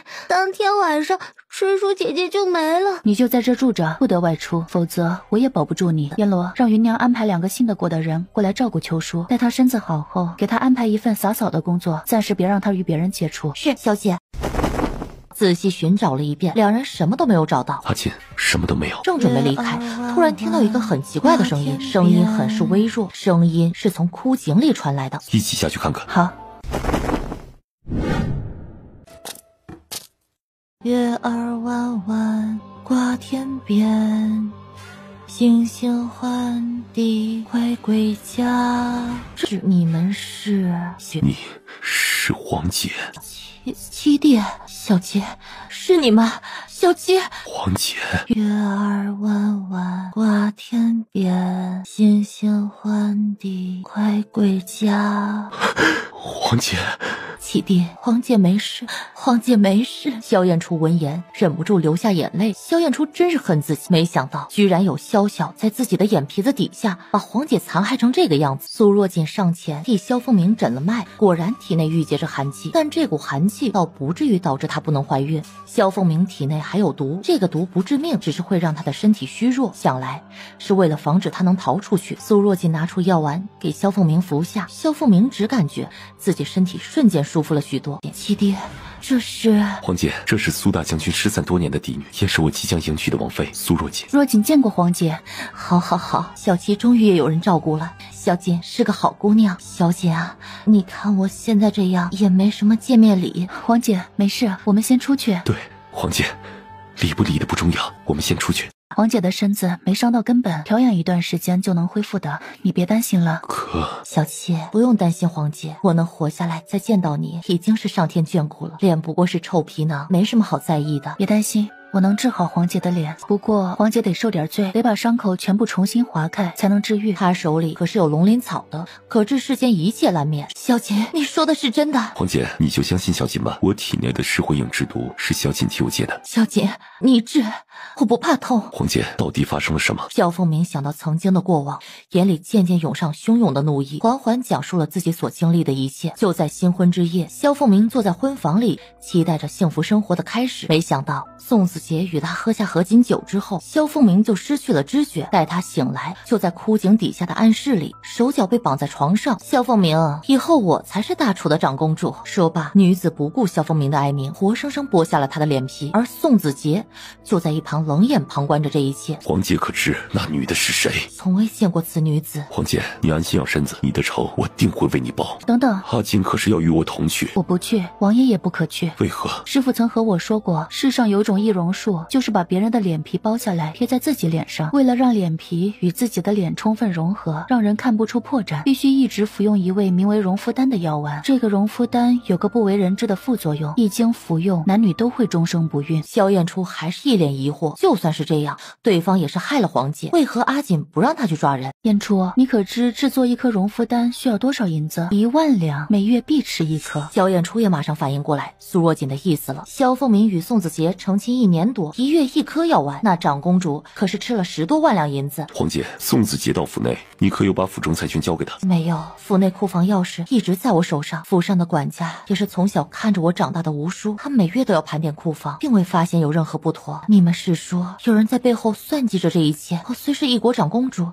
可手里无实权，就算我死了也影响不了什么呀。皇姐，你可以影响萧燕初。萧燕初突然想到当初在艳阳，苏若锦曾提醒她不要再带身上的香囊，那个香囊正是假的长公主送给自己的，当时她还觉得是苏若锦多想了。难道？萧燕初匆忙回到自己房间，拿出自己当时收藏起来的香囊，接过萧燕初递来的香囊，苏若锦打开仔细辨认了一下，里面有花魂藤的花，这花香和栀子花香很像，但要比栀子花香淡一些。这花的香味闻久了会让人觉得头昏脑胀，若戴上个3、5年，虽不至于变成个疯子，但脑子也绝对不会清醒了。一国摄政王脑子不清楚，做出的决策、制定的政策将会有多混乱，可想而知。救出萧凤鸣时，苏若锦也曾想过，既然都已经取代了他，为何不直接把萧凤鸣杀了，一了百了？现在看来，对方还留着萧凤鸣，应是想在最后关键的时候用他来威胁萧燕初，真是好算计啊！我让人办正皇姐回到井里。等等，再找2个身形和宋子杰长公主相同的人送来我这儿。好，你们是谁？我可是当朝驸马，还不快放了我！宋子杰，你是谁？还不快放了我！我可是驸马，要是被长公主知道敢绑驸马，你全族都得陪葬。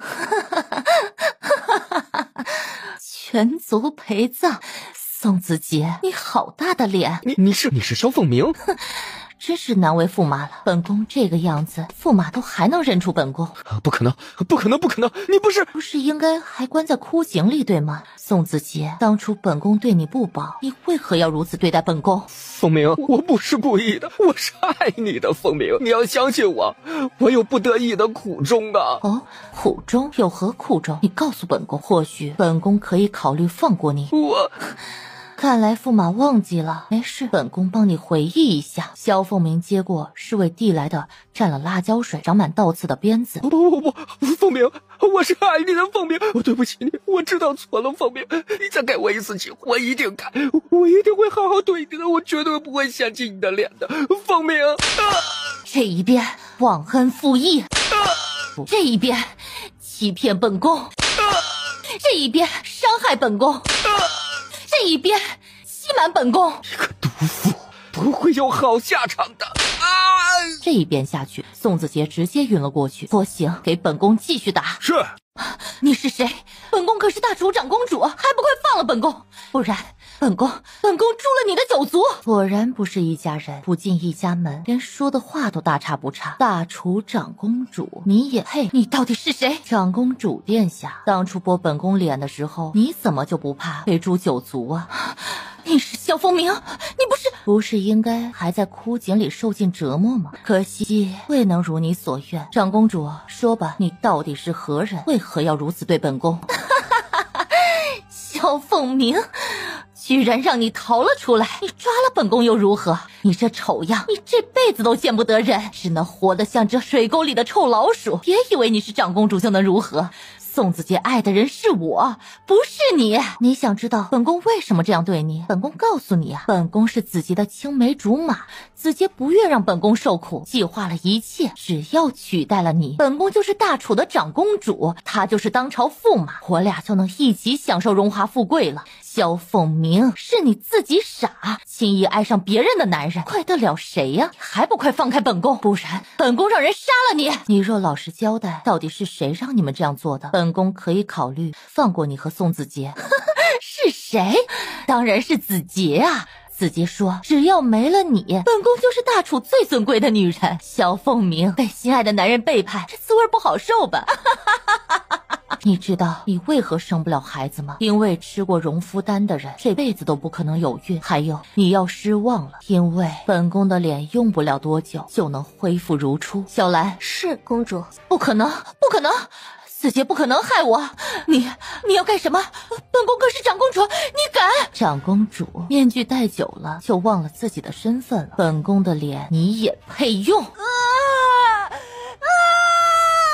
一书书到头，愿我儿无病也无愁。二书书到眉，愿我儿与夫君相爱到白头。三书书到尾，愿我儿孙满堂走。娘，小姐啊，是娘对不起你，让你这些年在外吃了那么多苦，好不容易终于回家了，却又要出嫁离家。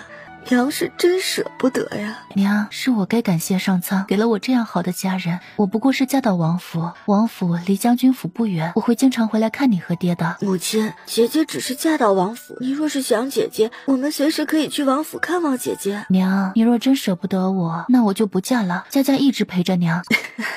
你这孩子说什么胡话，快上妆，一会儿你的小姐妹们要来给你添妆了。夫人，大小姐、二小姐，外面有位姓罗的娘子，说她与大小姐是旧识，要来给大小姐上妆。娘，她是我的师傅。小锦的师傅啊，快有请。见过苏夫人。哎呀，你是小锦的师傅，都是一家人，哪来这么多礼节？哎呀，小锦啊，三师傅替你上妆。谢谢三师傅。罗媚娘曾经名冠大楚的武妖，尚武之人，自然善妆。待罗媚娘画完最后一笔，所有人看着苏若锦的样貌都有些呆住了。别说男子了，在场的女子对上这副面容，心里生不出一丝嫉妒，只想好好珍惜这份美。谢谢三师傅。三师傅没什么好东西，这个就送你了。苏若锦接过小匣子，打开一看，瞳孔微缩。这千丝断魂针，兵器谱排名第3的武器。三师傅，小锦收着吧，就当三师傅的一份心意。多谢三师傅。哎呀，好了，别谢来谢去的了，该穿礼服了。我和你3个师傅都会看着你出嫁，喜宴我们就不参加了。大姐姐，我只有这些东西，希望姐姐不要嫌弃。慕瑶，心意在就行，姐姐只要这只珠钗就好，其他的你收起来留作嫁妆。这怎么行？姐姐可是嫌我给的少，可我真只有这些了。哎呀，小姐你就收下吧，这是慕瑶的一片心意。有你这个姐姐在，慕瑶以后还会愁嫁妆吗？那就谢谢妹妹了。邢月来了。小姐，你怎么会这么好看？要不你别嫁给小演出了，嫁给我算了。邢月挥挥手，6个下人抬了3个箱子进来。小姐，我厉害吧？这是我这么久和苏逸婷学着做生意赚来的，全给你了。阿月，谢谢你。嗨，自家姐妹有啥好谢的？你幸福就好。若是萧燕初敢欺负你，你告诉我，我从云阶杀来，大楚灭了他。好。吉时到，新郎迎新娘。就见苏九安背上背着以团扇掩面的女子缓缓向他走来。萧燕初深知这是自己将用一生守护的女子，他终于等到这天了。我今天把妹妹交给你，若你胆敢让她受到一丝委屈，我苏九安对天发誓，定让你此生不得安宁。大哥所托，燕初必定铭记于心，此生必不发解。若为此事，天大雷劈。吉时到，起轿。那天呐，摄政王妃的嫁妆绕了京城整整1圈都还没完，已经数不清有多少台了。爷爷我那时啊年纪还小，和小伙伴们一起追着彩鱼跑，一路跑一路都有苏大将军府和摄政王府的人给糖吃，只要是你想吃啊，根本吃不完。大厨娶亲，新郎官需骑马带着轿子绕城走一圈，有昭告天下之意。这天苏若锦的彩鱼从苏大将军府出门，嫁妆就跟着出了门。除了萧燕初的聘礼全都作为苏若锦的嫁妆跟随去了王府外，苏大将军夫妇还给苏若锦准备了108台嫁妆，苏家4兄弟准备了100台，苏逸婷一人就准备了100台，赵家以苏若锦娘家的身份给苏若锦准备了100台，云浩和赵静宁准备了100台。待彩鱼都环了京城1圈，到达摄政王府了，还有些嫁妆没有抬出苏大将军府的门。而苏若锦的彩鱼在经过风月楼时，突然一阵悠扬的琴声响起。四师傅来了，边罗让唢呐声停了。是小姐。唢呐声一停，伴随着彩鱼前行的只有这琴声。是琴池大师，琴池大师！天哪，这是琴池大师为长乐郡主弹琴送嫁。这世间能有琴池大师弹曲送嫁，唯有长乐郡主一人。哦，我的天，难怪长乐郡主当初能弹出安曲。快找琴池大师啊！琴池大师在哪儿？新郎踢轿门。萧燕初翻身下马，直接走到了轿子前。就在大家以为他要踢轿门时，却看到萧燕初掀开了轿帘，直接抱出了新娘。他无需给他的王妃任何下马威。新娘过火盆，财宝跟进门。大家都以为摄政王会放下新娘子，结果萧燕初直接抱着苏若锦跨过了火盆。他的女人是他的宝，没有什么邪祟需要去除。1拜天地，2拜高堂，夫妻对拜礼成。萧燕初终于真正看清了今天的苏若锦，她一直都知道苏若锦很美，却不知道苏若锦能美到如今天这般令人窒息。萧晨义看着这样的苏若锦，心底最深处莫名的刺痛。这般美好的女子本应属于他，是他的皇后。雕兰看着一袭红袍韶光流转，清俊神朗的萧燕初，手指甲狠狠扣进了掌心。就是他，这一切全是被苏若锦抢走的。云骑天武帝携贤庄皇后送贺礼50台，贺长乐郡主新婚之喜。云骑赵家送贺礼50台，贺长乐郡主新婚之喜。临安王送贺礼50台，贺长乐郡主新婚之喜。天一阁送贺礼50台，贺长乐郡主新婚之喜。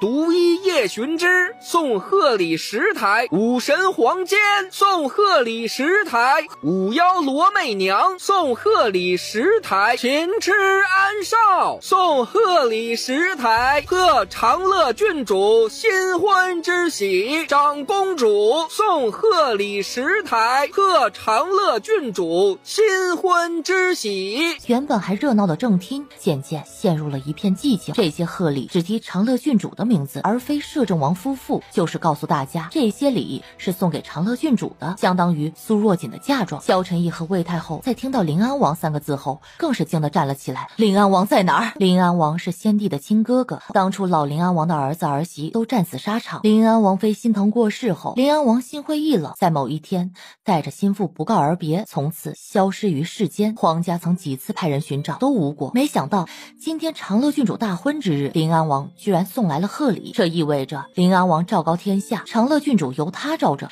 整个大楚谁敢惹？这云浩、赵家、临安王、天一阁、独一、武神、五妖、秦之全出现了，显然都是来为了阿锦撑场子的。与其说是宣告世人，不如说是直接来警告他萧燕初的，以后都别想着欺负阿锦。阿锦啊阿锦，你这背景，本王压力大呀。姜太妃也被这一系列的唱报给震惊了，再这样下去，自己的儿子都要配不上小锦了。韦太后，临安王只是派人送来贺礼，并未露面。韦太后看向苏若锦，眼里有了深深的后悔。早知道他背景如此，当初就该不择手段让义儿娶了他。你在这儿等着，一会儿你只有半炷香的时间，切记啊。好的，谢谢燕罗姐姐。随后，燕罗换过一个小丫鬟，在他耳边说了几句。二姐，阿雅不可置信的看着眼前的弟弟，他怎么来到大楚了？阿雅连笔带画的想问清楚，达普这才发现姐姐不会说话了。二姐，你嫂子怎么了？他们对你做了什么？阿雅忙摆摆手，表示自己没傻，想问达普的情况，可又没办法表达清楚。阿雅突然冲着燕罗跪下，不停的磕头。你是想让我们保护好达普？阿雅连连点头。我可记得你家公主对我们家小姐可是不怀好意的，我凭什么帮你啊？阿雅急了，突然把右手食指放到嘴里一咬，用血在地上写着。我帮你们，我们没啥需要你帮的。我会。上次的蛊也是你下的。阿雅有些羞愧的点点头。原来是你，你把我家小姐害得那样惨，还想我们帮你？燕罗姐姐，别怪姐姐，他们以我的性命要挟姐姐，她才不得不出手的。要怪就怪我吧，怪你。好啊，当时我家小姐被害得快没了半条命，你先把这半条命赔了吧。好，我还你。说完，他就要朝假山撞去，被阿雅一把拉住。随后，阿雅自己朝假山狠狠撞去，快要撞到假山上的阿雅被人一把拉住。阿姐，阎罗姐姐和长乐郡主是好人，是他们救了我。阿雅哭着点头，又跪了下来，在地上写字。北丽要打大楚。阿雅，我们可以暂时替你保护达普，你先回到纯妃身边，若需要你做什么，我们会联系你。阿雅连连点头。阿锦，你今天真美。苏若锦全身如被电了一般，整个人有些僵直。阿锦，可是害怕了？谁怕了？我只是觉得你喝多了，该喝点醒酒茶。阿锦，你可知我等这一天等了多久？燕初，我有话对你说。阿锦，不急，我们有一辈子的时间可以慢慢说。萧燕初，你是属狗的，死公狗！小宝，你是不是哪儿不舒服？告诉锦姐姐。小宝抬头，他眼里全是眼泪。小宝，你这是怎么了？锦姐姐嫁给皇叔，变成皇婶了，我以后还怎么娶锦姐姐呀？萧燕初嘴角抽抽，有些想把这个臭小子拎起来打一顿的冲动。小宝，你为何要娶锦姐姐呀？因为小宝想天天和锦姐姐在一起。那现在锦姐姐嫁给了你皇叔，就住在王府里，这样小宝不就能天天见到锦姐姐了？和你娶了锦姐姐有什么不同？小宝想了想，好像是这么个理儿，眼泪也收回去了。那锦姐姐，你会陪我更多些，还是陪皇叔更多些啊？那当然是陪小宝更多些。那小宝不哭了，小宝要锦姐姐陪小宝。好，走吧，锦姐姐教小宝练字。看着这一大一小离开，萧燕初的脸更黑了。属下见过王爷、王妃。出什么事了？老李两人死了。怎么死的？属下不知，两人是突然同时吐血而亡。走去看看。两人种的是子母果，两人身上是子果，需要一段时间服下带有母骨气味的东西，否则就会爆体而亡。所以母骨那边知道他们俩死了。阿雅点点头。你能追踪到对方吗？子骨死了，没法追踪。下蛊之人比我厉害，就算子骨活着，我也追踪不到。蛊下了吗？已下，随时可以催动。先不急。姚兰不是给他下了噬心蛊吗？他自然要以其人之道还治其人之身。北丽想打大楚，他这样做只是防患于未然。你先回去，别让姚兰发现了。达普，我会替你照顾好。什么时候蛊师都这样烂大街了？不是烂大街，而是刚好被我们碰到。他的嗓子能治？能，但要些时间。现在还没这个治疗条件，只能保证他可以说话，声音恢复不到以前了。阿雅并不存在对谁忠诚，他只在意他的弟弟。可以说是手里有了达普，谁就能控制阿雅。走一步算一步吧。王爷、王妃、苏将军，袁弘不见了！怎么回事？属下回到王府，张管家说袁弘和小宝告别后，早已经离开了王府。属下一路过来，并没有见到他。王妃，达普也不见了。燕罗，发出暗蒙令，全境搜寻袁弘和达普，提供线索者赏银100两，找到其中之一者赏银1000两。是，王妃。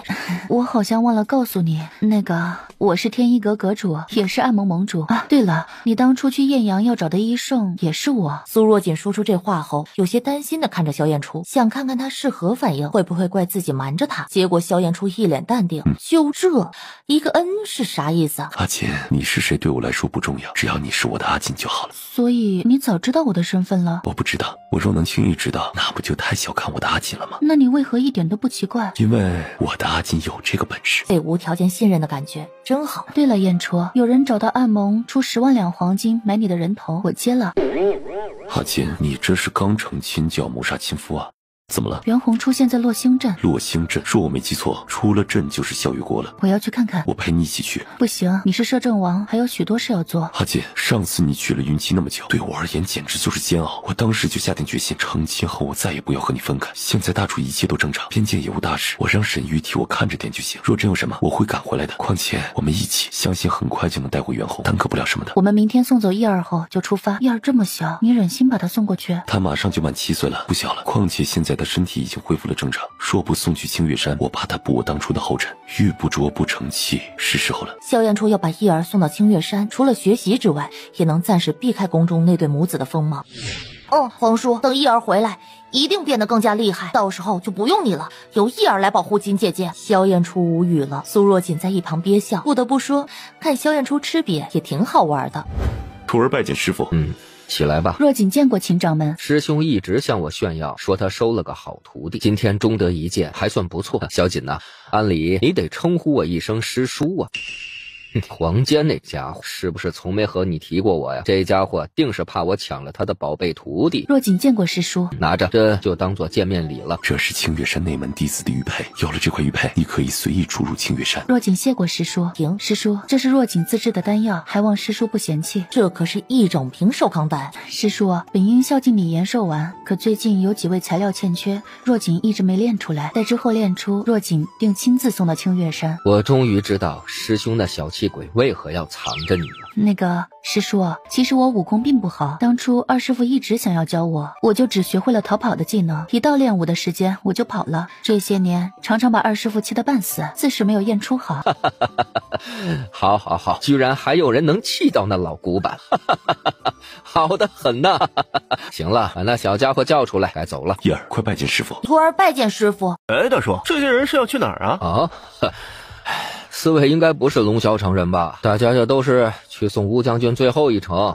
大叔，再来4碗豆花汤。这吴将军是出了什么事啊？上个月吴将军把刑部侍郎杀了，这两家呀本是姻亲，没想到出了这事儿。姻亲成了仇家，这是为何？刑部侍郎家的公子养了外室，吴将军上门为女儿讨要说法，一言不合就把刑部侍郎给杀了。这吴将军可是咱们校月的大功臣呢，若没有他，咱们早被北吏欺负了。现在没了吴将军，要是北吏打过来，这可怎么办呢？这时又见一队侍卫押着7、8个6到10岁不等的男童，男童嘴里都被塞上了布条，队伍后面跟着孩子们的双亲，哭哭啼啼的求侍卫放人。大叔，这是什么情况？这些孩子要被带去哪儿？他们是去给皇上当伴读的，真是可怜呐。大叔有些吞吞吐吐，似是不敢说什么。胡青马上明白，从怀里掏出一锭银子，塞在了大叔怀里。因为去给皇上做伴读的孩子，没一个能活得过1个月的。怎么说？据说皇上为了测试他的杀人手法，每天都会杀一个伴读。小姐，你说他们会不会也把袁弘和达普抓去给校月的小皇帝做伴读啊？不太可能，校月皇帝才7岁，一般来说不会找年纪太大的孩子做伴读，而且只不过是找伴读，无需千里迢迢去大楚抓人，还只抓2个。吴将军一路好走，吴将军一路好走，一路好走。夫君，你所知的吴将军为人如何？夫君，萧燕初挑挑眉，这可是阿锦第一次这样叫自己，听着还真舒服。夫人，据我所知，吴将军为人正直，刚正不阿，在校月国深受百姓爱戴。娘，你怎么了，娘？苏若锦眼神一紧，这不是悲伤过度，而是中毒了。娘，你怎么了？娘！燕罗立马明白，马上走出人群。吴小姐，我是大夫，可以让我看看吗？大夫，快，求求你救救我母亲，我做牛做马都会报答你的。吴小姐，能否找个安静的房间？吴夫人需要施针救治，要快。娘，大夫，我娘如何了？所幸救得及时，她体内的毒已经逼出来了，但还有少量进入脏器，吃药卧床休息一段时间就没事了。那我娘什么时候能醒来？你娘是存了必死的心，提前服了毒，打算陪乌将军一起走。我能除了她体内的毒，但我救不了她的心。若她依然想要陪乌将军一起走，不愿醒来，神仙难救。剩下的就看你们能不能让她升起活下去的心了。多谢大人救命之恩，若恩人需要我们做什么，我们姐弟在所不辞。苏若锦让两人起身坐到桌上，若她能醒来，这方子吃上7天，毒也可以清的差不多了。大夫，我现在身上只有这些钱，带我回府里再寻些钱送过来。这些钱够了，乌小姐不用再送来，但也请乌小姐记住你的承诺。大夫，你请放心，我们乌家人言出必行，若违誓言，天打雷劈。如何？人救过来了，剩下的就看她自己了。这乌夫人也算是刚烈女子，能为夫君殉情。夫人，我也愿为你殉情。殉你个头啊！反正我是不会为你殉情的。你若是不在了，我就带着摄政王府所有的钱，招上几10个面首，岂不快哉？几10个面首，阿锦，你这是觉得为夫弱了吗？在苏若锦再次被窗外的树影摇晃的陷入昏睡前，他后悔了，没事儿提什么几10个面首啊，而他被这么一折腾，把自己想和萧燕初说有关乌将军的事儿给忘了。哎呀，太惨了！他那人去年上山打猎，被老虎咬死了；2个儿子不久前被拉到皇宫当伴读，全死了。官家给了10两银子做补偿。这也太惨了，换我可能也活不下去了。2条人命，10两银子，别说了，一会儿小心被听的。王毅皇家之事是要被杀头的。7岁孩子真能这样凶残？或者伴读只是一个借口。母亲，去查查这是谁。是公主。母亲比任何人都了解自家公主，公主这是对这个匆匆一瞥的男子上心了。江吉安，23，大楚人，家中世代经商。赵若锦，年方17，江吉安之妻。这正是萧燕初和苏若锦来到笑月国的画面。哼，原来只是商贾贱民啊！明天把江公子请到府上来。是。见过公主。放肆！见了公主还不下跪？哎，算了，本宫不是那种看重这些虚礼之人。江公子，请坐。不知公主找江某有何事？本宫叫江公子来，是有个能让江公子平步青云、一步登天的好机会，就看江公子能不能抓住这个机会了。愿闻其详。江公子，本宫知道你已成亲，若你愿意休了你的妻子，住进公主府，好好伺候本宫，本宫必保你一生荣华富贵。不知江公子意下如何？愿宁公主若江某不愿意呢？江公子，据本宫了解，你不过是大楚的一名商贾，经常为了生计在外奔波，其中艰辛，想必江公子比谁都清楚。若你愿归顺于本宫，所享荣华富贵，何乐而不为呢？多谢公主抬。不过江某与发妻已结下生生世世不离不弃之盟誓，断不会放弃发妻。而且江某更喜欢凭自己的双手得到想要的一切，而非依靠别人赏赐。江某告辞。萧燕初转身就要离开，被公主府的侍卫架剑拦住了。萧燕初淡淡扫向2名侍卫，侍卫只觉得有股强大的威压压向了自己，后脊有点发凉。好，江公子果真是有骨气之人，江公子自可离开，本宫相信总有一天你会答应的。2名侍卫当下收剑退到了一旁，萧燕初头也不回，径直离开了。公主就这样让他走了？太容易得到的，本宫还不稀罕呢，等着吧。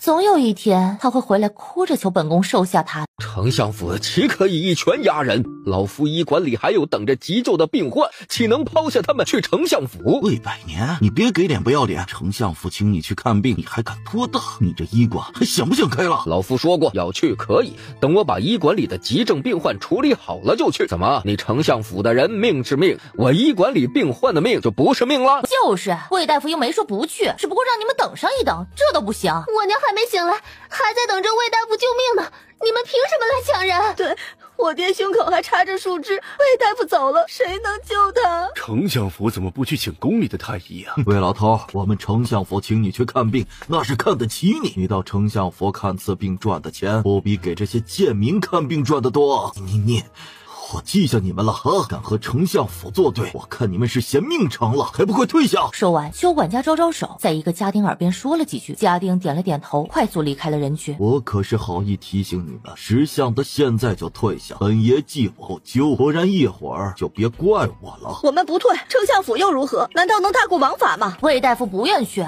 你们不能强迫人。对，我们要保护魏大夫。好，不退是吧？不退你们就待着，一会儿我会让你们知道什么叫后悔。让开！官府办案，都给我让开！哎呦，邱管家，是你报的案呐！龙霄城还有哪个不长眼的敢惹你啊？张捕快，这些刁民阻止大夫去我丞相府救人，把这些刁民全给我抓了，带回衙里审问。竟敢阻止大夫救人，是何居心？是。衙役直接冲上去拿人，围在魏百年身边的人被衙役直接上棍子打翻在地，扣住。秋平，你们丞相府眼里还有王法吗？王法？魏百年，我家丞相就是王法，你今天去也得去，不去也得去。若你乖乖跟我走，我就让他们放人，否则魏大夫，求你救救我娘，我不怕被抓，你不救我娘她活不了了呀！魏大夫，求求你们，让魏大夫先替我爹看看吧，他快死了，求求你们，只要是能救活我爹，我愿意被关到大牢里啊！魏大夫，走是不走啊？我跟你走，你把人都放了。张捕快啊，辛苦你走一趟了，人就放了吧。哎呀，不辛苦，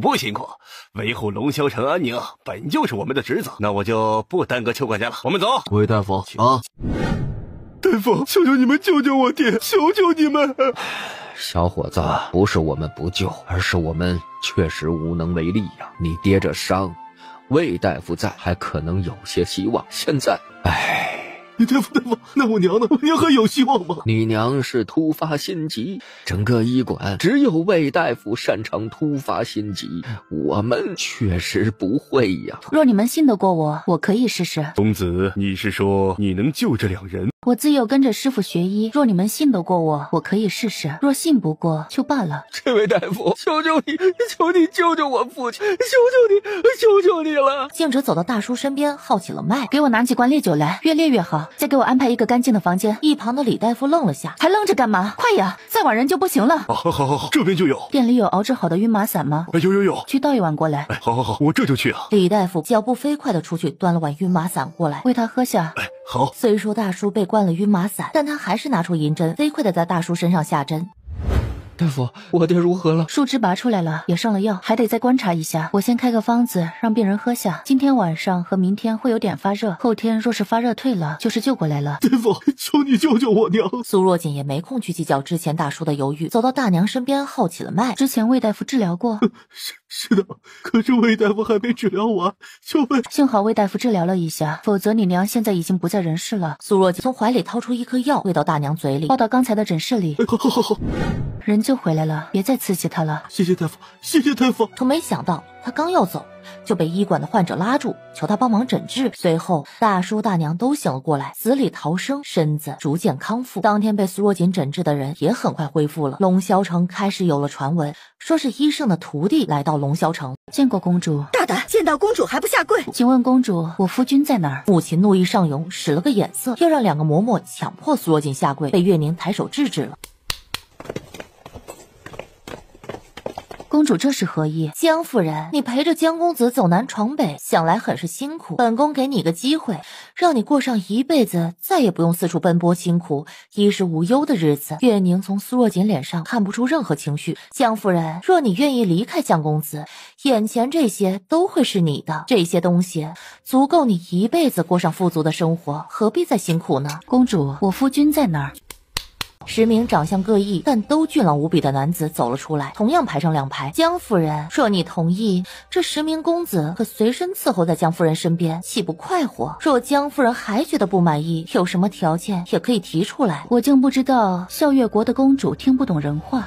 那我就再问一遍，公主，我的夫君在哪儿？周若洁，你放肆！公主，卢公子求见。他怎么来了？他挥了挥手，丫鬟和10位公子全都快速退下。江夫人，识时务者为俊杰，本宫劝你见好就收，不要错过了这个机会，别到时候弄个人财两空，后悔都来不及。本宫给你3天时间好好想想，想好了随时可来找我。母亲，送江夫人。你去哪儿了？江公子，你这个蓝颜祸水果然名副其实啊！才到笑月国就被公主看上了，要不要考虑从了公主，不费吹灰之力就能坐享荣华富贵？夫人，这事可怨不得为夫。你知道为夫眼中只有你一人，其他女子未经夫人允许，为夫可不敢多看一眼。听到月宁居然还用10个美男引诱苏若锦，夫人，这么多你消受得了吗？让他想起自己曾经提过养几10个面首，晚上就被欺负的下不来床。不，我有夫君就够了。你查到了什么？时间太紧，只查到月宁是孝月国先皇最小的一个女儿，虽非皇后亲生，但也深受先皇和当时的皇后，如今吴太后的宠爱。不久前，吴太后给月宁公主和卢丞相之子卢俊元赐婚，婚期定在下个月。卢俊元，苏若锦想到之前在公主府擦肩而过的男子，她记得丫鬟来报说是卢公子求见，再联想到月宁眼里的惊慌，想来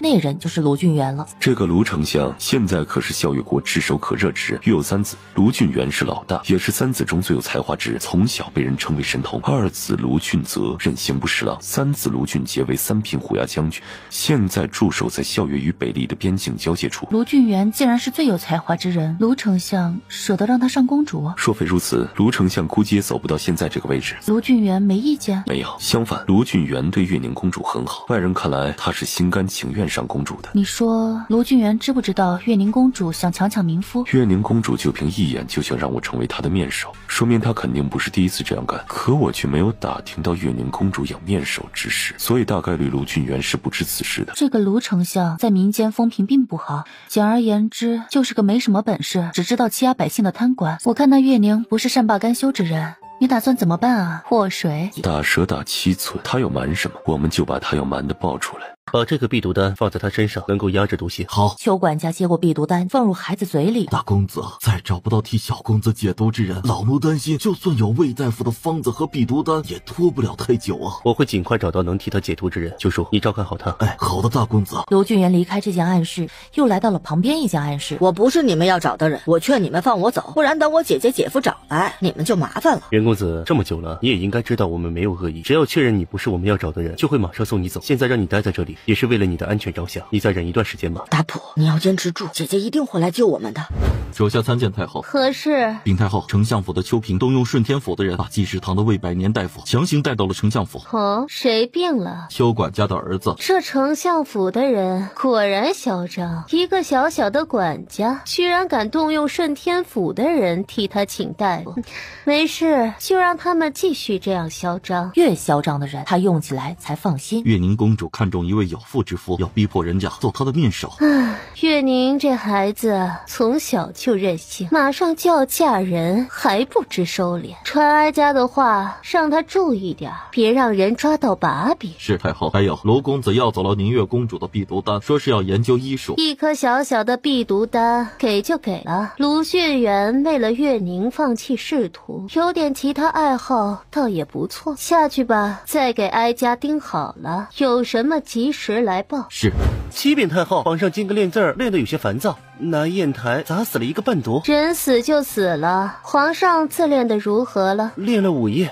不错，能坚持练5页，算是有进步了。告诉太傅，明天让皇上争取练10页。是太后。看来他没把人藏在这儿。这个别院除了离城里近些外，并没有什么特别的。月宁为何隔3天就要来一次？正因为近才方便的过来。不对，还是不对。若你是月宁公主，你会为了什么原因3天就跑一次这个别院？若是我，可能会为了逃离京城繁忙的事务，来这里讨清静。她只是一个公主，无需承担任何国事，不需要讨清静。那就只剩一种可能，这里有我想做的事，或者想见的人。走，我们下水看看。阿姐，现在是晚上，下水看不清什么，水冷容易。自己的王妃太能干，有时候也不见得是好事啊。燕初，你刚才在湖下可看到什么了？好像湖下是有东西，但太黑了，实在看不清。我也看到了，而且那东西还不小。阿姐，这地砖是不是有些奇怪？这个月宁公主还算聪明。这月宁公主好大的手笔，只见眼前像是一个小型的别院，里面有很多房间。若不是亲眼见到，谁会相信这个湖下居然别有洞天？苏若锦比了个手势，就和萧燕初2人分头偷偷查看这些房间。有没有什么地方不舒服？头疼不疼？有没有去寒气的药？先吃一个，可别得了风寒。萧燕初以为他有什么事，走进了浴桶。你也下水了，一起泡泡，去寒气。对上萧燕初的眼睛，呼吸有些停滞。那个燕初，我不是故意的，你快去换换衣服。阿姐，一起换。随后发生的事，让苏若锦在心里发誓，以后再也不和萧燕初开这种玩笑了。卢俊元走过去，拿下纸条拆开看了看，嘴角浮上一抹笑意。这校院男子都这样大度吗？未婚妻养面首也能无动于衷？纸条是胡青送去的，不可能出问题。里面有月宁公主饲养面首的地方及胡心亮机关的破除方法。不仅如此，暗卫还回来禀报，今天卢俊元还约了月宁公主到香士阁挑首饰。你发现了什么？没有，只是我觉得总有些不对劲。他是男人，自然懂男人。哪怕卢俊元再因月宁公主的地位而隐忍，但只要是忍，多少都会带着情绪，不可能在得知自己未婚妻养面首还能装作没事发生一样，处处透着诡异。王妃，妙手堂有人自称是医圣的徒弟。阿锦，你什么时候收的徒弟？为夫为何不知道？苏若锦白了他一眼，又看向燕罗，是何来历？是个40多岁的男子，叫康太和，暂时没查到其他背景，说是游历来到龙霄城的。自从这个康神医来了之后，妙手堂所售之药的价格涨到了其他医馆的10倍，依然供不应求。那这是我从妙手堂买来的药。王妃，你看，让燕罗真正生气的原因是，眼前这些药根本就是出自自家小姐之手。走去看看。求求你们，我真的只有这500文钱了，求你们买副药给我吧！哎，行，我们康神医体谅大家，一副药只卖2两银子，买不起就别拦在这里，快走，别影响其他病人。求求你了，我真的需要这药救命啊！哎呀，让开，别用你的脏手碰我！我竟不知，原来这就是医圣亲传弟子的做派。之前一副药才1两银子，今天就涨到2两了。哎，谁说不是呢？可康神医这药确实见效快呀，我娘吃了这药，头痛马上就缓解了，不得不买呀。康神医肯出来替大伙看病，已经是龙霄城百姓的福气，难不成还要贴钱给大家买药啊？你若是同情他，你可以自己掏钱给他买药啊。这位老弟，请留步。敢问你是哪里不舒服？老夫也是魏大夫，可否让我替你看看？哎，这位大叔，这可是济世堂的魏大夫，你快让他给你看看。对，那魏大夫医术也很不错的。魏大夫，不是我患病，而是内子最近频发心急，若是再没药，我怕他撑不过去了。你带他去我们医馆里拿药，方子如下：炙甘草1钱，生姜1钱，生地黄1钱。那个魏大夫，我只有500文，没有那么多钱买药的。老弟，这药不贵，配下来也不过60文一副。谢谢魏大夫，谢谢魏大夫。燕罗，魏大夫这个药方你觉得如何？这个药方虽不如小姐的方子药效来得猛，但胜在价格便宜。你记住，世间的药并不是越贵越好，有些药虽然便宜，但药效也不差，一切得根据病人的具体情况来判定，适合的才是最好的。燕罗记下了。阿锦，我们进去看看。好。哎呦，几位是来看诊还是来拿药啊？我们是来找康神医看诊的。哎呦，各位实在抱歉啊，你们看啊，这店里这么多人呢，都是在等着康神医看诊，确实忙不过来。不过你们啊，可以先去那边登记一下，会有人给你们安排一个看诊的时间，到时候再过来看诊如何？这位小哥，我们不是龙霄城人，听闻康神医的名号，远道而来，实在等不了太久，能否通融一下？实在抱歉啊，确实没办法。别说你们了，当初国师府的人来请康神医，那也得排队。没想到这个康神医还挺有原则的，有时候演戏只是为了赚更多的钱。敢问这位夫人家中可有弟兄啊？夫人，我没有其他意思，只是夫人与老夫认识的一位故友长得十分相似，老夫寻这位故友许久，所以才冒昧上前相问。我家中确有5位兄长。那夫人的兄长最近可到过龙霄城？可有人从医？如今何在？未曾，我们乃大楚国人，家兄都在大楚，从未到过龙霄城，而且5位兄长无人从医。这样啊。抱歉，是老夫失礼了，还望夫人见谅。魏大夫，不知你要找何人？可有画像？我与夫君经常走南闯北，说不定见过。烦请夫人看看，可否见过此人？苏若锦一看，和自己女扮男装的模样有7、8分像。抱歉，魏大夫，我们未见过此人。不过我们还会在龙霄城逗留一段时间，若见到，定会让人给你传讯息。那就有劳夫人了。魏大夫呀，康神医有请。魏百年忙和苏若锦他们匆匆告别，跟着刘掌柜离开了。阿锦，你打算如何？先看看。魏百年突然从一个房间怒气冲冲出来，医圣有眼无珠，竟收了你这么个东西，你简直败坏医圣的名声。一脸怒气的径直离开了妙手堂。我们也走吧。阿锦，你想好了？敢问公子，尊夫人何在？魏大夫，你是那天那个小神医医圣的徒孙，可你是我，但我不是医圣的徒孙，而是医圣的关门弟子。魏大夫不信。不，夫人不，小神医，你误会了，我只是一时之间有些震惊罢了，失礼了。魏大夫，我夫君姓姜，你可以叫我姜夫人。姜夫人，所以那个康太和不是你师傅？不是，他也不是我师傅的弟子。我就知道那家伙果然就是个欺世盗名之徒。魏大夫，昨天你进屋去见康太和，到底发生了什么？我去找找他，一方面是想向他请教医术，若有可能，希望他能告诉我医圣在哪儿。老夫想拜在医圣门下，精进医术，造福更多百姓。他说他不能告诉我医圣在哪儿，也无法教我医术，这也是医圣的规定，医术不可外传。这些我都能理解，我也不过是抱着一试的想法。康太和不愿说也没什么，但我去找他主要是另一个原因。当时我一直以为江夫人你开的那些药方是康太和教授的，药方我见过，成本我也很清楚，就希望康太和能够把药价降低一些，一副药卖2两银子，实在太贵了。魏大夫，没想到你一把年纪竟还如此天真。确实，药材是不贵，可没有我，谁能开出这药方？一副药只要有奇效，贵也是正常的。你身为大夫，应该也知道一方值千金的道理。康神医，我们行医之人讲求一个济世救人，这药太贵，普通老百姓很难负担得起。治风寒肚痛之药还好，1两副也就好了，可像心急之药是得长期服用的，普通老百姓谁又能长期吃得起这2两银子一副的药啊？魏大夫，大夫治病救人没错，可大夫也要生活的。我凭自己的医术赚钱，何错之有啊？我们医馆是明码标价，买得起就买，买不起的人自己没本事赚钱买药，难道要怪我吗？康神医，话虽这么说，可我们做大夫的面对病患，多少该有恻隐之心吧？魏大夫，恻隐之心当不了饭吃，你有恻隐之心，何不自己开出更好的药方，免费送给穷鬼们服用啊？又或者你出钱买我妙手堂的药，发给这些穷鬼呀？若你没什么事，就请回吧，外面还有这么多病人等着我看诊。哎呀，我真羡慕魏大夫能如此清闲呢。江夫人，既然你才是医圣真正的传人，你现在就和我一起去妙手堂揭穿康太和的真面目，让他不能再骗人。魏大夫，等等。江夫人，人证物证都有了，还要等什么？魏大夫，不急在这一时，你先坐，我今天找你来是有别的事。魏大夫，可曾听过天一阁？天一阁，行医之人谁能没听过？只可惜天一阁远在大楚，具体在什么地方，现在都没人知道，不然我也想去看看。那魏大夫可曾想过在校月也建个天一阁？在校月建天一阁？江夫人，虽然我没去过天一阁，可也知道要建个如天一阁这样的地方，需要的人力、物力、财力不是一个小数目啊！老夫何来这样的能力？而且据我所知，天一阁阁主也是个医术卓绝之人，才能撑得起天一阁这样一个医药圣地。且不说我没有这样的财力，就我的医术有几斤几两，我自己很清楚。在龙霄城给大家看看病还行，其他的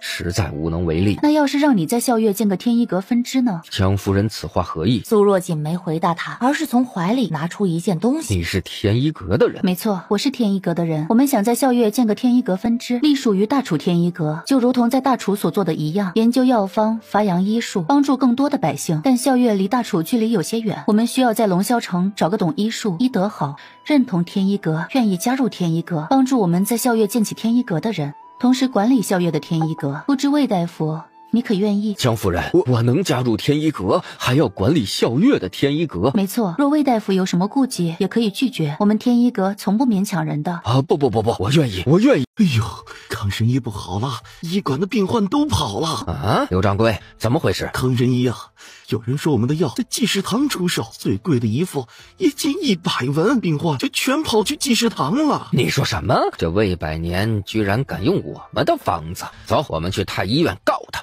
方太医，你看这济世堂偷了我们的药方，医馆才有这么多人，这魏百年真是不要脸。魏百年可在？老夫正是魏百年。魏大夫啊，我乃太医院太医丞，有人向我们太医院告发你偷取他人药方用于牟利，可有此事？大人，我魏百年一生行得正，坐得直，干不出这种不要脸之事。魏百年，你还好意思说？你现在售卖的药根本就是我妙手堂的药方。大人，不信你随手拿一副药和我们妙手堂之前售卖之药进行对比。魏大夫，你还有话可说？老夫无话可说，这药方本就不是出自老夫之手。大人，你看他已经承认了，快把他抓起来。来人！太医程大人，此药方不是老夫所开，但也不是这位康大夫所开。王太医，此方子确实不是我开，此乃小徒所开，小徒医术全由我教授，医馆用小徒的方子合乎规矩。病徒何在？王太医，小徒前些日子已经离开龙霄城，四处游历了，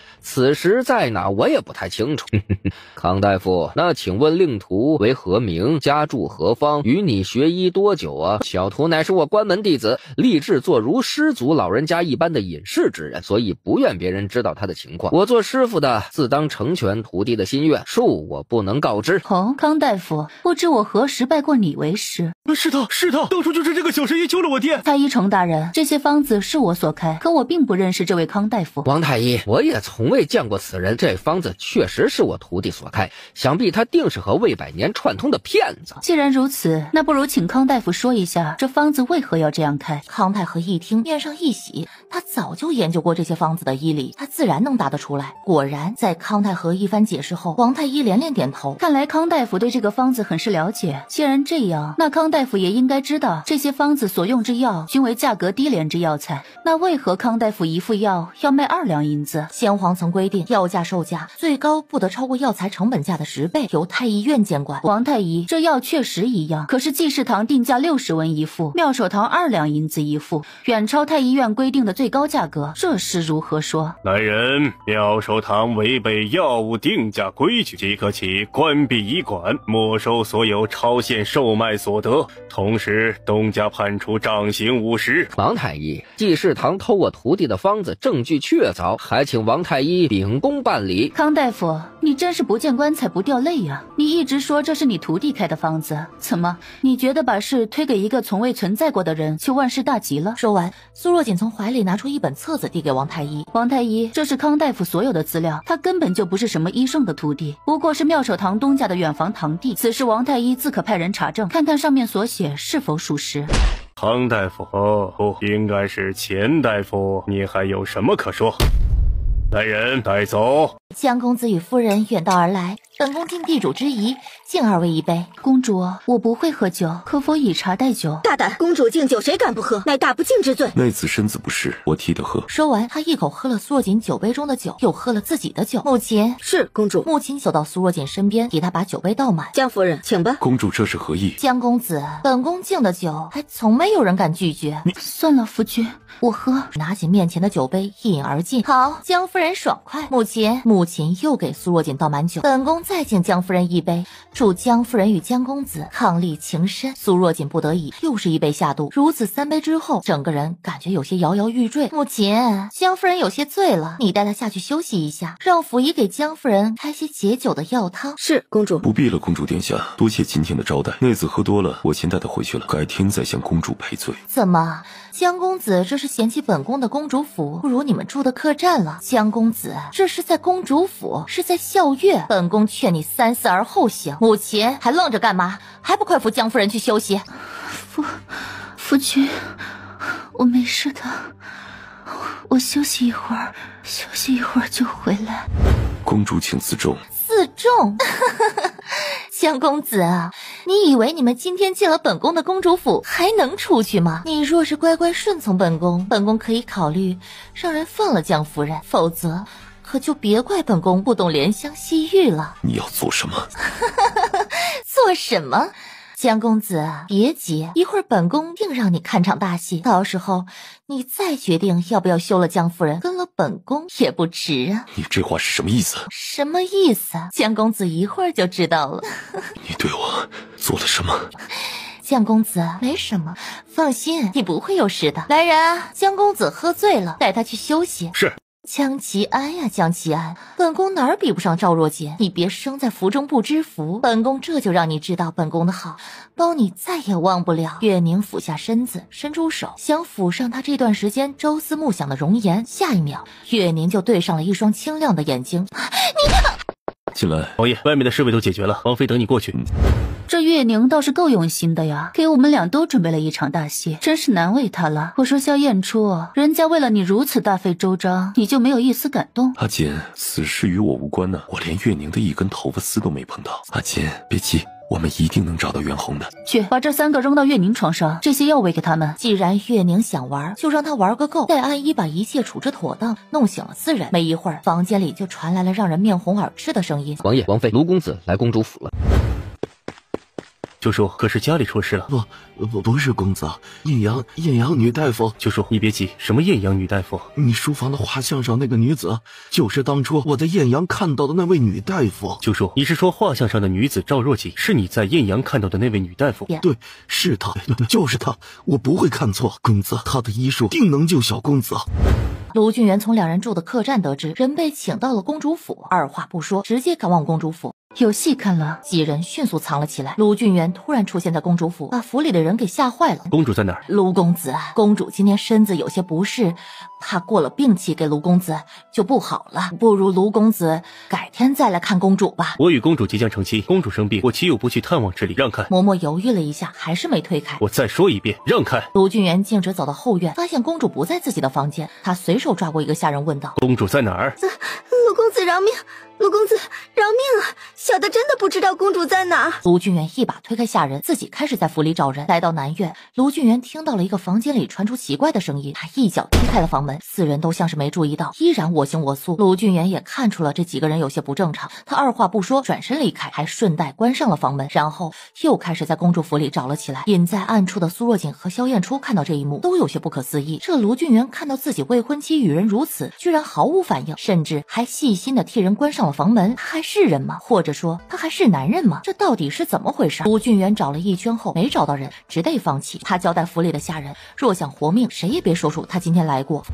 回到客栈去。这位公子，掌柜说你找我们，不知公子找我们夫妇有何事？可是想买大厨的东西？江公子，江夫人，我是卢俊元，如今特意前来是想请江夫人到我府上看个诊。苏若锦闻言眼睛微眯，如此说来，这个卢俊元竟看出了他的身份。卢公子，我不过是一个商贾妇人，哪会看诊？以卢公子的身份，找宫中太医不是更为妥当？这是2000两银票，还望江夫人能够出手相助。不过卢某有个小要求，就是还请江夫人保密。卢公子，你为何如此确定我会看诊？1年多前，我家中管家曾到艳阳走访亲戚，无意中看到江夫人救病之人，被江夫人医术所折服，医者仁心，家中病人命在旦夕，还望江夫人能够出手相救。若江夫人觉得2000两白银少了，也可以开价。不知道公子家中何人病了？以公子的身份，应是可以去请太医相看的吧？江夫人，明人不说暗话，我信不过太医。卢公子，你就不怕我把一切说出去？怕，但是我已经没有时间了，只能赌一把。赌对了，人还有机会活；不赌就只有等死。我相信自己的眼光，一个能在危难时刻出手救人的大夫，又岂会是不讲诚信之人？卢公子，人我可以去看，钱我不要，但想请你帮个忙。江夫人请说，卢某能做到定不推辞。且等我看到贵府的病人再说。好，一言为定，事不宜迟。江夫人请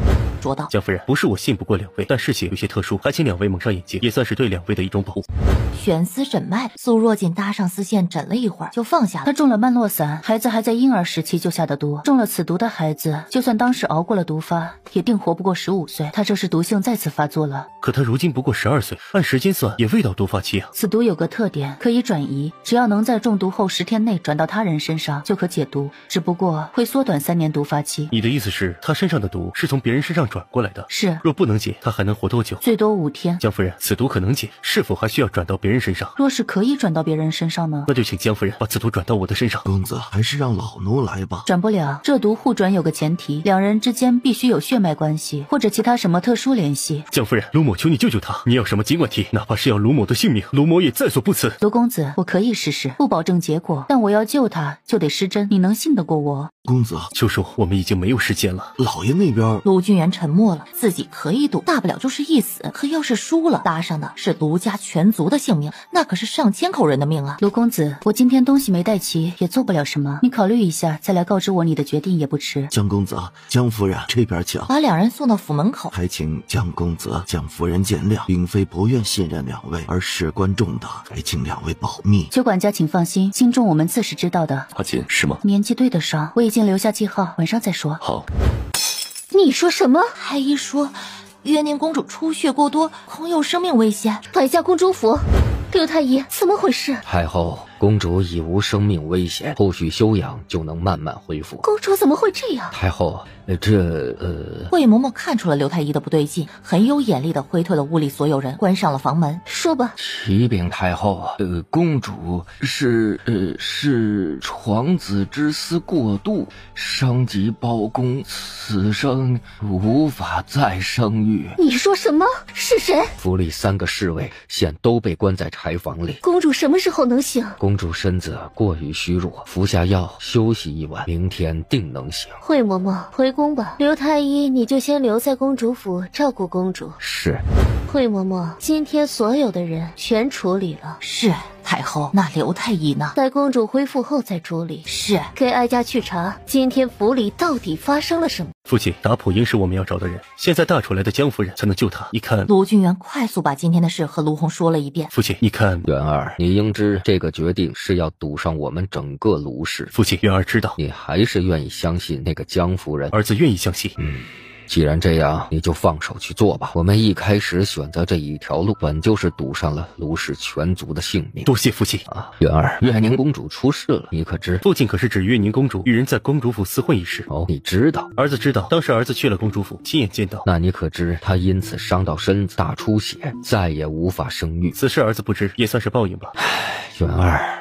委屈你了，父亲，无妨。太后已经换了公主府所有的下人，派人在查是怎么回事。公主府又多了几十条冤魂。吴太后从来心狠手辣，为了护住月宁名声，这是她做得出来的事。今天皇上练剑被太傅说了2句，回宫就杀了2个小太监。如此暴虐成性之人，如何能当好一国之君呢？父亲，天总会亮的。有红玄珠的消息了吗？派出的人传来消息，说有人在北离见过此珠，我已让人去北离寻访，想来很快就会有消息了。不过，若如江夫人所说，儿子敢确定达普正是我们要找的人。希望如此。毛毛带路。苏若锦和萧燕初一路跟随毛毛所指的方向，躲过府里的侍卫，很快来到后院一堵墙面前。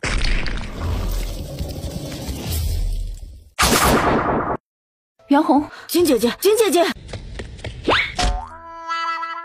袁弘，还有我呢。姐夫。苏若锦又好气又好笑，她哪会看不出萧燕初的小心思，真是小气。袁弘，到底是怎么回事啊？我那天突然，江公子、江夫人，你们可是辜负了卢某的信任啊！你们到底是何人派来的？若是老实交代，我可以考虑留你们一个全尸。卢俊元，你把我弟弟绑来校阅，这笔账我也得好好和你算算。你弟弟，你是大楚摄政王妃。既然江夫人是摄政王妃，那……我竟不知道大楚摄政王和王妃大驾光临，真是有失远迎啊！卢俊元，你为何要绑走袁弘和达普？江夫人，哦不，摄政王妃，我自有我的理由，恕在下无法告知。不过我并未伤害袁弘，就算你们不来，想来过不了多久，我就会将他送回大楚。我如何信你？不信你可以问袁弘，这段时间我可曾亏待过他半分？金姐姐，他确实没有伤害我和达普。达普昏迷后，他找了好多大夫来给达普看病呢。摄政王、摄政王妃，不如进屋谈谈。摄政王、王妃，正如我之前所说，恕我不能告诉你们我带袁弘和达普来校阅的原因，这也是为你们好。但我敢保证绝无恶意，更不会伤害他们一丝一毫。想必2位隐瞒身份前来校阅也是为了寻回他们。现在达普命悬一线，恳请王妃先救达普，其他的事情我们之后再说，可好？若王妃觉得不解气，再救回达普，要杀要剐，卢某任由王妃处置。你们都出去。王妃，达普怎么样了？毒解了，他身体还虚弱，过2天才会醒来，得休养一段时间。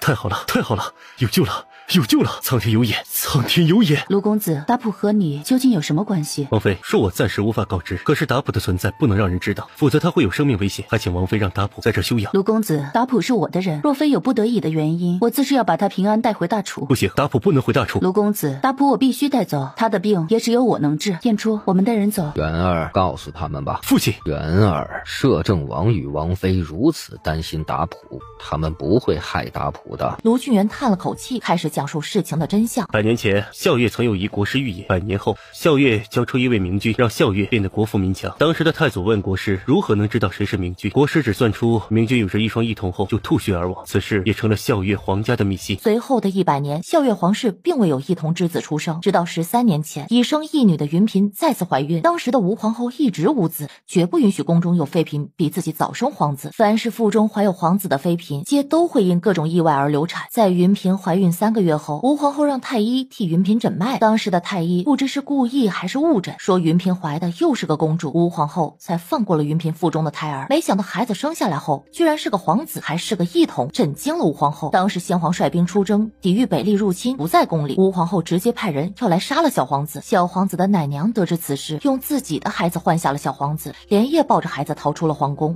那年我四处游历，来到了校月边境的一个偏远的村子，在村里的一位大娘家里借宿。也就是在那天晚上，村里来了一伙山匪，进村就开始杀烧抢掠。我只来得及冲到旁屋救出大娘，大娘已经被箭射中了胸口。我再无力顾及村里其他人，只能是带着受伤的大娘逃出村子。出村时看到了统领的面容，哪里是什么强盗，根本就是禁军统领段耀。我和大娘逃到山上，大娘中箭，命不久矣。在得知我的身份之后，把一切都告诉了我，她就是抱着皇子逃出宫的奶娘。奶娘为何要把一切告诉你？万一你也是吴皇后的人，小皇子哪还有活下来的机会？因为那时我的父亲还是全校月人人称赞的清官，所以你回来后，卢大人决定投靠皇后，由清官变成贪官，以此迷惑皇后，暗中寻找小皇子。待找到人后，再伺机把小皇子扶上皇位。摄政王所说不错，我只有成为一个贪官，把贪来的银子孝敬给皇后国师，才会让吴皇后对我放松警惕，我也才能步步高升，掌控更多的权力。所以上公主也是如此。是的，我上了公主，才能让吴太后对卢家更为放心。那次邱管家到济世堂请人，也是在演戏？只能说是半真半假，请魏大夫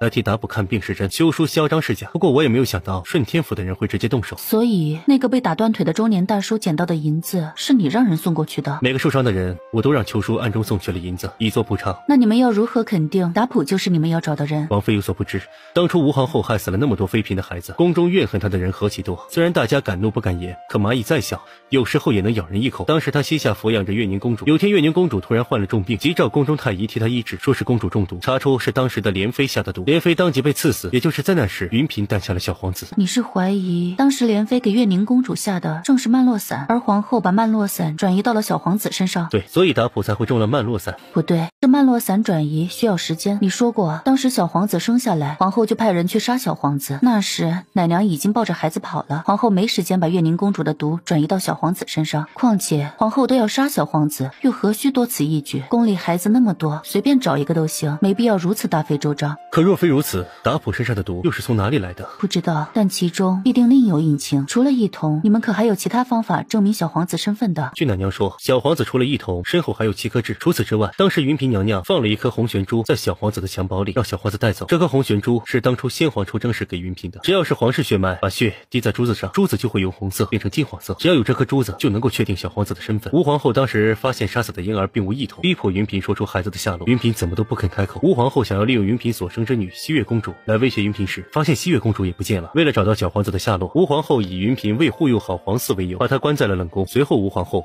暗中派人搜索全校院，一旦发现谁家生有一瞳的男孩，一律杀了。所幸那年除了小皇子，民间并没有类似的男婴出生，才没有让无辜孩子枉死。7颗痣，苏若锦记得袁弘身上也有。至于红玄珠，苏若锦好像在阿雅手上看到过一颗红色的珠子，所以阿雅是西月公主。现在能确定的是，达普在这儿确实比在外面安全，包括袁弘也是如此。万一被吴太后发现，他们2人都是一瞳，定会除之才能心安。袁弘，你先留在这儿照顾达普，待事情了结后再和我们一起回大楚。好的，金姐姐，你放心，我会照顾好达普的。陆公子，你可知小皇子的一瞳是什么颜色？奶娘没说，我当时也没有想起来问这个问题。卢丞相，卢公子，若达普真是校月小皇子，留下还是回大楚，我们会尊重他的选择；若他不是，我们会立马带他回大楚。这是当然。对了，王妃之前说有什么事情需要我帮忙，不知是何事啊？若卢某能帮，定当尽全力。之前有，现在不必了。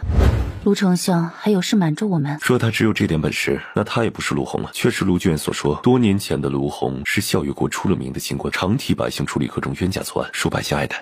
由清官变成贪官也不过是这些年的事。今天他让卢卷把一切告诉我们，无非是想试探我们对达普的重视程度，说能借用我们手里的力量来对付吴太后，那就再好不过了。此事疑点太多了，达普若是一出生就被奶娘抱走，他是如何中曼洛散毒的？阿雅真是那个西月公主吗？他们2姐弟又是如何相认的？能做到校月太医之人，整个腹中孩子是男是女都能诊错？还有校月先皇为何要把能鉴别皇族血脉的宝珠给一个仅有嫔位之人？太医不可能诊错，那就只有一个可能，是有人让他诊错。是校月先皇，一切都是他安排的。了。没错，卢俊元说先皇的妃嫔都不能产下皇子，先皇作为一个皇帝对此不会起疑，或许他是有什么不得已的苦衷，只能用这种方法保些云嫔腹中的孩子。若是如此，他暗中把红玄珠给云嫔也说得过去了。可堂堂一个皇帝，为何会被人逼迫至此呢？还有罗君元说奶娘把孩子放到了兰川，要是我没记错，兰川出了校阅是流入大楚，若这样算，孩子应该被校阅或者大楚的人救起才对。可达普却是北厉的人，这有些说不过去。别想了，事情总会有水落石出的一天。等达普醒过来，有些事也许就答了。王妃，我以为我要死了。达普，你没事了，不过身子会有些虚弱，得好好卧床休息一段时间。我听王妃的话，好好休息。达普，我有些问题想问你，希望你能如实告诉我。王妃，您尽管问，我知道的都告诉你。你的父母是谁？你和姐姐小时候是如何过的？王妃，我出生时父母已经死了，对他们没有任何印象，是一个乞丐爷爷捡到我把我养大的。在我9岁那年，乞丐爷爷死了，我就一个人乞讨过活。有一天来了一个人说我还有个姐姐，要带我去见姐姐，保证我从此以后衣食无忧。我就跟她去了，姐姐见到我就抱着我哭，她告诉我她是我姐姐，以后她会保护我。在我以为我可以和姐姐幸福的生活在一起时，才发现那些人不过是利用我控制我姐姐。因为姐姐是世间少有的古尸，他们用我逼迫姐姐做各种坏事。每每看到姐姐痛苦的样子，我宁愿自己从没和姐姐相遇。所以你一直生活在北厉？是的，这次到大楚是我第一次离开北厉。我记得你姐姐带着一颗红色的珠子，你知道是什么珠子吗？我也不知道是什么珠子，乞丐爷爷说他捡到我的时候，那颗珠子就挂在我的胸口，应该也不是什么值钱的珠子，我一直带着，后面被秦王拿走了，后来又由瑶兰公主赏给了姐姐。王妃，我知道的就只有这些了。燕初，让阿雅来趟校阅吧。好。大夫，云儿如何了？她是因为情绪激动引起胎相不稳，现在已经没事了。不过她最近受的刺激太多，若再这样，我也不敢保证孩子还能保住。云儿，我苦命的孩子。娘，我没事。姐，你怎么样了？晨儿，姐姐没事。谢大夫救命之恩。这位大夫，你已经救了我和云儿2次，还不知如何称呼大夫。我夫君姓江，乌夫人可称我江夫人。江夫人，多谢你多次出手相助这是我的一点心意，还望你不要嫌弃。乌夫人，100两足够支付我的诊金了，其他的还请收回。我行医只取应得之分，否则有违医道，还请乌夫人见谅。江夫人，不愧医者仁心。我与夫君住在城东客栈，若有什么事，乌夫人可到客栈找我。安胎药继续吃我之前开的方子即可。如此，我就先告辞了。阿锦，有些不对。怎么了？我刚问了吴公子，据他所说，其实并没有人真正亲眼看到吴将军出手伤了陶大人，是吴大人自己主动认罪的，而且陶大人是被吴将军推了一把，头碰到桌上致死的。若真是这样，一个为国立过赫赫战功的将军，失手导致3品官员殒命，会判刑，但不至于判斩首，而且斩得如此之快。燕初，当初吴将军被斩首时，那些人抬着他的尸首从我面前走过，我看到他的手指非常修长，只有大拇指、食指、中指指头有茧子。吴将军是用长枪指人，手指、掌心、指根、虎口都应有茧子才对。一般来说，只有某类人会在3个指尖长茧子，所以应该是。两人不再说话，但同时能感受到这个孝裕国表面虽平静，却有种风雨欲来的感觉。赵若锦，你敢害本宫，本宫绝饶不了你！木化，去传本宫之令，让府中侍卫把赵若锦给本宫抓来，本宫要杀了他这个贱人。公主，太医说您最近不宜劳累，太后让公主在府里好好养病。你到底是谁的奴婢？敢拿太后来压本宫，你就不怕本宫杖毙了你？公主，这事若是闹大了，被卢公子知道，深究起来恐有损公主声誉，万一影响到大婚就不好了。木化，伺候本宫进宫，本宫要去见太后。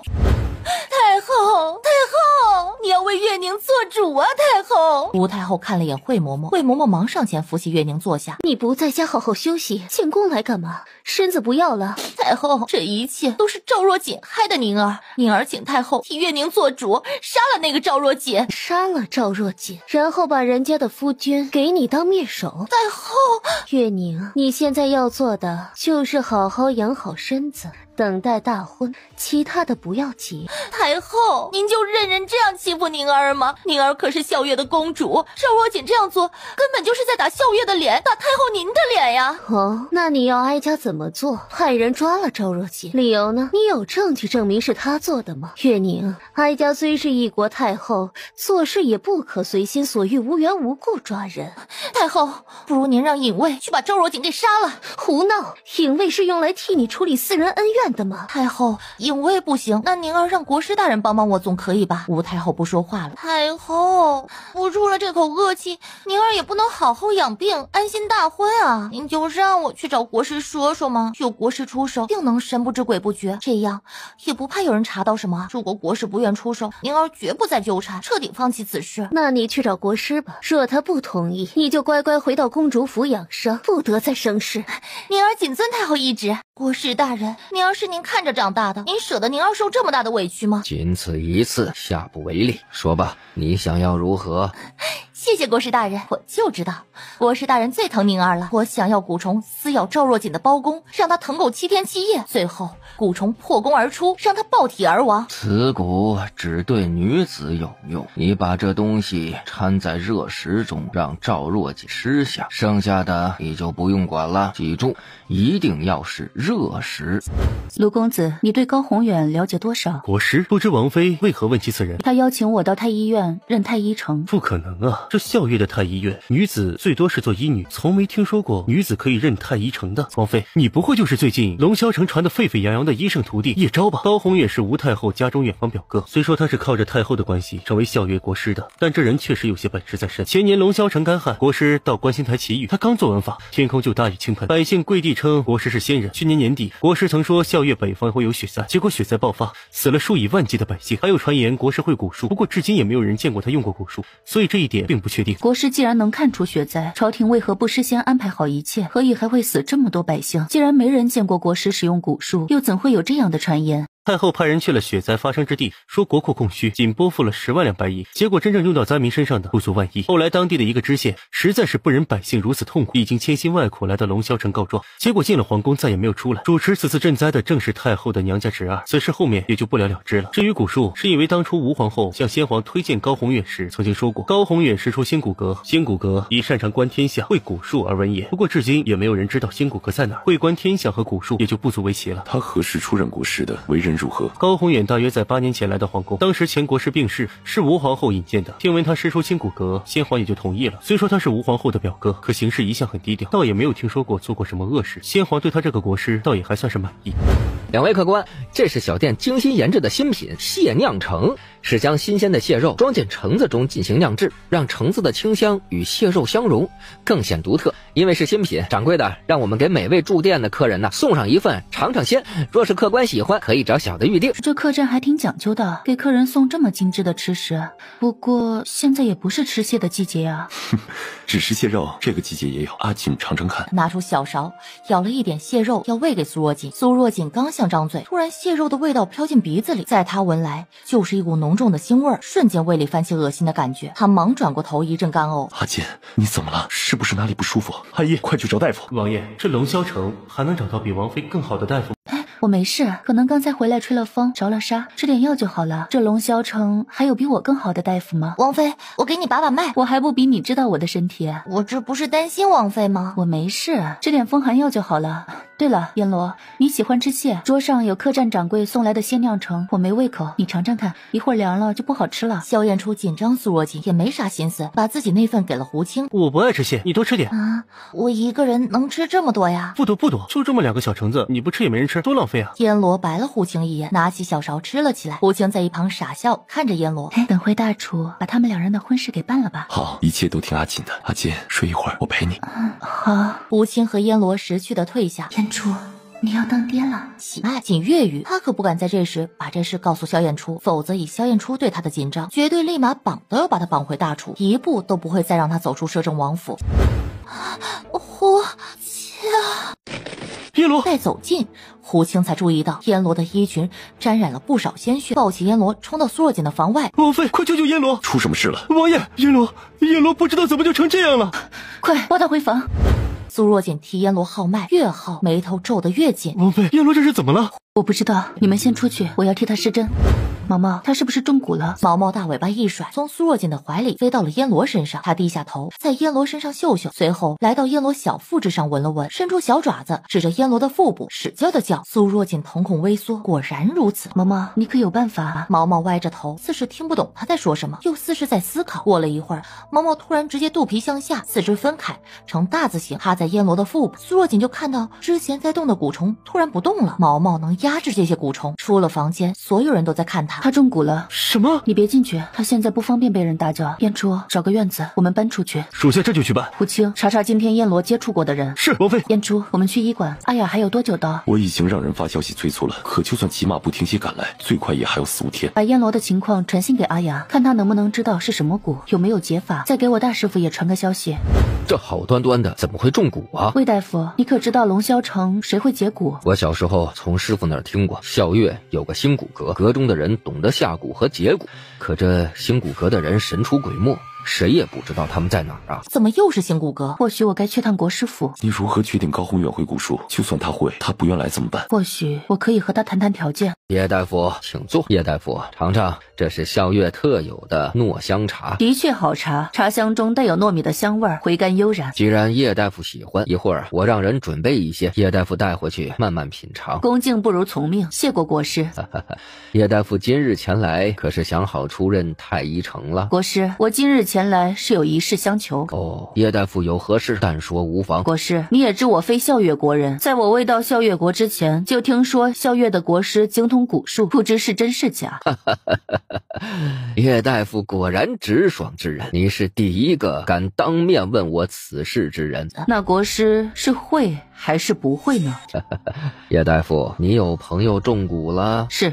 是何症状啊？腹疼流血，腹部皮肤下似有虫子在动。听起来像是虫蛊。虫蛊也有很多类别，只有看过才知。那国师可否替我朋友看看？当然，国师有何要求也可直说。叶大夫，我可以替你朋友看看，只是不知你是否愿意加入太医院呢？国师，我一直游历于各国，确实不喜欢在某处停留太久。不过国师若有人需要叶某治疗，叶某当不会推辞，分文不取。想来叶某之前诊治的孩子身体恢复一些了吧？叶大夫果然有意思。国师，若你不相信叶某，叶某可先诊治你想要诊治之人，待一切过后，叶某自当离开校院。叶大夫，还请明日4时出到府上。明天叶某定当准时到。苏若锦前脚刚走，高宏远后脚就叫来了人，给我去查查校月最近有没有什么奇怪的人来，尤其是长相被毁的女人，还有去把月宁公主给我叫过来。见过国师。月宁啊，何事？国师大人，那个你的蛊还有没有啊？什么意思？国师啊，这事不能怪我，是下人蠢，把蛊下错了，没有下在赵若锦身上。所以月宁得知蛊被下到了赵若锦身边的婢女身上，当下直接杖毙了派出去做这事的人。你下到谁身上了？下到了赵若锦婢女身上。月宁，我记得我说过，这事只此一次，下不为例。你以为蛊是这么好养的，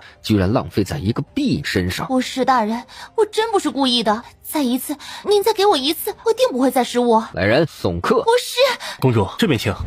木花，去找叶蒙的人，5000两买赵若锦的人头。月宁公主以5000两买赵若锦人头。去告诉月宁公主，要买赵若锦的人头，需10000两白银，付1万定金。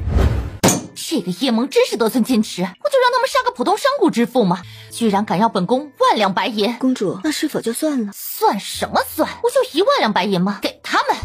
叶蒙这边收到了月宁的定金，下属请示盟主何时动手。动啥手？把这5000两银子给江夫人送去。是。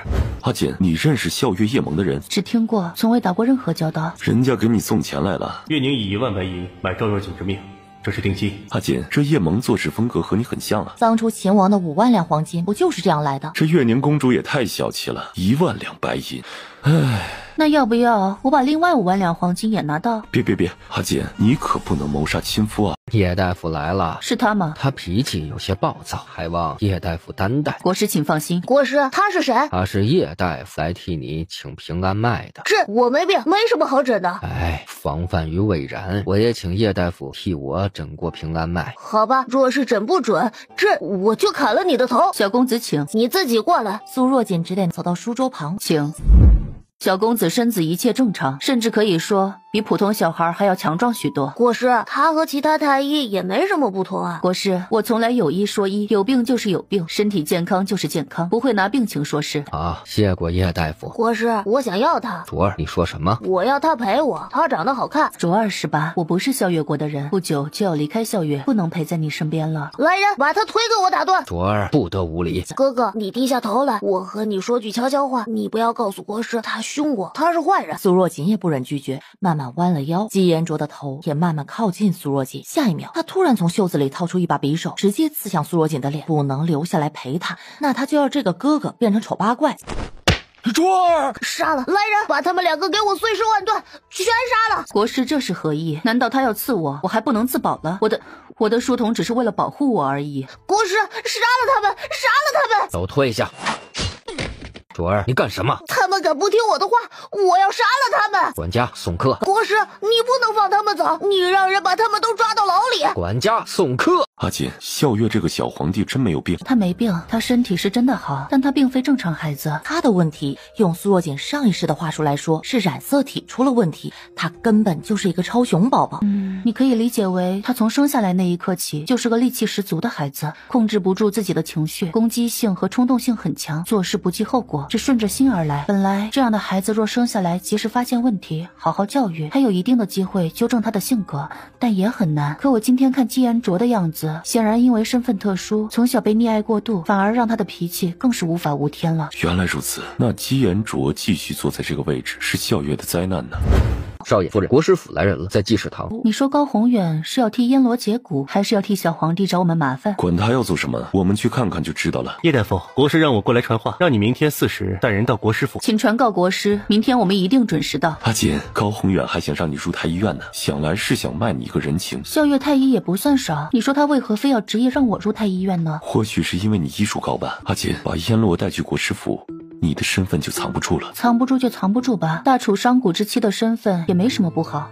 这是虫蛊，不过很是奇怪。按理，虫蛊进入人体后就会一直发作，直到破体人亡。可这位姑娘体内的蛊虫却是陷入了沉睡。我给她吃了许多药，或许是某种药起效了吧？国师，此蛊能解吗？可解，但很难，需要很长的时间。就我刚检查的情况，蛊虫主要集中在这位姑娘的腹部，我们得先让蛊虫苏醒，再慢慢把蛊虫诱到手腕，最后割破手腕，让蛊虫顺着血液流出体外，方可解蛊。因为无法知道这位姑娘体内到底有多少只蛊虫，一切只得慢慢行事。若一个不小心引起蛊虫暴动，它们将会爆体而亡。这些蛊虫均有剧毒，哪怕一只在姑娘体内暴亡，这位姑娘也活不了了。若这蛊虫苏醒，可会伤害她？会，蛊虫一饿就要噬咬人体血肉为生，我只能压制，让他们噬咬的不那么严重。但这位姑娘得吃些苦头。没有其他办法了吗？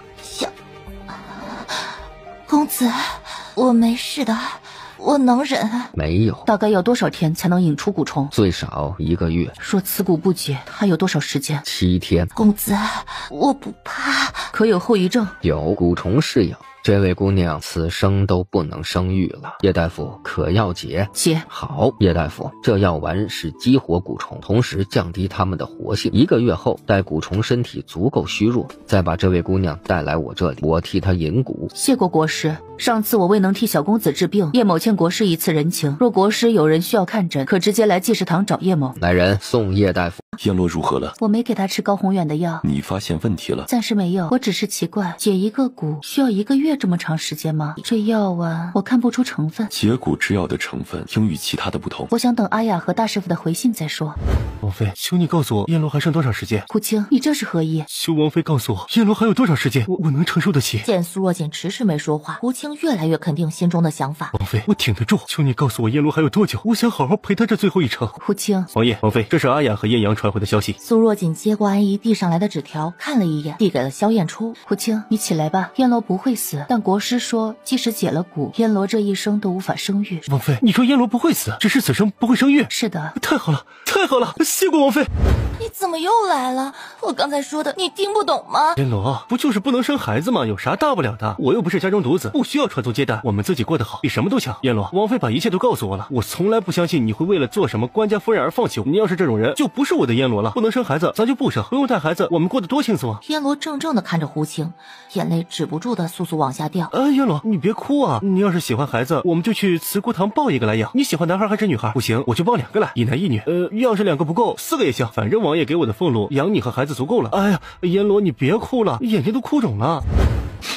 阿锦，你是故意这样说的吧？总得考验一下，我才放心把阎罗交给他。所以当初我也通过了阿锦的考验。要不要再考验一下？我没有一辈子的时间，阿锦想考验我多少次都可以。我怎么没发现王爷原来这般油嘴滑舌？阿锦，这可是我的肺腑之言。明天就动身吧。好。桌上的2张纸条，一张是阿雅写的，因是施公骨，此骨用辉光堂煮水，胳膊手腕涂抹就能引出骨虫。另一张是大师傅写来的，苍明山找傅玲珑。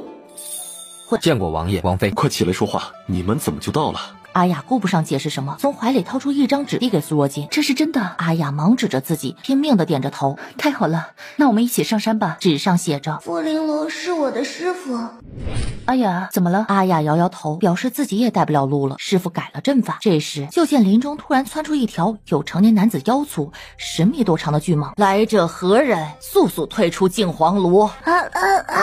阿雅，你要干什么？阿雅摆摆手，表示没事，指指自己，又指指巨蟒。巨蟒眼神开始由警惕转为疑惑，随后低下了头，盯着阿雅。阿雅也把手放到了他的身上。阿雅眼泪也流了出来。巨蟒像是终于认出了阿雅，把头慢慢的放在了地上，任由阿雅抚摸自己。阿雅，你怎么回来了？你的声音怎么了？当初为师让你留下，你却执意要去寻你弟弟。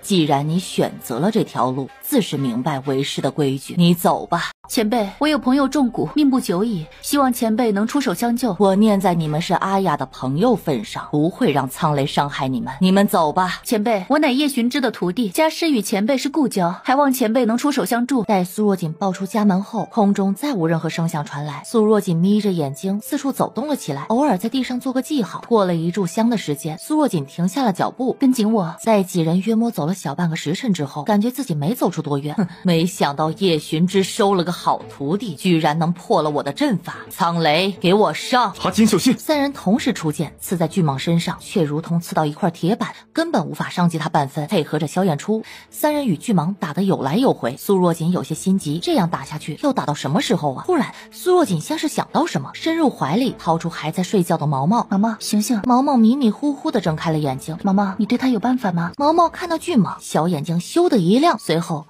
就挣脱苏若锦的手，朝巨蟒奔去。他不可以吃，你吓退他就行。毛毛有些幽怨的看了苏若锦一眼，最后还是不情不愿的冲着巨蟒大叫了起来。在苏若锦听来，这声音根本就是在勾引人去撸他，可这叫声却让打得正欢的巨蟒身形一顿，随后瞬间萎了下来。你居然有儿属！罢了，一切都是天意，你们进来吧。苍雷，回来！巨蟒听到这声音，如获大赦般快速钻入树林，消失不见了。进来吧。一行人进茅屋后，阿雅先是跪倒在女子面前，磕了3个头。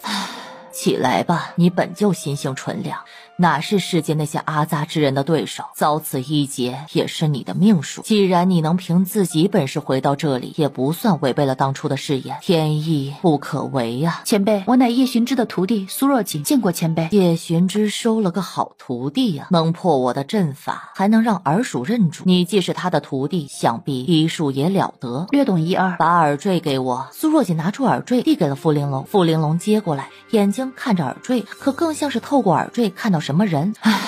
罢了，就当还你给我送来这耳坠的人情吧。是他中的蛊吧？是的，我们一时找不到辉光藤，还请前辈出手相救。原来是他出的手，雕虫小技。傅玲珑走到一旁的一个黑色陶罐前，伸手进去抓了一个看着像水蛭的东西出来，把他左手腕划开一个口子。我来，阎罗，你忍一下。阎罗点点头，脸上没有惧意，一刀下去立马见血。傅玲珑把白水蛭放到手腕上，下一秒所有人都瞪大了眼睛，就见白水蛭就开始吸血，身子变成了红色，紧接着手臂下面有什么东西经过，最后全都进入了水蛭的身体里。前辈，这个蛊不会会影响她的生育能力吧？她又没破体而出，怎么会影响生育能力？怎么有人和你说这蛊会让人失去生育能力？是的，我们曾去找过校月的国师高宏远，请他解蛊。他说这个蛊需服用药物1个月后方能解蛊，解蛊后此生不能再怀孕。说完，苏若锦又把高宏远给她的药递给了傅玲珑。傅玲珑接过药瓶，打开看了一眼，这是尸骨粉做的药丸，就是把死了的蛊虫尸体磨成粉，加了些药材制作而成。它除了让蛊虫的活动缓慢一些，没啥其他作用，解不了蛊。时间到了，该是啥样还是啥样，反而会让中蛊之人痛苦时间延长，把短痛变为长痛。这倒是他的做事风格。多谢前辈相救。你不用谢我，要谢就谢他吧。前辈，你认识高宏远？你们走吧。前辈，我能让你面容恢复如初。我都一把年纪了，恢不恢复无所谓了。若是可以，你替阿雅治治嗓子吧。阿雅的嗓子我会治，但前辈的脸我也可以治。不用了，你们回去吧。前辈，这是我研制的延寿丹3颗，一体丸10瓶，延命丹10颗，美颜丹1瓶，还望前辈不嫌弃。此次来校月带来的丹药不多，待我回大楚后再让人给前辈送来，我们就不打扰前辈清修了，就此告辞。哎呦，小锦儿，你那大师傅在收到你的信时，已经出发前往校月找他的小情人去喽。大师傅来校月了，来找小情人，所以傅玲珑和大师傅。姐，你放心，总有一天会替你报这个仇的。你别想那么多，好好养病。阿雅，你对这个高宏远知道多少？你和他的蛊术谁更厉害？我不认识他，所以也不知道我和他蛊术谁厉害。这样啊，那你可有和世公蛊相似的蛊术？有种裂腹蛊，中蛊后人的腹部随时都像有刀割撕裂般疼痛，疼够7日后腹部破裂而亡。下这个蛊，若蛊术被破解，对你可有伤害？这种蛊无需把魔蛊种在下蛊之人体内，无妨的。好，那我们试试。表哥，你快让叶昭到公主府替月宁诊治。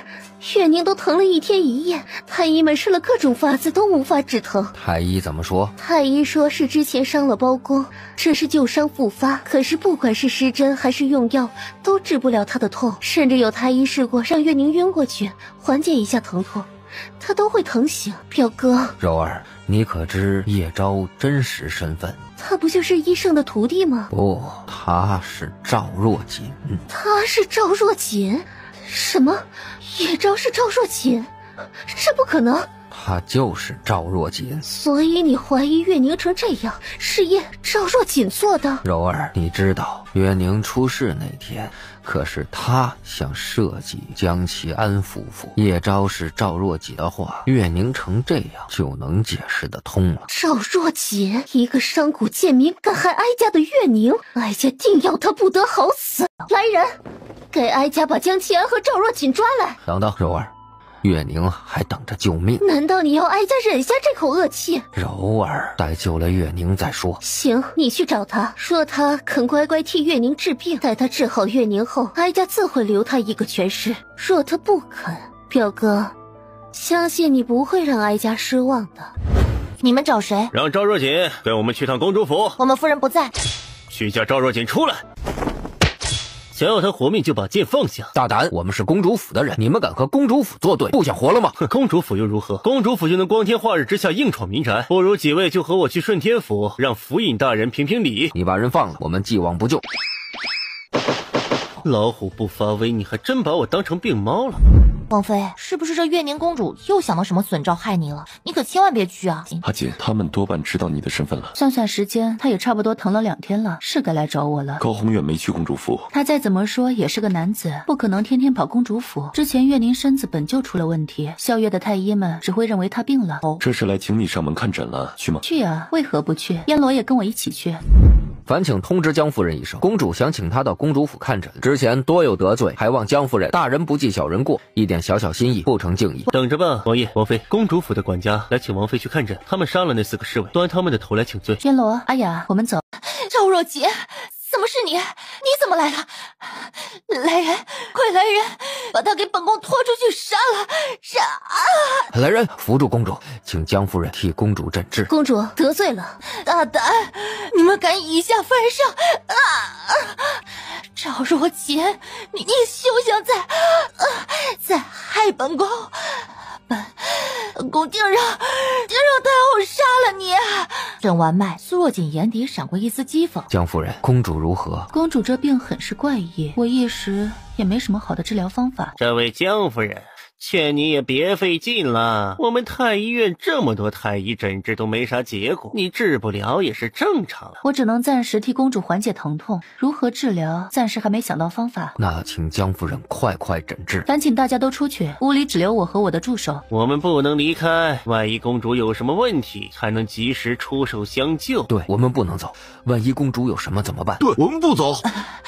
不能让她留下。江夫人，要不让包院士留下，也好协助你一二。管家，你这说的什么话？让我们太医院院士去协助他一个女流之辈，凭他也配？既然太医院这么厉害，想来用不到我也可治愈公主。管家，我就先行告退，不妨碍太医们救人了。江夫人，既然来都来了，还是请你试一试吧。公主这也疼了快2天了，是个人都受不了啊，还望你大人有大量，别计较。管家，我已经说过了，要我治可以，但其他人都得退下。我们退下吧。院士，我们如何能把公主交给一个不知道从哪儿冒出来的人呢？这万一公主有什么，我们可担待不起呀。若你现在能帮公主缓解疼痛，我立马让人请这位江夫人走。哼，江夫人，一会儿我倒要看看你有多大的本事。有劳江夫人了。赵若锦，你想干嘛？本宫警告你，本宫可是公主，你敢动本宫，太后绝不会放过你。月宁公主自作自受的滋味如何？你有那么多面首还不满足，还想来抢我的夫君，给我下药想毁我名声，又让人给我下蛊想要我的命。如今你自己尝到这其中的滋味，感觉如何？你果然都是你做的。你怎么会医术的？公主反应有些慢呀。我若不会医术，你们府里又何必请我来给你看诊？不过看你这点小病，还无需我动手。天罗，是夫人，是你不是中蛊了吗？为何还没死？我没死，是不是让公主失望了呢？不可能，你明明中了国师的，许是我命大呢。公主别怕，我来替你诊治。你别过来。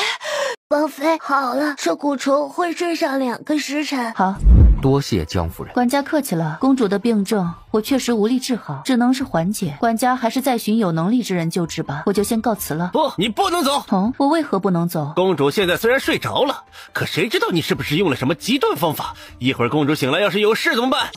原来孝月太医院的太医就这水平，难怪月宁公主疼了1天1夜。我们走。一介女流之辈竟敢大放厥词！是，我是女流之辈，可我一介女流之辈就是看不起你们的医术。站住！江夫人，虽说你医术了得，可如此说话，是否也太过狂妄了？院使大人，刚才我在屋里看过你们给月宁公主开的药方、施针方案，一个病人都已经疼成这个样子了，你们居然还用一些温吞吞的治疗方案。等你们这些方案起效，病人早就疼死了。你不也治不了？一山还有一山高，世间疑难杂症之多，超过我等想象。我是人，又不是神仙，有治不了的病不是很正常吗？难不成你们太医院的太医可治世间所有疾病？可即使如此，我也不会开这种温吞吞的方子，看似在救人，实则什么用都没有。这和庸医又有何区别？说完，苏若锦转身就走，不想和这些太医啰嗦。陈太医还想拦他，被包院士叫住。陈太医，我们技不如人就要认。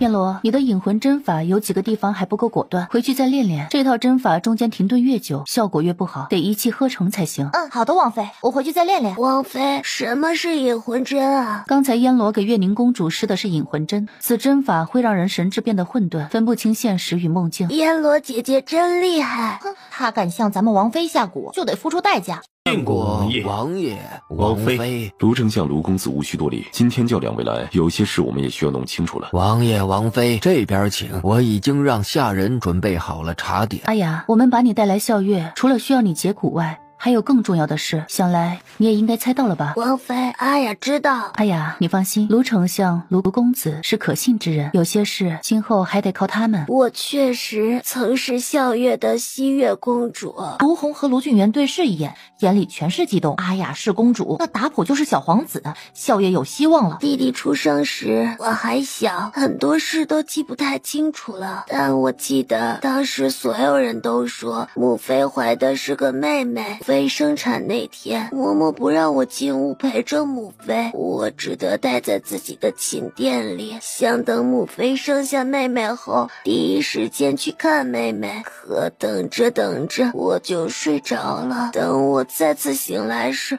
就感觉有人在抱着我奔跑。我抬头看到抱着我的是母妃身边的青莲姑姑。我问姑姑，母妃和妹妹呢？青莲姑姑却什么也不和我说，只是抱着我一个劲儿的跑。我看到后面有人骑着马车朝我们追来，姑姑带着我跑到了一个悬崖边，看着越来越近的马，姑姑哭着对我说，公主，你一定要记住，你母妃给你生了个弟弟，他天生有一瞳，背后有迹可知，你一定要找他。随后姑姑就抱着我跳下了山崖。待我再次醒来，我已经睡在师傅的茅屋里了。我哭着要找母妃、弟弟和青莲姑姑。师傅把我带到了一个墓前，告诉我里面就是青莲姑姑。至于我母妃和弟弟，待我长大后自己去寻找。从此我就留在了青黄庐，跟着师傅学蛊术。直到2年前，我一直梦到弟弟和母妃哭着寻我，我以此生不得私自返回青黄庐为代价，告别了师傅，出来寻找弟弟和母妃。我开始四处寻找眼为一瞳、年纪和弟弟相仿的男孩。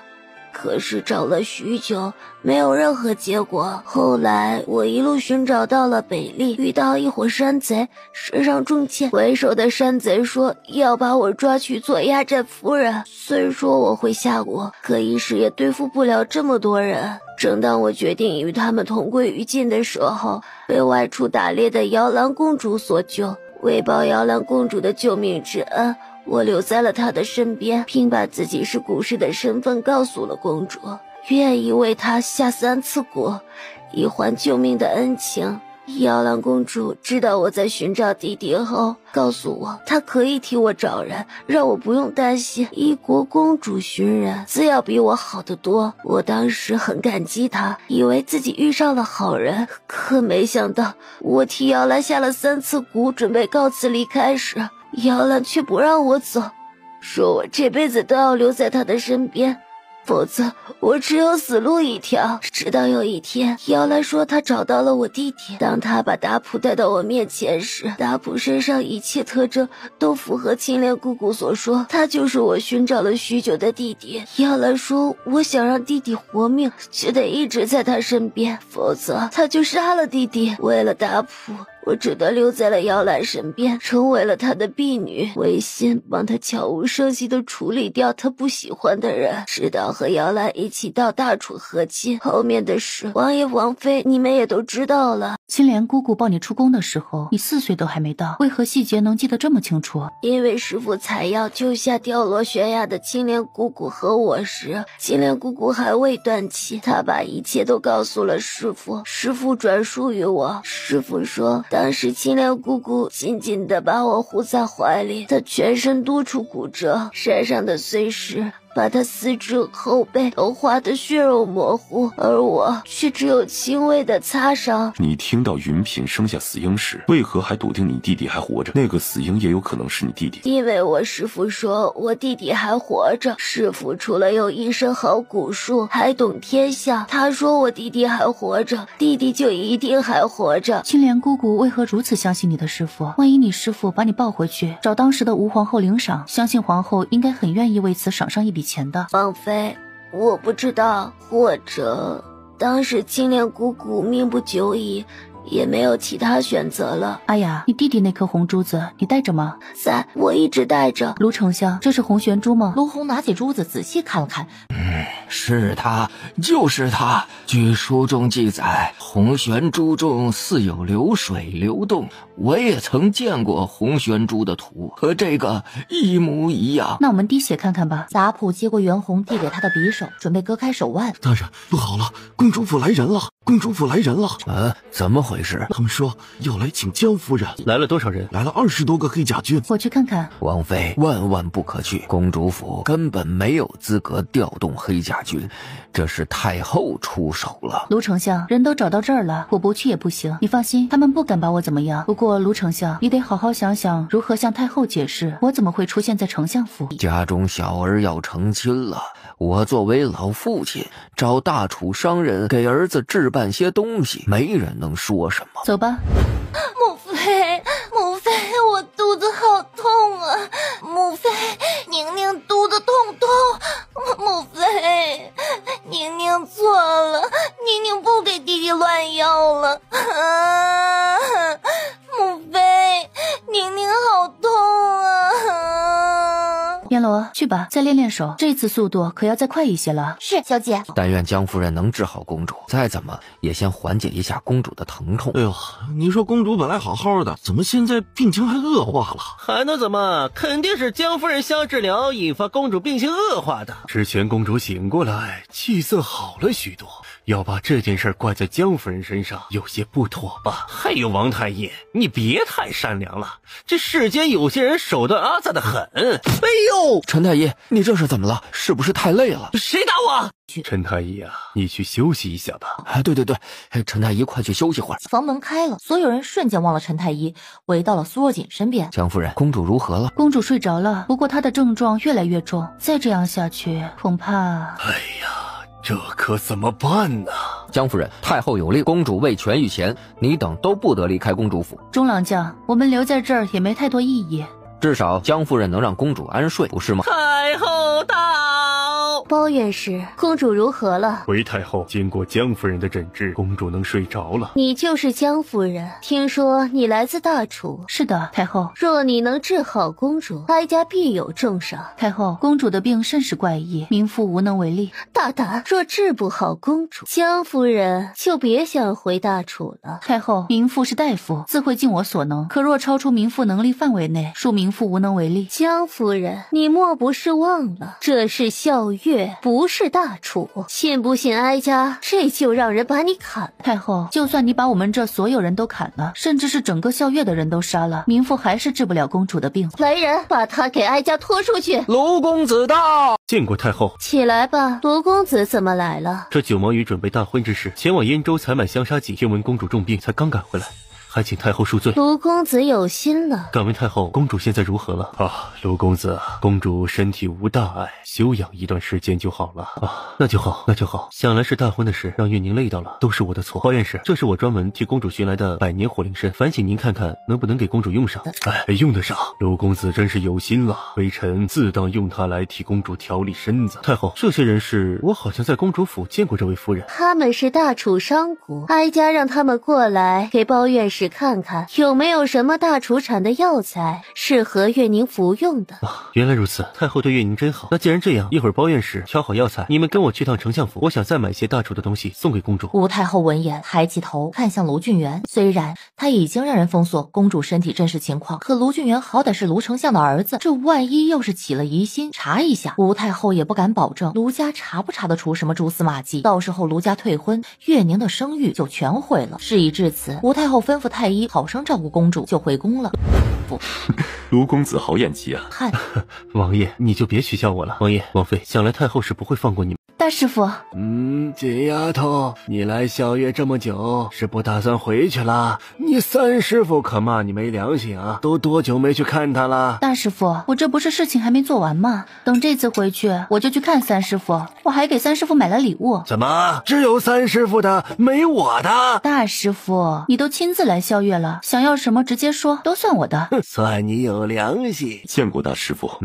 叶巡之对萧燕初还是满意的，和小锦成亲后，萧燕初对小锦的在意还是一点没变。大师傅，你是专门为了傅玲珑前辈来的呀？那个，我和傅玲珑呢，算是旧识，多年未见，有他的消息，我自该是过来见一面的。我这一把年纪了，这些老友啊，见一面少一面了。大师傅，以你的身子骨，再活个40-50年是不成问题的。你个死丫头！大师傅，你今天刚到，休息一下，明天我们就去找傅前辈。好。你说这个卢俊元怎么来的这么巧？他最近确实离开了龙霄城，以卢俊元对月宁的重视，得到消息赶回来，算算时间也差不多，你别多想了。也是，只要人还在笑月，也不怕他们跑了。表哥，这个赵若锦说他也治不好月宁的病，你说他是不想治，还是真治不好？柔儿，不急，带我去试试这个赵若锦到底是真不会治，还是不想治。有表哥出手，哀家就放心了。对了，表哥，哀家怎么觉得这个江奇哀有些眼熟，像是在哪儿见过？想来柔儿之前见过长得像的人吧？表哥，你好久没来看人家了。大师傅怎么样了？他不肯见我，说我再不走，他就自绝于此。大师傅，傅前辈可是当初给你解蛊方法之人，你和傅前辈之间发生了什么吗？是他，事到如今也没什么好瞒的了。我找玲珑找了10多年呢。小锦知道我从小跟随师父学医，醉心于医术，立志一生不娶。10多年前，我四处游历，来到萧月进山采药时，无意中看到一株换心草，我刚把它摘下来，就出现一位30多岁的女子，指着我大骂，说这株草她已经守了1个月，被我这个无耻小人给偷了，让我还给她。我自是不肯。他说他守了1个月，谁知是不是骗我呀？可从那以后啊，这位女子一直跟在我身边，我要采什么药，她就毁什么药。我真没想到啊，这个年纪的女子还能如小姑娘般不讲理。最后我们俩打了一架，真应了那句不打不相识。打完后，我们反而成了朋友。我也知道他确实为了这株换心草天天守在这儿，我采摘的时候他刚好离开了一会儿。世间的事情啊，有时候真就是这么巧。我把换心草给他，他反而不要了，说这一切或许就是天意注定，注定这株草不是他的。我为了弥补，开始替他寻找他要的草药。开始我以为他和我一样是大夫来山里采药，可渐渐我发现他要找的药很是奇怪，大多都不是治病的药，甚至有很多是毒草。不过他不说，我也不问。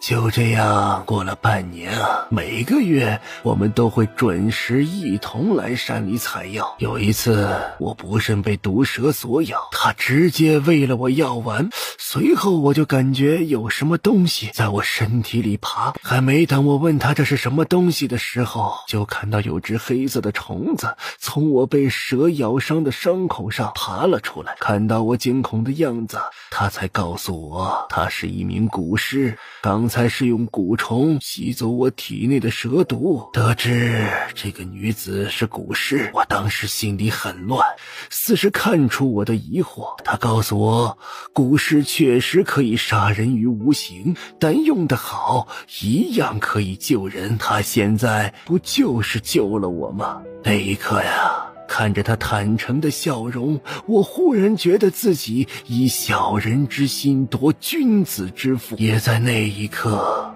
苏若锦和萧燕初对视一眼，也知道大师傅未说完之意。就在那一刻，大师傅喜欢上了人家。1年后，约定的时间到了，我在山脚等了3天3夜都没有等到他。他曾告诉我，若是他不能来采药，肯定会通知我，不会无缘无故不来。所以我断定他出事了。待我寻到他时，已是半个月后。他倒在一个石室里，全身溃烂，脸上更是千疮百孔，像是被无数虫子噬咬过一般。他是靠着吃石室里的草药撑到现在。看到我的那一刻，他才彻底昏迷过去。经过半年的治疗，他身体开始好转，只是脸已经彻底被毁，我也无法帮他恢复到曾经。我告诉她，我不介意外表，愿娶她为妻。可没想到有天我下山买东西，再回来就没了她的踪影。桌上留着一封信，还有一只耳坠，信中她谢谢我救了她的性命，她欠我的，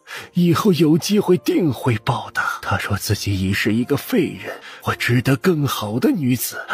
我疯了似的寻遍了周围所有地方，却没有任何踪迹。不过从那以后，每年都会有一只信鸽来到我身边。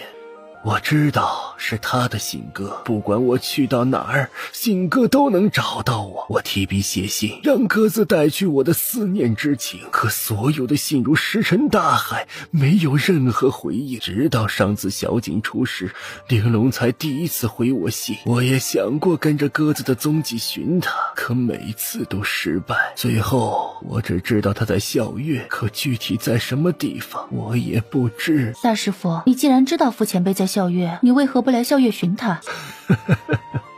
我曾追踪信鸽来到校月边境，收到了他的信。我若再寻他，他就一死了之。大师傅，我去试试吧。傅前辈，你的脸我真能治，我能让你样貌恢复如初。里面没有任何声音。苏若锦转了转眼珠，走到萧燕初耳边轻语了几句。阿锦，这能行吗？你就告诉我你有几分把握就好。大师傅，傅前辈武功如何？他会些武功，但和小锦差不多。那就成，我有10成把握。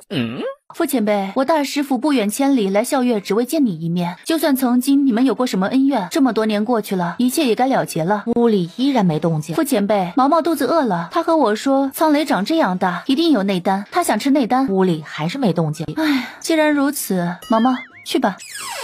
没想到你居然是这样的白眼狼，当初我就不该。抱歉了，傅前辈。大师傅，人交给你了，你要强硬一些，我们在外面候着。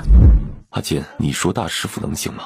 我也不知道，我们也只能帮大师傅到这儿了，剩下的只能看他了。足足过了2个时辰，门开了。傅前辈，之前抱歉了，我们也没有其他办法了。小锦是吧？我已经听你师傅说过了，不怪你，你也是为了我好。傅前辈，和我们一起下山吧，我能治好你的脸。是啊，玲珑，山上条件也不适合治疗啊。寻之，不是我不想下山，而是我当初对着师祖发誓，我对不起师门，此生不再出师。玲珑啊，这事如何能怪你呀？你们下山吧，以后想来我随时欢迎，不然我怕小锦的毛毛把苍雷吃了。前辈见谅，我也是迫不得已才出此下策，我肯定是不会让毛毛吃了苍雷的。我知道，应该是我谢谢你，小锦。下山时，苏若锦似笑非笑地看着叶寻之。大师傅，你是怎么搞定傅前辈的？大人的事，小孩子别管。高宏远给月宁解蛊后，自也看出了他的不对劲。江夫人，不如你也进去看看。江夫人如何？公主腹痛太久，导致血液堵塞，脑部神志不清，疏通就好。从来没听说过腹痛会导致神志不清的。江夫人，你诊不出来可以直接说，念在你是女流之辈，不会有人笑话你的。陈太医有时候不说话，反而会显得自己更聪明。这病我能治，你能吗？我当然能治。国师大人，陈太医能治，那就把公主交给他治吧。陈太医，可否说出你的治疗方法？需要多少时间？公主即将大婚，若是耽误了公主大婚，陈太医可负得起责？就用赤芍、川芎、桃仁要吃多久有效？吃1个月？不，半个月。半个月？陈太医，公主大婚还有不到10天，你要半个月才能调理好。抱怨时，陈太医这个药方你觉得如何？你能治好公主吗？回国时，陈太医开出的只是普通治疗淤血阻窍所致头痛的方子，对公主的病症倒也勉强算适用，但效果如何，一时半会儿看不出来。江夫人，若你治疗需要多久？施针1次，用药3天，能让公主好转。江夫人有劳了。苏若锦也不再说什么，带着燕罗进去。燕罗，开始吧。燕罗二话不说，开始倒施引魂针，再补个失魂针。是，王妃。失魂针一补，月宁脑海中被失去一些记忆。国师大人，月宁，你感觉如何？肚子不痛了，就是头疼。没关系，吃几天药就好了，马上大婚了，你好好养身体，过几天我再来看你。国师大人，公主身体大好。包院士，太医院也该好好清理一下了，一些不学无术之人怎么可以待在太医院祸害人呢？微臣明白，陈雷身为太医，医术低下，医德有失，长则20，即刻起逐出太医院，永不录用。柔儿，出什么事了？是不是卓儿怎么了？表哥，我知道江启安是谁了，他是大楚的摄政王萧彦初。你说什么？我说江启安是大楚的摄政王萧彦初。你怎么知道的？今天卓儿在御书房学画画，画着无聊了，发脾气，把御书房所有画拿出来，或者撕了，或者乱涂乱画。我过去的时候，就看到地上散落着一地的画像，其中有一张就是大楚摄政王萧彦初的画像。表哥，你说这个萧彦初会不会想着趁卓儿年纪小，这次隐瞒身份来大楚，想借机对卓儿做些什么？高宏远没说话，他想到了紫微星旁的那颗小星。虽说最近几天星星亮度变化不大，可高宏远总觉得这颗星只会越来越亮，甚至真可能会超过紫微星。若萧彦初真有意吞并萧月，那也可以解释这个形象了。难道那颗星星代表了萧彦初？表哥，我们现在该怎么办啊？你别急，萧彦初他们来校月是隐瞒身份的，至今也没见他们有什么特别的动作。那他们来校月到底是为什么？再看看吧，既然他们不愿暴露身份，我们也装作不知。月宁中了蛊，我已经给他解了，他身子已经没大碍了。他怎么会中蛊的？龙霄城除了你，还有谁会蛊术？我已经让人在查了，还没有消息。会不会是他？不会，他那张脸只要一出现在龙霄城，肯定会被我的人发现。想来龙霄城是来了名我们都不知道的蛊师。可这校月除了星骨阁，还有懂蛊术的吗？他们来自大楚。那我们现在该怎么办？先不急，看看他们想做什么再说。你去警告一下月宁，万不可再有任何动作，到时候谁也保不住他。好，哀家知道了。不对呀，书中记载，皇室血脉滴到珠子上后，会让珠子整颗发出金光，变成一颗金黄色的珠子，24个时辰后才会慢慢的变成红色。父亲会不会迷心计夸大其词了？其实只是会亮一下。不会。红玄珠是太祖无意中寻到的一位高人，以他的血所炼制，以检测皇室血脉。密心集里有实例记载，太祖时代有位小皇子走失，被寻回后就是用红玄珠检验的，当时确实珠子变成金色，久久不退。卢丞相，这珠子只能验男子，不能验女子吗？这个倒没听过，只知道红玄珠能验证皇室血脉，历朝历代也没听说公主走丢过。阿雅，你试试啊，别割手腕，割手指就行了。好。阿雅听苏若锦的话，二话不说割破手指，血滴了下来。看，珠子变色了。卢红呆住了，一时弄不清这是何情况。红玄珠由红变金，证明阿雅确实是姬家的血脉，可为何打谱的血滴在珠子上反应会这样奇怪呢？会不会打谱是旁支呢？若是旁支都有姬家的血脉，说不定会出现这种情况。卢红不再说话，只是眼里的光芒淡了。这时突然所有人转头都看向了袁弘。你们怎么这样看着我？等时间到了再看看。现在他们只有等珠子变回来，才能再一次进行验证了。阿姐，打谱这事你怎么看？我估计要让卢丞相他们失望了。我也是如此想的。不过阿姐，要是打谱不是他们要找的人，那袁弘……这袁弘又如何？他想留在校月，那我这个做姐姐的自然会帮他坐稳皇位。若他想回大楚，校月还能拦得住我们？好，我的阿锦想做什么就做什么，为父都支持你。我去看看袁弘。我和你一起去。袁弘，打谱被认为是校月小皇子的特征，你全都有。你有没有想过，你有可能才是他们要找的小皇子？到时候你想留在校月，还是回大楚？锦姐姐，不管我是不是他们要找的人，我都要回大楚。袁弘，你可知，若你真是他们要找的人，留在校月，有卢丞相及一些老臣的支持，再加上大楚的力量，你将会成为校月的一国之君，一代帝王，成就一番伟业。若是回到大楚，你顶多成为一名将军，其中的区别你可懂？你只有这一次选择机会，选择不同，你的人生也将完全不同。金姐姐曾和我说过，亲人在哪儿，家就在哪儿。大楚有姐姐，有祖母，你们是我的亲人，大楚才是我的家。我要回家。我的小袁弘长大了，能自己拿主意了。好，既然袁弘想回家，那不管结果是什么，姐姐定会带你回大楚。达普，达普，见过王爷、王妃。达普，怎么了？达普低下了头，没说话。你是因为自己可能不是笑月的小皇子伤心吗？达普摇了摇头。那是为何？可以和我说说吗？说不定我可以帮你。王妃，如果我不是笑月小皇子，那我就不是姐姐的弟弟了。姐姐是不是就不要我了？达普，你觉得阿雅姐姐对你好吗？姐姐是全天下对我最好的人。那你愿不愿意相信她呀？我自是相信姐姐的。那就是了，你姐姐是个善良的人，她与你相依为命这些年，何曾放弃过你？达普，人与人相处，有血缘关系固然好，可没有血缘关系不意味着就要形同陌路啊。你看我和袁弘，我们也没有血缘关系，可我从来都把他当亲弟弟看，也没有不要他。你别担心了，阿雅不会不要你的。真的？达自是真的，不信等你当面问问阿雅。达普，若你真不是笑月小皇子，你会失望吗？不会，我本就不是什么皇子，没什么好失望的呀。那就好。达普，你姐姐是笑月公主，她有可能从此就留在笑月了，你有没有什么打算？若你不想留在笑月，也可跟我们回大楚，我保证回到大楚，袁弘有什么你就有什么。谢谢王妃，不过我只想跟着姐姐，若是姐姐还肯认我这个弟弟，姐姐在哪儿我就在哪儿。好，我知道了，我们都会尊重你的选择。完全变成了金色。袁弘看着珠子的变化，愣呆住了。微臣参见二皇子。卢丞相，卢公子，快起来。卢丞相，袁弘若是二皇子，那他可有名字？有，当时宫里传言，二皇子生下来就夭折，先皇回宫后无比悲痛，但还是给二皇子取了名字，叫姬延彻。卢丞相，就算袁弘是笑月二皇子，但他不想留在笑月，我也是会把他带回大楚的。万万不可呀，王妃！当今皇上小年纪就残暴无比，太后只懂得血腥镇压反对者，仅是给皇上选伴读一事，已经惹得民怨四起。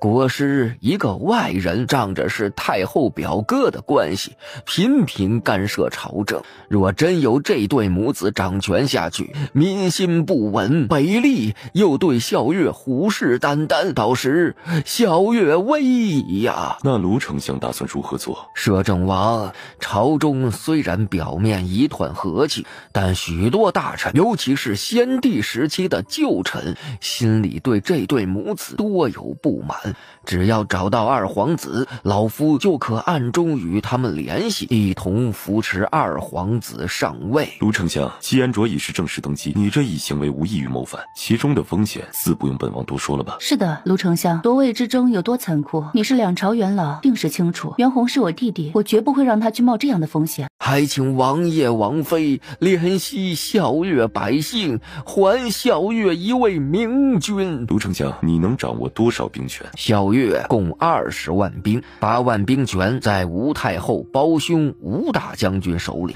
有些将军只忠于皇室，不偏向谁。老夫能掌控最多6万兵权，但若觅得明君，相信那些中立的将军定会弃暗投明。卢丞相，此事不宜操之过急，但我的原则还是不变，一切由袁弘自己决定，我尊重他的选择。若最后袁弘还是决定回大楚，还望卢丞相别再阻拦，还望二皇子体恤笑月百姓。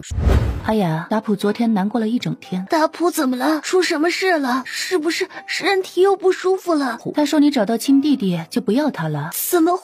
达普姐姐，你是不是不要我了？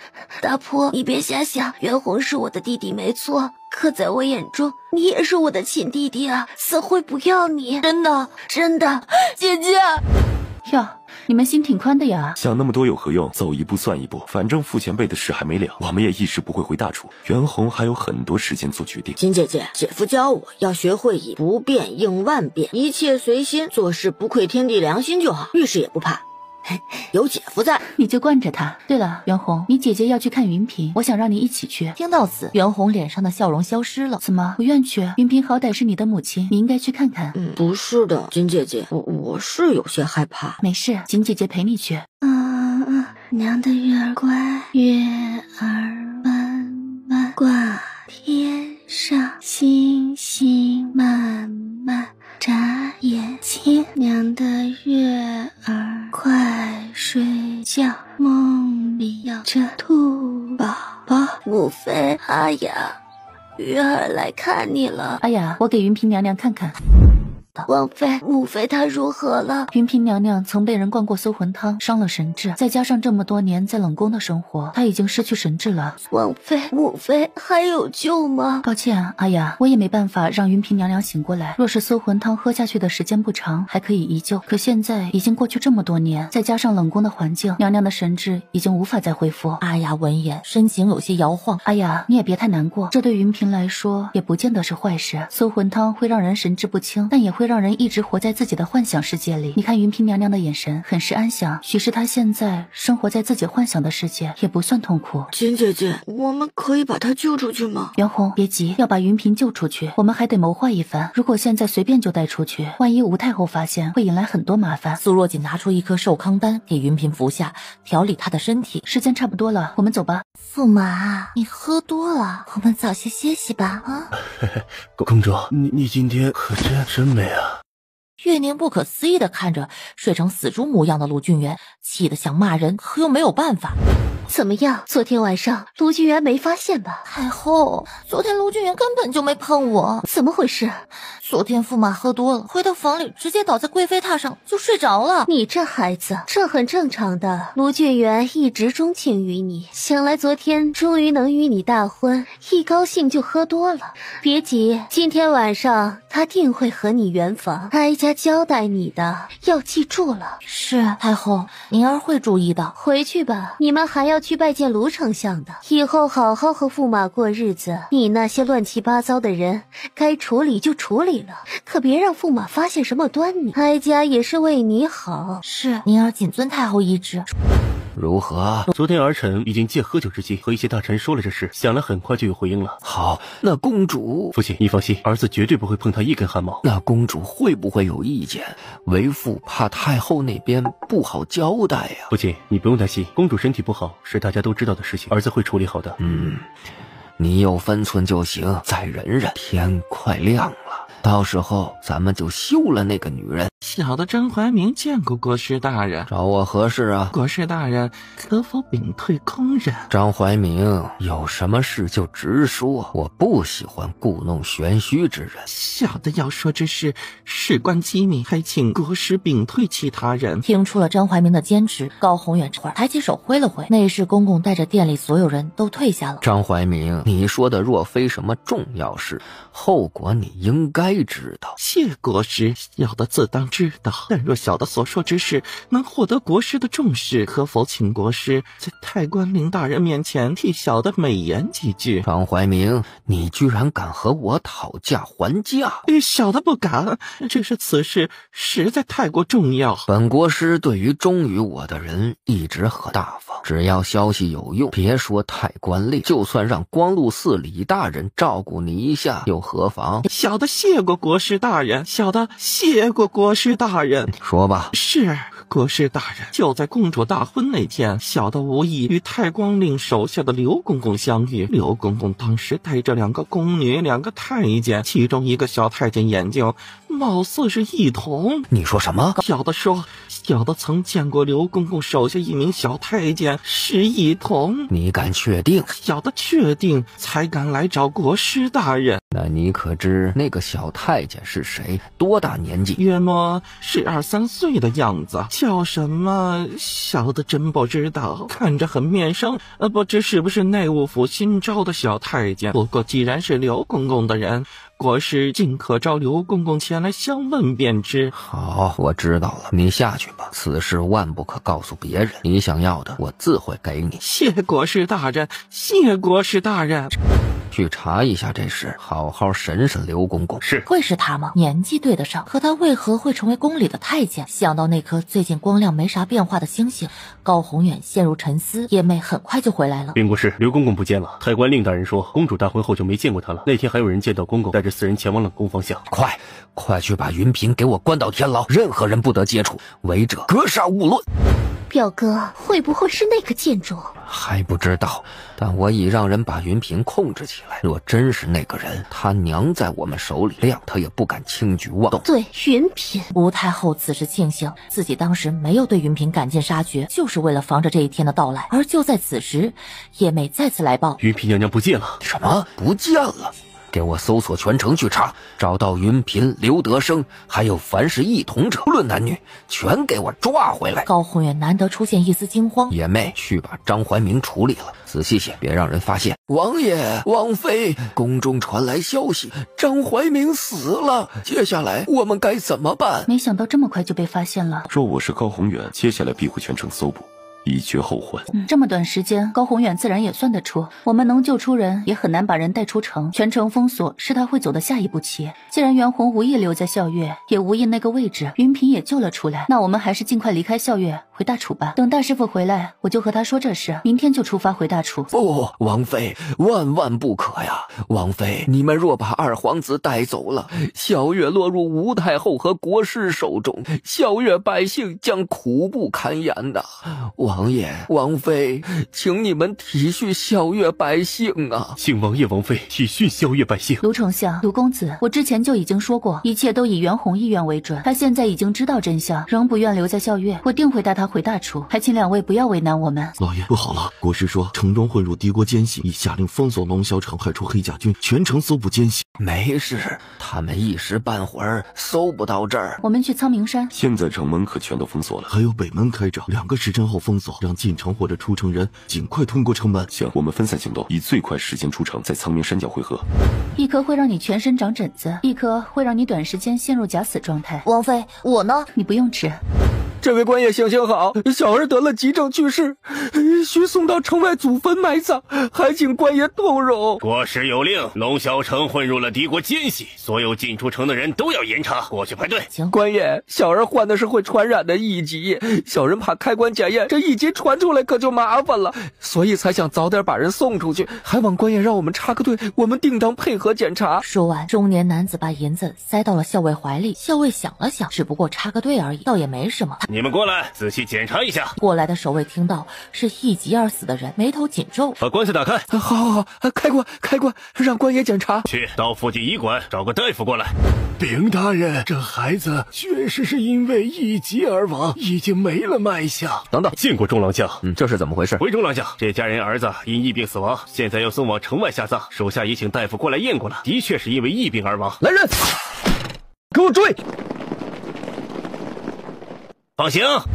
袁弘，现在的情况你也清楚，你得做出最后的决定了。若你还是坚持要回大楚，我们即刻就动身。金姐姐，我要回大楚。哎呀，你呢？我早已不是什么校岳的西岳公主了，我此时带着母妃，跟着王妃一同回大楚。姐姐去哪我去哪。大师傅，你玲珑啊，怎么了？玲珑啊，你和我一起回大楚吧。是啊，师傅，你跟我们一起回大楚吧。我不会去大楚。袁弘、阿雅、达普，你们都回不了大楚。玲珑，他们不会。大师傅，傅前辈此话是何意？玲珑，你能救他们吗？寻之，不是你想的那样，他们没中蛊，不需我救，我也救不了他们。能救他们的人远在天边，近在眼前。傅前辈，到底是何事？能否告知？傅玲珑抬起手，轻轻摘下了脸上白色的面纱。现在摘下面纱后，大家才真正看清他的脸被毁得有多惨。玲珑，到底是谁把你害成这样？我乃新古阁第78代阁主，大家一直把蛊术和阴邪之术联想在一起，不受人待见。其实蛊术运用的好，是可以帮人治病的，不过是有许多懂蛊术之人把它用在了达成自己的私欲之上，久而久之，世人提到蛊术，就把它与害人画上了等号。20多年前，我上山采药，无意救了一个受伤的14岁的男孩，他醒来不走，说自己乃家中不受人待见的姨娘之子，娘亲已被主母所杀，他怕自己也被主母所杀，偷跑了出来，已无家可归，非要拜我为师。我不收，他就在我门前跪了3天3夜，打雷下雨也不曾离开。最后我于心不忍，就收了他为徒。事实上，对于他的身世，他没说谎，只是可能当时的他都没想到自己的表妹会成为一朝皇后。傅玲珑说到这儿，苏若锦和萧燕初都有些吃惊，他们没想到高宏远竟然是傅玲珑的徒弟。没错，我那个徒弟正是如今校乐的国师高宏远。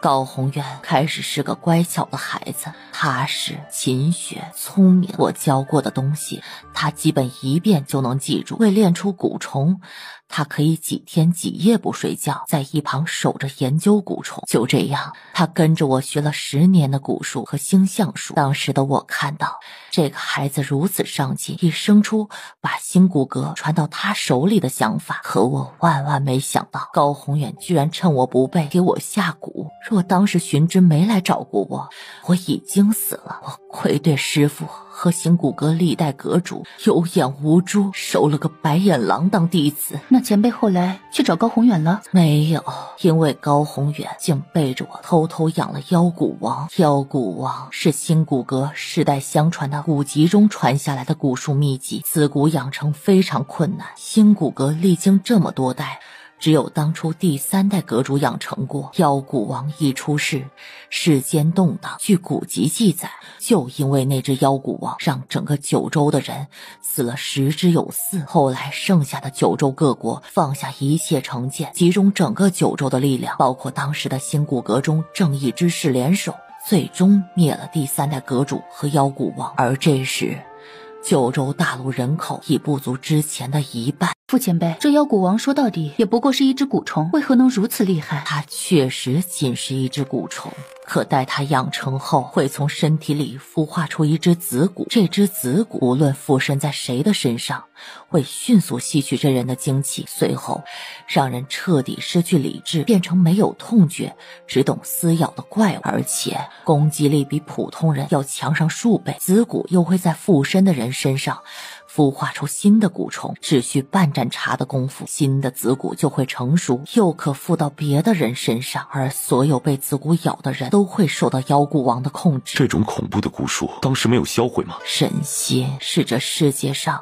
最难以捉摸的东西，当时新任阁主确实销毁了养妖蛊王的方法，可谁又会想到第3代阁主有个9岁的小徒弟，在目睹了所有的一切后，不但没有恐惧之心，反而对自己的师父产生了崇敬之心，竟偷偷的把这门蛊术记录下来，暗中研究，想如同3代阁主一样称霸九州。幸好想要养出一只妖蛊王不是那么容易的事，需要的原始炼蛊虫也非普通的毒虫，有些能炼成妖蛊王的毒虫甚至都绝迹了，他最终没能成功。后来他趁人不注意，把这个蛊术和一些过往记录下来，藏在了新骨阁世代相传的藏书阁的一个秘密角落里，希望后世有缘人能重现当年第3代阁主的辉煌。他藏得很是隐秘，千百年来没人发现，直到我把高宏远带到了新骨阁的藏书阁。所以是前辈你发现了高宏远在养妖蛊王，他才出你动的手？你猜对了一半。有天我无意中发现他在看一本我从未见过的竹简，我把竹简拿过来一看，居然是妖蛊王的养成方法。当下我就怒了，我让他跪着向祖师认错，就把这个竹简给毁了。他告诉我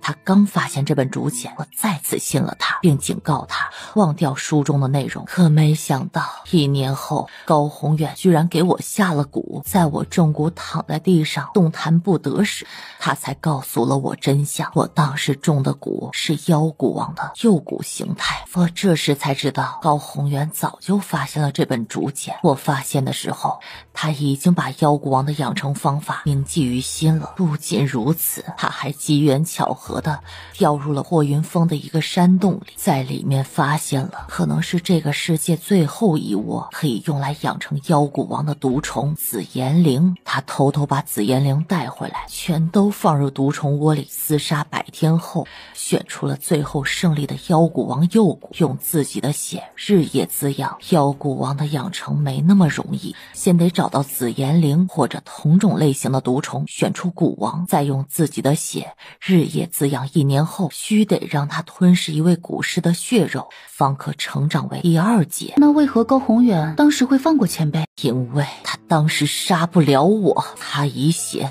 滋养妖骨王，身体很是虚弱。主人虚弱，妖骨王也会跟着虚弱，更何况还是只幼骨。在他想让幼骨把我完全啃食致死的时候，苍雷来了。苍雷不是普通的毒虫，而是即将化形为蛟的巨蟒。若妖骨王已养成了，苍雷也不是他的对手。可只是幼骨，苍雷就可与他一战。何况幼骨当时吞食了我的血肉，处于需要消化最为关键的时刻。若高宏远此时让幼骨与苍雷对上，他也许能杀了我，但也极大可能失去这只幼骨。那他这辈子再也无法养出另一只妖骨王了。最终他选择了离开，任由我自生自灭。傅前辈，你既知道高宏远手中有妖骨王幼骨，一旦成仙会为祸人间，后面为何没去找高宏远？因为后面发生了一些事，让我无法再去顾及高宏远。当时我身子被妖骨王幼骨啃食，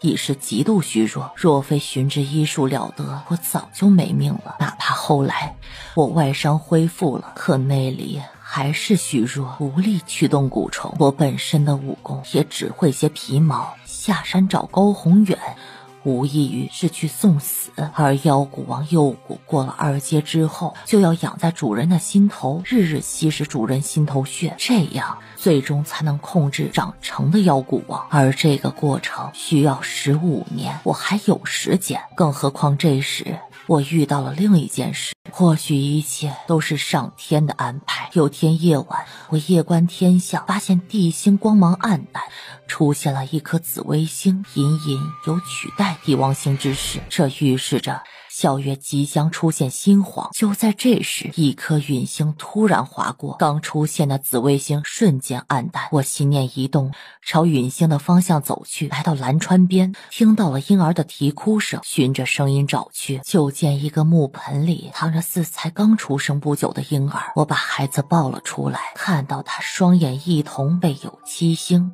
正是帝王之相，这是孝月未来的皇上。不过我还从孩子身上看出死气，而这个死气正来源于他的异同。我从他身上看到了孝月的未来，有他孝月星，无他孝月王。为了孝月，我得保下他。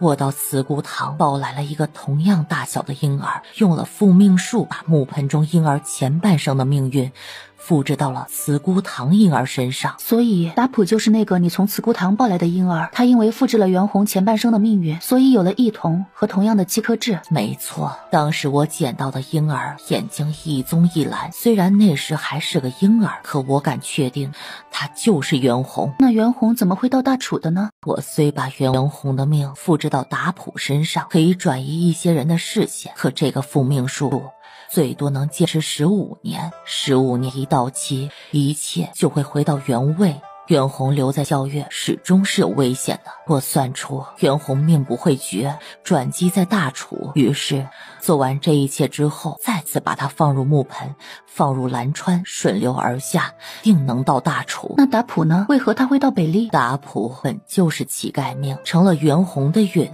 他的命运也被改变了。他留在校月也会有生命危险，可他不能与袁弘出现在同一个地方。我把他送到了北利，放在了路边，直到看到有人把他捡走，我才离开。前辈当初捡到袁弘时，他身上是否有颗红色的珠子？有，我看不出是什么珠子，可它是袁弘身上唯一的东西，想来可以根据这东西认出他的身份。我把珠子移到了达普身上，我知道这2个孩子总有一天会相遇，没想到居然会这么快。他们相遇之时，也是知道真相之时。我送走2个孩子后，来到了苍明山隐居下来。外出采药时，遇到了掉落在山崖下晕过去的青莲和她怀中的小姑娘。我给小公主取名阿雅，带在了身边，教她蛊术。袁弘、达普、阿雅跪下，叩谢傅前辈救命大恩，此生你们都不能忘却这份恩情。谢傅前辈救命之恩，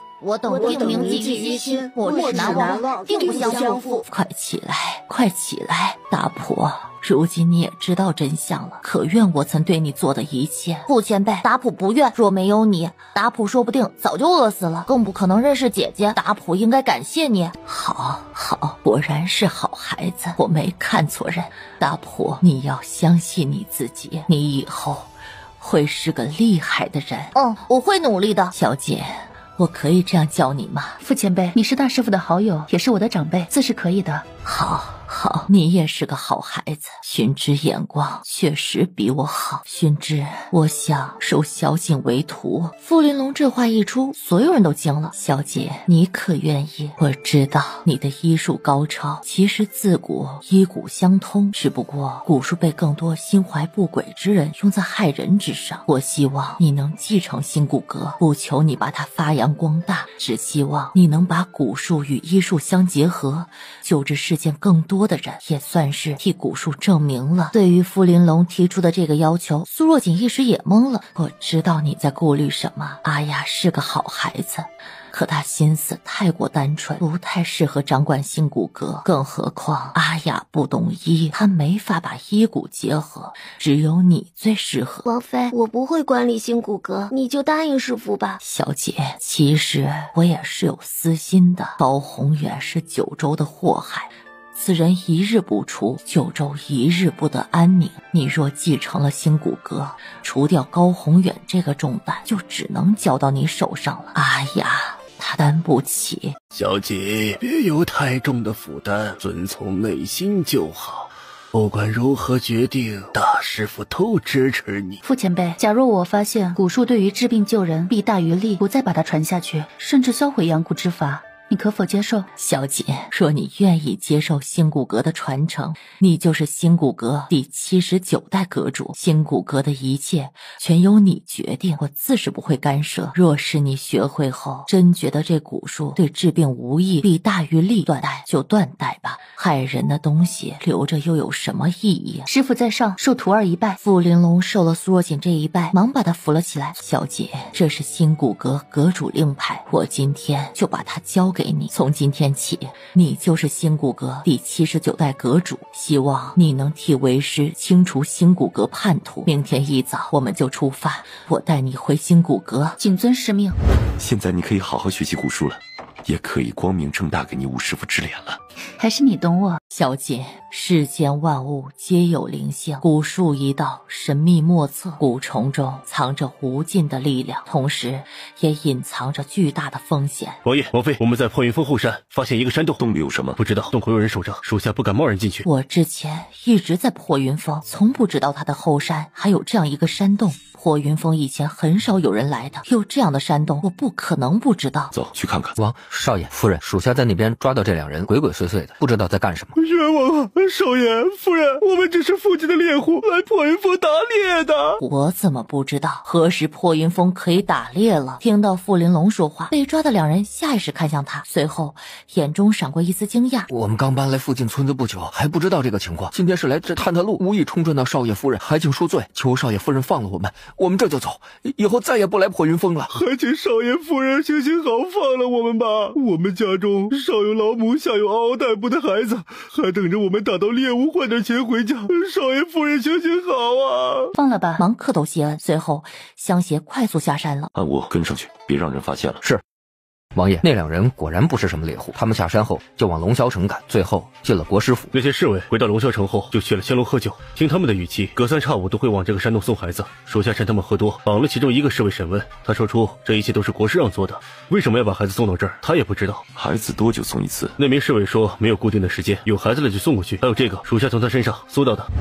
你们在破云峰见到了毁容的女人？是的，国师大人。多大年纪？她蒙着面纱看不出来，不过听声音年纪不小了。她不是一个人，身边还跟着许多人呢。下去领赏吧。多谢国师大人，多谢国师大人。叶隼，属下在，去把那个毁了容的女人杀了，不可让人知道。是。还有她身边的人也全都杀了。是。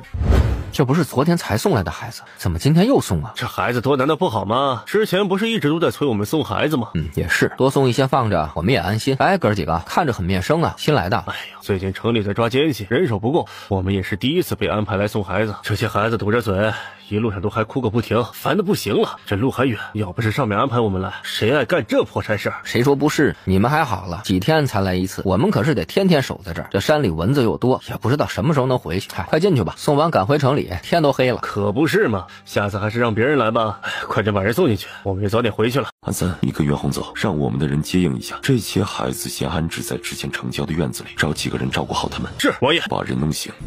你们是谁？敢动我们？你们可知道这是谁的地盘？要想活命，还不快放开我们！说吧，高宏远为何要让你们这样做？既然你们知道这是国师的地盘，还不快放了我们！待国师追究下来，你们有几条命都不够砍的。苏若锦只觉得在山洞里闷得他难受，四处弥漫的血腥味儿，让他的胃一直在不停的翻涌。我们先出去，交给你了。是，夫人。王爷、王妃他们招了，说这一切都是高宏远让他们做的。高宏远让他们给这些孩子喂种药，喂完了孩子会不知道疼，只知道撕咬打架，不死不休。那个12、13岁的孩子是唯一一个杀了许多孩子坚持活到现在的人。那些被打死的孩子，高宏远让他们在第一时间取完心头血就送到国师府。至于高宏远让他们喂的是什么药，又为何让他们这样做，他们也不知道。那笼子里的孩子吃什么？胡青的脸色很是难看。他们说那些孩子就吃其他孩子的血肉。胡青，把那些孩子带走，放火烧了这里。找到了，这个高宏远，他竟然恶毒至此。古师傅，你查到了吗？查到了。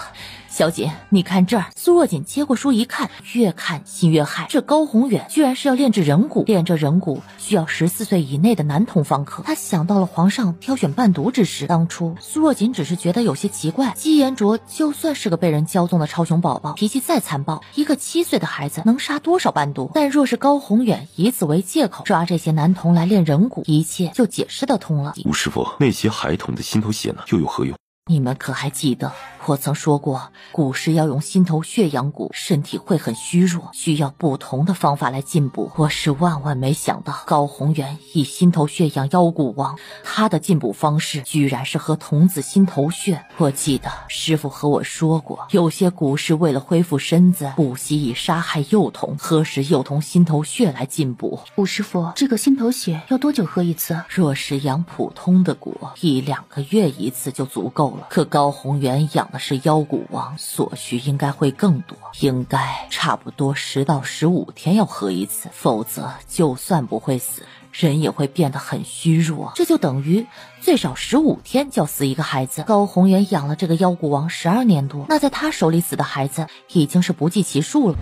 袁弘，出什么事了？金姐姐，我想留在校月。袁弘，你可知以你的身份留在校月意味着什么？金姐姐，我知道我留在校月就得去争皇位，若是失败，我可能就活不下去了。可是金姐姐，我既然是校月的皇子，出生就注定我要承担责任，我无法眼睁睁看着校月落在像高宏远这样的人手里。袁弘，你真想清楚了，这条路会比你选其他任何一条路都要难得多。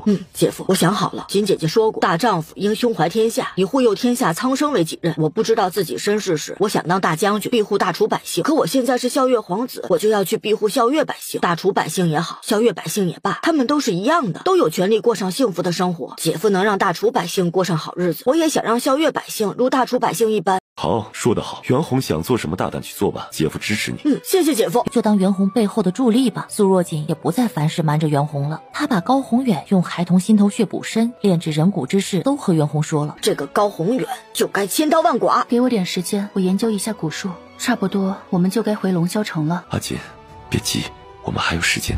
高岑闲着也是闲着，过来玩玩也不错。不过还得看卢红那边，毕竟是校月的国师，我们只能帮扶，而不能主导。是的，若我们主导，即使袁弘继位了，也会留下诟病，被人说他勾结异国。不可能！就见紫微星旁的小星星芒乍现，光亮已经压过了一旁的紫微星。来人，来人！国师，可有找到异同者？回国师，黑甲军已经全城搜寻，没有任何迹象。再找，加派人手，给我找！是国师。国师大人，我们破云峰的山洞被人烧毁了，所有的侍卫全都死了，那些孩子也不见了。高宏远拍桌而起：谁干的？回国师，小的也不知道。今天是我和其他几位兄弟去换班的日子，一上山就发现整个山洞已经是一片漆黑，除了守在山洞中的侍卫的尸体，没见过其他孩子的尸体。快去给我查，务必把那个孩子给我抓回来。是国师。柔儿，把禁军调令符给我，我还要全部的营卫。表哥，出什么事了？那颗星光芒超过紫微星了。不，这不可能！表哥，你快想想办法。所以我才要调动禁军和营卫去找人。好，调令符给你。参见盟主。那边什么情况？回盟主，公主想尽一切办法，可驸马依然没同公主圆房。他还派人去找江夫人，没找到人。公主让我来问叶萌为何还不动手。他的身子很是虚弱，走几步路都会喘。圆房？就他那脏身子，卢公子岂会碰？江夫人不在城里，他能去哪儿找人？木华，再忍忍，你的仇很快就可以报了。多谢盟主。把这封信带回去给卢公子，告诉他一切准备就绪，只等天亮。是盟主。元儿，二皇子决定留下来了。父亲，可是真的？这是摄政王让人送来的信。太好了，太好了！如此一来，大业将成。你把消息放出去，我们的人该准备了。好，父亲，我马上就去做。元儿，再忍忍，你马上就能摆脱那个女人了。师傅，可是出什么事了？高宏远他竟然敢动用新骨骼禁术，施行此术除了需要施术人10年的寿命之外，还需要1个甚至是数个人的生命。小锦，高宏远这是在用禁术，在找袁弘。王妃，这是卢丞相传来的消息。师傅，看来我们得回龙霄城了。小锦，可你的蛊术和星象学还没完全学完。师傅，没时间了，这几天我学的应该能抵挡一阵，我还会抓紧时间学的，放心吧，师傅。那明天一早你们就下山吧。小锦，千万要当心啊。吴师傅，你放心，我会护着阿锦的。原来你躲在这儿，来人，传我命令，调拨1000守城军前往苍明山，给我荡平苍明山。是王爷、王妃，苍明山下来了一队守城军，约莫1000人，正在以扫荡的姿势往山上来。走吧，我们早点下山，省得他们破坏了武师傅的阵法，还得花钱修。什么人？这是大楚摄政王和王妃，尔等还不速速退让！见过王爷王妃，既然王爷王妃千里迢迢来到我们校院，不如和下官一同进宫，让皇上和太后为王爷和王妃接风洗尘，尽尽地主之谊。带路，还有苍明山上住着王妃的师傅，本王不希望任何人去打扰到他的清修。城卫收兵吧。城卫，你若要继续搜，影响到王妃师傅休息，本王希望这个后果你能担得起。退到山下。他们怎么敢公开身份的？先不管这些了，让礼部准备迎接吧。王爷王妃可是有何急事？怎么突然就到了校院，也不提前通知一声，哀家好让人提前去接2位，好好准备一番。今天这个宴会实在是太过仓促，还望王爷王妃别介意。吴太后，本王与王妃不过是来校院探望王妃的师傅，本也不涉及什么国事，就不敢劳烦吴太后挂牵了。不知王妃师傅是哪位？师傅早已隐居山林，久不在世间走动，更不愿别人去打扰他的清修，还请国师谅解，我不便透露师傅名讳。对了，国师大人，我们下山时看到有守城军在苍明山中找人，我师傅就在山中清修，还望国师大人撤回守城军，别影响到师傅的修行。我也可以明确的告诉国师大人，你要找的人已经不在山上了。王妃说笑了，我们并非针对令师，只不过最近校月出了奸细，我们收到情报，有奸细藏到了苍明山中，这才派出守城军上山寻找。国师可能还是没听懂我的话，我再说一遍，你要找的人不在山上，还请国师把守城军收回。王妃，待我们查清奸细不在苍明山，自会收兵的，就不劳王妃费心了。看来国师很看重这名奸细了，要不要本王帮你找找呢？此乃校月的国事，不敢劳烦王爷费心。无妨，校月大楚历来关系都不错，国师有需要帮忙的地方尽管开口。不过王妃的师傅在苍明山，王妃担心师傅留了些人在山上保护的，若是国师的人贸然上山，本王担心起了冲突就不太好了。多谢王爷提醒，我自会让守城军注意一些。本王也只是提醒国师一下，国师知道就好。高宏远当晚还是让守城军先退了回来，他关了天象，发现正如苏若锦所说，他要找的人已经不在那儿。王妃，你来了，你快告诉我父亲，我真的没病，我只不过是想回公主府，你快让我父亲放开我。你这么急着回公主府干嘛？月宁身体不好，我得回去照顾她，我已经出来1晚上了，再不回去月宁肯定是要着急了。萧燕出一个手刀就把人给劈晕了。苏若锦给卢俊元诊了脉，脉象是没什么问题的，那就是痴情蛊。王妃，这是什么？这是痴情蛊，中了此蛊之人会控制不住自己爱上下蛊之人，一辈子眼中只有对方，对方说什么，中蛊者就会做什么。这世间怎么会有如此邪恶的东西？蛊可害人，也可治人，端看如何运用了。月宁欺人太甚，这子蛊一死，母蛊必自爆，下蛊之人必遭反噬。月宁现在也好不到哪儿去。国师去找太医，说公主又晕了。国师来不就能马上治好她的病了吗？那怎么能行？木花姑娘，公主病症甚是怪异，这老夫一时也拿不准。老夫这就去太医院，请院士大人过来看看。有劳刘太医了。公主如何？刘太医说，公主突患心疾，她也无能为力，已让人去宫中请报院使了。木花，她的时日不多了，她就这样死了，岂不是便宜了她？哪能这样便宜了她？放心吧，报院使必会用名贵药品吊着她。王妃告诉我，用名贵药可以吊她一段时间的命，可这段时间她会处于极痛苦之中，你就好好看着吧。罗俊元看向月宁公主的眼里全是冰寒，要不是木花发现及时，父亲出手果断，说不定他这时已经因爱惨了月宁，把所有的计划和秘密和盘托出了。那奴婢就等着看公主好戏了。木花，本宫头疼，心口疼，快让太医给本宫止疼。公主，奴婢这就给您去请报院使。唉，公主这病啊，微臣实在是无能为力，不如再请江夫人过来看看。看来包院使消息还是不灵通啊，这驸马此话何意啊？江夫人乃是大楚摄政王妃，包院使，你觉得王妃能随便就来给公主看诊吗？陆举元，你说什么？你说赵若锦是谁？公主，江夫人本名苏若锦，乃大楚当朝摄政王妃，大楚定远将军苏云峰的嫡女，大楚的长乐郡主。不，本宫不信，快去给本宫叫国师。辛苦包院使走这一趟了，我们定会按照你的药方给公主服用的。我送包院使。木花，快去请国师。公主，王妃说你没几天好活了，奴婢定会伺候你好好享受这最后的时光。想来奴婢的家人，特别是我哥哥，也会高兴看到公主如此的。木花曾有个哥哥，长得面如冠玉，风度翩翩，还有个和哥哥青梅竹马一起长大的嫂子。就在哥哥和嫂子一起去寺庙为了腹中的孩子祈福时，无意中被月宁公主看到，当下就让人把哥哥带走了。父亲母亲得知此事后，陪着嫂子到公主府去求公主放人，从此再无音讯。待木花千辛万苦找到三人的时候，三人的尸身早被野狗啃食的残破不堪了。哥哥宁死不从，公主给他下药，成事后哥哥要撞墙自杀，公主一怒之下废了他的双手双脚，扔到了最下等的小官馆，任人折磨。哥哥不堪受辱，绝食而亡，被小官馆的妈妈扔到了乱葬岗。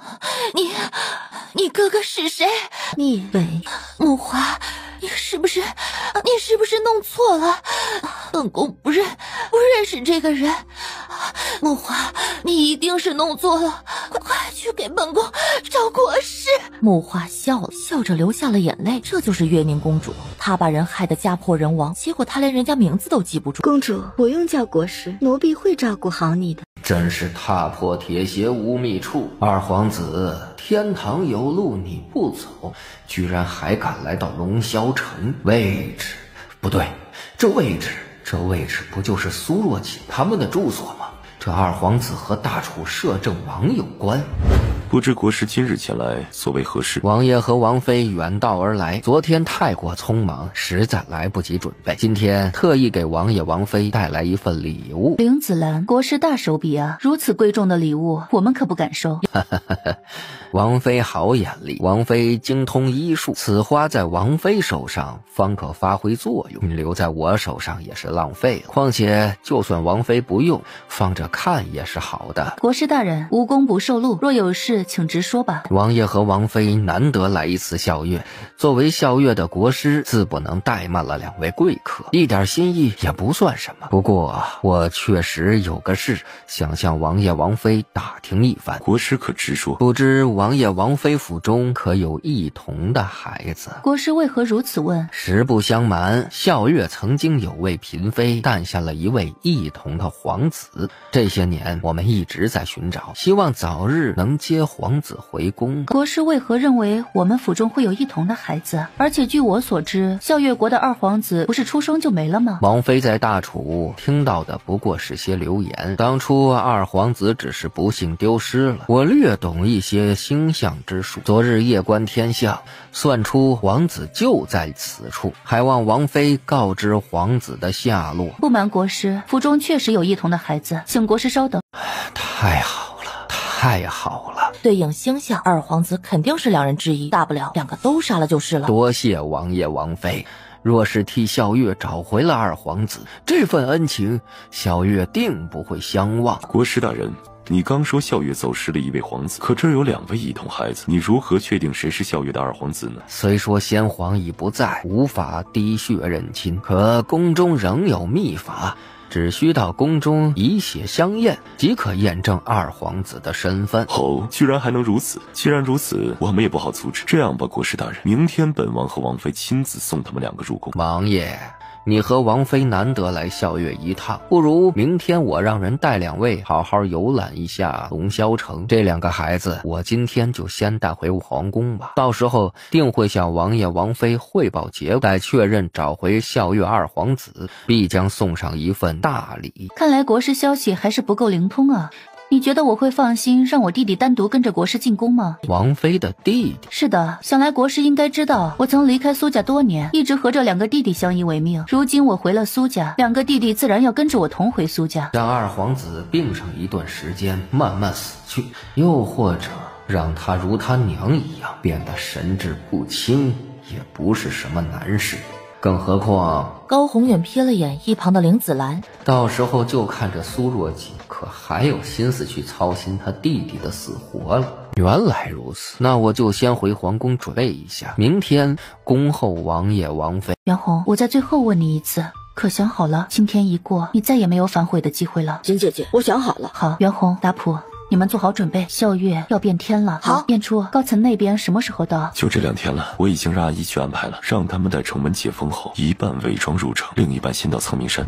卢丞相，高宏远发现袁弘和达普了，明天我们要带他们2人进宫，袁弘也是时候确认身份了，不知你那边安排的如何？回王爷，小儿俊杰已暗中调了2000人入京。2000？卢丞相，我若是没记错，禁军、黑甲军、守城军加到一起也有近1万人之多呀。王爷请放心，还会有人带5000将士前来接应。除此之外，朝中至少有1半的老臣会支持二皇子登基，而一些攀附吴太后的臣子，我这边已收集了他们的罪证，必要时可先把他们拿下。那明天就见机行事，一切听从王爷王妃的安排。待卢红走后，苏若锦看着桌上的林子兰，若有所思。这花有问题？我暂时没看出什么问题。高宏远真舍得，连我天一阁都没寻到的花，他居然有。有了这花，武师傅的脸恢复有望了。既然这花没问题，你怎么还盯着他看？我只是有些奇怪，高宏远要向我们示好，大可用黄金珠宝也足够了，何须用这林子兰？阿锦，别想这么多了，反正有用就行。柔儿，你可知我为何一直不愿把林子兰给你啊？为何？还不是你小气舍不得呗。柔儿啊，你要知道，我这一生只有你一个，我连命都是你的，有什么舍不得给你呀？那是为何？有种蛊叫噬梦蛊，此蛊需养在花中，越稀有的花效果越好。它会趁着人睡着的时候，由耳朵钻入脑中，释放一种毒素，让人在睡梦中察觉不到疼痛，吸食人的脑子。它一天只会吸一点点，开始只会让人觉得头晕，慢慢的愚笨，神志不清，直至死亡。只需要7天。那你不早点告诉人家，人家还以为你不舍得呢。这蛊异常难养啊，好不容易养成一只，我自是要非常小心。等苏若锦死了，卓儿的事解决了，我再把蛊虫收回，到时候再把这花给柔儿。算了，我不要了，你还是留着养蛊吧，表哥。所以明天就能知道谁是那个小贱种了。是的，明天只要让他和随便哪个公主的血滴在一起，我自能用秘术辨别。要不是红玄珠丢了，何必这样麻烦？确认之后，表哥，我们该怎么办？无论他们其中谁是二皇子，但都是苏若锦弟弟，他们还在校月，我们只能先忍一忍，待他们离开校月，那个小贱种不就任由我们处置？哥，我怕朝中那些老不死的看到小贱种回来，蠢蠢欲动。不用怕，禁军、黑甲军、守城军兵符都在我们手里，他们翻不起什么风浪。若柔儿还不放心，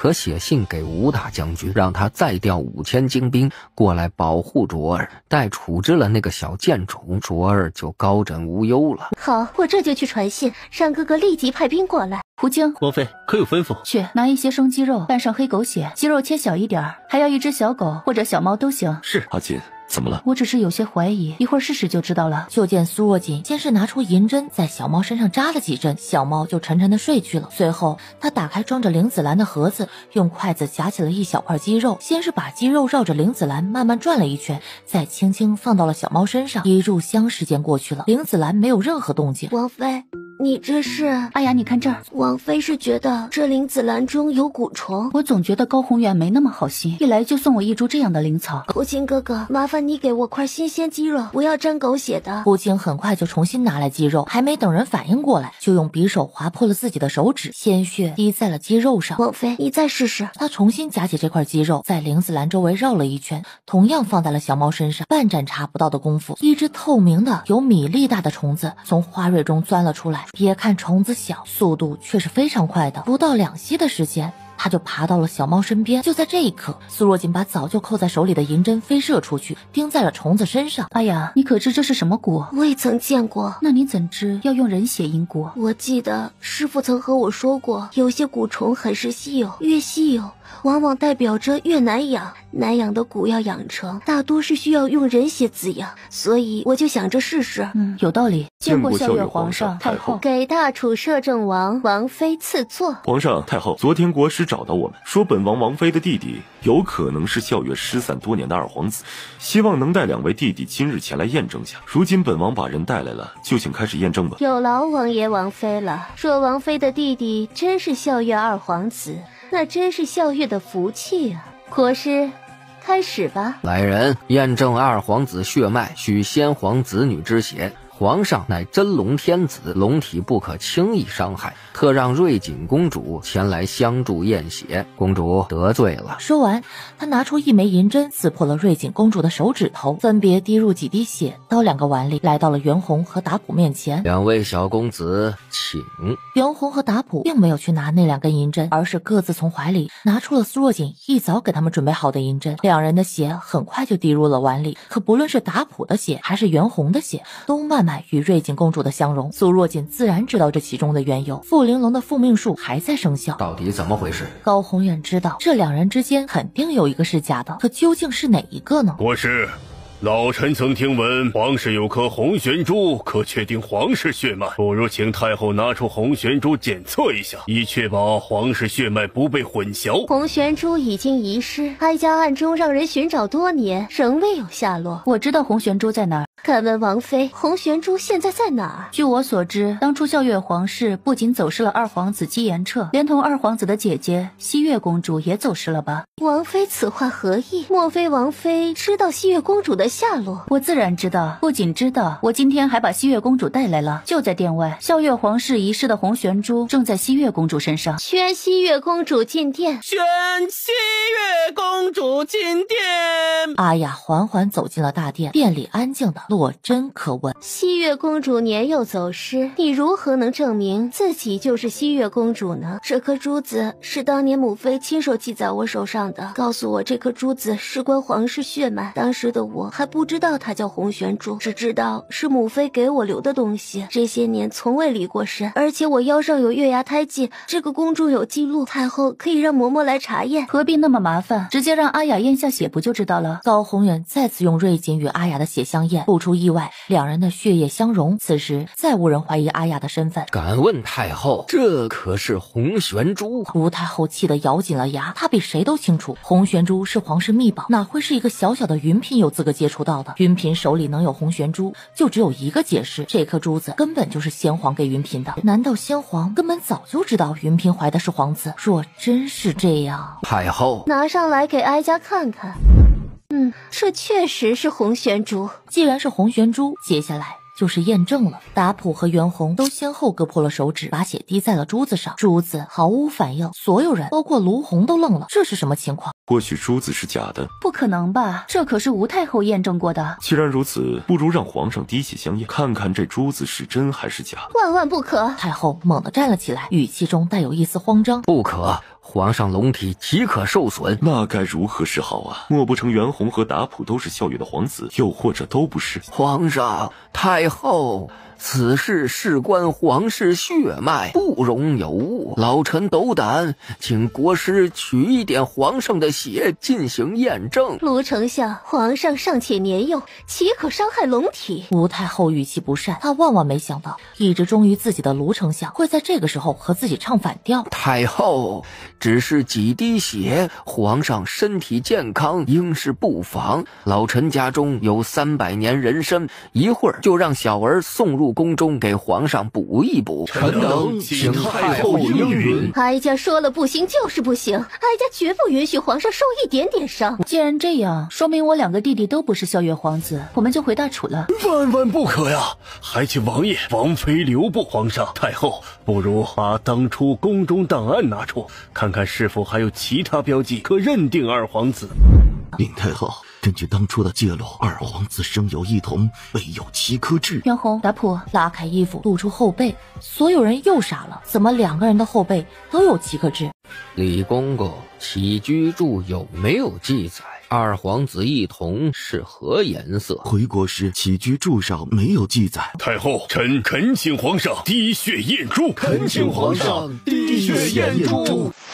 姬延灼摸到了身后，猛地拿出一把小弩，趁大家没反应过来，朝袁弘和达普射出了2支弩箭。小弩发射的实在突然，萧燕初也来不及出手，袁弘却是反应很快，扑向了达普。2支弩箭先后射入了袁弘的后背。快传太医！想抢朕的皇位，你们都给朕去死！皇上慎言，朕是皇上，想杀谁就杀谁，谁敢拦朕？苏若锦顾不上什么，冲上前替袁弘检查着伤势，随即松了口气。所幸姬延灼用的是小弩，攻击力有限，弩箭虽刺入袁弘的后背，但也不是很深。孝月皇上敢射杀我大楚无辜子民，这是视我大楚无人了。看来孝月皇上自觉可独霸天下了，不把我大楚放在眼里了。阿锦，我们走。皇上，快道歉！国师，他们敢动我，你把他们都杀了，把他们都杀了！王爷王妃，皇上还小，哀家替皇上道歉，还望王爷王妃不要与一个小孩子计较。身为一国之君，不懂好好研习治国策略，勤政爱民，体恤百姓，只知道撒泼任性，残害工人和百姓。孝月真是有个好皇帝啊！还请王妃慎言。慎言，不知这位大人可否告知，为何孝月皇帝需要那么多伴读？那些伴读如今又何在？苏若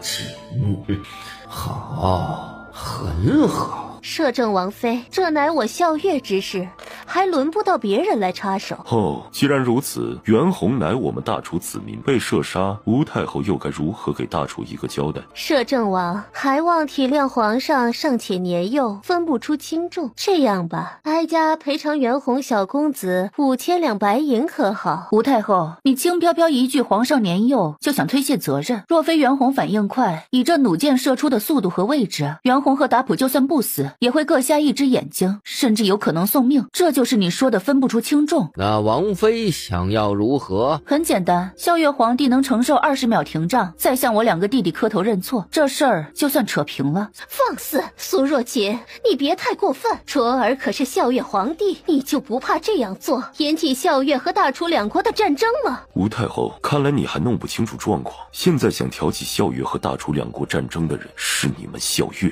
本王的王妃心善才会给你们一个这样的机会，做与不做，吴太后随意。阿锦，我们走。王爷、王妃，你们别走啊！太后，还请体谅孝月百姓啊！太后，还请太后让皇上认错。你个贱女人，居然想让朕下跪，你给朕去死！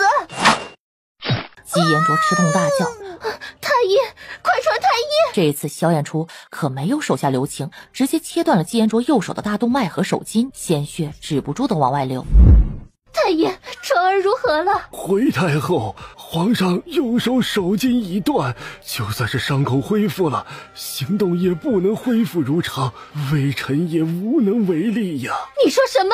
若是能找到医生，说不定还能够治好皇上的手。吴太后猛地转头看向苏若锦，苏若锦，你若现在能治好卓儿的手，哀家不再计较大楚摄政王伤害我孝月皇上的事。吴太后，你不计较，你敢和我大楚计较吗？吗？姬延灼的手我是可以治好，但我不愿治。本王妃可还没生母到给想杀我的人治伤。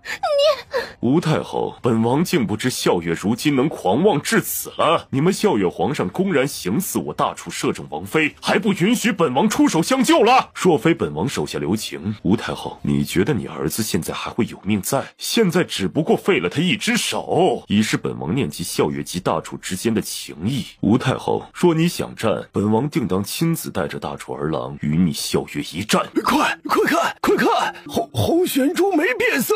刚才不小心沾染到姬延灼鲜血的红玄珠没有变色，难不成这红玄珠是假的？不可能，刚才太后不是肯定它是真的了吗？那为何皇上的血滴上去没有反应？难道这红玄珠能验皇室血脉之事是假的？皇上血滴在红玄珠上没有反应，说明红玄珠定是没有检验皇室血脉的功能，只不过是大家以讹传讹罢了。没错，国师说的有道理，红玄珠能验皇室血脉不过是传说，哀家也从未见过。想来它本只是一颗普通的珠子，本没有这种作用，只是以讹传讹罢了。吴太后，国师，你们能确认这真的是红玄珠？哀家还是先皇的皇后时曾见过红玄珠，自然能确认。不知王妃此话是何意？难不成王妃还想说这珠子是假的？我非孝月王室之人，哪会知道红玄珠真假？不过是和太后再确认一番罢了。既然珠子是真的，达普、袁弘和达普点点头，再次来到红玄珠前，先是达普拿出匕首割开了中指，用力一挤，红玄珠同样闪过一丝金光后归于红色。而当袁弘的血一滴、2滴、3滴慢慢滴落在珠子上时，红玄珠再次由红色变为金色。变了！珠子变成金色了！他是二皇子，他真的是二皇子！不，这不可能！敢问王妃，这是何意？为何之前他们的血滴在珠子上没变色，现在却变了？难不成是王妃对珠子做了什么手脚？国师说的没错，我确实动了手脚。苏若琪，太后别急嘛，之前滴在红玄珠上的血，不过是我让袁弘藏在油布袋子里的鸡血罢了。鸡血滴在红玄珠上，又怎么可能有反应？敢问王妃，为何皇上的血滴在珠子上没反应呢？陆红为何没反应？这就要问吴太后了。姬延灼到底是谁的血脉？不，这不可能啊！肯定是哪儿出错了。这怎么可能？红玄珠都没变色，谁能证明皇上是先皇的儿子？皇上当然是先皇的血脉，红玄珠没验出来，说不定这颗珠子是被人动了手脚。我都没动手脚，验验不就知道了？这还能怎么验呢？就是啊，先皇现在就2个皇子，一个能让珠子亮，一个不能让珠子亮。红玄珠可以检验皇室血脉，又不是只能验皇子，还可以验公主。你们大可请一位信得过的大臣保管此珠，待它恢复红色后，再随便请一位公主滴血验珠不就行了？如果不嫌麻烦，把先皇所有公主都拉来验一遍，也不是不行。最后，大臣们商量了一番，一致认可把珠子交给咸国公保管。见过王爷、王妃。卢丞相、卢公子，请坐。卢丞相对今天的事如何看？我原以为姬延灼只不过是性情暴躁，德行有失，吴太后与高宏远独断专行，把持朝政，却万万没想到姬延灼竟非先皇之子，他们竟用如此卑鄙下作的手段谋夺孝月江山，断不能忍。他不是先皇之子，又能是谁之子呢？我之前也不过是猜测，今天验证果然如此。至于姬延灼是谁的孩子，卢丞相，你不觉得他和高宏远长得很像吗？像，确实像。卢丞相，高宏远是何时进宫当国师的？差不多8年前。8年前，而姬延灼如今7岁多，时间正好对得上。这对奸夫淫妇竟敢祸乱宫廷，混淆皇室血脉。卢丞相，此事可以先放一边，现在还有个更重要的事情摆在眼前。敢问王爷是何事？卢丞相，若你是吴太后或者高宏远，明知姬延灼不是先皇儿子，而红玄珠能验出皇室血脉，你会如何做？先国公有危险。没错，而且高宏远是个用蛊高手，他若以蛊术害人，根本查不出来。王爷、王妃，我这就去国公府提醒先国公注意。等等，卢丞相会解蛊？不会。父亲，不如请王爷王妃和我们一起去啊！对，我真是急糊涂了，不知可否请王爷王妃陪我一同前往？好。卓，你敢骂朕？你个老女人居然敢骂朕！你给我去死！都愣着干嘛？快把皇上带走啊！快去传太医！怎么回事？是谁伤了太后？回国时，太后被皇上捅了一剑。高宏远愣住了。包院使，太后身子如何了？回国时，幸好皇上力气小，离太后距离也近。这剑没用上多大力气，只是刺破了些皮肉，未伤及脏器，没有生命危险。太后休养一段时间就好了。柔儿可好一些了？表哥，哀家是不是太纵容卓儿了？他如今居然对哀家这个亲生母亲动剑。柔儿，许是因为卓儿手受伤严重，控制不住自己情绪，他才7岁，不懂事。表哥，你是不知道，刚才卓儿看我的眼神根本就不是在看自己的母亲，而是像看一个仇人。他不是控制不住情绪，他是真的想杀了我。卓儿还小，再给他点时间，等他长大就好了。表哥，这洪玄珠会暴露卓儿的身份，你可得想想办法。柔儿，你放心，卓儿也是我的孩子，我拼了命也会保下他。那先国公那边，放心吧，他手中的珠子不会再有机会出现在朝堂。2天后，红玄珠完全变回了红色。早朝前，高宏远拿出了之前李管家送来的红玄珠，珠子竟然还带着金色，知道自己被骗了。哼，好你个先国公！变了！敢问太后，既然瑞锦公主的血滴在红玄珠上也能变色，皇上的血为何滴在红玄珠上没有反应？先国公，你问哀家，哀家怎么知道？哀家只知道皇上必是先皇之子，谁敢保证这珠子不会出错？当初母妃生下弟弟时，就有人想要弟弟的命，偏要用我的命威胁母妃，是青莲姑姑拼命的把我抱出了皇宫，我才逃过一劫。青莲姑姑临死前告诉我，父皇知道有人一直在毒害皇嗣，才让太医说我母妃怀的是公主，以保下她腹中的弟弟。敢问西月公主，先皇可有说是谁毒害皇嗣？我不知。我知道。王妃，你是大楚人，又如何能知我校阅皇室的事？太后娘娘，事关我弟弟，我自不敢掉以轻心，所以已经让人找到了当初给云嫔娘娘请脉的太医。陈太医、刘太医，曹民见过皇上、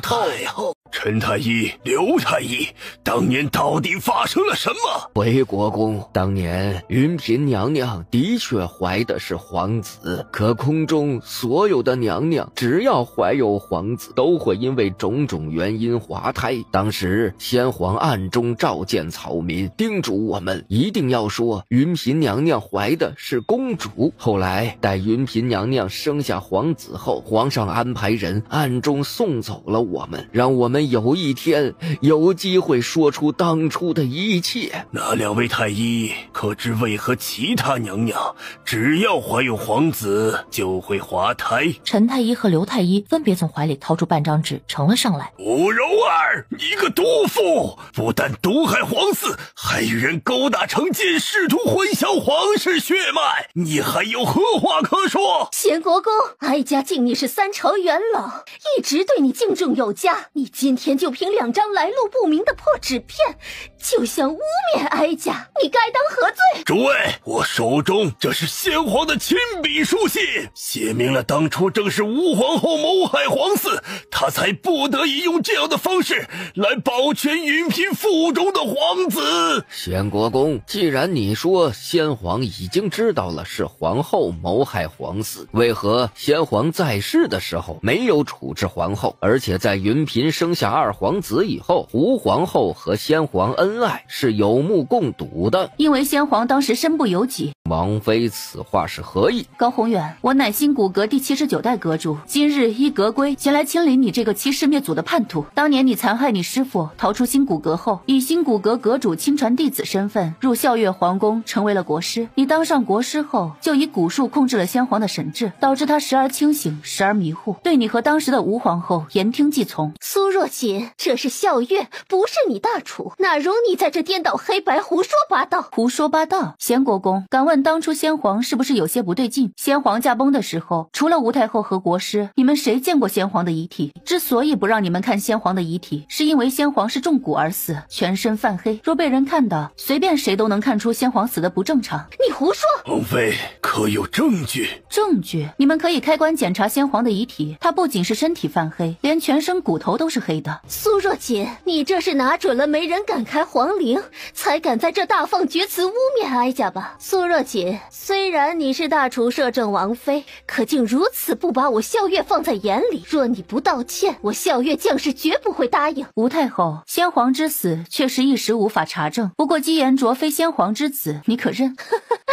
苏若锦，怎么一世不行，又要污蔑哀家另一世了？反正姬延灼的亲生父亲也在殿上，不如让他们父子滴血认亲，不就行了吗？来人，把苏若锦给哀家拉出去！竟敢血口喷人！本王看谁敢！太后，不如让王妃说完。贤国公，难道你不相信哀家，要相信他国之人？太后，不如验上一验，就能证明一切，清者自清，也可平息不必要的流言。卢火，你好，卢火，哀家真是瞎了眼。敢问王妃，你所说的皇上的亲生父亲是谁？高宏远。王妃，怎么先是污蔑我欺师灭祖，现在又要给我扣顶大帽子？高宏远，你给先皇下了摄魂蛊，控制他的思想和行为。事情过了这么多年，先皇也已验驾，确实无人能查出来。不过这世间并不止你一人懂蛊术，这中了摄魂蛊之人不可能再有子嗣。从你入宫为国师后，皇宫里除了吴太后，可还有其他嫔妃怀有皇嗣。高宏远，既然你说你是清白的，那就和姬延灼验个血不就知道了。再说了，这红玄珠遇到袁弘和瑞景公主的血就变成了金色，碰到姬延灼的血没变色，这还不能说明问题吗？还请国师与皇上验血，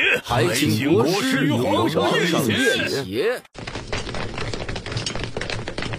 哥哥看到惠嬷嬷发的消息，终于看到了。微臣参见皇上太后，请皇上太后恕微臣护驾来迟之罪。吴大将军来得正好，现在有奸人污蔑皇上，还请吴大将军保护皇上，勿让奸人伤了皇上。臣谨遵太后懿旨，吴家军众将士听令，保护好皇上和太后。若有人敢质疑皇上，对皇上不敬，格杀勿论。是。吴大将军，你这是何意？难道你不知道驻外将军吴兆不得回京吗？贤国公，人老了就得服老，不然容易老眼昏花，误信谗言。我是奉太后懿旨回京护驾，有何问题？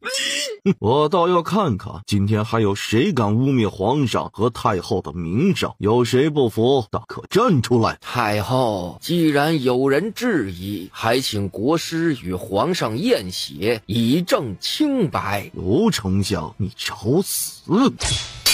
吴大将军若是闲得无聊，想要切磋切磋，本王不介意陪你练练。竟敢带剑上殿，这是本王的腰带，吴大将军有意见？摄政王这是打算插手我萧月的事情，就不怕引发两国战争吗？吴大将军都不怕，本王有什么好怕的？吴大将军何时到大楚边境，本王定当亲自挂帅，恭候吴大将军。王爷，这可是在萧月，我劝王爷还是小心一些，否则还不知道王爷和王妃还能不能平安回到大楚。什么声音？有人踏进皇宫了。见过吴大将军。陶荣，你居然没死！各位，当初吴将军并未杀害我，我不过借此死盾在暗中调查吴太后和国师这些年草菅人命、贪赃枉法、祸乱后宫的证明。陶荣一桩桩一件件数着吴太后与高宏远犯下的罪行，每桩每件都附有人证物证。我与吴将军、卢丞相早已察觉太后与国师的不对劲，为了方便查案，才联手制造了吴将军失手杀人案。陶大人，那吴将军人呢？吴将军已暗中集结吴家军前来相助二皇子登基，铲除弑君篡位之徒。陶大人好一出金蝉脱壳之计，现在选择归顺于太后和皇上之人，待我处置了这些乱臣贼子之后，均可官升3级。若要负隅顽抗，也怪我手中的剑不认人。怎么，吴太后、吴将军俊会觉得乌家军、赤霄军、卢家军加本王的萧家军还打不过你吴家军。萧燕初，你本是大楚的王爷，为何频频干涉我萧月朝政？吴太后，你尚未年老，为何如此健忘？袁弘是本王王妃的弟弟，既是本王的弟弟，你抢了属于本王弟弟的东西，为祸萧月百姓，你说本王该不该管？萧燕初，别忘了，这是我萧月，不是你大楚。哀家就不信你再强，还能强得过上万将士。上万将士，贤国公，烦请你老把刚才陶大人所说的告诉外面的将士，本王倒是看看这些将士是萧月的将士，还是你们吴家的将士。我倒要看看谁能出得了这大殿。吴兄，你可知你这是等同于忤逆，乃诛九族之罪。仙国公，只要处理了你们这些老不死的坏我外甥好事之人，萧月就是我吴家的天下，诛的就该是你姬家的九族了。关殿门，发誓效忠太后与皇上的，站到我这边来，我绝不伤害你们一丝一毫，冥顽不灵。既然如此，那我就先拿陶大人开刀吧。你居然会武！胡青提剑准备过去帮忙，结果就看到陶正宇一个反手出剑，剑已架在了吴雄的脖子上。吴大将军，你输了。陶正宇，你放开吴大将军！打开殿门，让贤国公出去。不可以！吴家军听令，护住太后和皇上，其他全都杀了，不用管我。他在赌陶正宇不会杀了他。吴雄命令一下，就有一些士兵冲上去，护着吴太后和姬延灼以及高宏远往后殿走，而更多的士兵则直接挥着武器冲向殿中的诸位大臣。3个时辰后，微臣参见皇上，皇上万岁万岁万万岁！都起来吧。谢皇上。袁弘有些不适应新身份，商量完事情后，想跟着苏若锦他们回之前的府邸，被拦了下来。皇上，外面说不定还有吴太后的余孽，而且登基仪式还有许多地方需要皇上定夺，还请皇上留在宫里。是啊，为了皇上的安危，还请皇上留在宫里。袁弘，姐姐只能陪你到这儿了，剩下的路你得自己走。不过你放心，不管发生什么，姐姐和姐夫都会站在你背后。袁弘，男子汉只有让自己强大起来，才能保护自己在意的人。哎呀，如今你也恢复了公主身份，自得留在皇宫了。至于达普可愿从军？王妃，我愿意。乌将军，达普是西月公主的弟弟，也是我的弟弟，我把他交给你带到军中历练，不知乌将军可方便？王妃尽管放心，我定会亲自带达普好好教导。这孩子一看就是从军的好苗子。多谢乌将军。陶公子方便到府上聊聊吗？自是方便。陶公子，你是叶蒙的人，果然是什么都瞒不过王妃啊。所以当初是你给我们送来月宁公主的定金？是我让人送来的。陶公子是叶蒙里的什么人？不瞒王爷、王妃，叶蒙是我3年前创立的。4年前我参加科考，中了榜眼，入朝为官，被派往锦州担任知州。你爹让你去的？是让你去寻二皇子。没错，当时丞相已暗中和我父亲说了寻二皇子之事，父亲当下就把这件事情告诉了我。我若是留在龙霄城，必不可能找到，只有外派才能利用机会寻找二皇子。其实最初我对此并不在意，对我来说谁当皇上都没所谓，只要能让孝月的百姓过得好就行了。只不过父命难违，我只得到了锦州。可当年锦州就发生了雪灾，冻死了不少百姓。陶正宇上书朝廷拨付赈灾款，迟迟没能等到。而我也是从那一刻深刻明白了父亲和卢丞相为何要找回二皇子。孝月要是交到吴太后等人手里，孝月百姓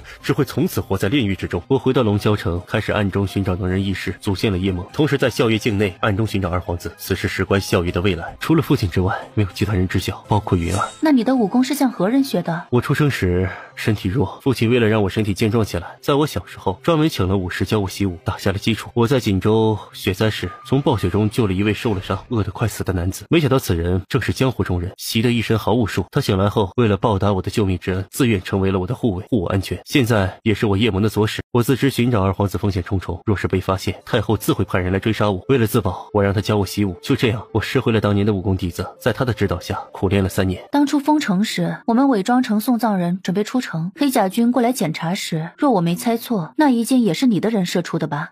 王妃猜的没有错，当时我的人已经向我汇报了此事，我派人去射了那一箭，不过倒不是为了救王妃，不过是配合李靖演一出戏罢了。其实无论我的人射不射那一箭，王妃你们都能平安出城，可这一箭射出才能够保下刘靖不暴露。刘靖也是陶正宇的人，这个倒是让苏若锦和萧衍初有些意外了。其实每次王爷王妃你们遇到刘靖，他都是在暗中保护你们。第一次封城的时候，他派人守城门，名为在城里搜捕你们，其实是为了混淆条视线，才好拦住其他想要出城寻找你们的禁军或者守城军，让你们有时间逃跑。当时还不知道你们王妃的身份，王妃救了我妻儿，自不可能让你们被公主抓到，所以刘静借搜捕之意阻止别人真的找到你们，给你们足够逃跑的时间。可没想到你们去而复返。第二次送葬，刘静带黑甲军去查过了，就不会有人怀疑王妃你们已经出城了。而刘静不是别人，正是我当初从晋州救回来教我习武的那位下士。他跟随我后，我觉得以他的能力做我的护卫实在太过屈才，让父亲给他换了身份，到宫中入职，再加上卢丞相暗中帮助他，凭借自己的手脚功夫，一步步做到了黑甲军统领之位。所以现在刘静还未出现，是去追吴太后他们了。是的，当时我们已经算到了吴太后他们可能会逃，可确实不知道太后与国师的密道在哪儿。刘静就带着黑甲军提前去布置了。当初我让人去找以前照顾云嫔娘娘的2位太医，也是你给我的人提供的线索。是的。对了，王妃的人是不是还在找2名从大楚跟着卢公子来校阅的人？是。那2个人没死，关在我叶盟的地牢之中，我一直没能查到这2个人的身份，所以没敢放出来。既然是王妃的人，一会儿我就让人把他们交给王妃。陶公子不愧为叶盟盟主，果然运筹帷幄。王爷谬赞了。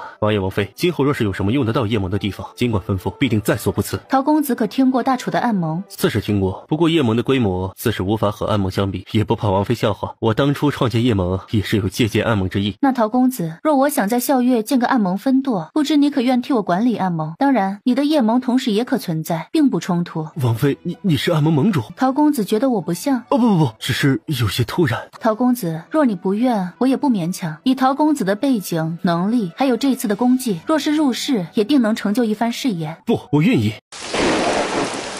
你们快出去找点吃的回来。高宏远，你不是说我们一定可以成功的吗？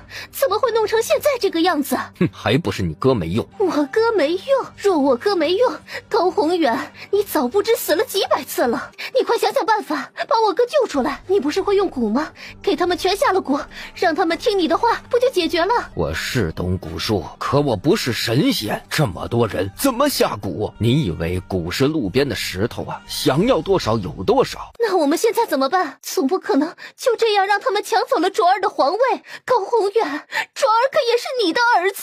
他要不是我儿子，我会用自己10年寿命来帮他筹划这一切。实在不行，我们先回唐州吧。黑甲军来了，快逃！国师，朕要回去，朕要回皇宫，你快带朕回去，不然朕杀了你！姬延灼，都什么时候了，你还这般胡闹？要回你就自己回去，没人拦着你。卓儿，再忍忍，等我们到了唐州就好了，听话。母后，我要回宫，我要回宫，我不要去什么唐州。母后，你带我回宫好不好？卓儿，我们现在不能回去，等过些年卓儿长大了，我们再回去夺回属于我们的东西。姬延灼，你要留下就留下，我们走。表哥，你不能丢下卓儿啊！表哥，不用管他，这是他自己选的路。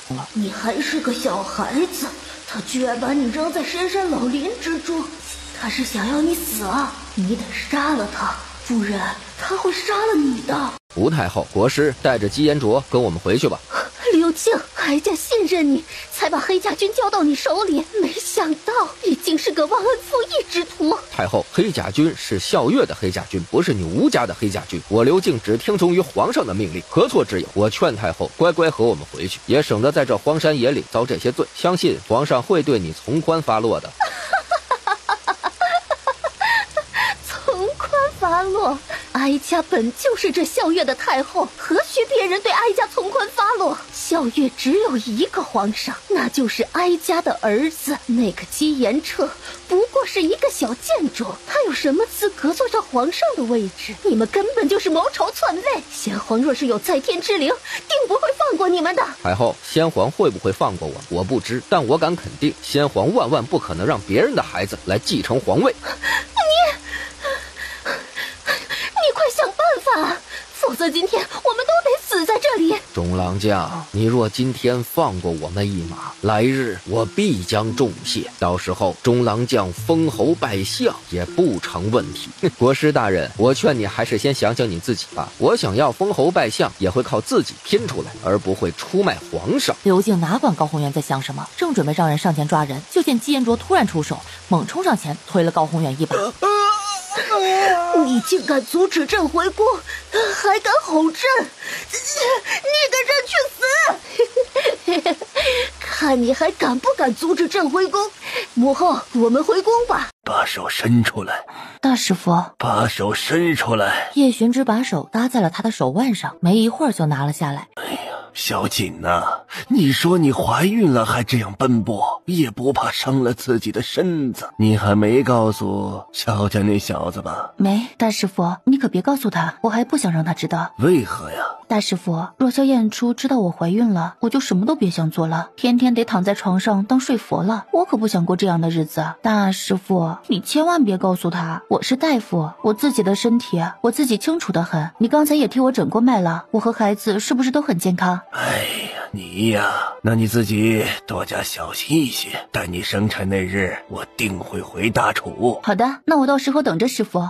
大师傅，你可千万别告诉萧燕初。知道了，要是有什么你要给我发消息，我定会第一时间赶过去。好的，大师傅对我最好了。哎呦，行了行了，我一会儿去配些药丸，你拿着吃啊。母后，求您叫国师。公主，你还不知道吧？国师已经死了。你骗本宫要杀了你！杀了我？萧月宁，你以为你还是以前的月宁公主？我告诉你，姬延灼不过是吴太后和国师苟且生下的孽种，他现在和吴太后被关在宫里，等待新皇发落。至于你，你不用怕，好歹主仆一场，我定会天天以上好的参汤伺候着，定会让公主好好的活着。袁弘，告别总是会让人难过，姐姐不想太难过，所以原谅姐姐不告而别。以后校月就交给你了，姐姐相信你一定能成为一代明君。今后有时间，姐姐定会来校月看望你。珍重，姐姐若锦敬上。袁弘一时不敢相信锦姐姐就这样走了，甚至都没有当面和她打个招呼。皇上，传刘统领。是。刘敬很快就过来了。见过陛下。刘统领，朕命你秘密带人赶往大楚，打听大楚到底发生什么事了，暗中保护好太康长公主，有事及时传消息回来。是。确实如他所料，苏若锦是遇到了不得不赶回大楚的事情。就在登基仪式刚结束的时候，萧燕初接到了密报，苏家叛国已被查抄，择日满门抄斩。到底怎么回事？王爷，事情很是蹊跷。半个月前，突然有宫里的侍卫闯入苏大将军府，搜出了苏大将军与北地来往的书信，里面全是透露我大楚的布防的消息。还有苏大将军承诺这次苏小将军到了漠汉，必将暗中帮助北地边军。不仅如此，侍卫还搜出了苏武公子暗中贩卖铁矿和兵器给北地的账本。苏家满门已经被下狱，本来当时就要问斩，朝中还是有许多大臣不信苏大将军会通敌叛国。张御史以撞柱相逼，让太后和皇上延迟了对苏家的处置。现皇上已经让大理寺卿柳泽、刑部尚书徐经年、左都御史张飞志联合审理此案。审到哪一步了？书信、账本自己全都对得上。根据账本，还抓到了几个潜伏在京城的北地奸细，他们招供了，确实和苏武公子做铁矿、兵器生意。他们来京城只是负责对接，到时候苏武公子会把这些东西跟随其他货物运往漠汉，再由苏小将军安排人送出边境。这些人还提供了苏武公子交易北翼那边的账本，都对得上。苏小将军已经在被押送回京的路上，苏家人全关在大理寺牢里，没人招供。这些人真是安排的细致啊！抱歉，阿锦，是我连累了苏家。此事与你无关，就算没有你，他们也不会放过苏家。不过沈玉，有事直说。苏慕瑶未在狱中，被邓毅带回了府里。邓毅？为何邓毅能把慕瑶带回去？邓毅对外宣称苏慕瑶是自己未过门的妻子，所以才把苏慕瑶带回去了。未过门的妻子？慕瑶什么时候答应嫁给邓毅了？父亲母亲知道这事儿吗？燕初，我想去大理寺。好，我们走。抱歉，王爷、王妃，皇上有令，苏家人涉及通敌叛国的重罪，没有皇上和太后的手谕者，均不得探视。王爷，手下留情！王爷，手下留情！下官见过王爷。刘大人，本王和王妃前来探望一下王妃的家人，也不可以吗？禀王爷，若是普通的嫌犯，自是没问题。可这苏家人犯的是通敌叛国的重罪，而王妃又是苏家人，所以还请王爷体谅。刘大人，大楚律法从没有一条说嫌犯的家人不可以探视。若柳大人不放心，可一同前往。王爷，刘大人，本王说了，你不放心可一同跟随，皇上怪罪下来，自有本王担着。祖父、父亲、母亲、大哥、二哥、四哥、五哥、五嫂。小姐，你快走，这不是你该来的地方。小姐，你来了。娘，我没事。五嫂，你受累了。小姐，你这说什么话？我们现在可是一家人了。对了，小姐，你快点查清真相，把我们都救出去。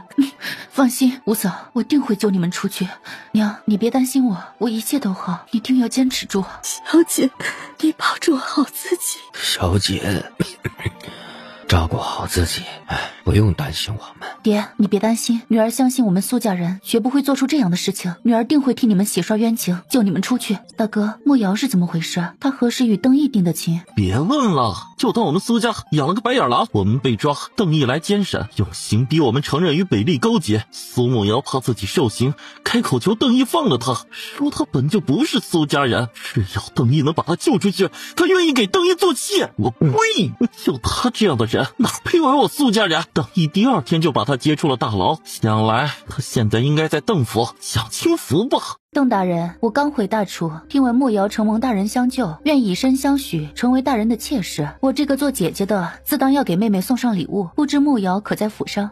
王妃，苏家之事实属出乎意料，卑职乃大理寺丞，也不得不听从柳大人的吩咐进行审问，这是卑职职责所在，还请王妃见谅。那慕瑶为妾，实属不得已而为之，如此这样，慕瑶就不算是苏家人，也才能把她从牢里面救出来。不过王妃请放心，卑职定不会负了慕瑶的一片心意，说是纳妾，只是权宜之计。待此事过后，我定会3书6聘，明媒正娶慕瑶为妻。慕瑶在后院，我这就让人带王妃过去。慕瑶，你真愿意嫁给邓毅？王妃，俗语说夫妻本是同林鸟，大难来临各自飞，连夫妻都是如此。我不过是苏家养女，何必为了苏家搭上自己的性命？再说了，人各有志，邓毅本就对我有意，我也心悦于邓毅。苏家现在这样，以我的身份，邓毅能救我于水火之中，愿意纳我为妾，让我免于一死，已是幸事了。更何况邓毅说过，待此事过后，会明媒正娶迎我入门，我还有何不知足的？王妃就当我死了吧，以后不要来邓府找我了。红霞送客。慕瑶，我最后问你一遍，你真决意如此？慕瑶身体不适，恕不能陪王妃了，还请王妃见谅。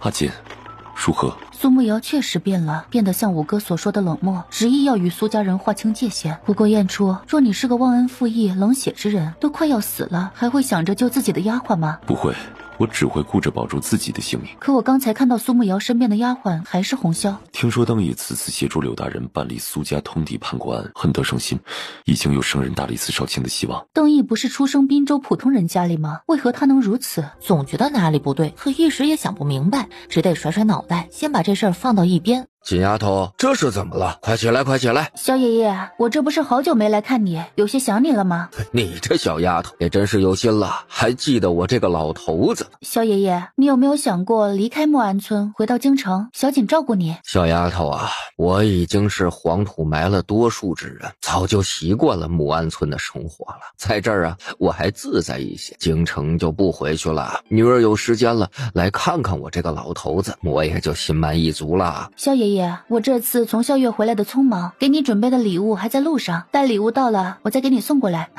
这药你先吃着，吃完我再送过来。王兴上前接过药瓶，自家老爷这些年的身子骨比同龄人要健康许多，得亏苏姑娘的药。锦丫头，苏家的事你怎么看呢？萧爷爷，我觉得这件事很奇怪，明面上看他们确实是冲着苏家人来的，但感觉又不像要苏家人的命。那你怎么看？我还需要去查一查才能知道，不过不管是什么答案，确实有人针对苏家，这点没错。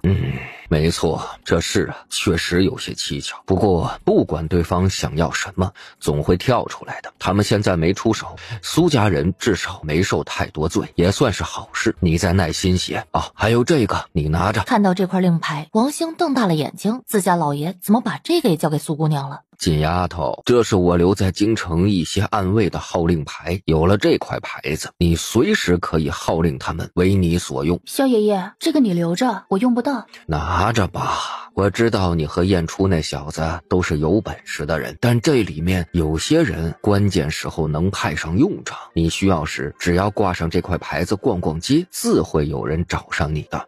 皇上真觉得苏家会通敌叛国？如此这么多证据摆在面前，朕难道不应该相信吗？证据？所有的信和账本前后差不多同一时间出现，皇上难道不觉得太过巧合了吗？苏家仆人如此之多，能差不多同一时间发现也不足为奇。朕也让人核对了，上面的字迹正是苏家人，这又该如何解释？况且凭着书信中写的联络地点，确实抓到了北离奸细，对方也承认了一切。他们拿出的账本和苏家找到的也能完全对得上。如果这样都不能信，不如摄政王告诉朕如何才能信。萧晨义的声音带上了一些怒意，他是皇上，做事还要被人指手画脚的，心里岂会舒服？皇上，之前赈灾之事你办得如何，你应该很清楚。这次苏大将军通敌叛国案是你最后一次机会，若最后证明你办错了，就别怪本王无情。说完，萧彦初直接起身就走，不再和萧晨义多说一个字。就在李元胜以为皇上这次又要被摄政王气得扫掉御案上的东西时，却见萧晨义死死盯着萧彦初离开的背影，眼里除了阴毒，嘴上却挂上了一丝诡异的笑。萧彦初，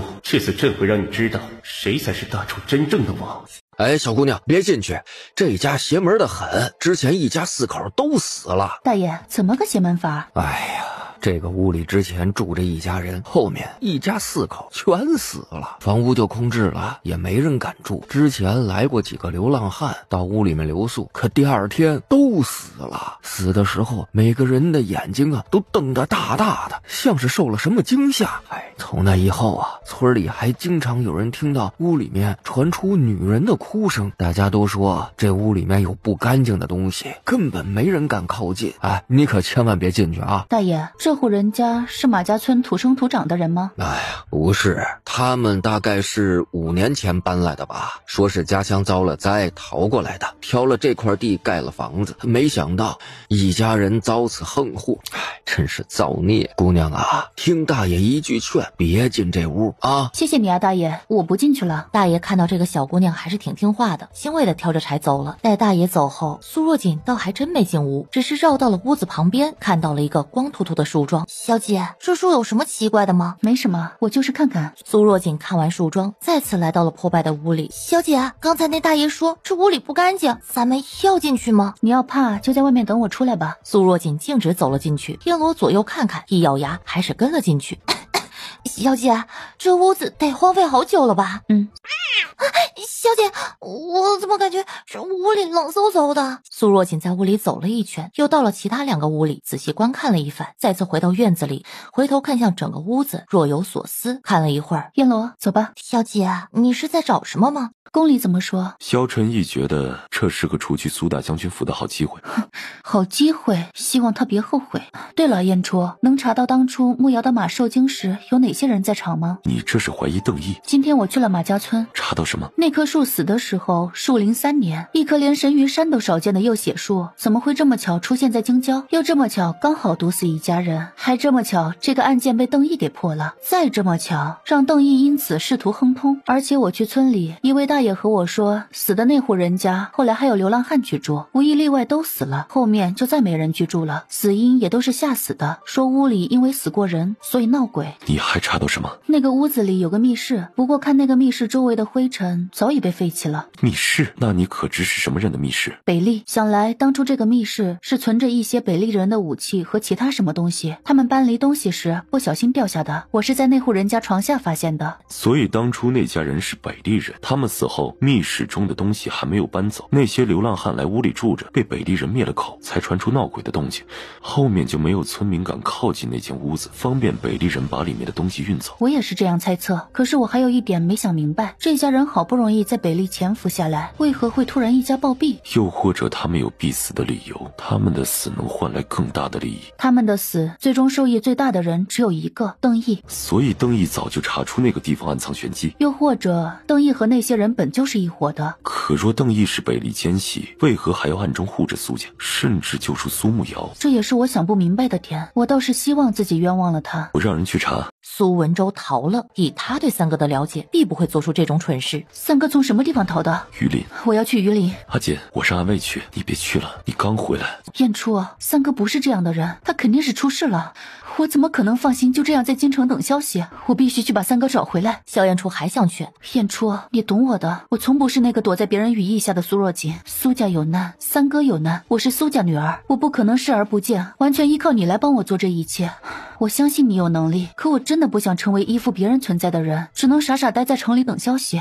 你相信我，我能保护好我自己。我和你一起去。不，你不能去。燕初，现在京城局势波谲云诡，沈玉再怎么说也只是一个世子，掌握不了全局的局势。苏家还在狱中，这一切还得靠你。那我让胡青和你一起去。让安一陪我吧，胡青消失，目标太大了。那10个暗卫你都带走？不，我只带安一，人多了反而容易暴露目标。燕初，放心，我定会平安回来的。第二天，摄政王府就传出王妃因听闻苏小将军出逃，直接气得病倒了。苏若锦，你也有今天。娘娘，北丽来信。姚兰接过纸卷，打开一看，好，真是天助我北丽啊！萧燕初、苏若锦，本宫要让你们看看我们北丽大军是如何踏平大楚的，到时候本宫定让你们生不如死。走，去见皇上。哎，小哥，问一下，这2号房里住的是什么人呀？姑娘，旁边这2人是叔侄2人，已经在店里面住了10来天了。那个叔叔不知生了什么病，一直咳血，侄儿照顾着他，说是新池村人士，来榆林找大夫救治的。都这么久了，病情还没好转吗？可不是嘛，这个侄儿倒是经常带不同的大夫来客栈给他叔叔看病，药也吃了不少，但感觉总不见好，天天还在咳血。唉，姑娘，我知道的只有这些了，先告退了。有什么需要的，你们再叫我啊！有劳了。待店小二退下后，阎罗看向苏若锦，小姐，10来天。算算时间，差不多三哥失踪以后，他们就住进来了。新池村人士，榆林城本就不是一个富裕的城池，它附近的村子更不可能繁华。村里普通百姓有多少有能力这样长时间住在客栈里，还请不同的大夫来客栈看诊？看那个侄儿穿的也不差。阎罗，我们去看看。好。阎罗也明白了小姐的意思，阎罗敲响了旁边房间门。2位姑娘有何事啊？这位公子，我们是住在你们隔壁房间的，之前看你端的水盆里有血，可是有病人。没有。说完就要关上房门。他是不是咳嗽不止，一咳就吐血？你请的大夫大多按外伤致肺腑受损，淤血积于体内，导致气血不畅，肺气亏虚至极来之。但是吃了不少药都不见好转。你是谁？我们家小姐是大夫，我们住在你们隔壁厢房。小姐心善，碰巧听到这房间病人的咳嗽声，前来询问。这位姑娘听错了，那只是我刚才喝水不小心呛到了而已，没人生病，姑娘请回吧。他并非单纯受伤，而是中毒了。回到房里，阎罗有些诧异，小姐，那人真的中毒了？苏若锦点点头。隔壁厢房这个人的咳嗽声是沉重中带着窒息感，咳一下中间有间断，像是呼吸停滞，随后又接上，这是中毒的表现。毒入体内导致他呼吸不畅，呼吸不畅，他的大脑必定无法保持清醒，长时间处于半昏迷状态。小姐，你可听得出此人是中了什么毒吗？能造成这样的毒有很多种，不具体问诊，光听是听不出来的。正在这时，门被敲响了，就见刚才那名年轻男子站在门口。萧大夫，救救我叔父！说完就开始砰砰砰的磕起了头。走吧，去看看。来到屋里，苏若锦径直走到病床前，就见床上躺着一位40多岁的男子，嘴唇苍白，面容枯槁，紧闭着双眼。苏若锦搭上男子手腕，过了片刻，起了身，来到房间桌上，拿起纸笔，准备写方子。方大夫，你来了，来，快进来，快进来。徐公子，这位是？方大夫，这也是来给我叔父看诊的大夫。方大夫扫了苏若锦一眼，嘴角一扯，露出一抹讥讽的笑。你叔父的病，我回去研究了一下，重新调整了方子，加了百年人参，寻来了络星灵，定对你叔父的病症有用。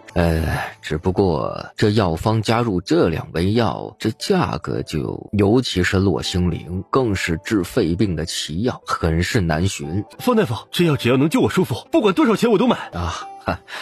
徐公子果然是大孝之人呐！你叔父的病不能等，这药我今天带过来了，100两一副，共3副药，一副吃3天，吃上9天，你叔父的病必好。徐公子，这络星灵异常难寻，我也是为了你叔父的病，好不容易托人寻来的，都给你叔父用上了。徐达一听到方大夫的报价，脸上的笑容消失了，神色有些微怔。他之前的药一副最贵的不过5两银子，可没想到一副居然要100两，3副就是300两。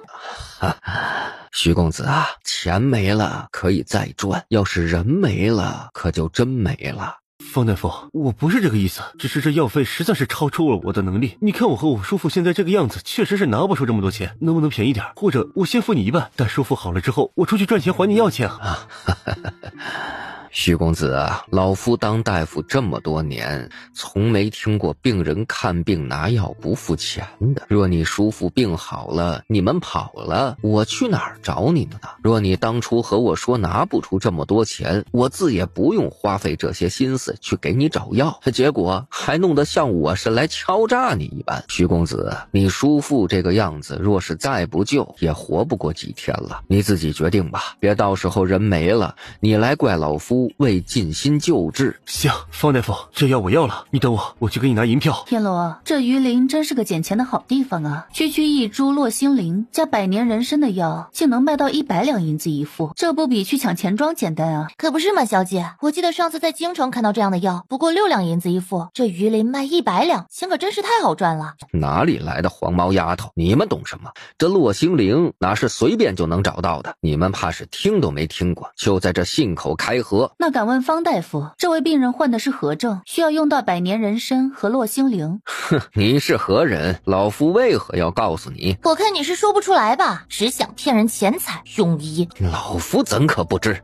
这人之前遭人毒打，伤到了肺部，导致肺部淤血凝滞，气血不通，致日日咳嗽。用上落星灵才可缓解肺部淤血，从而使呼吸通畅，病痛自然就能痊愈。我听徐公子之言，这已经是方大夫第2次来替你叔父看诊。那之前方大夫可有开方子？可否让我看一看？哦，有。这药方多少一副？3两银子一副，吃了3副。方大夫说你是狮子大开口，真是抬举你了。你简直就是吃人不吐骨头。这副药材最多200文钱，哪用得到3两银子一副？你懂什么？药方确实价不高，可也不是什么人都能开出这样对症的药方。徐公子，你还有其他大夫开的方子吗？哦，有。徐达义又拿出几张方子递给苏若锦。徐公子，这些药方收费几何？有200文的，有300文的，也有500文的。方大夫，这2个药方与你所开药方有异曲同工之处，甚至有2味药材比你开的药房里的药材要贵一些，人家只要500文。他们医术哪有我的好？还有你今天这药方，且不说你这一副药里能用上几片百年人参，就算用到落星灵，在京城它的售价也不过1两银子一株，运到榆林售价不会超过2两。这样的药方，你居然敢卖100两银子？方大夫，朕病人之危，你就不怕遭天打雷劈吗？你说你医术好，方大夫，若你医术好，